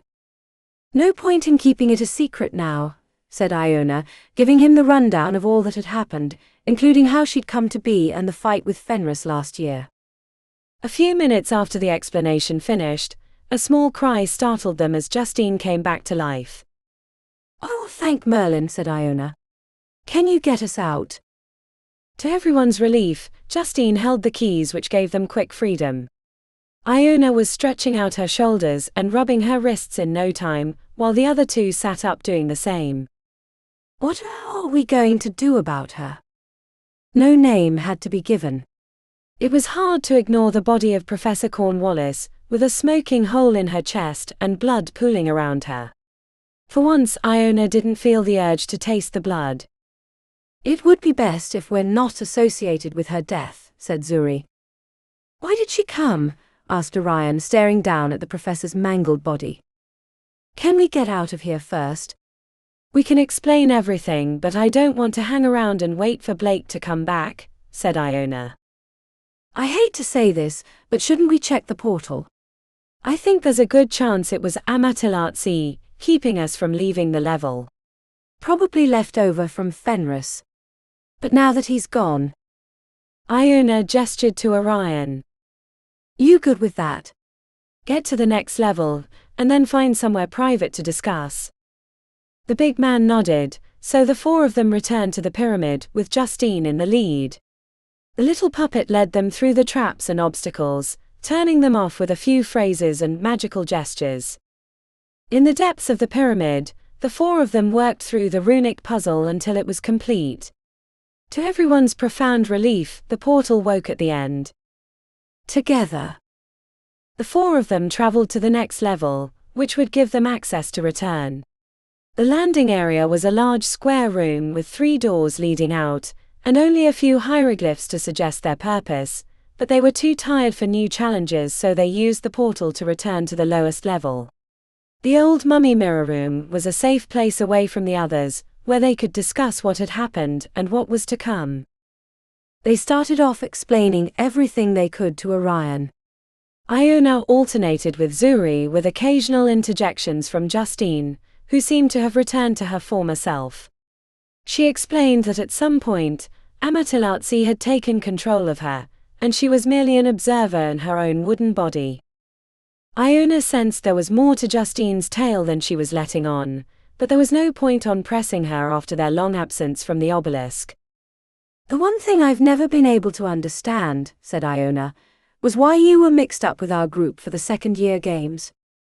Orion grunted, presenting a striking figure, hunched over like a gargoyle on an overturned armoire and staring into the distance as if there was a vast plain before them. Iona had the impression that he was a man out of time, less a student and more of a forgotten warrior. She felt a strange kinship and, for the first time, a romantic interest. "I was on the 3rd level during your fight with the warlock." "That explains it," said Iona softly. "Whatever Fenris or the creature did must have blocked the portal for all of us. Then when it came to picking time for the second-year games, that link must have gotten us stuck together." Zuri had been barely listening as she leaned against the wall where the old mirror had been before, the faded outline like a scab removed. "I worry none of this matters, that we've delayed the inevitable with Blake and his elixirs. With that foresight at his disposal, we're in more danger than we've ever been." She looked right at Orion, who didn't shy from the intensity of her gaze. If Orion was a warrior, then Zuri was the priest, slender and gauntly beautiful, knowledge burning on her brow like a fiery crown. Iona knew that left her as the monster, for she couldn't be the jester, as that was Justine's role. But her thoughts were interrupted by Zuri's continuation. "We can't continue in the Obelisk as a trio. Not that we're lacking resources, but Blake has a larger group and now he has the elixirs. I know you prefer to be a lone wolf, But we could use you in ours, Orion. If we're being bluntly honest, I don't think you can survive alone. Blake knows you too well now. He's not afraid of you anymore. Whatever myths you've wrapped around your shoulders all these years, keeping us away, that veil has been pierced. The quick glance Orion shot Iona's way had her heart fluttering in her chest, but not for the reasons that first came to mind. When they'd first met, she'd thought him the monster and herself the fledgling hero, but now that she'd seen inside his head, seen the events that had made him and the unexpected lesser station of his family, she knew those roles were reversed. She was the monster and he was the one who slayed them. I can't. Without further explanation, Orion surged from the room, hands clenched into fists. Zuri started to speak, but Iona cut her off as she rushed out after him. Orion. The big man was near the fountain, shoulders hunched and chin dipped towards his chest. Please. Don't go. Join us. But not for the reasons that Zuri said, as logical as they are. I mean, she's right. We need each other in this awful game.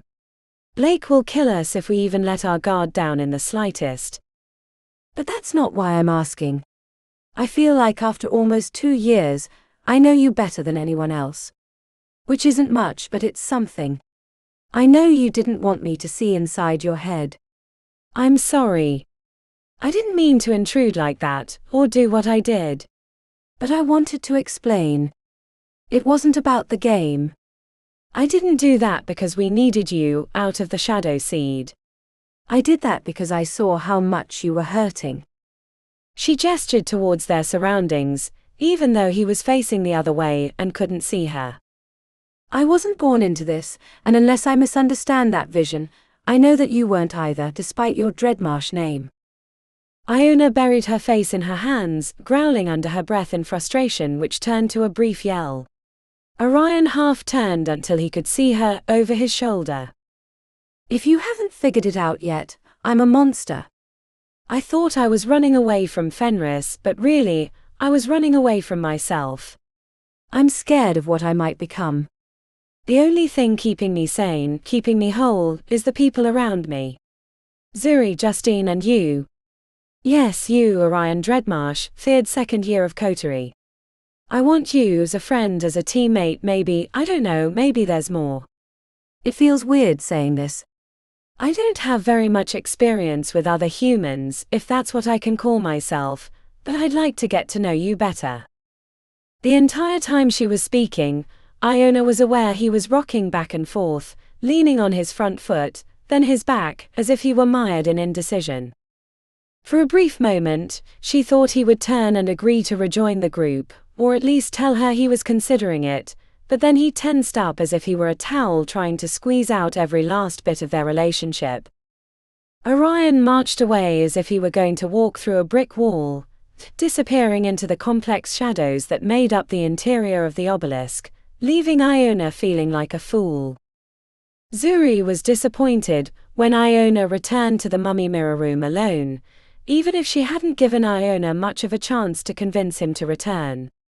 Her friend looked on the verge of either crying or punching a hole through a wall. I don't know if he can join a group, said Zuri. Whatever goes on in the Dreadmarsh family, I think it makes it hard for them to connect with others. Iona leaned against the wall, pressing her palms against her eye sockets and shaking quietly. The contradiction of vulnerability and rage, combined with her pale blonde hair and the splatters of blood across her jaw from the day's battles, made Iona into an angel of vengeance. Zuri didn't fear her friend, but she worried for her. This second year of schooling had unlocked things in Iona she clearly hadn't expected. If you need time, Iona. No, she said right away. I can't delay any longer. Ilyana wants me to join her for a feast in 2 days. You should kill her, said the puppet Justine, sitting on a chunk of stone, kicking her legs like a child waiting for candy. The runes on her wooden flesh had faded, but she was still wearing the strange robes. Zuri was surprised how lifelike she seemed despite her diminutive size.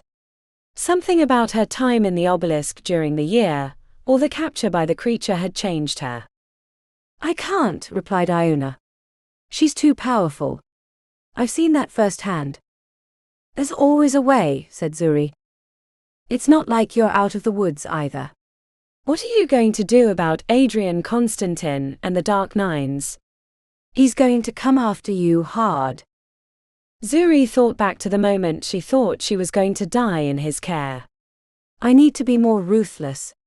She'd come to the Obelisk thinking she could somehow avoid the fate of every coterie mage, that she could acquire that power without it changing her, but she was disabused of that notion now.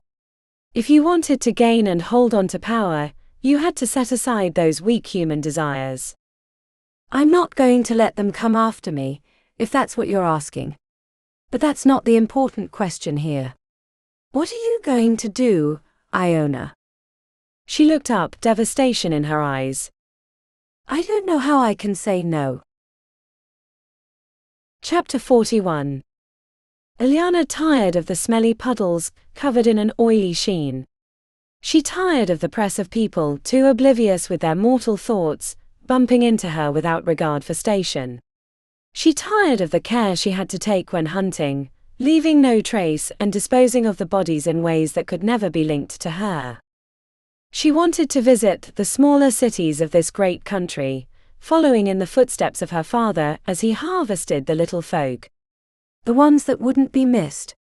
It would lack the culture and niceties of the shops in Eastern Europe, but it would make up for that in raw primal feeding. But first, she had a score to settle. Once and for all, she would learn if Iona had killed their father. And if so, she would rip her limb from limb. And even if she hadn't but refused to leave coterie and become her true self, well, she would kill her for that too. Iona had grown tired of the cat-and-mouse game with Iona. For all the promise that their father had spoken of, she was blind to the possibilities of what she could become. A waste. Better that power had been gifted to her upon birth, not this upstart yokel with far too much caution to be relevant. To her surprise, Iona was waiting for her at the corner near the park, despite the early arrival. She'd intended to spy on her approach to give her an idea of her mental state, which would help later when the cook gave Iona her meal, laced with a potent truth elixir, which would finally reveal what happened to their father. Darling sister, you look smashing, said Iona, kissing each cheek. You as well, sister, said Iona with a smirk.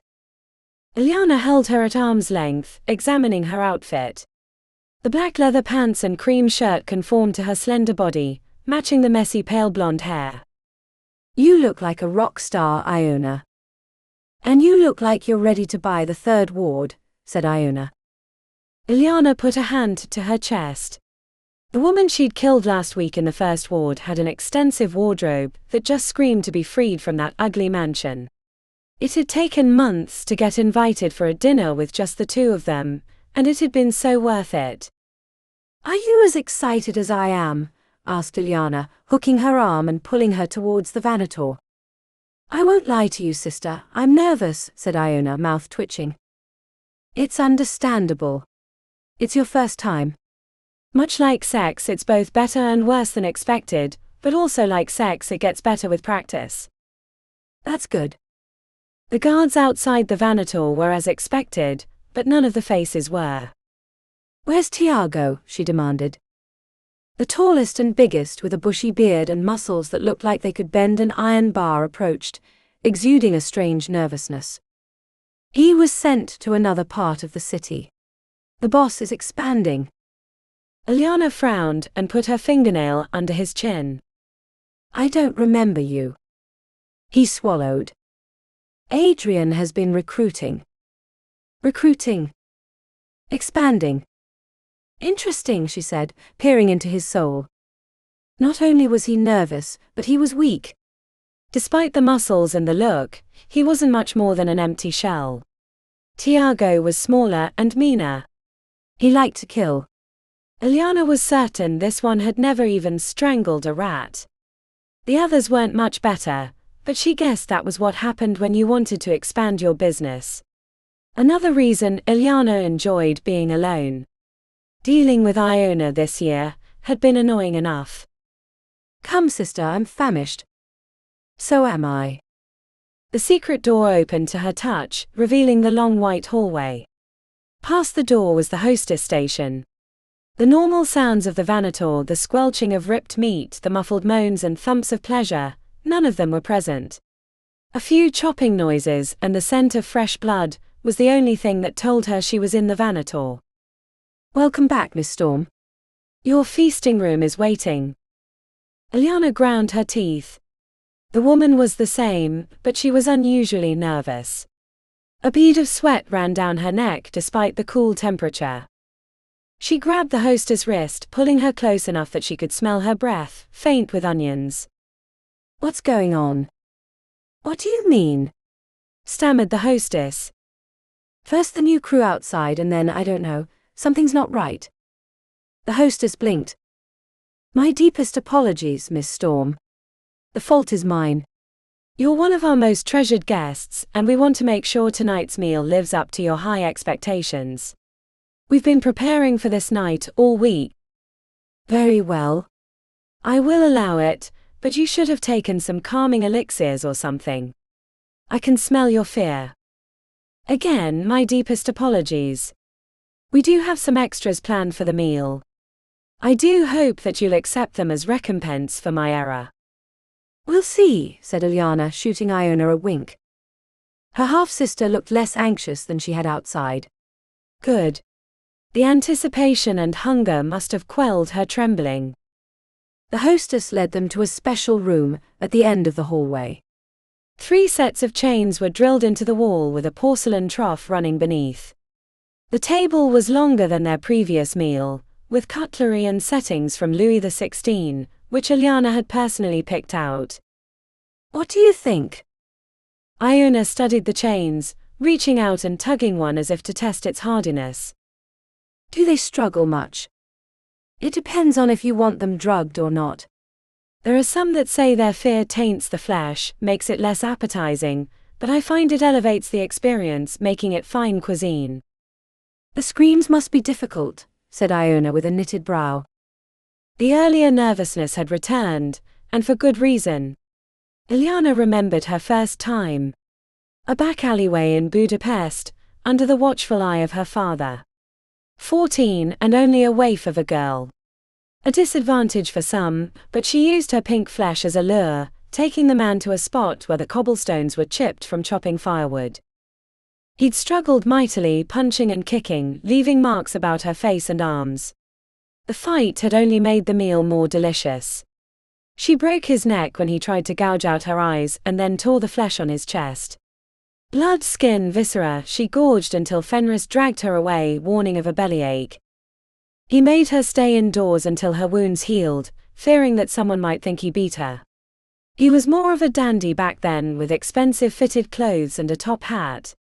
Somewhere between then and a few decades ago, he'd lost his appetite for civilization, and returned to the lifelong study of his own hunger. It was one of the reasons she'd entertained Iona's story about Fenris disappearing unexpectedly, because he'd done the same to her, surfacing a decade later with a handwritten letter that had appeared as if by magic.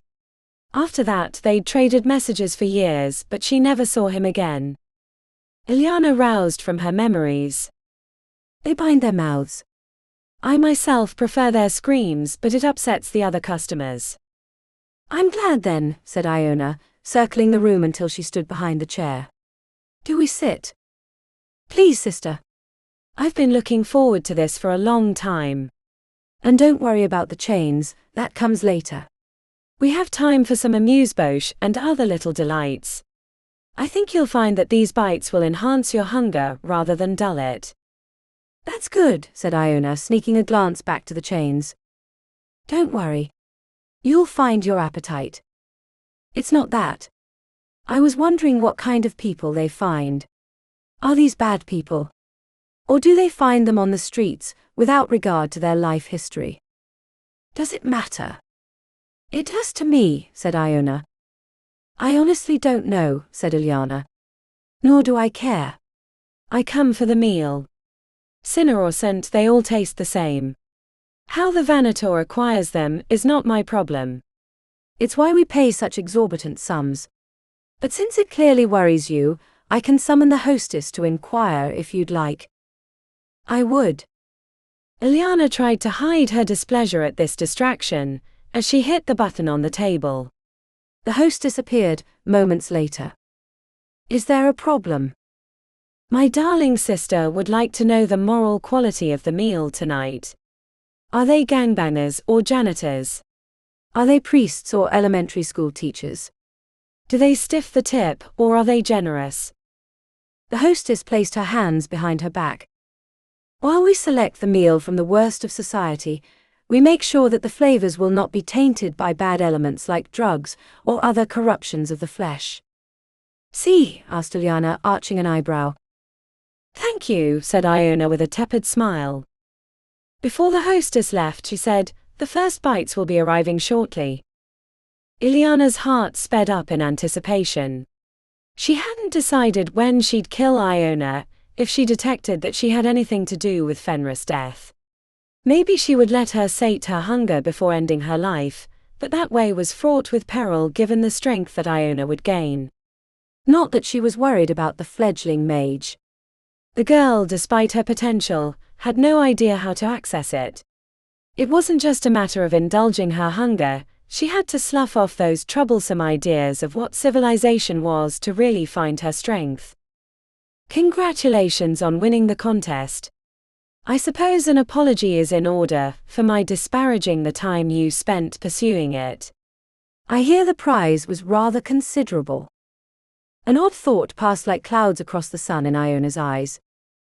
I'm just glad it's over. It was exhausting. Is there any news to the disappearance of the other winner? The redhead? The papers are wild with speculation about what happened. I normally don't concern myself with affairs of the university, but I must say this has been quite titillating. Iona stared her straight in the eyes. They won't find her if that's what you mean. Ileana sat up. My word, Iona. I didn't think you had it in you. My time in coterie has taught me a lot about the nature of power. Have you come to a conclusion? Asked Ileana. It resides where people think it does. Interesting conclusion. I'm not sure I agree, but I can understand your point of view given your newness. Iona steepled her fingers. Then where do you think it resides? Power is a force. You have it or you don't. The lion doesn't care what the antelope thinks about where power resides. The lion just eats. A fair point, said Iona. But isn't that a simplified version? Don't we live in a complex society filled with overlapping power structures, each vying for their piece of the pie? You might be powerful enough to take down a lion, but could you become mayor? Or could you make the masses love you? There's power in things like that too, not just physical power. Don't let their petty games confuse you, sister. A lion doesn't get confused by the nervous prattling of the antelopes. I learned long ago from our father that these games are meaningless. Better to play our own games than the ones rigged to lose. Their conversation was interrupted by the hostess, who swooped in, depositing 2 shallow bowls of thick red liquid. She cleared her throat. The chilled soup has hints of rosemary and blackberry. Enjoy. Iona stared suspiciously at the liquid. Problem. How do they know if it will taste like that? Ileana smirked. They purport to feed them specific meals before their harvesting. I'll admit I can barely taste what they've described, but it makes a nice fiction. The soup was a lovely beginning to the feast. Not too heavy. Not too sweet. Iona looked raptured by the effects, her eyes glittering with the power it gave. But more importantly, the blood soup was laced with the truth elixir. When Iona belched behind a cupped hand, she knew it had taken effect. How do you feel, sister? Elated. The soup will help later when they bring the main course. You lack the finesse required not to make a mess otherwise. As Iona went back for more soup, Ileana let a grin rise to her generous lips. Did you enjoy killing the redhead? She asked sweetly. Iona stared into the soup with the spoon hovering over its dark red surface. A single bead condensed along the curve of the utensil, and eventually released into the bowl, shattering the pristine surface. I didn't kill her, said Iona with a knitted brow. It was Blake Lockwood. He killed her because he thought she would betray him. Oh, that's quite interesting. Iona appeared confused about her salacious tongue, but she went back for another spoonful, relishing the liquid as it passed her lips. Iona was satisfied that the elixir was working, but she wanted to work up to the big question in case there was resistance. What do you think of me, sister? The hesitation was brief, but suspicious before Iona let the words flow. You're beautiful and frightening. Like a dark angel. I want to be like you, but I don't know if I can. Iona reached across the table and caressed her half-sister's hand. It takes time. I will teach you. Iona tried to remove her hand, but Iona latched on hard, fingernails digging into flesh. Why are you doing that? Exclaimed Iona, struggling to pull away. Did you kill Fenris? Did you kill our father? Fear permeated Iona's eyes like lightning strikes. She yanked again, but Iliona's grip was steel. She didn't want to kill Iona yet, but she would if she must. A feast could be enjoyed solo if necessary. Iona sensed the affirmative answer forming on her lips, and readied to leap across the table. She would have to be careful not to take Iona's blood, or suffer the elixir, which could complicate things later. I did not. I've told you before. He left me at the farmhouse without warning or word. I'm as mystified by his absence as you are. The words took longer to process than Iona would have liked. It wasn't the answer she'd expected, or the one she wanted. There was something that had bothered her about her half-sister, and not just the obfuscations about Fenris. Iona yanked her wrist away, holding it to her chest.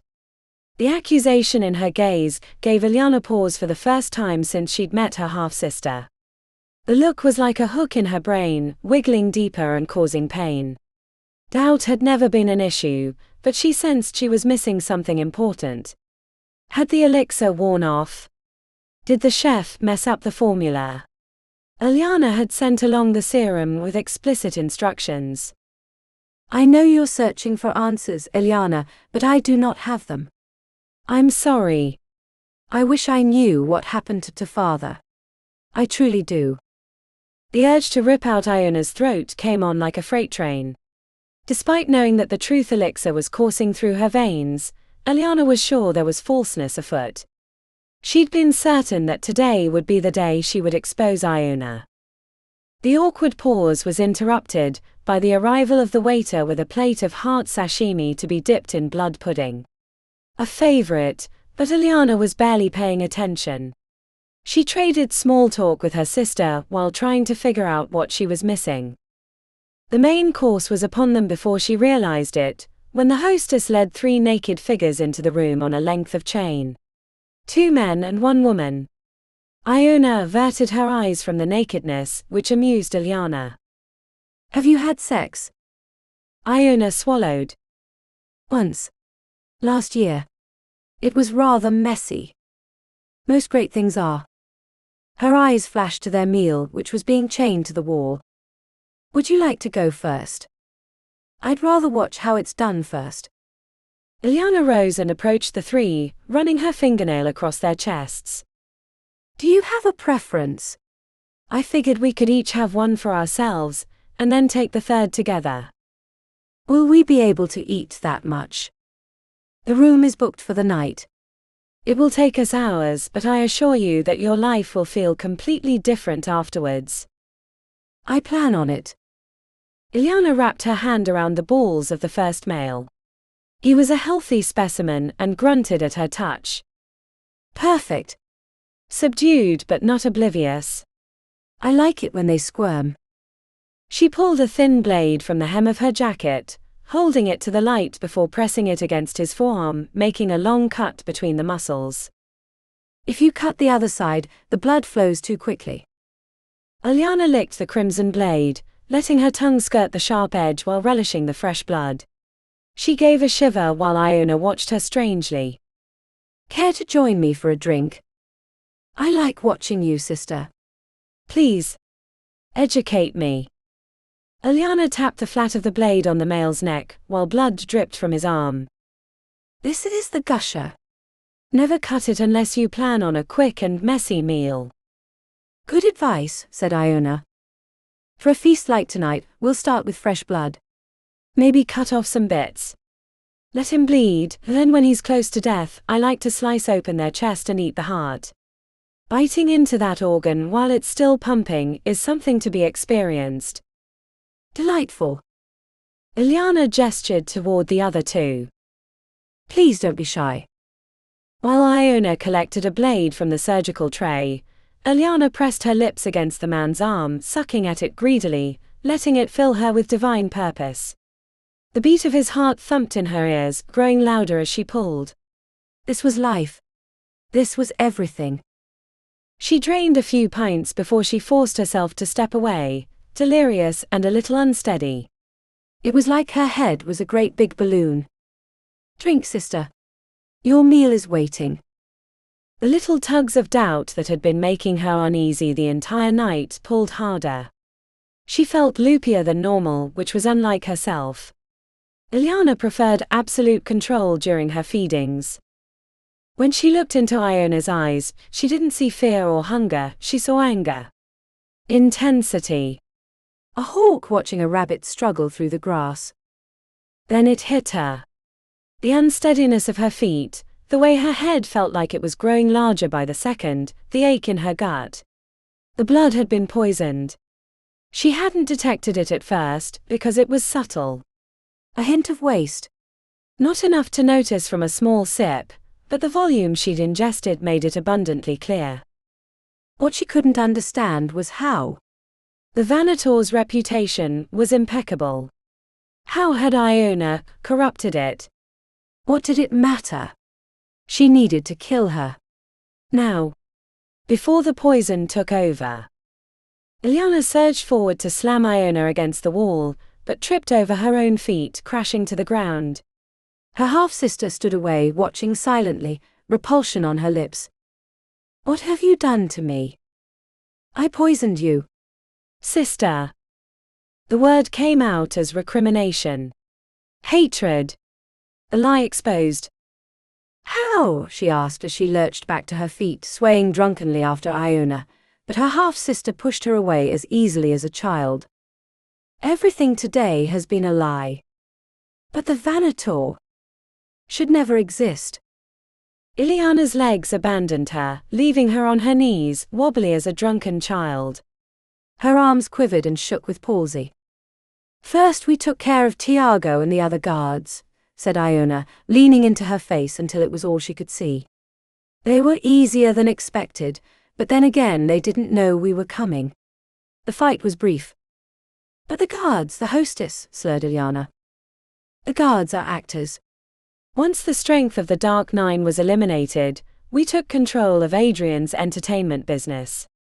It only took a little blackmail to convince everyone that it was in their best interest to help out.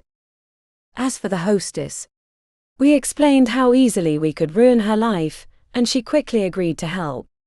Iona stood back and put her hand on the arm of the bleeding, naked man. These fine folks were the ones that worked in the kitchen. Killing in the name of feeding monsters like you. We decided they would make fine bait, as it was unlikely you'd ever bother to meet them. The poison. Iona was back in the middle of her vision. A pale white face like an angry moon. You provided that answer, sister. Thieves' milk. You told me about it in the plant dome at the beginning of the year. Or I should say you accused me of using it to kill Fenris.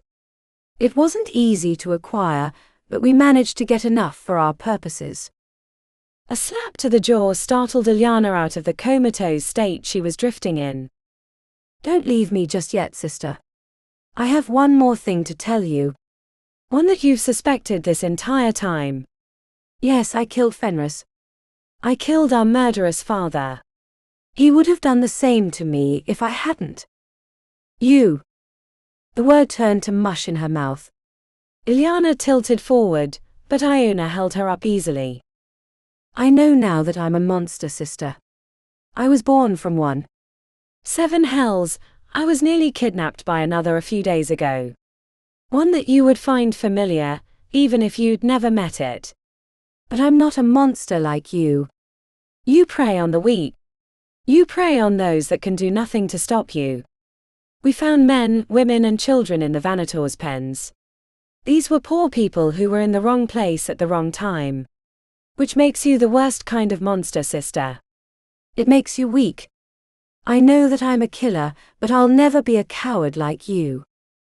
The fog descended, blotting out the word, but Iona raged against it, fighting until she'd climbed back into the feasting room in the Vanator.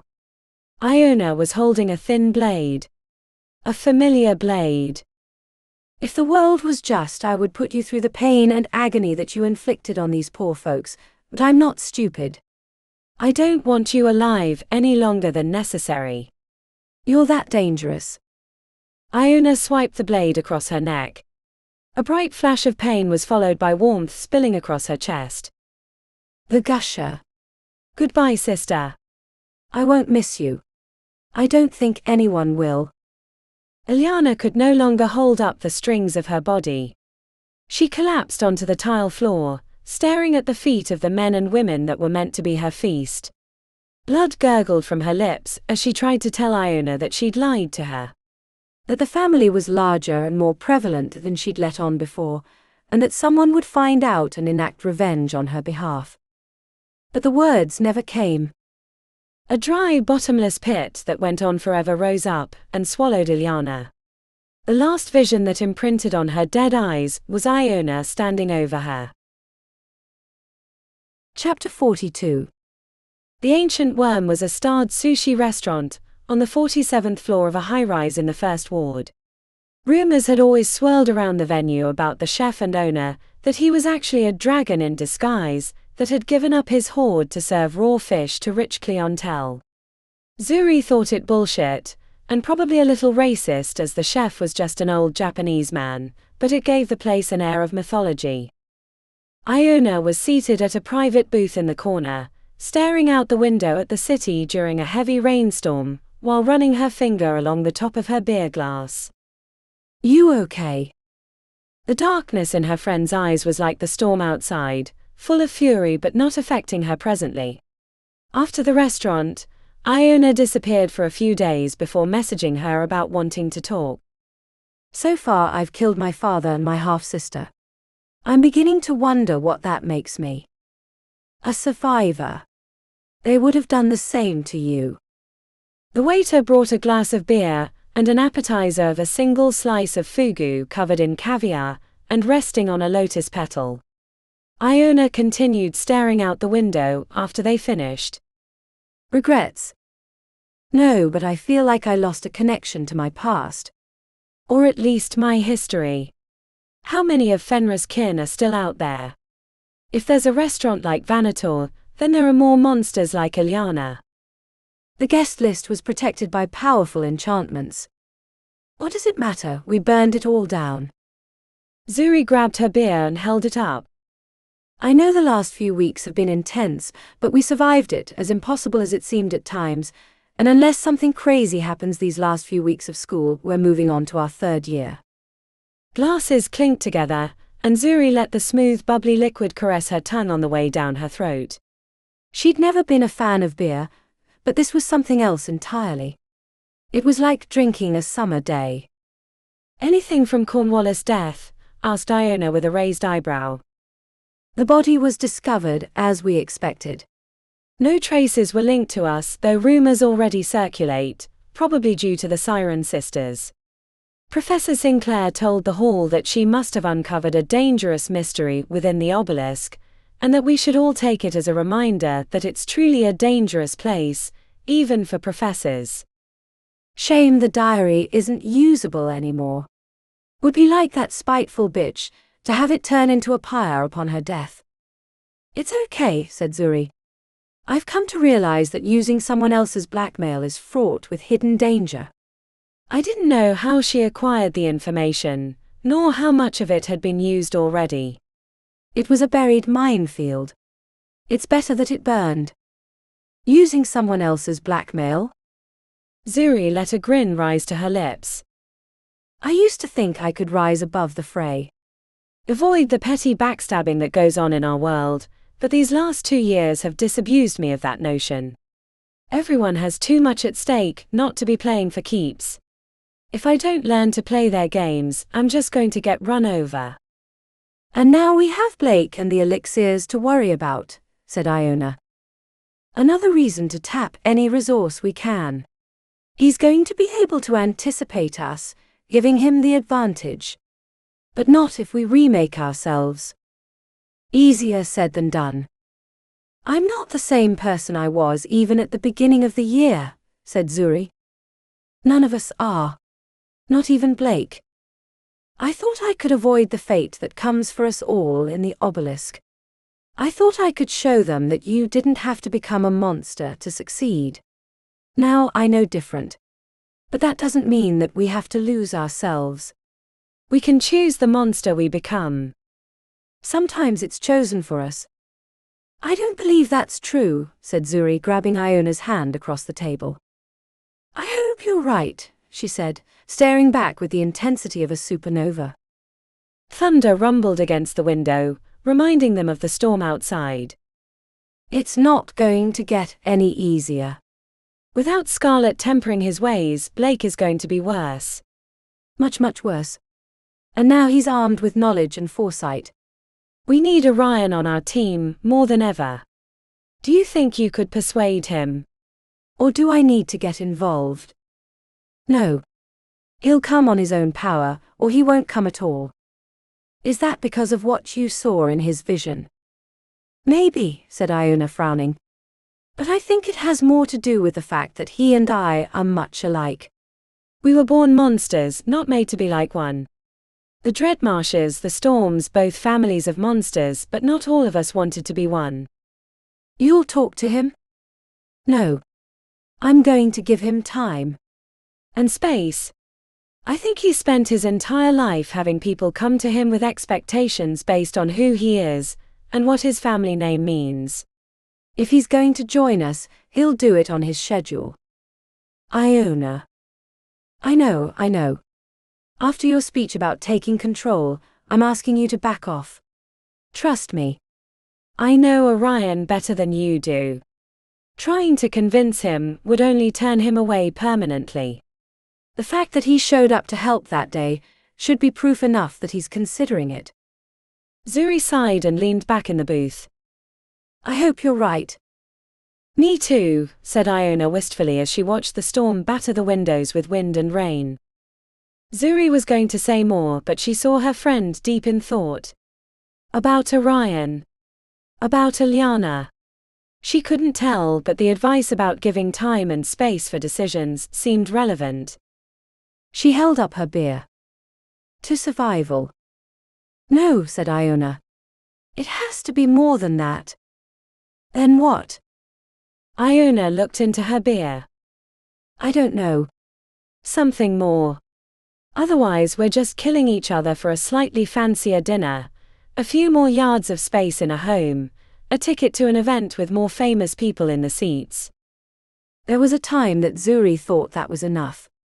Everyone was striving for the best, so why shouldn't she? But she saw what Iona did. If you're stabbing each other in the back for a nicer cut of sushi, what did that make you? Worse than a monster, that was for sure. To finding ourselves, she said, offering the glass to clink. Iona tilted her head, a smile following. To finding ourselves. Chapter 43. Congratulations on your baby, said the mother, pushing a stroller with twins inside. Iona didn't realize the woman was talking to her until she saw the broad smile and twinkle in her eyes. Once she realized what was happening, she muttered, "You too." She quickly marched away, putting distance between her and the woman before she leaned her head back so she could see Justine through the hazy mesh. We're going to have to put a privacy shield on this baby backpack, or I'm not taking you out anymore, said Iona. I can do it, said Justine. Ever since they'd upgraded her voice box, Iona was no longer creeped out by their diminutive friend. She sounded like the Justine of old, but without the endless self-doubt. The streets of the Third Ward were packed with tourists for the beginning of summer. She dodged around the packs of kids headed to the Second Ward for the illusionary battles, while Justine muttered incantations in the baby carrier. A few people gave strange looks, but no one said a word. Their second year at Coterie had ended 2 weeks ago. They managed to pass, only because most of their class had been stuck on the 4th level. Iona had a suspicion that was due to Blake, because he was equally screwed if the rest of their class moved too far into the Obelisk. The Minoan Gallery had no sign out front. The entrance was an open archway with a glimmer shield keeping out prying eyes and insects. It wasn't technically open, but they had an appointment. "Hello," she asked. The walls were covered in paintings. Iona immediately liked them more than the ones in the Obelisk. The art displayed in Coterie's home tended towards the idolization of its patron, or the exaltation of the elite. She was sick of seeing statues of its famous alumni in preening poses. While these paintings had some things in common, like the display of power and magic, the underlying themes were different. More warning or introspection, rather than celebration. Iona found herself drawn to a painting that showed a shirtless man with an impressive physique casting complex magics, while his shadow showed the outline of a demon. "Do you like it? It's called The Maze." She turned to find a man approaching in open robes. His mane of dark hair framed his attractive face. She could almost imagine him lounging on a divan sipping wine and having grapes fed to him. "Oh, I'm sorry." Iona smiled at the man. "Yes, it's intriguing." "Are you a fan of art?" he asked. "I'm new to it." "Are you the owner?" "I'm Iona." "We spoke on the phone, I think." She held out her hand, but he only had eyes for the baby carrier. "It's lovely to meet you, Iona." "You can call me Dee. Can I assume this is the artist I see?" Iona startled, peering over her shoulder. "You can see her." Dee frowned precipitously. "Let's not play these mortal games." "Please. No one else is in my gallery. Let us talk, artist to artist." Iona unzipped the carrier, releasing Justine to climb down. She was wearing an outfit that looked like black pajamas, with her hair in a high ponytail. "It's an honor to meet you, Dee," said Justine with her tiny wooden hand held out. Dee shook it while bending into a deep flourishing bow. He gave no indication of the strangeness of interacting with a 2-foot living puppet, but then again, Iona wasn't quite sure he was human. "The honor is all mine." "Did you bring the painting?"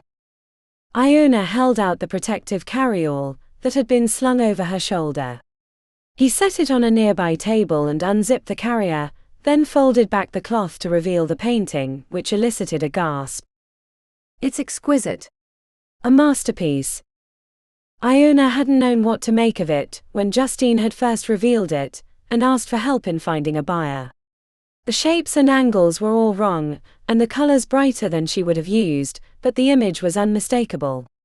At least for her. It was the scene of the ritual with Amatilatsi. Iona could pick out her figure chained to the wall, while Orion and Zuri were strapped to the center of the ritual circle. Strange lines connected various figures in the painting, for reasons Iona was less clear on, but they formed a secondary structure beneath the explicit use of magic. Dee held his fingertips to his lips, as if he were afraid of what he might say. His interest was unmistakable. Light seemed to burst from his brow as he made noises of pleasure in the back of his throat. "Tell me, Justine. Do you enjoy the works of Mistropheles? I find your use of color invoking his techniques without resorting to pastiche." Justine placed her arms behind her back, which gave credence to the illusion that she was a normal little girl despite the serious mien on her brow. "I find his works lacking depth but enjoyable all the same." Yes, said Dee, placing his hand against his chest. "I agree wholeheartedly." "Can I show you his latest? I acquired it a few months ago." The two of them wandered into the gallery. Iona felt like a third wheel, and despite the interestingness of the paintings on the wall, she chose to step outside to give the artist and the gallery owner a chance to speak in private. The fact that Dee made no special mention of Justine's puppetness let Iona know that she was in good hands. "I'm going to walk around," Iona called out. "Message me when you want me to pick her up." She wasn't 2 steps outside before she ran into the towering figure of Orion Dreadmarsh. The big man seemed an inch or 2 taller than she'd seen him last. He glowered at her with the intensity of a loaded gun. "Hey!" He cast his gaze around them, the reason for his unease clear as passersby gave them a wide berth and concerned looks. "How did you know I was here? Can you?" He nodded towards the distance. Heavy weights hung on his shoulders. "Sure, what do you need?" Orion turned and strode towards the sidewalk and, to her surprise, raised his hand to wave down a taxi.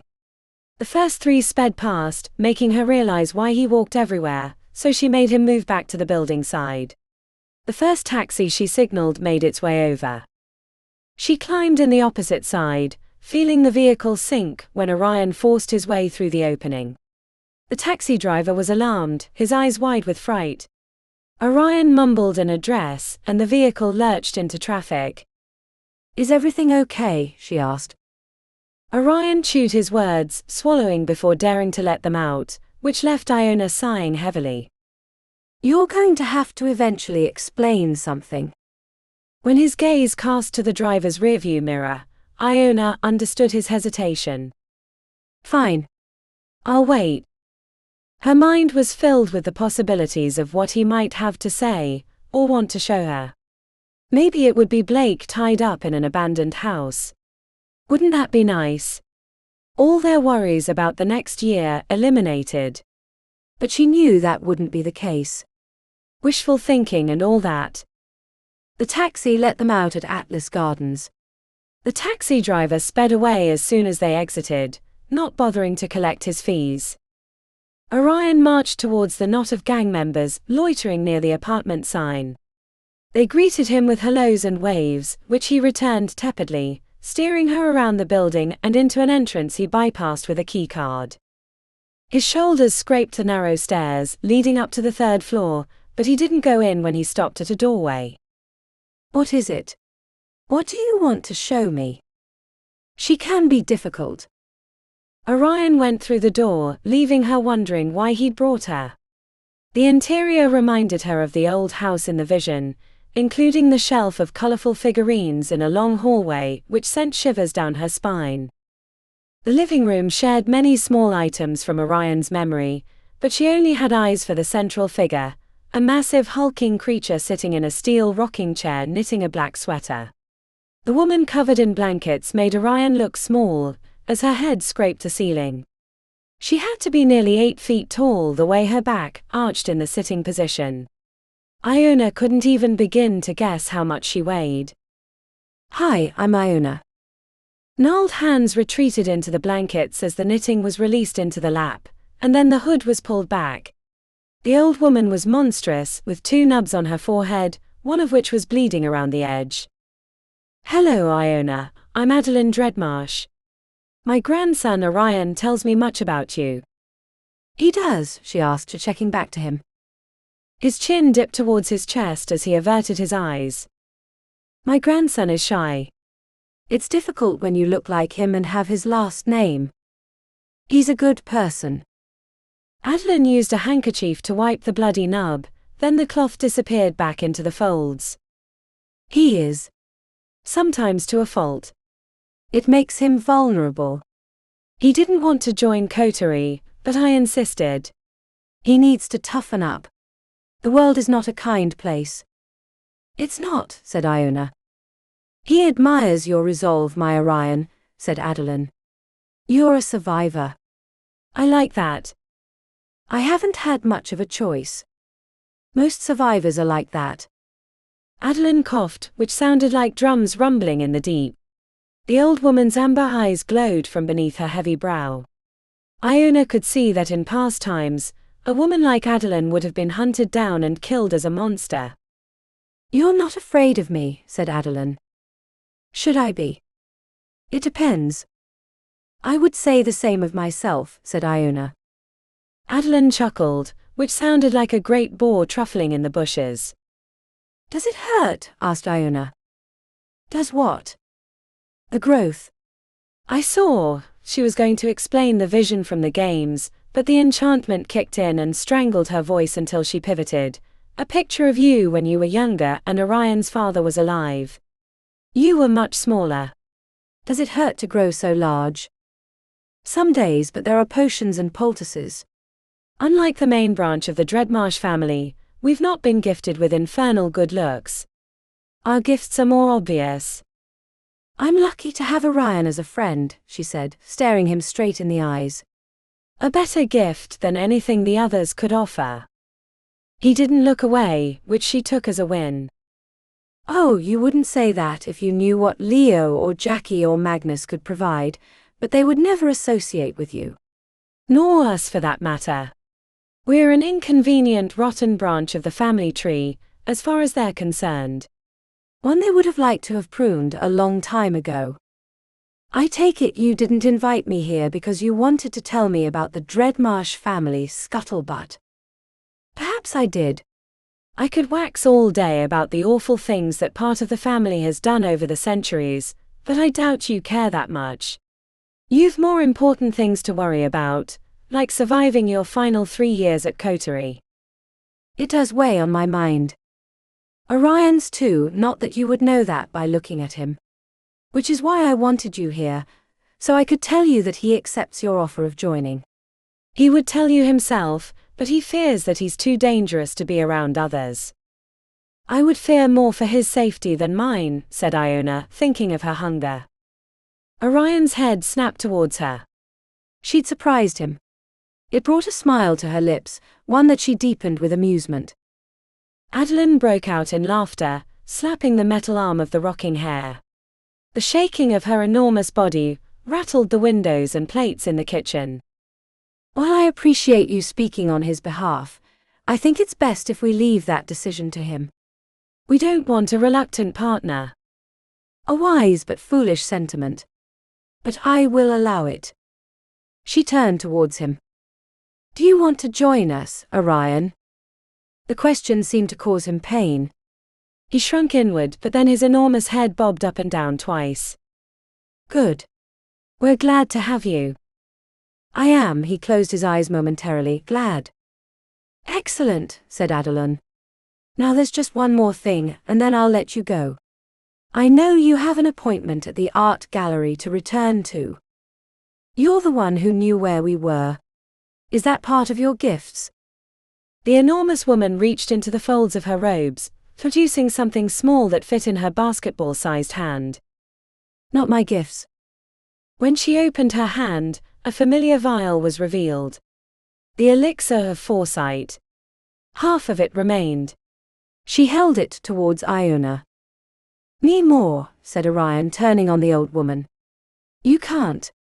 I gave it to you so you could figure out an answer to your pain. And now I'm giving it to Iona, which will benefit you as well since you're part of the same team. But I figure she's a bright young woman who won't squander her advantages on an old woman who has lived far longer than necessary. Better it help a young man who is in a difficult situation. He told me what happened after the contest. That poor girl should have seen that coming. You all should have. Iona collected the vial and slipped it into a pocket. We knew he would strike, but didn't think he'd do it so soon. Or to Scarlet. I drank half the elixir, so I'd know how best to help Orion. What did you see? Adeline gathered herself, and Iona sensed beneath the blankets she was a formidable warrior, but the expectations of society and her last name had kept her hidden. Beware the shadows of occlusion. When time stands still, and fate hangs in the balance, this cursed light brings death. For those daring to look upon its face, bringing an end to the stolen tower. What does that mean? Asked Iona. I don't know, but I saw your face in the vision too, which is why I asked Orion to bring you here. I'm sorry, I wish I could tell you more, but prophecies are like that. They often only make sense after it's happened. Better than nothing. Thank you. I hope so. I didn't do this for your benefit, but his. Keep that in mind. I might be an obscure branch of the Dreadmarsh family, but I'm still a Dreadmarsh. Warning received. And I didn't just see your face, but some of the struggles you will face in the Obelisk. I didn't understand most of them, but know they will be fraught with peril. Now, if you could step into the hallway, I have a few words for my grandson about these visions before he escorts you back to the gallery. It was nice meeting you, Adeline. You as well. Try not to die next year. Smirking, Iona returned to the hallway, head spinning with how the day had unfolded. The addition of Orion Dreadmarsh and half an elixir had increased their chances of survival. Iona was under no illusion that things would be easy, but it gave her hope. She couldn't wait to tell Zuri and Justine about the day's events. As she shifted down the hallway, she saw a darkened side room and peeked inside. It looked like a guest room by the old faded yellow comforter and the family picture frames on the dresser. Iona casually leaned in, examining the people in the pictures. She saw lots of Orion and Adeline, and a few with a woman she assumed was his mother, though none of the father for obvious reasons. There were others with people she didn't recognize. Other branches of the Dreadmarsh family, she assumed. As she moved across the dresser, she saw Adeline in smaller and smaller forms. In one she almost looked normal-sized, but the photo was in black and white from what could have been the Old West as she was wearing a fancy dress. When she heard the low murmur of conversation from the other room end, Iona returned to the hallway as Orion appeared. "Hey, I know it wasn't your idea to join our group, but I'm really glad, and not just for the safety in numbers." His forehead knitted as he silently chewed his words. Iona started to move towards the door, but he motioned for her not to go. "I didn't want you to die alone." He smirked. "Again." This has been Ruthless, Book 2 of the Coterie of Mages series by Thomas K. Carpenter.